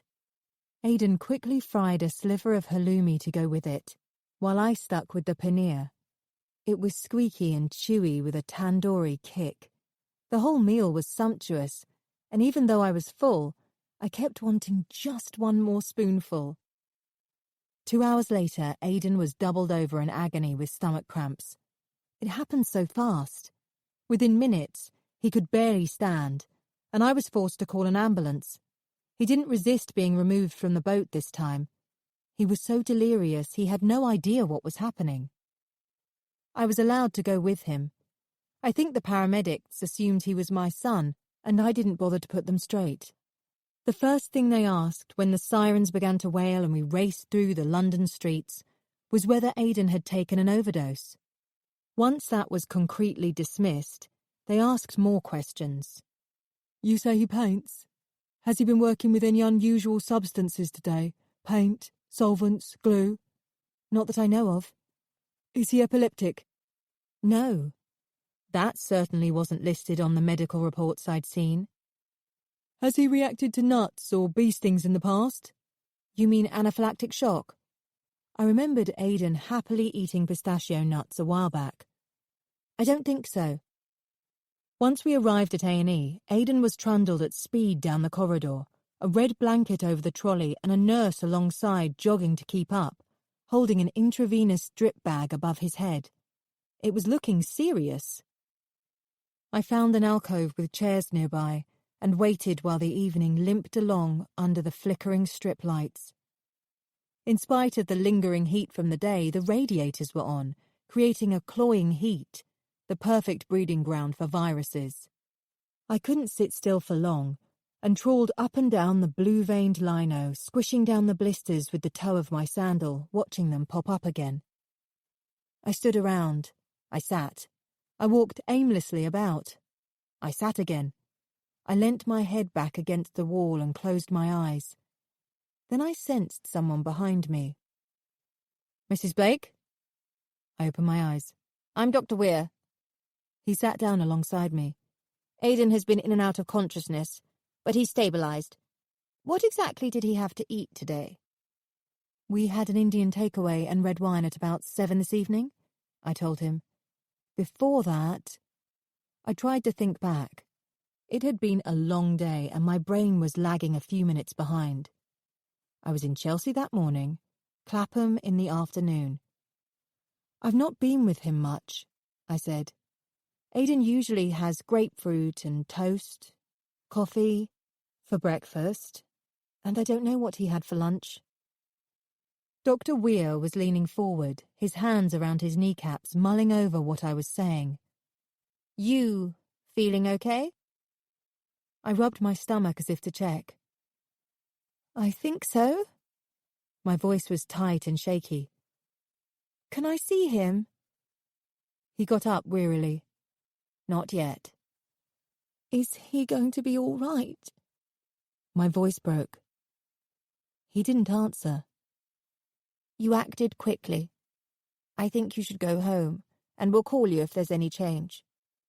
He nipped his lips together into a forced smile. And don't throw away any of the packaging from the food you both ate, just in case. Really? I was too befuddled to work out what that might mean. By the way, I said, making myself look up into his eyes, I'm not his mother. I'm his therapist. Ah, he said, patting my knee. I got to my feet and staggered back to the entrance, feeling like I was ploughing through waist-high water. At the sliding doors, I waved over a black cab and climbed inside. Go home, Dr. Weir had said. I hesitated when the cab driver craned his neck to hear me state my destination. Home?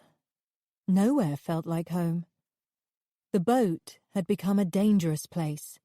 My flat was sterile and empty, and there was something prickly and weird going on with Miranda. I genuinely felt like an orphan. Where are we going, love? Asked the taxi driver again, tapping his fingers on the wheel. Limehouse Marina, I said finally. Chapter 41. I'd just snuggled under my duvet when there was a hammering at the front door. Two scene-of-the-crime officers I recognised from the search of Aidan's flat stood on the bow. Jeremy was behind them. I pulled the belt of my flimsy dressing gown tighter around my waist, stood back. Jeremy spoke first. Sorry it's late, but I'm afraid Mr. Blake's incident is a police matter. What's happened? Is he worse? In a bad way, but stable, he said. Your quick actions might have saved his life. He brushed past me and headed for the galley. I hope you haven't thrown away any packaging from today's meals. His tone was overly harsh in my mind. Not for the first time, I was having trouble working out how D.I. Fenway regarded me. As a necessary evil? A thorn in his side? He'd invited me to call him Jeremy when we first met, but I was more inclined to refer to him now by his official title. The doctor thinks he was poisoned, he said, striding through to the galley.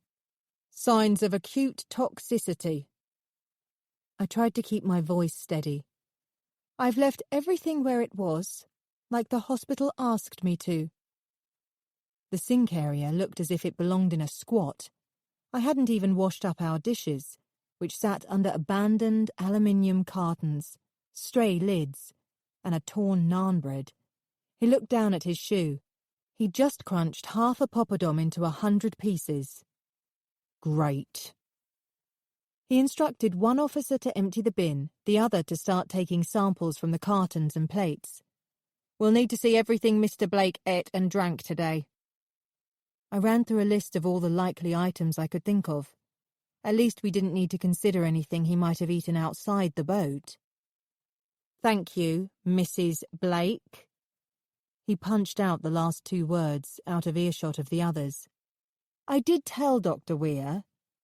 Eventually.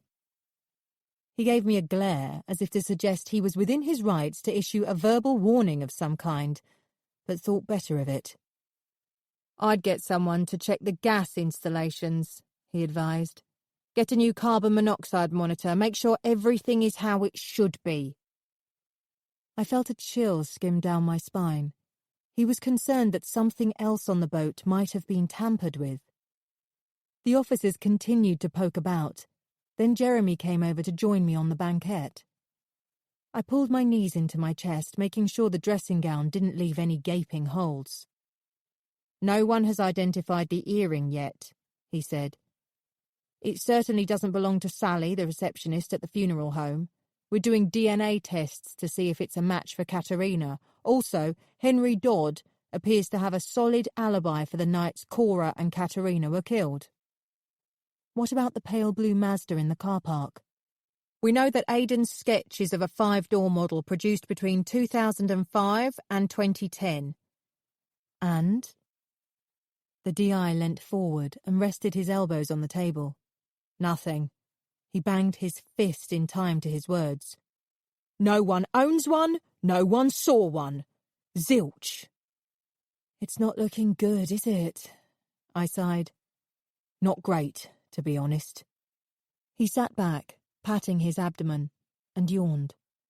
The witness who said she saw Mr. Blake near Katerina's body is having second thoughts. She thinks she might have got the gender wrong. What? She says it might have been a tall woman with blonde hair she saw in a black hood. Golly, does that fit? Could the killer have been a woman? It's certainly possible, in both cases actually. Cora's death trap with the tripwire required no specific strength, and Katerina's body was pushed through a hole cut in the wire fence rather than being tipped over the top. We know Katerina was strangled somewhere else and driven to the car park. A strong woman could strangle another of smaller build if she was taken by surprise. Katerina was small, around 5'2". Cora was 5'4". She weighed only 108 pounds. Less than 8 stone, that's tiny, I mused. It was also the same weight as me. We're starting to think the witness just saw a late-night stroller with insomnia, not the killer at all. But the figure ran away. Why bolt like that if they had nothing to hide? He shrugged and tucked his hands under his knees like a small boy. We found tyre prints, by the way, matching the type usually fitted as standard to a Mazda 5 in the mud right by the fence. The car was parked so close that someone would only need to drag the dead weight a few feet. What about Simon Schiffer? And that tooth I found? That's ongoing, he said stiffly. Keep out of the way with that. I heard a shuffle from the galley, and one of the crime scene officers called Fenway over. They conferred about something. The DI beckoned me over. When did you last have a grocery delivery? He asked. This morning. Did you bring it in? No, I was with you in Chelsea when it arrived. Aidan must have brought it in. The two men exchanged glances. Did Blake have this halloumi cheese with the curry? He said, pointing to the packet the officer was holding with protective gloves. Yes, a tiny bit for himself. He knows I don't like it. It looks freshly opened, he said. Was it in the latest delivery? I can check. I went back to the saloon and opened up the site on Aidan's laptop where we'd requested the last order. Here it is. Yes, 3 packs. Looks like he only took a small amount. There's definitely an overtone of something chemical, said his colleague, holding up the pouch. We'll get it to the lab.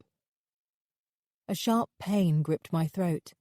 Someone had tampered with our food. They'd got in through the locked security gate and had rummaged through our delivery. I suggest you clear out all the cupboards tomorrow to be on the safe side, Fenway said. Throw everything that's unopened away. We'll take the rest for more tests. I nodded. He moved away to examine the locks on the doors at each end of the boat. I'd get these changed as well, he warned. I've seen too many burglaries where this brand of lock has been picked. Contact the station to get one of our specialists round, or ask a locksmith for the best security available, he sniffed. Mr. Blake can afford it. He examined his cuffs, then glanced down at my dressing gown. I wouldn't stay here on your own. I suppose police protection is out of the question? Fear made my voice sound flimsy. He let out a staccato laugh. I should have known the answer to that. We'll take you back to Clapham if you like. It's okay. I need to sort a few things out and get changed. I'll get a taxi. Suit yourself. Chapter 42. I woke at 3 a.m. with a cricked neck and pins and needles in my arm. After clearing up the mess once the police had gone, I must have fallen in a heap in the saloon and dropped off. By then I was too groggy to think about ordering a taxi, so I repeated my elaborate tactic of barricading heavy furniture across the main doors and leaving the lights on. Then I slunk into my cabin and bolted the door. As soon as I heard the nearby fountain bubble into life signalling daybreak, I rang the hospital. Aidan was a lot stronger, and the nurse suggested I could pick him up, but not before 4 p.m. as they needed to run final tests. In the meantime, I requested emergency call-outs from a local electrician and gas engineer, then made a fresh grocery order, basics like bread, cereal, milk, butter and cheese to be delivered the same day. I did as D.I. Fenway suggested and cleared out the fridge, freezer and all the food cupboards. After that, I sat and waited, turning every creak on the boat into the footstep of an intruder, every tiny shift in the light to the shadow of a prowler on the pontoon. I stared out of the window at the idyllic scene, the gentle pebble-dash sheen on the water, the glossy white boats with their silver railings catching the sunlight, but I couldn't feel any of it. Our tranquil sanctuary had been violated. The locksmith came at lunchtime to fit a better system with extra bolts at both ends of the boat, and the electrician and gas engineer turned up and checked everything over. There didn't appear to be any problems, but they replaced a few pieces of cable and threw in a few technical-sounding terms to justify the extortionate fee they charged. I set off to collect Aidan at mid-afternoon. He was able to stand, but couldn't straighten up, shuffling along the corridor like an old man clutching his stomach. I looped my arm around him, half holding him up as far as the taxi. I handed over a new set of boat keys, told him about the visit from the police, and how our cupboards were bare. Aidan sat hunched over in the cab, his breathing laboured, his skin a dry greyish yellow like a dead moth. After we got back, the groceries arrived, and I made Aidan some dry toast. He had 2 bites and had to leave the rest before dragging himself to bed. There was something I'd been meaning to do ever since yesterday afternoon, but I hadn't had the chance until now. I tapped on Natalie and Didier's door. Didier was doing some research at home and said he'd stay with Aidan. I wouldn't leave him like this, I said, but I just need to check on my sister. What I really meant was check something with my sister. Miranda took a while to answer the door. I could tell by the way she opened it that she had company. I was angry. I thought I'd made it clear that I wanted to speak to her on her own. "You're early," she said accusingly. Her visitor was out of sight, clinking dishes in the kitchen. Miranda asked if I wanted tea. I accepted and took a seat. I felt like I was in a waiting room anticipating some horrible medical procedure. I heard footsteps before a man came into view. It was Simon Schiffer. His sleeves were rolled up, and he was drying his hands on a tea towel. "Hi again," he said, offering me his hand. It wasn't quite dry. "How are things? Miranda said you needed a chat." I was stumped for words. My life was consumed by one of the most complicated and unnerving situations I'd ever come across, and he was implying I'd be sharing my inner turmoil while he was around. I was damned if I was going to discuss any of it in his presence. "Yes, I'd like to speak to her in private." I couldn't be bothered to beat about the bush. As Miranda walked past him, bringing my cup of tea, she gave his sleeve a subtle brush with her little finger. It was easy to miss, but I'm highly attuned to signals such as these. They were seeing each other, and not as tutor and student.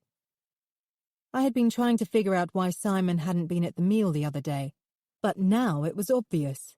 Meetings between the two of them were undoubtedly of a secret one-on-one nature. A knot tightened in my stomach. How much detail had I inadvertently blurted out to Miranda about the case? Had I mentioned the tooth? How much had Miranda passed on to him? Most of what I'd said wasn't common knowledge and should not have been divulged to anyone, least of all someone who already had a veil of suspicion cast over them.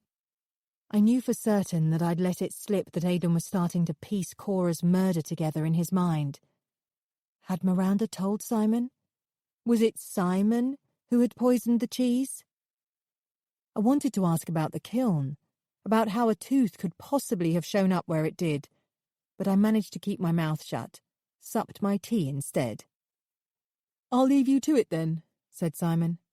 "I just popped over to see how Miranda was coping. You know, with—" He tailed off. The implication that he had merely popped over was somewhat belied by his retreat up the spiral staircase to fetch his rucksack, one of the drawbacks of having an open-plan living space. Miranda went to the door to see him out and spent too long for it to be a straightforward goodbye. I wondered how long their relationship had been going on. Surely a fling between Simon and Pippa now seemed less likely. Miranda came back, her hair ruffled. "He's nice," I said innocently. "You been seeing him long?" "Oh no, I'm not. We're not, you know. He's just been very supportive." Miranda made a habit of never revealing anything about her love life to me, and I imagined, given he was her tutor, that made her more reluctant than normal. "It's a little bit obvious," I said. She scrunched up her nose. "It's okay. He's not married." She toyed with the skin on the edge of her thumbnail. "You mustn't say anything, though." "Why would I?" "It's against the CCAT rules." "You're both consenting adults?" I said, knowing full well why such a policy would exist. There were vulnerable individuals at CCAP. "What did you want to see me about?" she said. "Has that art student remembered something else about Cora's attack?" "No, it's not about that." I finished the tea and put the chipped mug on the floor beside my foot. "Aidan Blake, the art student. How well do you know him?" "I don't know him at all." "Have you met him at the project or at an exhibition, maybe?" "No. I told you, I don't know him. Never met him." I took my phone out and showed her a photo of him from a recent feature on the Chelsea College of Art and Design blog. She shook her head and reached down for my empty mug. I decided to cut to the chase. "How did you know Aidan loves halloumi cheese? That he's a vegetarian, for that matter." I tried to stay focused on her face, to be ready for any sign of discomfort, but she took the mug and turned away. "I don't know. You must have told me." I knew I hadn't. "Listen," she said, changing the subject in a flash. "I've made a decision." She'd been heading for the kitchen, but she turned around, tossing the mug from one hand to the other. "Now we're not going. I actually think the holiday in Greece was a bad idea." "Okay, well, we can think about going somewhere else. Where did—" "No. What I mean is, let's not. Let's scrap the whole holiday idea, shall we? It might be better if I go away with someone else." "Oh, Simon, you mean?" "Not necessarily." "Right. So when did you decide this?" "Recently. But it was always a bad idea, don't you think?"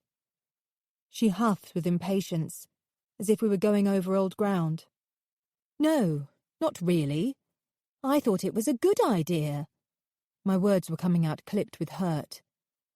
"We've never been away, just the two of us. I thought it would be fun."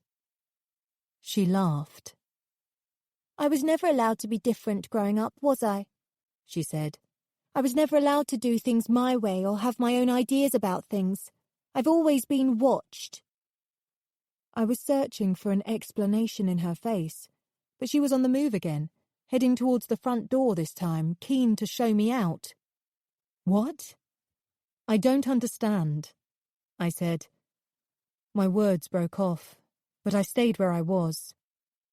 She put the mug on the ledge by the front door and stabbed her hands into her hips. That's the problem.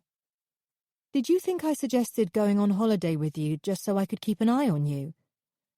Inwardly, I cringed. It wasn't that far from the truth. I had intended the break as a way of finding out how well she'd been doing after the hit and run. I want to branch out on my own and not feel... She cleared her throat and started again. I want to do my own thing a bit more and feel like you trust me. I do trust you. She made a funny clucking sound with her tongue to indicate she didn't believe me.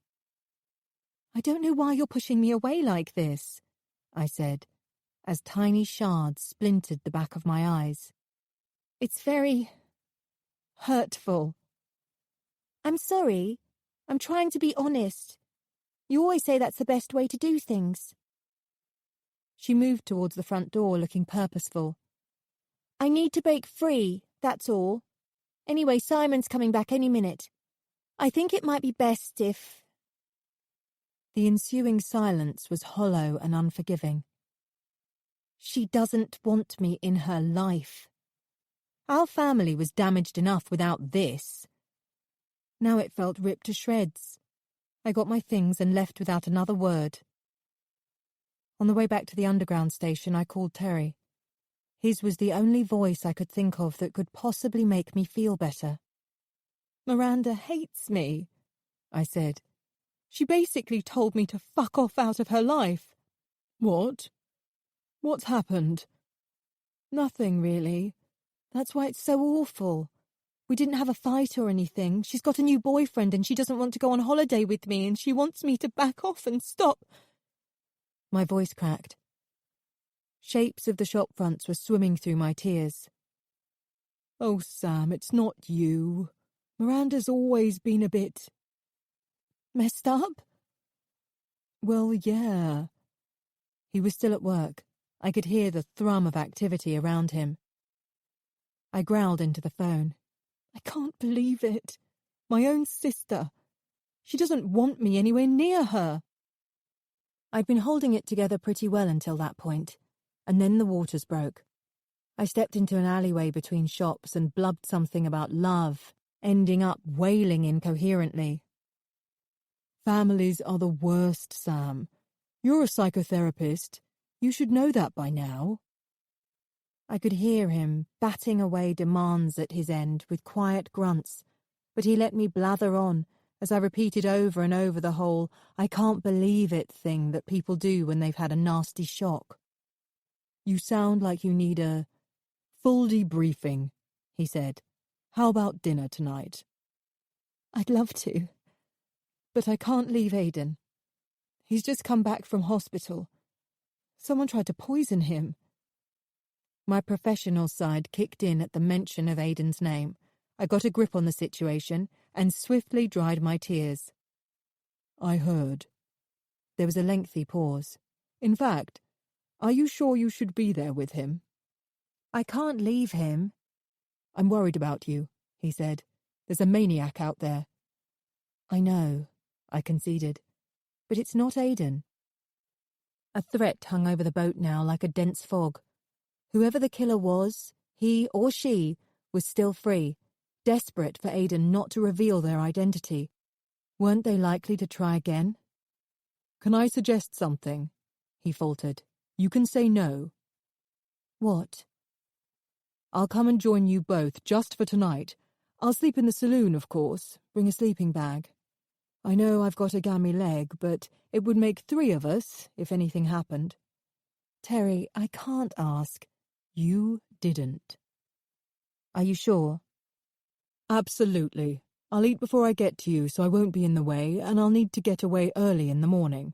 It won't be a particularly sociable event, but it might mean you get some sleep. I was hit with a surge of sheer relief.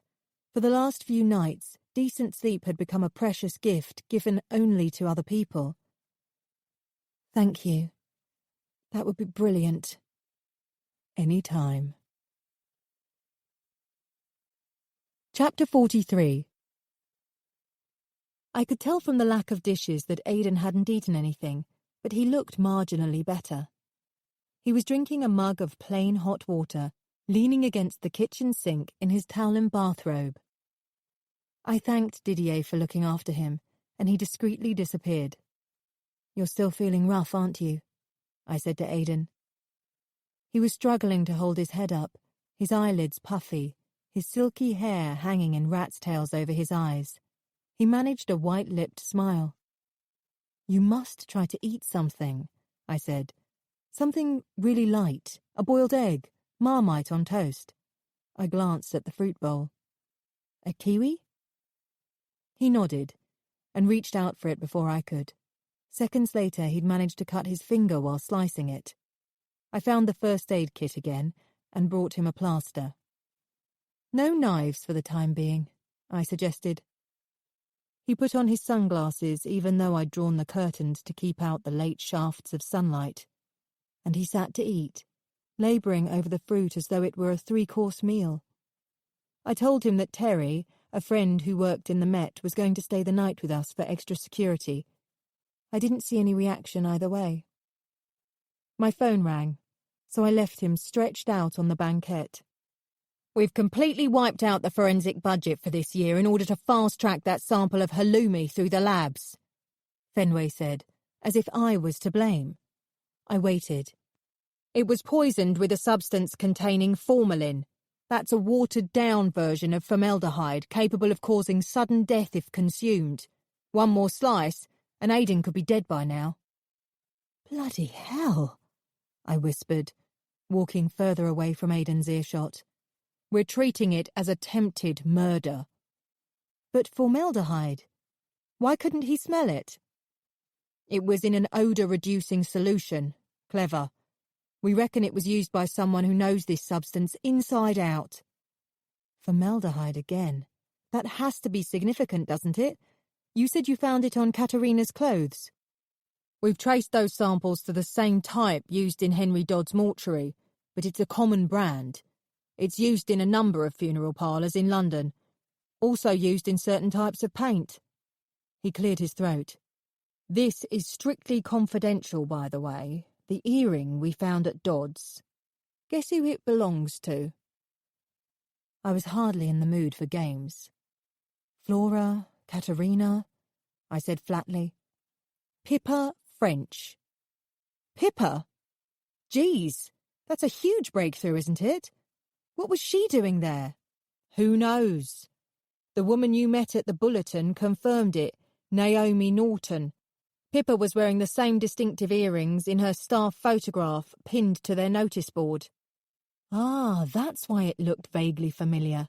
I recalled seeing the same headshot. "Dodd still has 2 solid alibis for the times of the towpath deaths," he continued talking. "He was at his mother's 80th birthday for the first, and for the second he was caught on CCTV at a late-night supermarket. The evening Pippa French went missing, he wasn't even in the country." Damn. He's been in and out of our interview rooms like a yo-yo.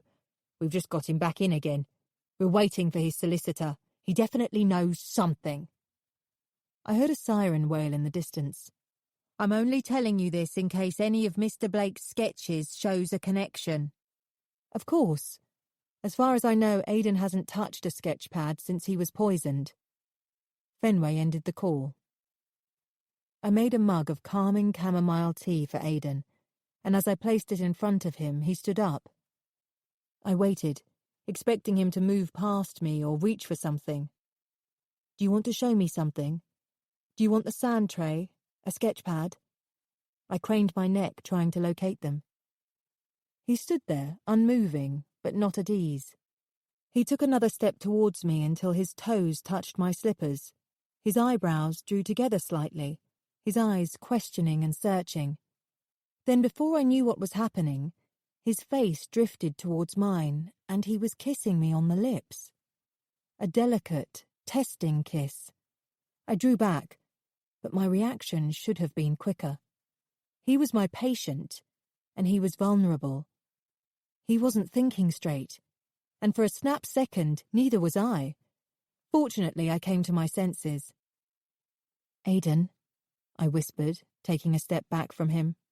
"We can't. This is—" He put his hand on his heart and gave me an imploring look.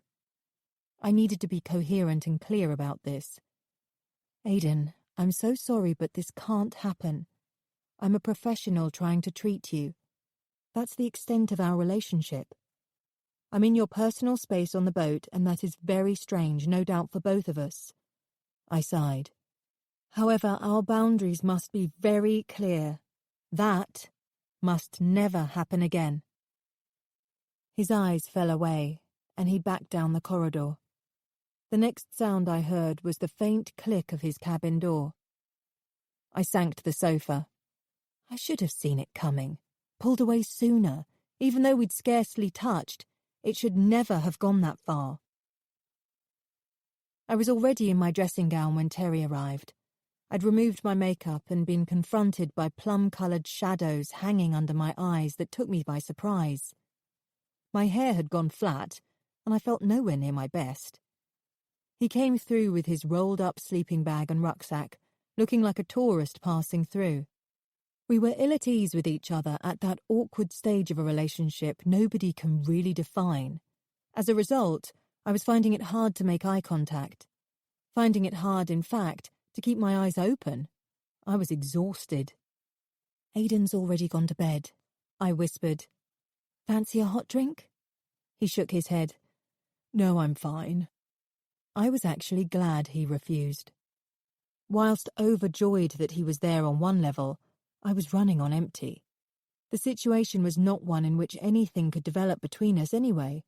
I was on duty with a patient in the next cabin, and Terry was our bodyguard.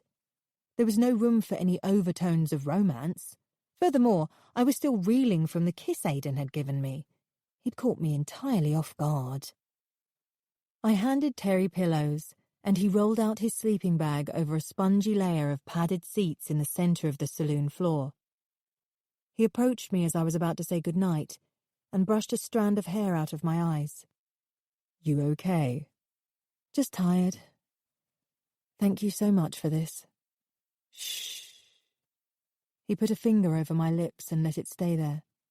I gave his arm a friendly squeeze, and he took his finger away. "See you in the morning," I said. "I owe you a meal at the Dorchester now." He smiled and held the palm of his hand up for a high five. I woke with a jolt during the night, not sure if the sound I heard was real or had seeped out of a dream. I grabbed my phone so I could call 999 in a hurry, then remembered Terry was in the saloon, keeping guard. I zombie-walked towards him, yawning. Terry was curled into a motionless bundle on the floor, his face hidden. A small table lamp had been left on, giving the space a dim glow. I watched his shape rise and fall, hoping he wouldn't stir, then tiptoed along the corridor to Aidan's cabin door. It was closed, his light on as usual, given away by the thin slither of brightness underneath. I stood still and listened. Not a sound other than the familiar gentle knocking of the boat against the pontoon. When I returned to the galley, I noticed that the sand tray on the table had been disturbed. It looked as though Aidan had tried to recreate the crime scene as he had before. Something must have come to him during the night, and he'd left it here for me. There was a tiny model bike on its side again, the sand scooped away to show the canal with a boat in it, and one of his wire birds in an oval shape depicting the Mazda insignia stood behind the fence. I got that much. Then things started to get more obscure. There was a tiny glove from a set of fashion items for dolls, laid between the boat and the fence. Resting on the glove, almost obliterating it, was a collection of animals' teeth from one of the boxes. They had been carefully positioned, forming an interlocking pattern. I stared at it, had absolutely no idea what it meant. A glove and teeth. Was this connected in some way with the dentures in the kiln? Was it a link to Simon? Something more symbolic. Whatever the message, I wasn't getting it. The towpath, the fence, the wheel of the bicycle began to flood into a blur in front of my eyes. How did the glove fit in? What did the pattern of teeth mean? Had the killer been bitten? What on earth was Aidan getting at? I was getting nowhere, my eyes finding it hard to fully focus.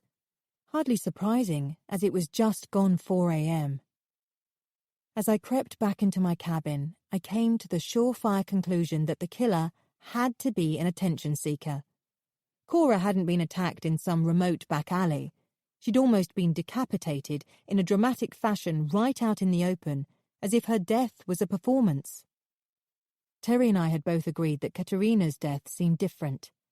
She'd been strangled, a method without gore or theatrics. The first was planned. The other was about expedience. While it was understated in comparison to Cora, nevertheless the body had been moved to almost the exact spot on the towpath, sending a message of sheer effrontery to the police.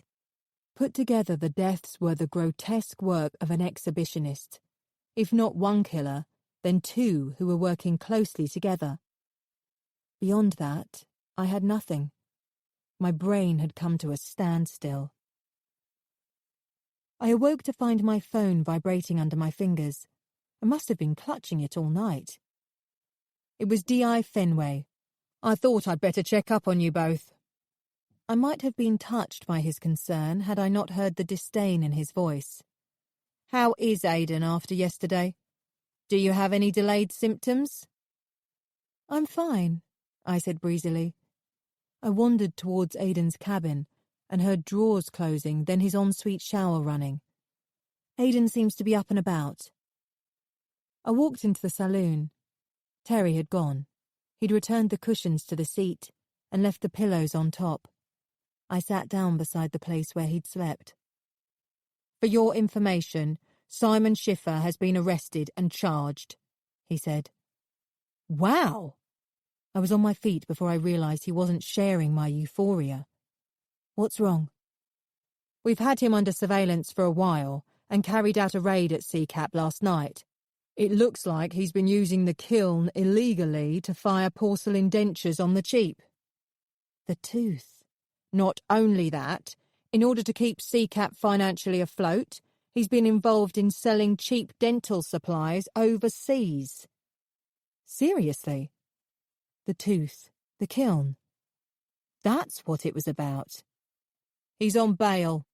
You've let him out. His response was flat-packed. We've got nothing connecting him to either of the murders. This looks completely separate. He knew Cora, he knew Pippa. She interviewed him. He knew the other missing women too, Honoré from the gallery. His alibis stack up. He was in Chichester the night Katerina was killed. He'd just finished giving a lecture in Fulham when Cora was attacked. I couldn't believe what I was hearing. So Simon's not even a suspect? Not at the moment. It's a different charge altogether. Making false teeth? Is that it? It's a serious offence. He muffled a yawn. Want some better news? He sounded more upbeat. Looks like the net is closing in around Henry Dodd. After scrutiny, one of his alibis isn't quite so sound as it should be, and apparently he's been leasing his mortuary out overnight. His words turned my stomach. What? Letting other people use his mortuary? Why? Who? That's what we need to know. He says it's a little earner on the side. He gets cash up front and doesn't know any names, but I don't believe a word of it. What on earth is someone using his mortuary for after dark? Why would you regularly need a mortuary other than to store dead bodies? We don't know yet, he said with exasperation. Apart from Pippa's earring, the place came up clean. He seemed to have nothing more. Any progress your end? Aidan spilling the beans yet? He did leave some kind of message for me during the night, but I don't understand it, I admitted. He set up a replica of Cora's crime scene with a glove and teeth in a pattern over the top. I squeezed my fists tight during the pause that followed, silently beseeching a light to flick on in at least one of our heads. "Means nothing to me," he said wearily. "What do you make of it?" "No idea." I heard him suck air through his teeth. "Listen, glad you're okay. Got to go." I stood over the sand tray, scrutinizing it again. A glove, with small teeth running over it. Had the killer been wearing gloves with a distinct design on them? I cursed myself for being so dim. I suddenly thought of Miranda. She and Simon were a secret item. How would she be coping after his impromptu arrest? I called her mobile, but it was switched off. She might have decided she wanted nothing to do with me, but I still needed to know she was okay. I tried CCAP. Rachel answered, sounding upset. "Something awful has happened," she spluttered. "The police have—" "Is Miranda there?" I butted in. "It's Simon. The police have—" "Arrested him, I know. Is Miranda at CCAP?" I persisted. "It's Dr. Willoughby, her sister." "No," she said. "Actually, I'm trying to reach her. She's not answering her phone. I texted everyone for an emergency meeting this morning and she hasn't shown up. It's not like her." "Can you ring me back if she arrives?" I urged. I made myself sit down and closed my eyes. Everything was one big muddle. Simon Schiffer had been on the police radar for some time. No wonder Fenway didn't want me poking my nose in about the tooth I'd found. They knew about that. Simon had committed a crime by using the kiln to produce dentures on the cheap, but there was nothing to link him to either of the deaths. We were back to square one. Or rather, the landscape had radically shifted. I had to get a grip on what this new information meant in terms of the whole picture, a picture in which my own sister may be playing some unexpected part. I took slow, deep breaths to calm myself down, but my head was buzzing. Bright lights flickered in the black space behind my eyelids. I had the feeling the answers to everything were right under my nose. Chapter 44. Aidan emerged from his cabin earlier than usual, looking refreshed, with better colour in his cheeks. I pretended not to watch him. I still felt awkward after the kiss. He didn't appear perturbed in the least, but for once I was glad he wasn't speaking. I only wanted to forget it had ever happened. I stood over the scene he'd made last night in the sand tray. I had so many questions. "The glove. The teeth," I said. "I don't understand. Can you show me more?" He frowned, pressing his knuckles against his mouth as he stared at the tableau. I had to be careful. I didn't want to push him. At times he looked deceptively calm and assured, but I had to remember how broken he was inside. I had an idea. I left him for a second and went back to the boat where I'd seen a number of jackets hanging up. I checked the pockets until I came across what I was looking for. "Did you see someone by the boat wearing gloves that night?" I asked him, placing a pair of gloves next to the tray.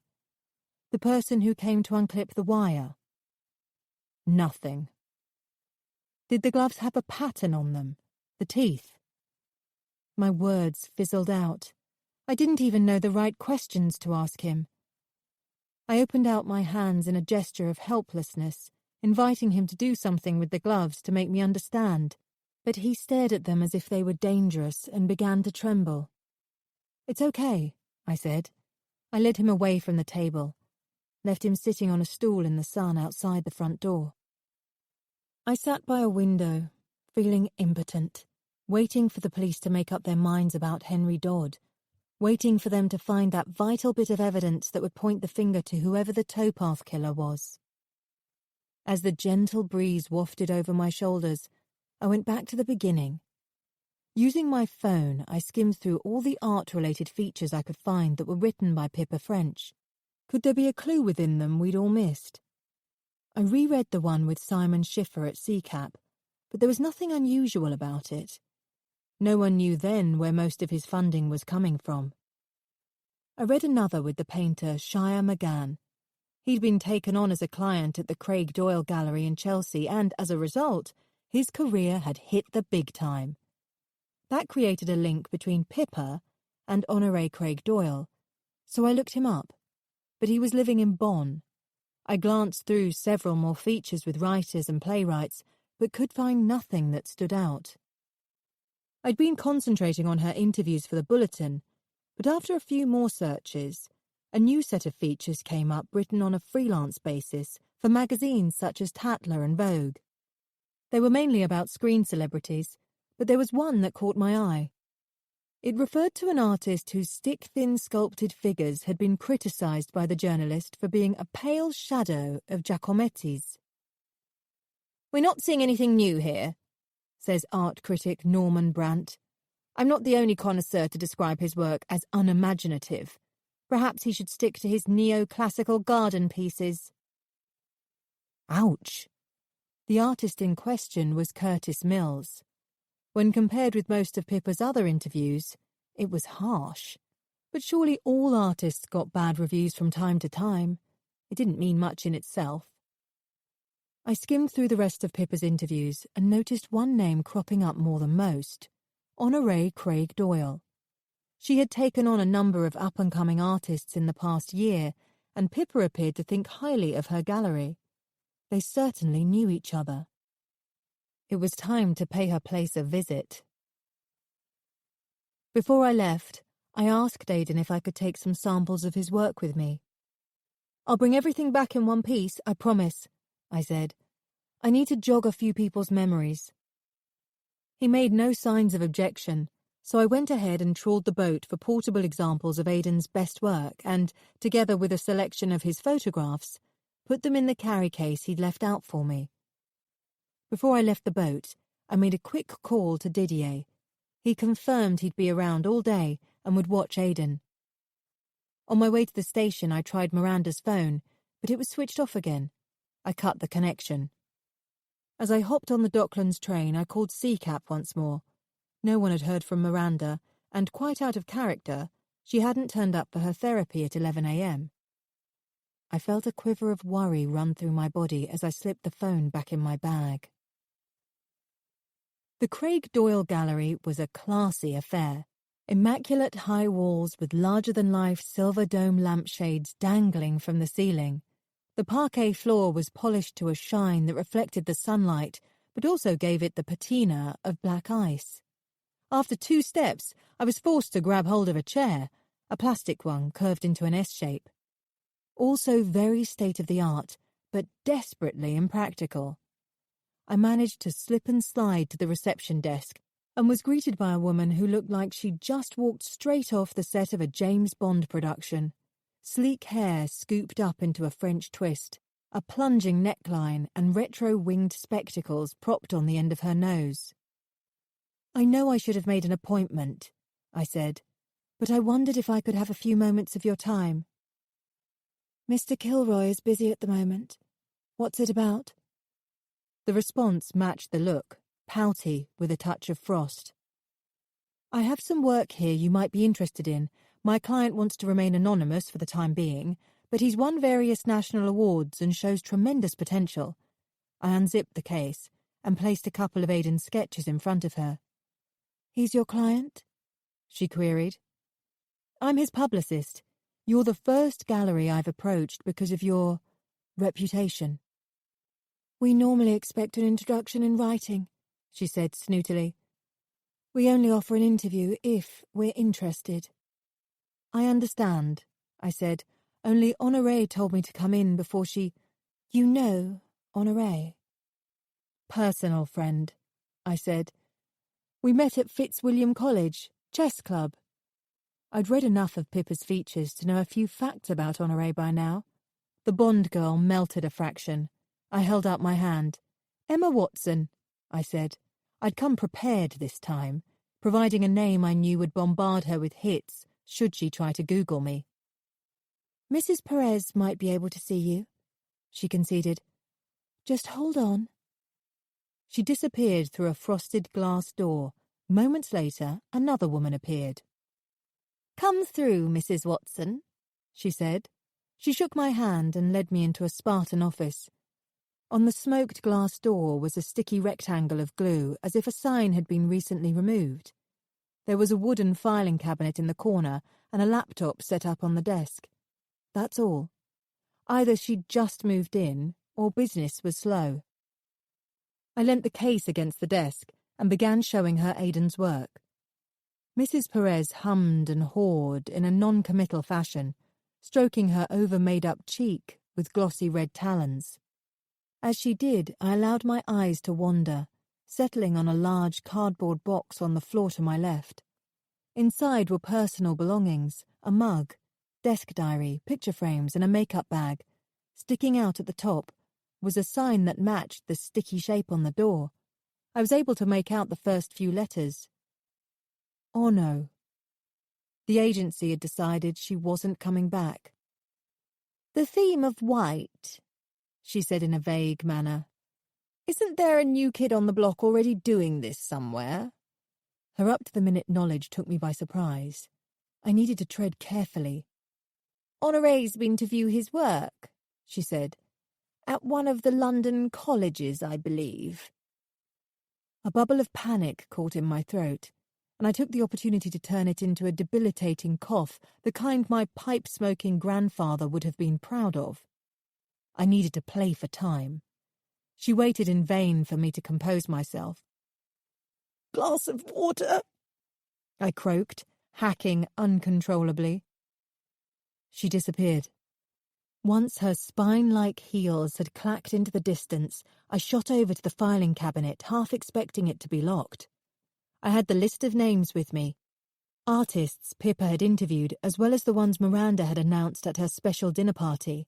If any of them had ever applied for representation here, there should be a record of it. Somewhere. Had any of them felt badly treated by Honoré? Could that be a motive? The top drawer, labelled simply A to H, glided towards me, half empty with flaccid files. Most of the details were probably in an online database. I shut it carefully and turned to the computer. Fortunately, Mrs. Perez was already logged in. I made a few clicks to reach the full list of documents, then frantically scanned through them to find details of submissions. Catalogues. Current clients. I scrolled down to S.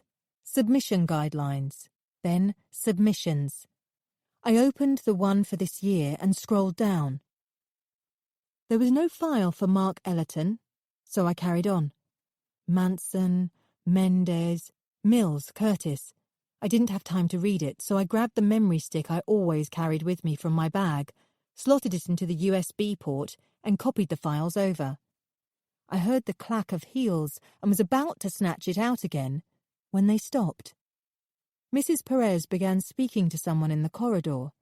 I still had Simon Schiffer and Monica Tyler left to check, further down the alphabet. I ran through the files at breakneck speed. Simon, no. Monica, yes. I copied that one too. By now the heels were almost at the door. Willoughby. What about Miranda? She would be right at the end. There wasn't time. I ejected the stick and held it in my sweaty palm, hurriedly restoring the screen to the last document she'd been working on. Mrs. Perez found me leaning on her desk, past the worst of my manufactured coughing fit and into the throat-clearing and laboured breathing phase. I drank greedily from the glass she handed to me and thanked her. For the next 10 minutes I played out the charade of submitting my client's work for representation. After a short period, during which time Mrs. Perez pretended to think about it, she turned me down. "This is just too similar to the work of this student we've already got our eye on. Aaron or Eamon something." I didn't correct her. I pulled together all the sketches and photos and got out of there as quickly as I could. I walked for a while so I was no longer in the neighbourhood and found a quiet cafe. At the back, over coffee, I took out my tablet to look at the 2 files I'd copied. Monica's file held all the submission data you would expect. Scanned copies of letters, a CV, images of her installations, links to websites. A PDF file contained a scanned contract signed 2 years ago with the address of their sister gallery in New York at the top, but it was the document dated 3 months ago that jumped out to me. To my untrained eye, it seemed to outline a breach of contract. Beneath it was a letter to Monica stating that following legal advice, unfortunately the gallery in New York was terminating her contract. It had Honoré's signature along the bottom. Curtis Mill's file was more straightforward. The same submission details, together with the address of his workshop in Kentish Town, a small map, then the name of the foundry he used in Surrey. He was interviewed in April and offered representation, only there was a big black line drawn through the scanned copy of that letter. Another page followed in the same PDF file, dated May, explaining to Curtis that in light of the Canary Wharf Commission having been retracted, the gallery wanted to reconsider their position. A handwritten note across the top stated, "Offer withdrawn." Curtis must have had his hopes raised, then horribly dashed. I rang Fenway straight away. "Yeah, we've covered this ground, Dr. Willoughby," he said, sounding weary. "We've examined the client files from the gallery. We've already considered that the 2 missing women might be the product of a bruised narcissist taking revenge, like you suggest. But Curtis Mills has solid alibis for the deaths of Cora and Katerina." I remembered Fenway at some point saying Miranda was one of them. "What about Monica Tyler? We concluded that both attacks could have been carried out by a woman, right? The witness who described Aidan near Katrina's body later changed her mind and said it could have been a female figure, didn't she?" As soon as I said it, I knew there was a problem. If the mysterious figure on the towpath matched Aidan's description, with fair hair and a tall, slight frame, there was no way it could have been Monica. "In theory, as it happens, Miss Tyler hasn't been able to produce an alibi for the 2 nights in question. Said she was on her own at home, sketching and watching television. Any link between Curtis or Tyler and Henry Dodd? No, not a sausage. Curtis has certainly met Pippa for a magazine interview, Cora at CCAP, and Honoré through the gallery, but there's still the question of Katerina. And Monica?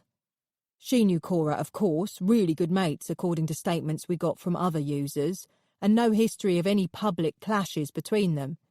She hasn't done an interview with Pippa, but some photos on Pippa's Facebook page show Monica with her arm around her, although Monica claims it was at a party and she doesn't remember her.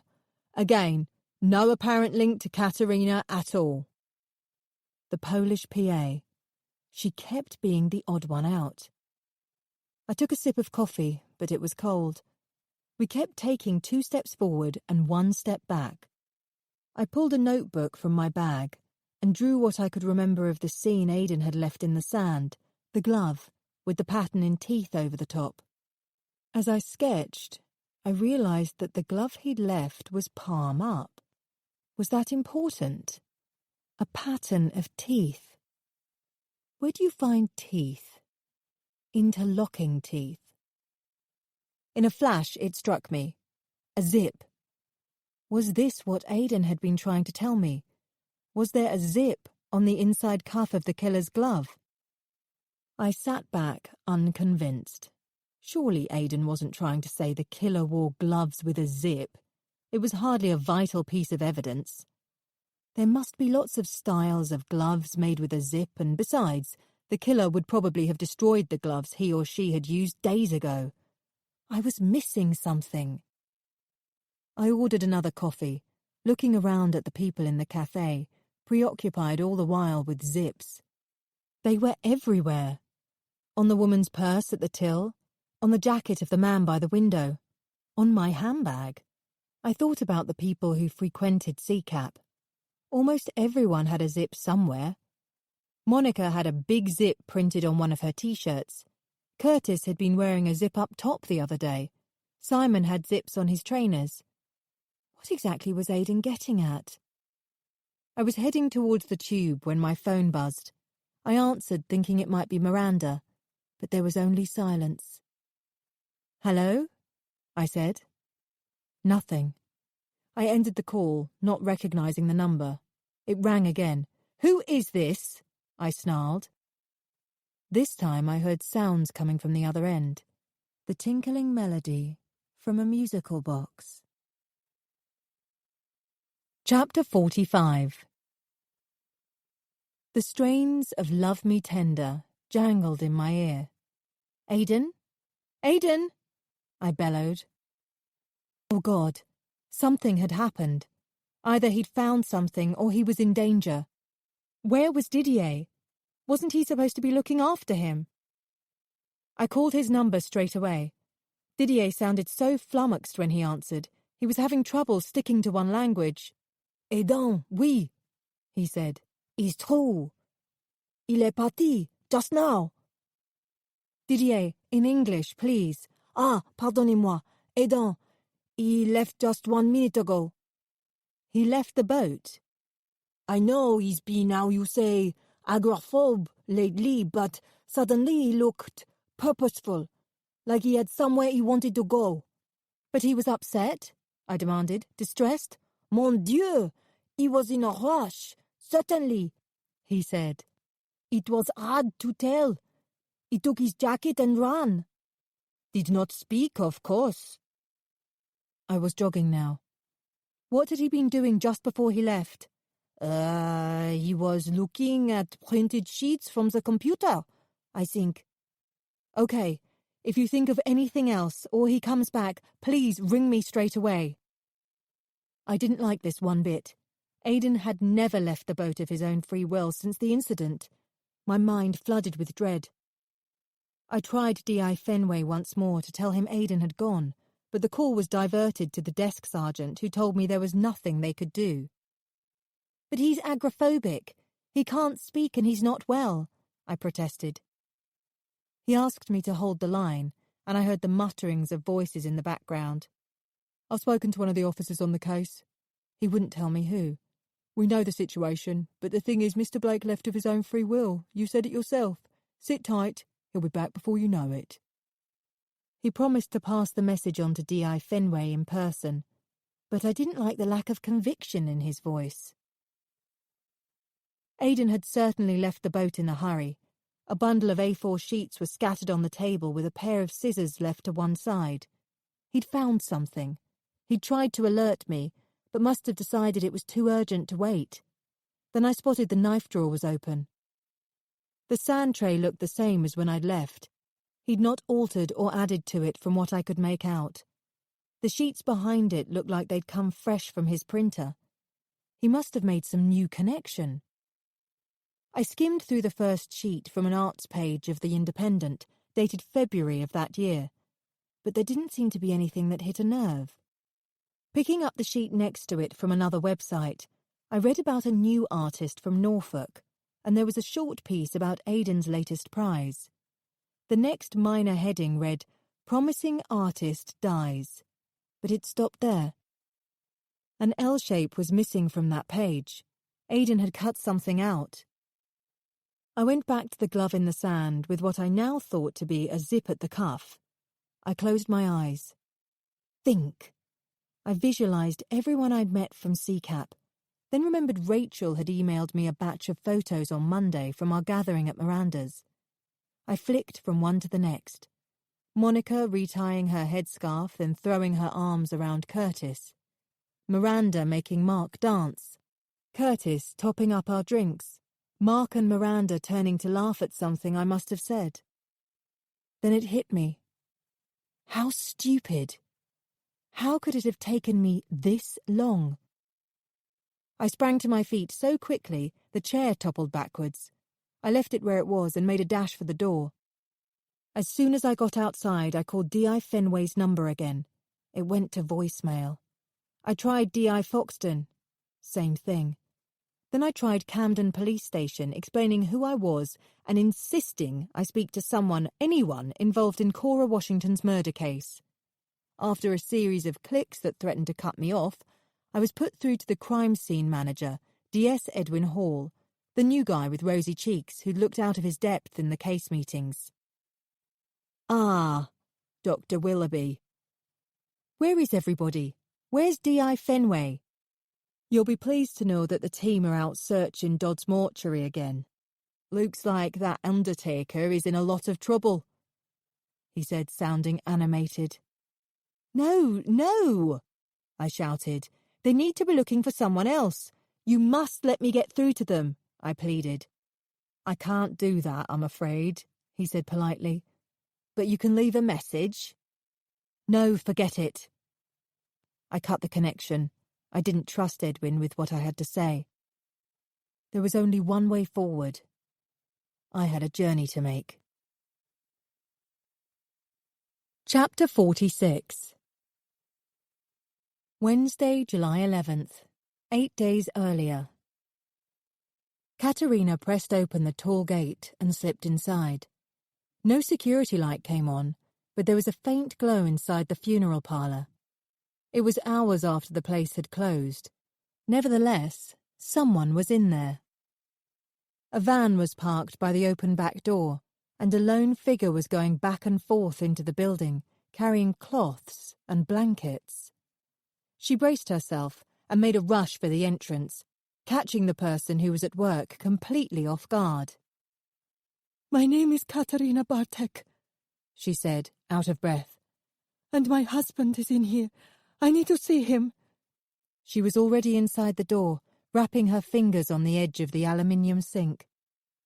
She was calm at first, giving her name, insisting on telling the whole story, about how the police had come to her office with the news that Luba was dead, how she'd been to the hospital, and then had to wait for the post-mortem. You've no right to be in here. No one would have been best pleased at such an untimely interruption. I was here this afternoon, but they wouldn't let me see him.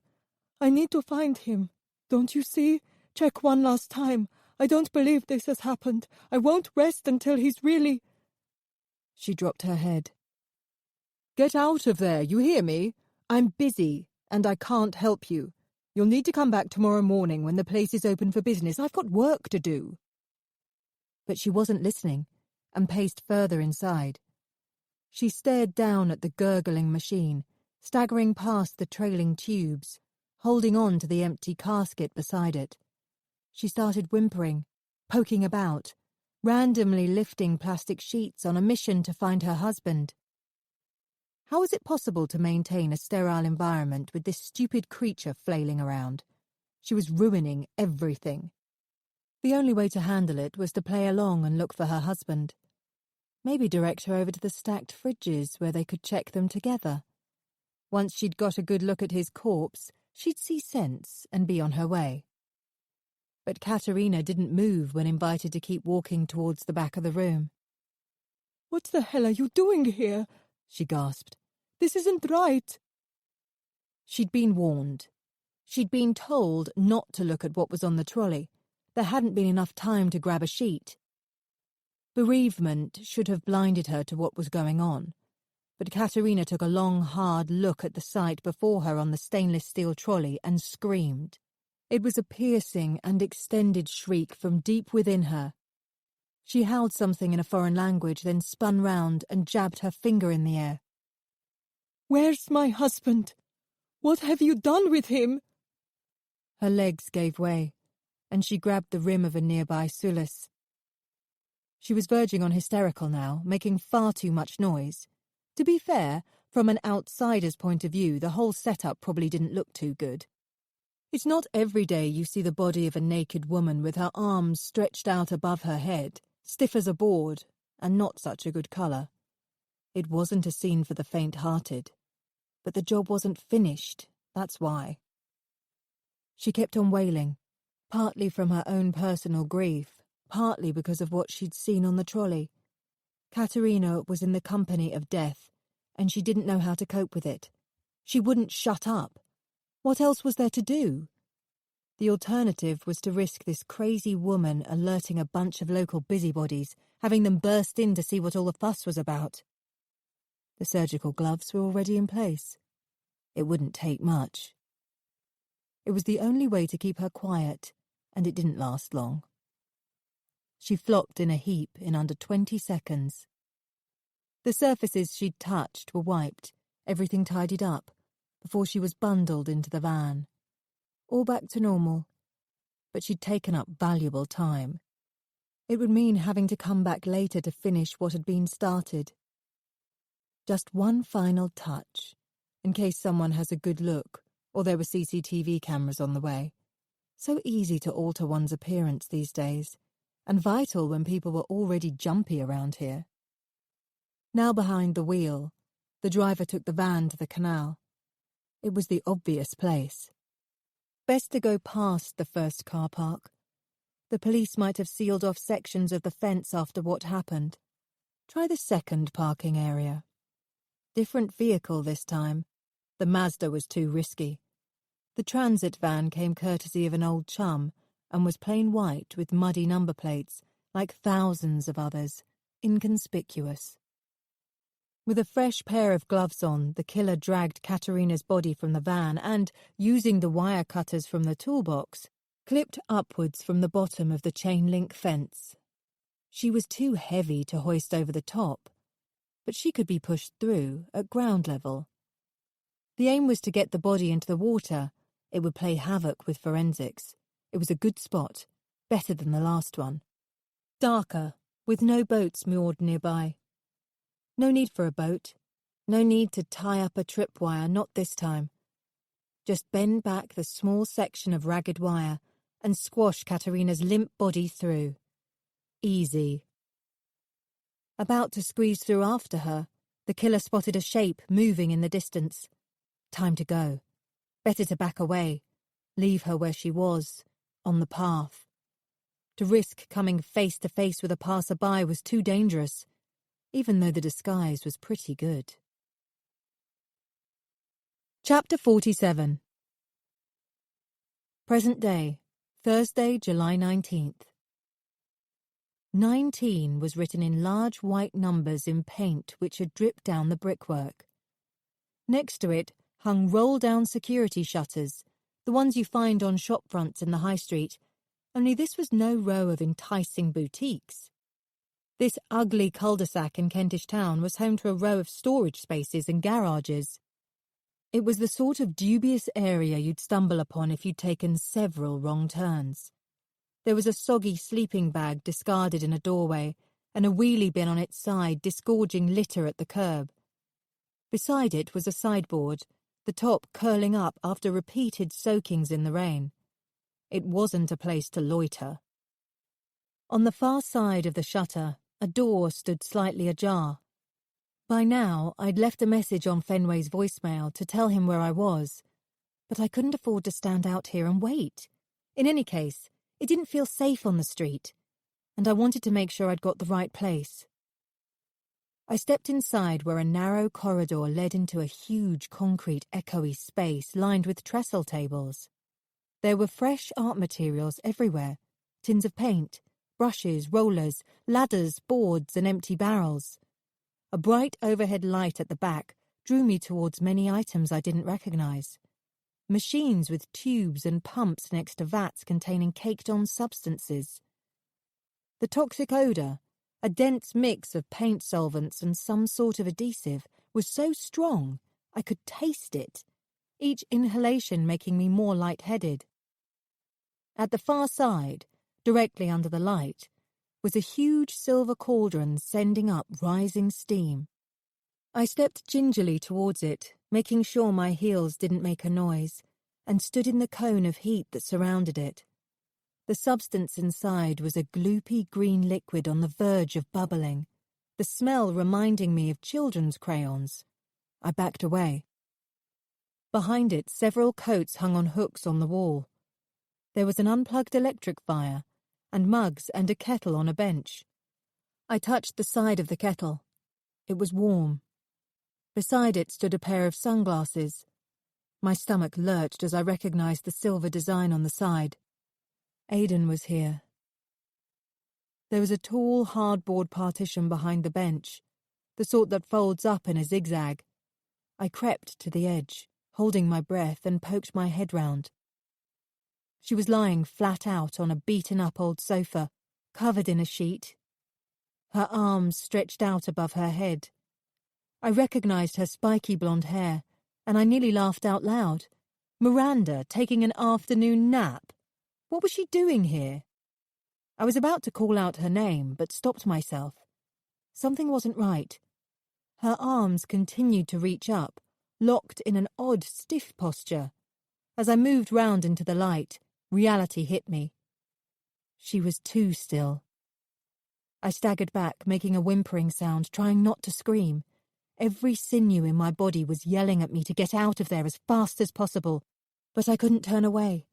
I couldn't leave her like this. With my hand over my mouth, I took a step closer to the body, then another. I eased back the sheet. That's when I realised her hair looked too dry, too yellow. This wasn't Miranda. The figure was naked, with skin below the neck the colour of mahogany. The texture not like skin at all. It was taut and crisp, with a glossy finish. The hair was a wig. The body had been elongated so that her arms stretched above her head, her feet pointed. It looked like an exquisitely detailed mannequin. I stared at the gruesome form and couldn't work it out. Her face looked like it was made of plastic, so human and yet not right at all. The overpowering smell of formaldehyde forced me to back off, but I couldn't take my eyes away. I was both mystified and horrified. What was this? A very clever model? A perfect replica like you'd find at Madame Tussauds? For some reason, I wasn't convinced. Perhaps it was the smell. Perhaps it was the fact that it was too realistic, too good. And then when I looked down, I saw her nails were black. At that point, I forced myself to look properly at her face. The vision sent bile burning into my throat. Her gunmetal grey eyes were staring back at me, but they were covered in a cloudy film and were flaccid as though punctured at the back. I knew then, without a doubt, this was no waxwork figure. Strands of dark hair trailed down from under the blonde wig, and by then I knew the face.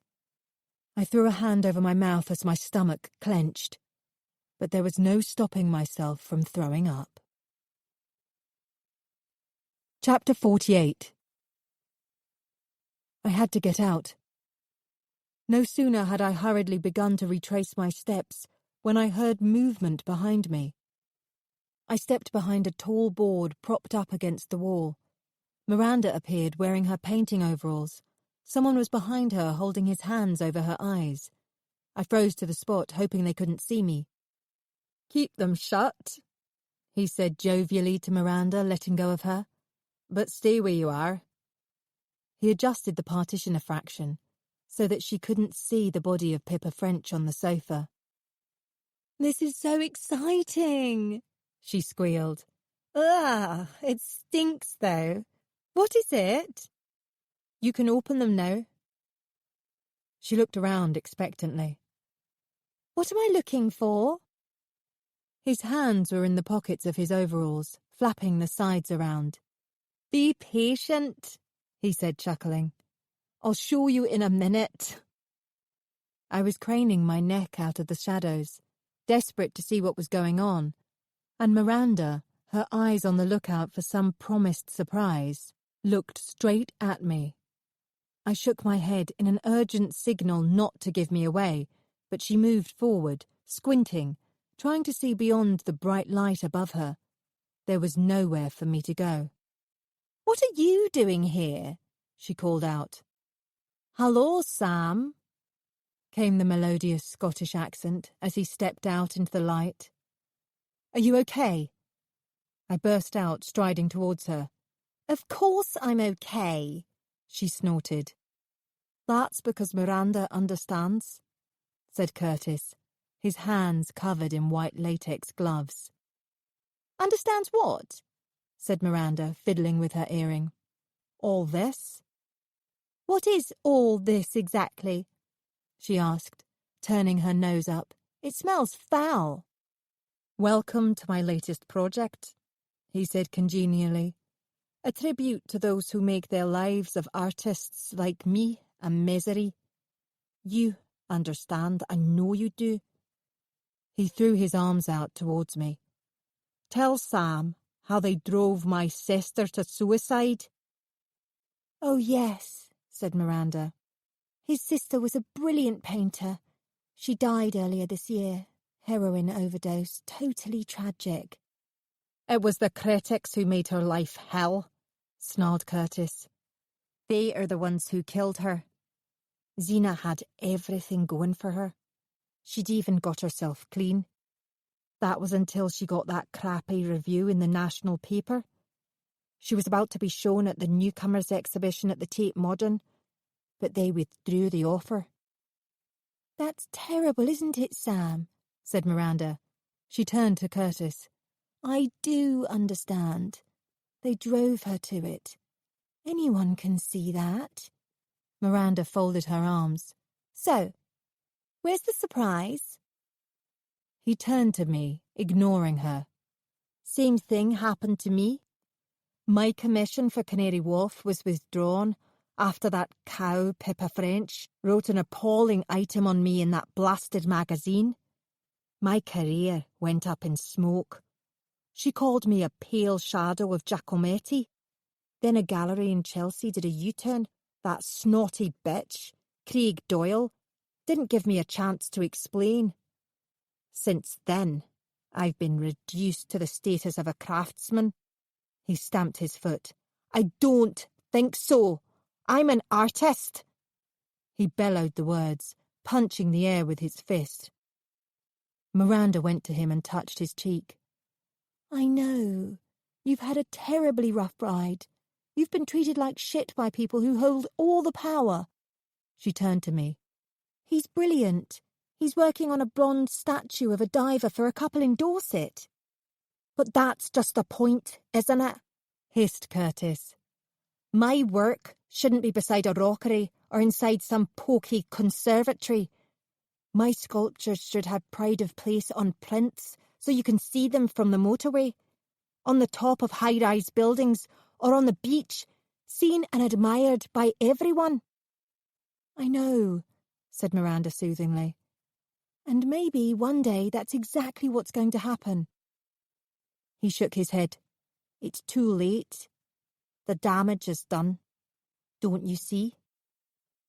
She looked like she was trying to, but hadn't yet worked out the gruesome truth like I had. I had to do something to fight back, he said. Curtis strode purposefully towards me and ushered me out of Miranda's line of sight. I tensed my body ready to run. May I borrow your phone? He said, snatching my bag from my shoulder. Don't even think about screaming. He hissed in my ear. There's no one else around to hear you. The police are on their way, I said, trying to tug the phone away from him. He got the better of me. He gave me a disparaging look and tapped several words into a text on my phone, pressed send, then pocketed it. By the way, the police are looking for Honoré Craig Doyle, but you know exactly where she is, he said tauntingly, out of my sister's earshot. She was all set to take me on, then had the nerve to send me packing. You've been walking past her the last few weeks? He waited for my reaction. I blinked hard. Not worked it out yet. Here's a clue. Let's say it was quite a transformation. He laughed and walked back to Miranda. Transformation. Oh my God, the new fountain outside Seacap, the figure of Poseidon. It couldn't be, could it? Curtis took Miranda's hand and led her round to the sofa. As soon as she saw the outstretched figure, she screamed and pulled away. Then, just as I'd done, she took a step closer, convinced the figure must have been cleverly constructed. She laughed. Curtis, it's amazing! She stared in awe. I thought it was real! They both looked down at the preserved corpse of Pippa French, who, with her arms stuck straight above her head, was destined to be encased in metal and forever dive into a rock pool in a couple's garden in Dorset. Miranda, come away, I said. I glanced over at the door. The police should have been here by now. Curtis has killed people. That's not a sculpture. It's a real body. It's one of the women who went missing. She scoffed at me. Don't be silly. Curtis is an artist. He's done all this by himself. I thrust my hand towards the huge vat in the centre, which gurgled and popped as bubbles broke the surface with a splat. Look at what's in here, Miranda. It's wax.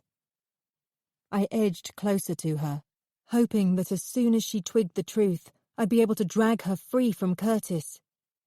He's been using a funeral parlour to... She laughed again. He needs the wax to make the figures, don't you? She said, rolling her eyes at him. I wanted nothing more than to run for it, but not while Miranda was still being so clueless about what was going on. I couldn't leave her with this maniac. Sit down, Miranda, said Curtis, pulling up a wooden chair for her, and let me tell you the whole thing. I think you'll be rather proud of me. She took a seat and wrapped her arms loosely around her knees, totally at ease. He cleared his throat.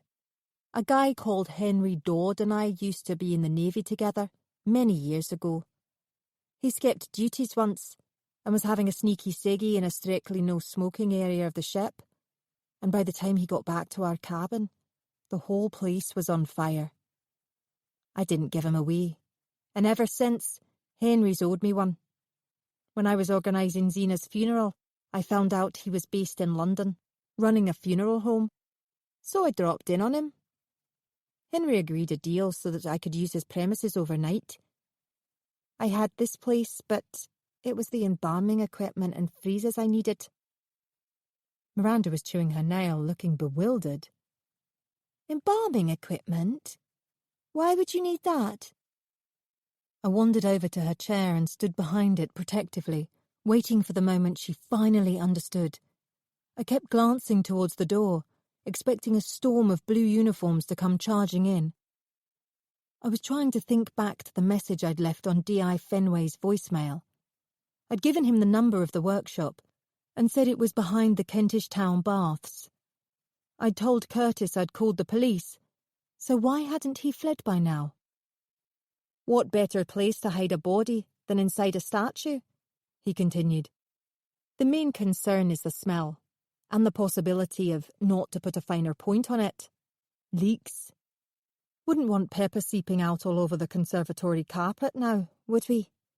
Or Honoré attracting the Camden rats? My toes curled taut inside my sandals, my fists throbbing, every muscle in my body coiled into a spring.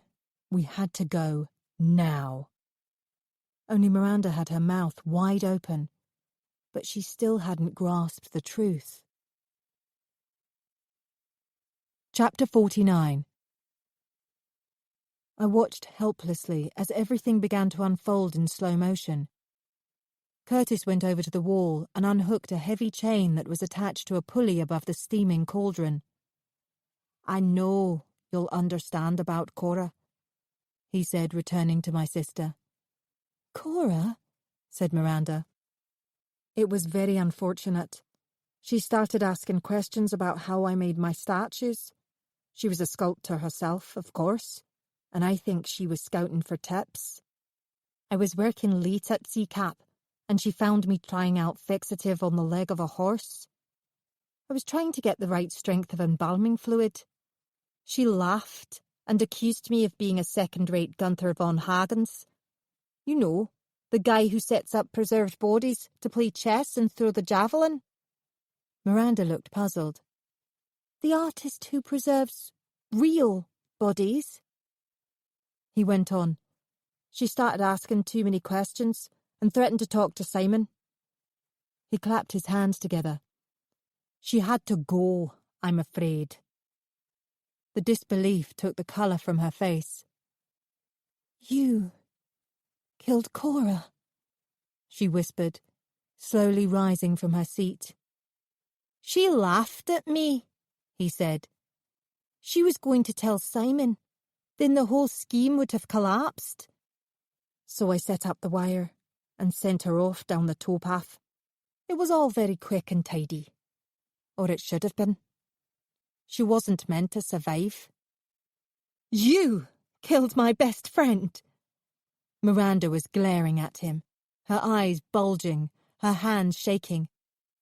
Hey! He protested, reaching towards her. You're supposed to understand, remember? She recoiled. You know how I've suffered at the hands of people who didn't value my work? He took hold of her arm, but Miranda snatched it away from him, sobbing in convulsions. I can't believe you did this. I can't. Curtis carried on. That Polish woman was a fly in the ointment too. She found me at Dodd's mortuary preparing Pippa and started screaming the police down. I had to stop her. Miranda's legs gave way under her, and she sank back into the chair. She'd been reduced to a crumpled wreck, incapable of speaking. I put my hand on her shoulder. Don't touch her, said Curtis, his words stabbing the air. I kept my hand where it was. Don't you want to know all about it? The surprise? He looked over appraisingly at Pippa's body on the sofa. For long-term preservation, not just for a 20-minute viewing at a chapel of rest. You have to use an embalming fluid containing concentrated formalin with glutaraldehyde and phenol. It's a brand new formula, and I'm the first to use it. I'm a pioneer. He thumped his chest with his fist. The fluid is injected into an artery under high pressure to swell and saturate the tissues. I don't like the embalmer's grey discoloration, so I added a stain to give Pippa a healthy tan. Miranda glanced over at the sofa with revulsion. It's disgusting, she wailed. What you're doing isn't art. It's monstrous. I've got a bronze cast all ready for Pippa at the foundry. She'll be put inside, just like Honoré and Poseidon at the fountain. The statue is in 2 parts. The joins will be welded together afterwards. He allowed himself a chuckle. Pippa French said my work was derivative and passé, but now she'll become part of one of my pieces. Some sort of poetic justice, don't you think? His mouth curled into a smug grin. Like Honoré, her flesh will rot, but she'll forever have perfect bones. Miranda had stopped crying and was staring at him. I could feel her entire body shivering through the back of the chair. You disgust me, she spat. He leant towards her, and before I could stop him, he gave her a sharp slap so hard that she toppled off the chair. I dropped down to her, checking she hadn't been injured by the fall.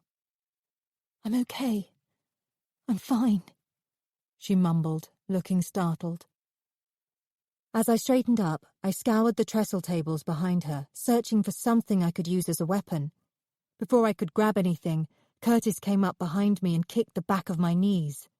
As I went down, my head struck the chair Miranda had been sitting on, and the world turned into the inside of a coal bunker.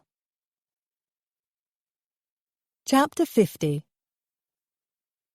I heard my ringtone and, still dazed, patted my pockets for the phone. But of course it wasn't there. I sat up and watched Curtis take my mobile out of his overalls. He let my voicemail take the call, then listened to the message. It's Finwë, Curtis said cheerily. They've found a light blue Mazda in my ex-wife's garage, the car I borrowed for Cora, and Dodd has finally told them I'm the one leasing his mortuary.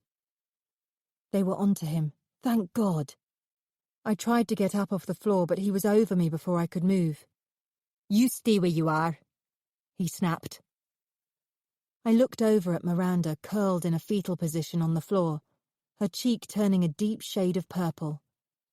While I'd been out cold, her hands and feet had been bound with cable ties, her mouth covered with brown tape. I certainly couldn't leave her now. I knew it would only be a matter of time, he admitted. Looks like poor old Henry is going to be charged with obstructing the police. They've also sussed that my alibis were pokies as well. They'll be here any second, I told him defiantly. Not exactly, he said with a smile. Fenway also said they'd turned up near the swimming pool, like your message instructed. But there are 2 swimming pools in Kentish Town, and it looks like they went to the wrong one. They couldn't find the workshop. Shame. But they'll realise soon enough that there's another pool. I wanted to push him aside and get to my feet, but my head was spinning. It will be too late by then, he clucked. Curtis gave me a shove that sent me back down to the floor again. He pulled my hands together behind my back and tied them with another self-locking cable tie. It cut into my wrists. The duct tape smelled of vomit as he wrenched it from the roll and slapped it across my mouth. I couldn't work out why he was so unconcerned. The police were closing in on him. They knew he was the killer. He knew they knew. And yet he was acting like he had all the time in the world. Curtis disappeared behind a long velvet curtain and came back, dragging a typist's chair behind him. I gasped when I saw there was another figure sitting on it, bound and gagged. Mr. Blake hasn't been feeling too well. We can't trust him to stay conscious. Never mind. Saves me a job. Aidan's eyes were red and puffed up, his head lolling against his chest, blood dribbling from his nose. You've hit him! I tried to shout, but it came out like 3 feeble moans through the duct tape. Curtis dragged Miranda and I towards the bubbling vat and pushed us into 2 wooden chairs before clipping my ankles together with more black ties. He went back for Aidan and wheeled him beside us. As soon as this liquid wax is at the right temperature, all 3 of you are going in it, he declared. That's the surprise. You will all be saved for posterity inside my work. What an honour. He ran his hand through his clown-red hair, the latex gloves covering the tattoos I'd so admired on his hands the first time we'd met. He looked down at Aidan. The talentest artiste of the moment can become a piece of art in his own right. Let's see how things are cooking. Taking a small wire basket, Curtis tested the temperature of the wax by dropping my phone inside. While he was preoccupied watching the bubbling liquid, I took a look at Aidan. One eyelid slid open, and he lifted his head slightly so he could see me. He'd only been pretending to be out cold. He must have heard Curtis's footsteps. His ankles were bound like mine, but his hands were tied in front of him, and his fingers could move a little. He extended his hands into a prayer position. I stared at him. Was this a signal? Did he have something he wanted to say? He nodded as if answering my questions. I waited. He made both hands into fists, then extended a finger, the one he'd cut recently. Then he looked deliberately down at his left foot, hitching up the leg of his chinos, then rubbed the finger against his other hand. It was certainly some kind of message. A knife. In his sock. Not quite ready, said Curtis, examining the gooey mess that was my phone. A few more minutes.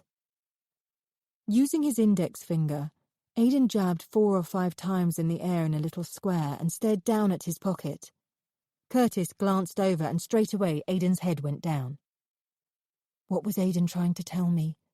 That he had a knife in his sock and a phone in his pocket? Curtis dragged the 3 of us together in a line with Aidan in the centre, his head flopping against his chest. Who's going to be first? He said, slapping his hands together as if we were playing a party game. Of course, I'm going to have to ask you all to be naked.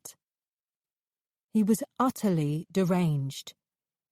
When I'd first met him, I thought his mild-mannered approach and lightness of touch was natural charm. Now I could see it was a well-practiced act, a superficial crust covering a sadistic paranoia. In his mind, art critics and connoisseurs had killed his sister. They were out to bring him down, too. He, in turn, had to punish them. For him, It all boiled down to a petty game of tit for tat. And us three? We'd just got in the way and needed to be disposed of. Curtis turned to me with a smile. Normally I'm pretty good at anticipating what people are about to do, but I was totally out of my depth.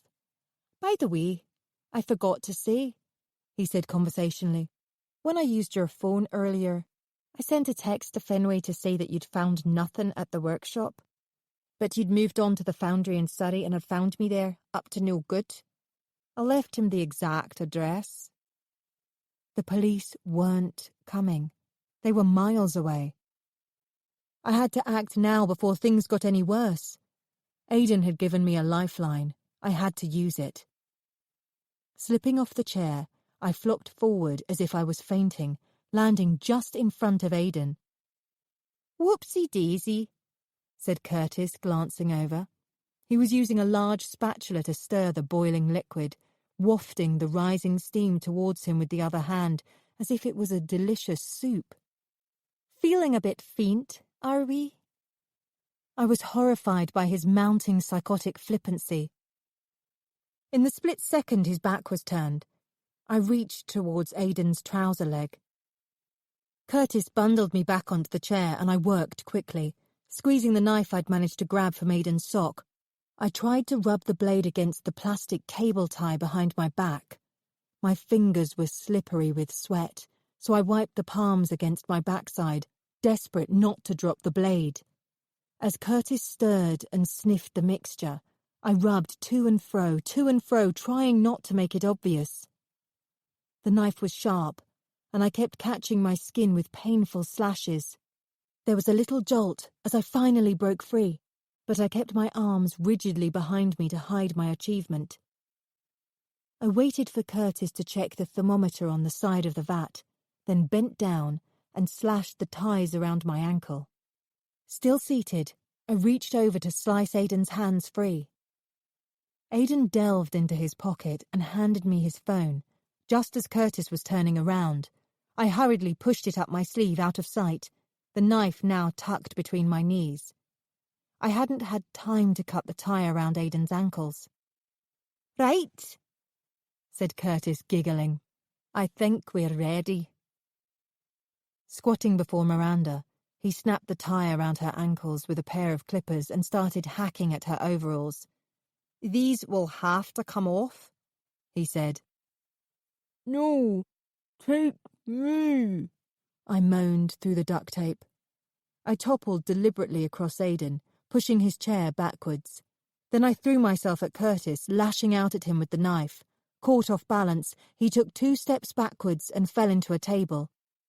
As Aidan and Miranda broke each other free, I ripped the tape from my mouth and managed to punch 2 digits, 9-9, into the phone. That was as far as I got. Curtis reacted faster than I'd expected. He regained his balance and, with only a minor stab wound on his arm, knocked the phone out of my hands. As Aidan aimed a punch at him, Curtis seized his arm and sent an emphatic kick into his shin. Aidan went down. Curtis grabbed me roughly and threw me against a set of shelves to one side before punching Miranda hard in the stomach. She fell back with a grunt. As I tried to get to my feet, Curtis reached over me, claiming the knife I'd managed to grab from the floor, and in a single movement yanked me upright, pressing the blade against my neck. In seconds, beads of warm blood began trickling down inside my collar. I stared in horror as drips made their way onto the floor, forming pools the size of 5-pence pieces. With them came a sharp pain and wave of nausea. "Anyone moves, and Dr. Willoughby is going into the wax in tiny pieces," he declared. Aidan was clutching his leg, looking weak and disoriented. Miranda sat on the floor, her legs splayed out, sobbing at the state I was in, and staring longingly at the phone several feet away. She hadn't had time to make the call either. Pain tore into my flesh and blood continued to leave my body. I was on the verge of blacking out. With the knife still at my neck, Curtis instructed Aidan to tie Miranda up again. "And do it properly, or I'll cut off your fingers," he snapped. Curtis then told him to retie my arms and ankles.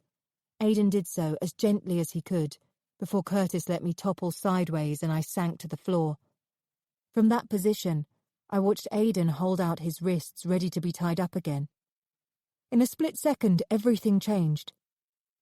As Curtis approached him, Aidan braced himself and sprung unexpectedly, his left foot sending a high kick into Curtis's chin.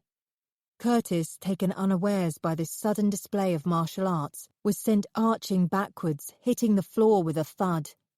It took him a few seconds to get to all fours to catch his breath. It was long enough for Aidan to rush to a pile of cans on the shelves behind us. He was looking for something. I tried to sit up. I wanted to help, but the room was pulsating. I couldn't move unaided, in too much pain from the cut in my neck to do anything. As Curtis began to rally and stagger to his feet, Aidan found what he was looking for. He unscrewed the lid and threw the contents into Curtis's face. He let out a blood-curdling scream and doubled over, clutching his cheeks. Behind his fingers, I could see the damage the paint stripper was already doing, chewing up his skin on contact. I looked away. Miranda was still tied up, so Aidan grabbed the phone from the floor. I tried to shout to him to tell him to pass the phone to me, but a strange gurgling sound came from inside my throat. Curtis was thrashing out towards Aidan like a blind zombie, brandishing the knife, screaming murderous rage. I knew the phone was worthless in Aidan's hands. He looked at it as if he'd never used one before. I closed my eyes. Then it happened. A miracle. "This is Aidan Blake with Dr. Sam Willoughby. Police and ambulances needed immediately at..." I gasped. Curtis finally came to a stop, his hands over his streaming eyes, howling in pain. Aidan pushed him into a corner. "They're on their way," said Aidan in a soft Irish accent. At the sound of his voice, tears flooded my vision, joining the blood spatter on the floor. Chapter 51. 4 days later. I didn't remember much after that. I was peppered with bruises and needed 4 stitches in my neck, but I was incredibly lucky. The surgeon told me there's a lot of structure around the throat that isn't vital, muscles, connective tissue. Had the incision been a centimetre to the right, I wouldn't have made it to the hospital at all. Visitors came and went, but they all blended into a sea of worried faces. I was finally sitting up in bed, able to differentiate individuals from the blur of general ward activity, when D.I. Fenway and D.I. Foxton came in to see me. "Curtis gave us a complete confession," Fenway said. "In fact, he was rather smug about his plans. He'd given Cora a strong laxative the day he set up the wire, so he could get her hands on her mobile phone when she rushed back and forth to the toilet. He'd been helping out in the C-Cap kitchen that day and merely stirred the powder into the soup she ordered at lunchtime. She'd told him she was meeting someone about a new project later on and was expecting Kent to pick her up. Curtis threw the phone in the canal after telling Kent she'd already gone home." "What made her cycle so fast in the wrong direction?" I croaked, my throat burning. Curtis found her after her last dash to the loo and spun a story that the police had rung the C-Cap office with news of a dreadful accident. Some rubbish about Raven, her son, having fallen in the canal. Of course she didn't have her phone to check by then, so she took off to try to help. Curtis had hidden the helmet, so she'd be unprotected. Karen stepped in. That's when Curtis jumped straight in a car, the Mazda he kept at his ex-wife's place, and got there ahead of her. She was looking particularly refined in an off-duty summer dress. Curtis wore a ski mask and a black hood. He knew he'd been seen at the boat, but was convinced he couldn't be identified. My mouth fell open. So Aidan would never have been able to draw Curtis's face after all, I said, because he'd never seen it. They both shook their heads, mirrors of each other in their grim solemnity. In short bursts, I told them how I'd finally worked out the killer's identity, I'd seen Curtis's clever tattoos, I whispered, but not the full zip design on his right wrist. When Rachel sent me photos from Miranda's supper, it clicked. That's when Aidan had seen under Curtis's glove, when he unhooked the wire from the boat. Fenway chipped in. If Aidan had been able to tell us that, it would have been an instant giveaway. Curtis had more sense than that to leave the spider on his hand visible, but he'd made one big mistake. He hadn't realised the zip tattoo on his wrist could be seen when he reached forward. Although, I still can't work out why he went back for the wire, interjected Karen. He could have easily slipped away unseen. It was my turn to offer an answer. I think it was because Cora was specifically targeted. Curtis wasn't killing randomly. Perhaps, too, he went back for it because he thought he was invincible. I snatched a ragged breath. I saw such an audacious, arrogant side to him when we were trapped inside his workshop. Fenway sat down on the edge of my bed, pulling the bedclothes too tight over my ribs. I let out a yelp. "Sorry," he said, standing up again. "What I don't understand is why Aidan didn't just point to a zip on his own clothes or show you what the teeth actually meant," he said, rubbing his chin. "You might have made the connection sooner." Or why didn't he just draw exactly what he'd seen? Added Karen. That's why my job is so interesting, I said, straining to be heard. People don't always do the obvious or logical thing, especially when they're psychologically distressed. To put it bluntly, Aidan wasn't able to think in straight lines at that point. In fact, a lot of what he was trying to show me was off the wall. It took me ages to work out the bird was a logo for a make of car. Fenway blew air out of his cheeks. There was more. Once Curtis realised Aidan was getting too close to revealing what he'd witnessed that night, he tried to scare you off the boat by creeping around outside your cabin. He described you as Aidan's bodyguard and wanted you out of the way so he could target him. Then when you didn't leave, he contaminated the cheese in an attempt to kill him. Miranda had told Curtis you didn't eat it. So Curtis was the intruder by the boat? He'd spent time hanging around the security gate and managed to get a good look as various residents punched in the code to unlock it. But his hair, I said, my voice reduced to a rasp. I thought it was Aidan. Apparently, he's always been a bit of a showman. I took my mind back to Miranda's party again. The floppy tam o' shanter I'd smiled at when I met Curtis. He wore a blonde wig to disguise his distinctive hair. He hoped you'd doubt Aidan's story about not being able to leave the boat.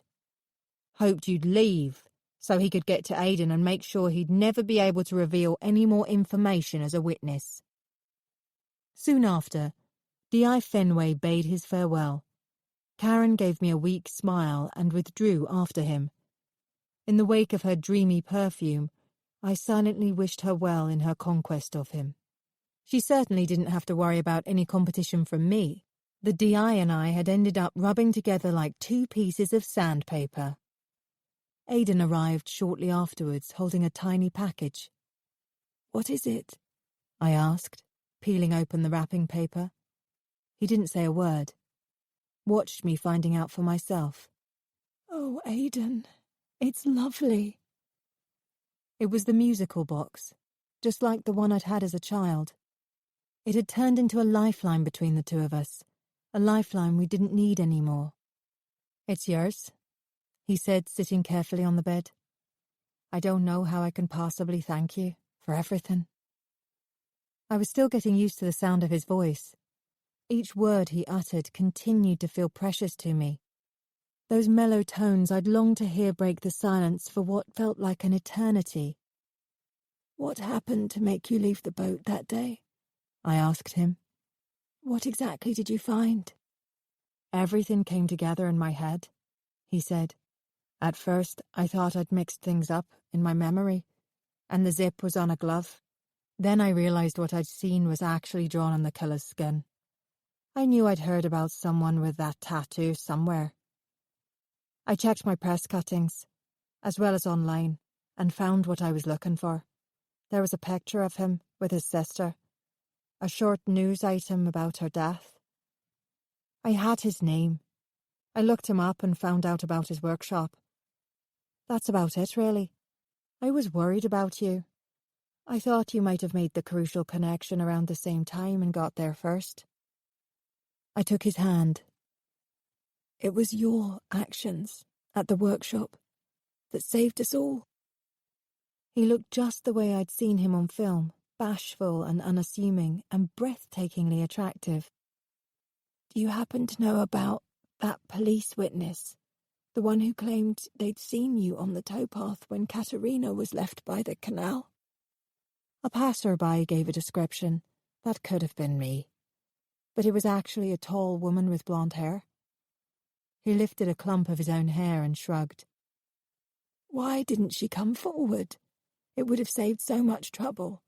You wouldn't have been arrested. She didn't want to get involved. Simple as that. Someone persuaded her to come clean in the end. A nurse came to the bedside and suggested it was time I had some rest. Aidan squeezed my hand. I closed my eyes for a moment, and when I opened them, he'd gone. Chapter 52. Terry arrived not long after the nurse had woken me to change my dressing. As soon as I saw his troubled face, I knew the view I'd had of him for all these years had been entirely lopsided. Terry was far more than a good mate. There was a depth to his character I'd never taken the trouble to see, a warmth, kindness, trustworthiness, selflessness. The list could go on, now I'd had time in my sickbed to reflect properly. He hovered over me awkwardly, not knowing how to greet me, then reached into his pocket and handed me an iPod. "To help you while away the hours during your recovery," he said. "I'm sure your taste has changed a lot since university days, but there are some old favourites to take you down memory lane." "I can't believe you remembered what I used to listen to," I said, my voice breaking. "I paid attention," he said simply. His eyelids flickered when he looked at me, as if I was too bright for him. He hesitated, then reached out his hand and tenderly stroked my cheek. A sprinkle of stars tingled up my spine. All too soon he drew away. "I won't stay long," he said. "You must be tired." I was about to insist that I should be the judge of that, when I spotted Miranda peering over his shoulder. Terry sensed he should leave us alone. I wasn't sure if he heard my husky voice calling after him, urging him to come back in a while. Miranda leant forward as if to kiss me, then took a good look at my face instead, mustering a fleeting smile. She straightened up, her shoulders hunched. I wasn't sure which way things were going to go between us. I couldn't bear more hostility. I wanted everything to be back to normal, but I didn't know what normal was anymore. "I suppose you'll be champing at the bit to get back to that mental health unit of yours," she said with forced brightness. "When I'm ready," I replied. "Thanks for coming. It's good to see you." She squeezed my hand, but didn't look me in the eye. I noticed hers were bloodshot. "You okay?" "Just a bad night," she said, rubbing them with her knuckles like a child. "I've seen Simon." "What's the latest?" She ran her finger along the shelf above my bed, checking it for dust. "So-so. Simon's solicitor thinks he could get 6 to 9 months if he's lucky. The lawyers called it counterfeit false teeth," she sniggered. "Sounds so hilarious. He did it to keep CCAP afloat. He did it for us. He's a good man." I didn't want to argue with her. "Did you know?" "Of course not. Simon never told me anything about it, but CCAP wouldn't have survived if he hadn't managed to find extra money from somewhere. What he did wasn't harming anyone. He was doing the local dentists a favour. It was a health and safety breach, that's all." "And Curtis?" I nudged. She looked miserable as she sank down on the chair beside the bed. He did it out of grief for his sister, didn't he? I think it started out like that, but he was also angry at the way his art had been overlooked. He was obsessed with his own crazy mission of revenge, killing individuals he thought were responsible for degrading him, as well as the ones who got in his way. I'm afraid I did give him a false alibi.